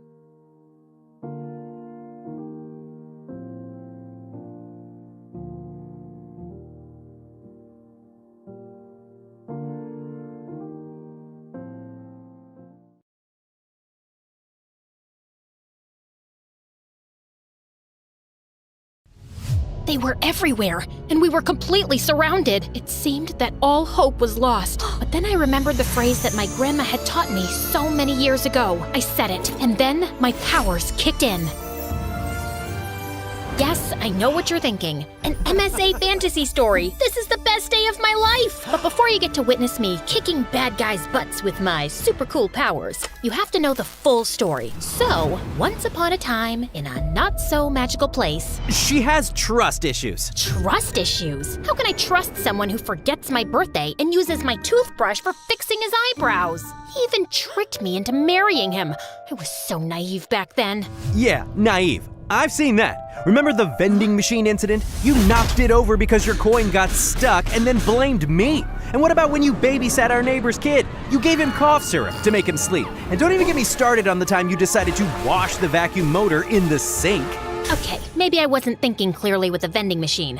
And the kid needed to nap, right? As for the vacuum, it did say washable filter. How was I supposed to know the motor wasn't part of that? I'm just thorough. Okay, time out. Let's take a deep breath and think of 5 reasons why you chose each other in the first place. We didn't. Why don't we start from the beginning? Kiara, you go first. Okay. Hi, my name is Kiara, and I'm from... We already know that. Let her talk. Before I tell you my story, please like and subscribe. Like what? Subscribe where? What are you talking about? Stop interrupting me! Nicholas? Okay, my bad. Please keep going, honey. I had a happy life and grew up in a ginormous family in the countryside of Macedonia. Our house was tiny and packed. Living under one roof were Mom, Dad, my uncle, his wife, their 3 kids, my mom's sister, Dad's stepsister, my sister, and Grandma. Oh, right, and our dog Bruno, 3 cats, 2 iguanas, and even a dragon. My bad. That was just my nephew Marcos. You try having some privacy living with all these people. We were still happy. Okay, chaotic, but happy. We were so poor that everybody had to chip in. While my parents and uncles worked, I joined my grandmother at the town fair. She ran a healing stall, selling herbs and homemade remedies. A dash of this, and your headache will take a head hike. Since I was a kid, I loved learning from my gran. She was so wise, and doing potions with her was so fun. I felt like a real wizard. Still, at first, I was pretty bad at it. It was like watching a monkey or a millionaire trying to make an omelet. Only 2 drops of Bucholaki's essence. This is impossible. Be patient. Whenever you feel that there is no hope, just remember these words. Well, to be honest, guys, I don't remember the exact words. My grandmother was always teaching me different words and phrases in her old language, even though I had no clue what those meant. Angelo plenus mea cusa vetrilo? What is it, some kind of mantra or prayer? No, just the new Wi-Fi password. She used to tell me that she learned everything from her great-grandmother, who was the best healer in the region. You are just like me and her. You too have the gift. When I was 12 and going through aggressive puberty, some kid told me that I stank after gym class. I'll show you who stinks. So I created my first potion, which made sweat smell like a bouquet of jasmine. This is the Jasmine Whiff Potion.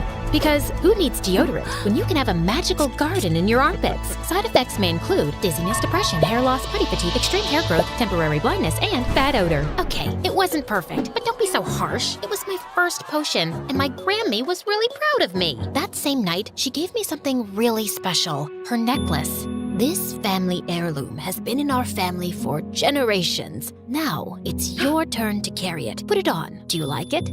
Not really. It's like ancient and old and too ugly for me. Definitely not my style. Oh, What's wrong with you? Well, that's a big question. I don't know why I blurted it out. It seems like I didn't care about the impact of my words, but I really did. I still love it, Grandma. More coming from you. I love you. Over the years, I didn't get any better at holding my truth vomit. It was like I was a professional snitch. Whenever I saw any wrongdoing, I would report it. Like the time Marcos tried to hide the couch by turning the cushion over. What's that smell? Marcos peed on the couch. Oops. You see, I can't help it. That day, my sister had her first date. Mom covered the smell with talcum powder, but he sat right there. Is your sister ready? It's kinda damp here. Oh, just water. No, that's actually Marcus's pee, and she is almost ready. She's just finishing stuffing her bra. Kiara! I'm gonna kill you! My life was just that of a regular teenage alchemist, you know? But then, when I turned 16, it took a wild turn. A royal envoy visited my village, and my school organized a talent fair in their honor. I know, what an honor to watch a bunch of clumsy teens trying to perform. I'm not talking about him. That was awesome. He's my favorite so far. While most of the girls sang or danced, I did a potion show. I was like a true wizard, creating something absolutely revolutionary. This potion can transform anybody into an amazing dancer. I need a volunteer, one that's a really horrible dancer. Come on, Principal Pandev, drink the potion and feel the music. He drank my potion and then started dancing like he was in a K-pop group. After such a display of magic, I obviously won the contest. However, the prize was more than I had asked for. Turns out, the royal envoys were not just there to admire our talents. On behalf of the royal court, we would like to ask you for your hand in marriage for the Count. It is tradition that the Count marries the most talented girl in all the land. Wait, what? Did I just win a marriage proposal? And if you think this is very Cinderella or another Disney princess, it's because I'm like a Disney princess. Don't you dare say another word. Like I was saying, I was just like a Disney princess. I didn't want to marry some count I didn't even know. What is this, the 10th century? I was more than ready to say no, but we had been poor for so long. My father had been fired recently, and my uncle had an accident. Don't worry, he's fine. He just fell from his hammock when he was sleeping and snoring, and he broke like 4 ribs. My grandmother's stand wasn't doing so well either. Apparently, modern people prefer conventional medicine. I'll give it a B for boring, and boo! I knew that marrying a count would be a game changer for us, like going from, so I did it for my family, under the condition that we wouldn't get married until I was 18. Still, I had to go to the count's castle, known as the Dracon Castle. Well, the place was absolutely huge, like a super mansion. It had rooms on rooms on rooms on rooms, but almost all of them were completely empty. Then I met my mother-in-law. If this were a Disney movie, she would be the wicked stepmother. Let's just say we didn't start with the right foot. I must say, you have a massive place. Imagine losing your remote control here. You would have to call a rescue team to find it. Or you'd need a GPS. By the way, I have a potion for removing wrinkles. I can see that you really need it. Stop talking, Kiara. I beg you. We'll have the engagement party tonight. Get ready. Tonight? But my family isn't here. That's a shame, but this isn't the kind of party for people like your family anyway. I wanted to punch her, but before I knew it, I had already been captured by the maids who did my hair, makeup, and dressed me. The final result was horrible! I look so horrible! My hair looks like Marie Antoinette's, and this dress is the ugliest one I've ever seen! That's the dress I and my mother and my grandmother got engaged in.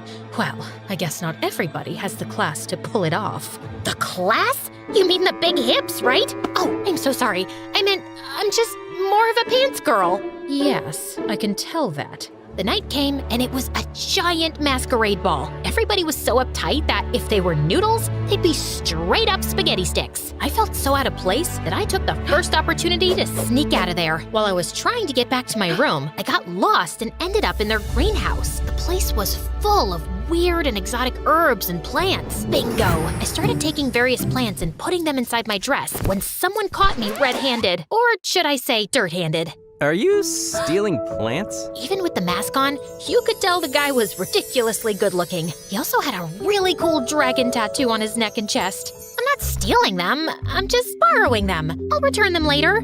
Right. What are you gonna do with those anyway? Sell them on eBay? No. For your information, I'm a healer, an alchemist. Is that so? Then show me. I was about to tell him that I wasn't some circus monkey ready to perform tricks on command, but he seemed genuinely interested, and again, he was ridiculously good looking. Hey, don't judge me, guys. Okay, just a small potion. We sneaked into the kitchen, and I started mixing some ingredients, and soon, bubbles of all colors started pouring out and dancing in the air. Wow, that's really impressive. I turned around, and he was right behind me. We stood facing each other, just inches apart. Okay, now you can judge me. It's my engagement party, and I'm about to kiss a random guy. We came back to the ballroom, and right then, cue the creepy thunder, my soon-to-be mother-in-law entered. When she saw us, she smiled.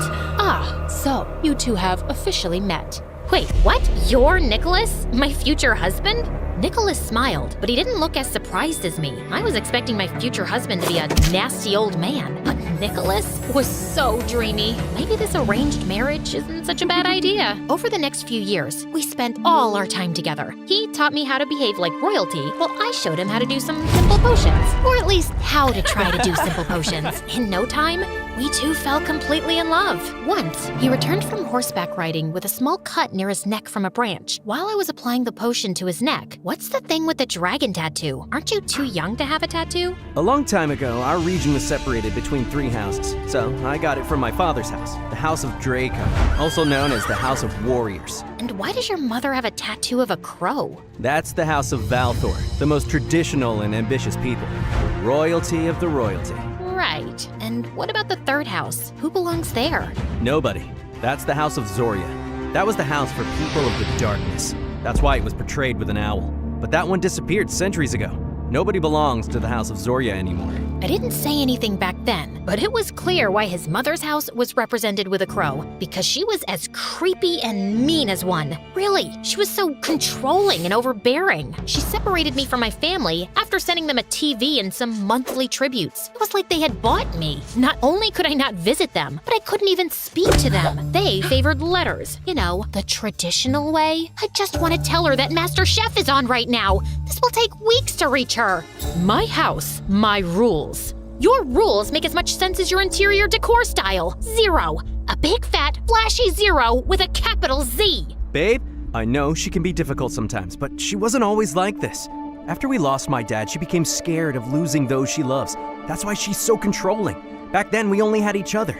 Now, we have you too. So I really hope our love can endure this. What do you say? How can I say no to that? Of course, babe. What can I say? Love is my only weakness. Oh, and doing potions. Oh, and the truth. Oh, and those videos of dads giving their kids new puppies.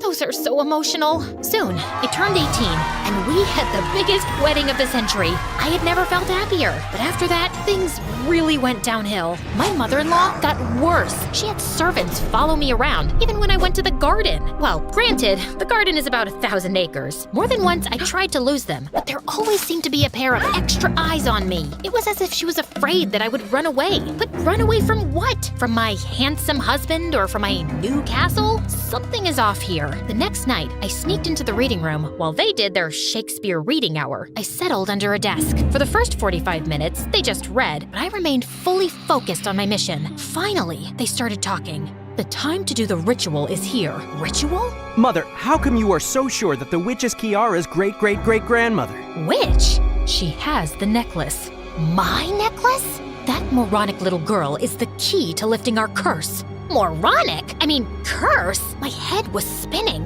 Oh my god, these people are completely insane. I couldn't believe that Nicholas had used me like that and was planning to betray me. I felt devastated. I need to escape right away. Before I left, just to show Nicholas how angry I was, I snuck into his room, transformed his underpants into origami, and spread red chili on all of his wardrobes. Then, I jumped out of my window and tried to sneak through the garden, but one guard spotted me. Soon, I was surrounded by guards. However, I had an ace up my sleeve, my explosive powder. I just grabbed some and boom! I started running, but the guards soon caught up with me. This time, led by her, "Leave me alone, you monster-in-law!" At that moment, Nicholas, driving a sports car, came to my rescue. Come with me! I got in the car and we drove away, but as soon as the castle disappeared from sight, I reached into my bag to grab something to get him talking, but all I got was mint leaves. These aren't just any herbs. I just have to rub it on your head and poof! You'll go bald forever. Now start talking, you liar, coward, deceitful snake! Okay,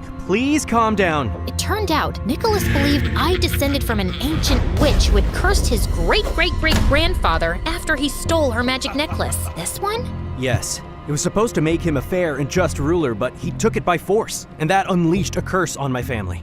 He tried to return it, and when that didn't work, he spread the word that your great-great-great-grandmother and her families were witches to exile them. His great-great-great-grandfather doesn't sound so great. Still, the curse stood.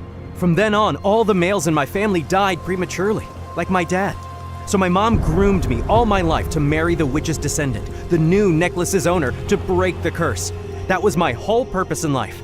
But then I met you, and I completely fell in love. Everything sounded completely mental, but somehow I knew he wasn't lying. After watching how stubborn you are, my mom realized you would never give us the necklace voluntarily and planned a horrific ritual to force you to do so. I just couldn't let that happen. I'd rather have a short life with you by my side than a long one without you. Aw, trust me, these are all tales and you're not cursed. I feel it. That is an ending worthy of a romantic fantasy, right? Unfortunately, things in real life are not that simple. After escaping from there, Nicholas and I lay low for months, traveling non-stop to escape his mother. Eventually, we settled in a big city to go unnoticed and start a new life. I tried to leave the past behind, but I just couldn't. I felt Nicholas wasn't trustworthy. And when I hit a vending machine, the police got involved, and seeing our fight there, they advised us to see a therapist. So that's why we're here. No matter how much I do to show her that I really love her. Nicholas, I want to believe you, I really do. But how can I trust someone who lied for years and was about to sacrifice me as a pawn? If you want my professional opinion, Nicholas is absolutely right. I don't think you're supposed to take sides. Kiara, you need to let go of the past and trust people. And how can I do that? Let's start with something simple. Give me the necklace. What? Just for a moment, show us that you can trust. No, I'm not giving you my necklace. Okay, so we are gonna have to do things the hard way. Mom? What the? That's right, don't try anything. You're surrounded. Guards came out from everywhere and captured us. Soon, they dragged us to an abandoned factory. Mom, stop! Let her go! Shut up! Bring my son to me. The guards grabbed Nicholas. I know you'll never give me that necklace. So let's try something different. If you don't give it to me this instant, Nicholas will be the one paying for it. Mom! Shut up, you traitor. I'm gonna count to 3. 1. Don't do it, Kiara! 2. Okay, you win. Just have it, but don't hurt him. After so much time, finally, I have the necklace and his power. How could you use me like that? Would you have done it? I would do anything for supreme power. Oh wait, that's not what I wanted to say. What just happened? So there wasn't a curse to begin with? Is Kiara's ancestor a real witch? Of course not. I made that up just to control you because I couldn't take the necklace by force alone. There was no curse, and Kiara's family were not witches, but healers. Our ancestors said that to make people exile them and steal their castles and wealth. So their castle belongs to my family? And all this time we've been living in a mouse house? Why do I keep telling the truth?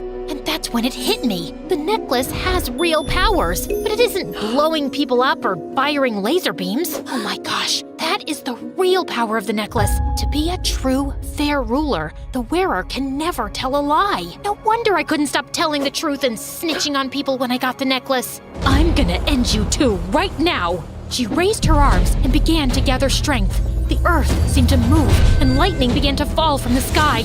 However, when she tried to use her powers, nothing happened. What's wrong? The legend says this should give real power to its owner. You're not the real owner of the necklace. You're right, I'm not. Not as long as you are still alive. Guards, do it yourself. So this is where we were in the beginning. The guards were everywhere, and we were completely surrounded.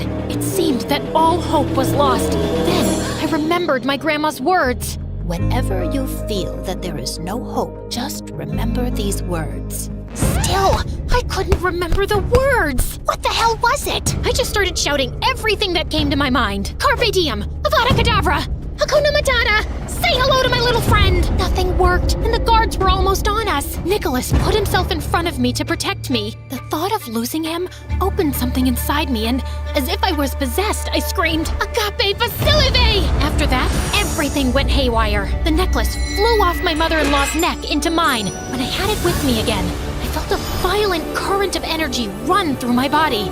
It's hard to explain, but it was as if I was part of the earth, part of the air, and I could control it. As the guards lunged at us, a mere flick of my wrists sent them hurling through the air. Soon, I found myself suspended in midair, while lightning bolts crackled around me.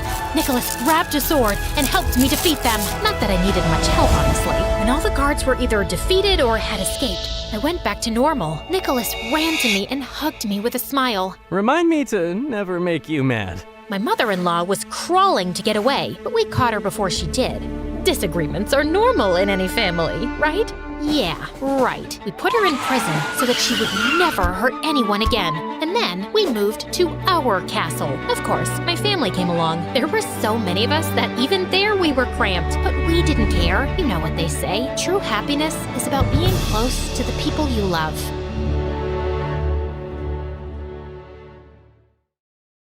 Hi, I'm Alice from Sweden, and my story is really crazy. But before I begin, please like and subscribe to For Eve. I lived in a creepy old house with my parents. It used to belong to my grandma, who was a very odd woman. She studied tribes in Africa and the Amazon forest and brought back crates full of strange masks and knickknacks. And most people around thought our house was haunted. Walk faster, or Ghost Girl will catch you. Just then, I leapt out from behind a bush wearing a scary mask. Ah! I was just trying to be funny, but people thought I was the weird girl who lived in the scary house, and no one wanted to be my friend. And my parents never had much time for me either because they were always working. This old house is a money pit. I need to work 2 jobs to keep it. Please, go to your room, Alice. I'm in a meeting. I wanted to help out, so I started giving ghost tours of the property when my parents were away. I loved telling made-up stories about the freaky things I'd seen around the house. I even made up a murder or 2 and sold Mom's dresses with ketchup stains as souvenirs. I made a killing on Halloween. But when Mom and Dad found out, they were furious. What's wrong with you, Alice? Why can't you be sweet and well-behaved like other kids? They took all my money and I was grounded for a month. I was so lonely and wished I had a sibling to play with. Then one day when I was 12, I got the biggest surprise of my life. I went looking for a snack in the kitchen when I found a thin, pale boy my age instead. Who are you and what are you doing in our pantry? I'm Damien, your brother. Didn't your parents tell you they were adopting me? What the flip?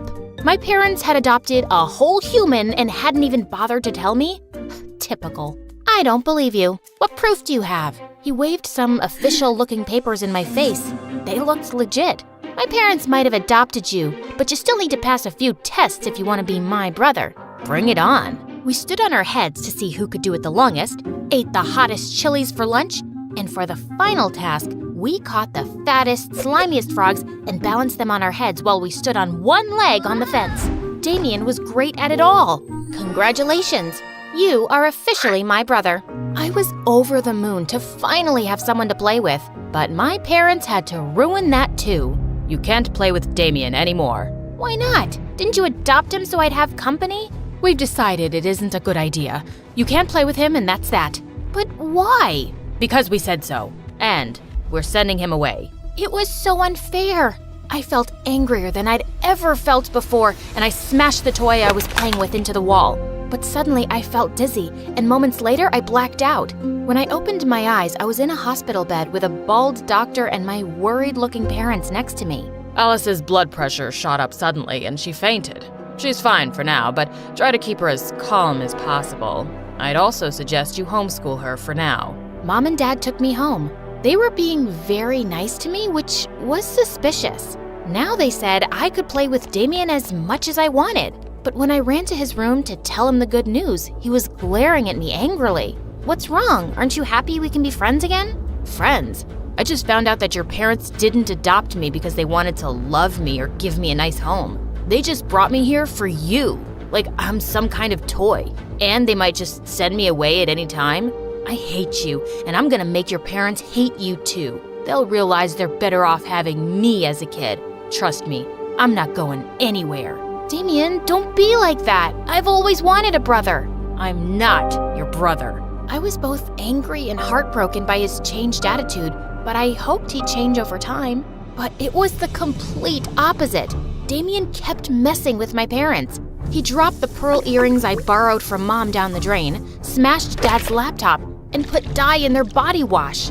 They had shocking pink skin for weeks. And somehow, my parents were always upset with me and thought I was acting out. They never seemed convinced when I said it was all Damien. Was he really turning my parents against me? Stop being a jerk. These things cost money and Mom and Dad work really hard. And stop making them think I'm doing all this. Then just give up and go away yourself. There's only space for one of us here. I'm not going anywhere, pal. But then the most terrible thing happened. A few days after my 13th birthday, we were visited by some people from the museum. They wanted to use Grandma's tribal masks and vases for a display, and they said they'd pay us a lot of money if we allowed them to borrow it for a few weeks. Mom and Dad were over the moon that the dirty junk around the house was worth something. We can buy a new car and replace the laptop Alice trashed. We can pay off the mortgage and finally be debt-free. This could change our lives for the better. But minutes before the people from the museum arrived to collect the things, I heard a huge crash from the basement. I went running to see all the masks and clay pots smashed and broken on the floor, and Damien standing in the middle with a stick. Oops, I'm so sorry. I was just looking at them. This time, he had gone too far. I slapped him hard. You did that on purpose, you jerk! Just then, my parents came running in and looked at the mess in horror. And then they looked at me like I was the crazy one. Why are you looking at me like I did this? He's ruined everything and you're still gonna have him around? Why don't you send him away? You want us to send your brother away? You got so upset before. I was wrong about him, okay? He's not my brother. He's crazy and he's dangerous. Mom and Dad exchanged a weird, long glance and nodded. Fine. We'll send him to a special facility so he can get better.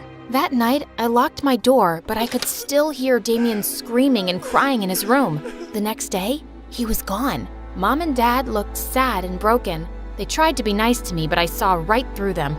They were sad because Damien had left, and I could never make them happy.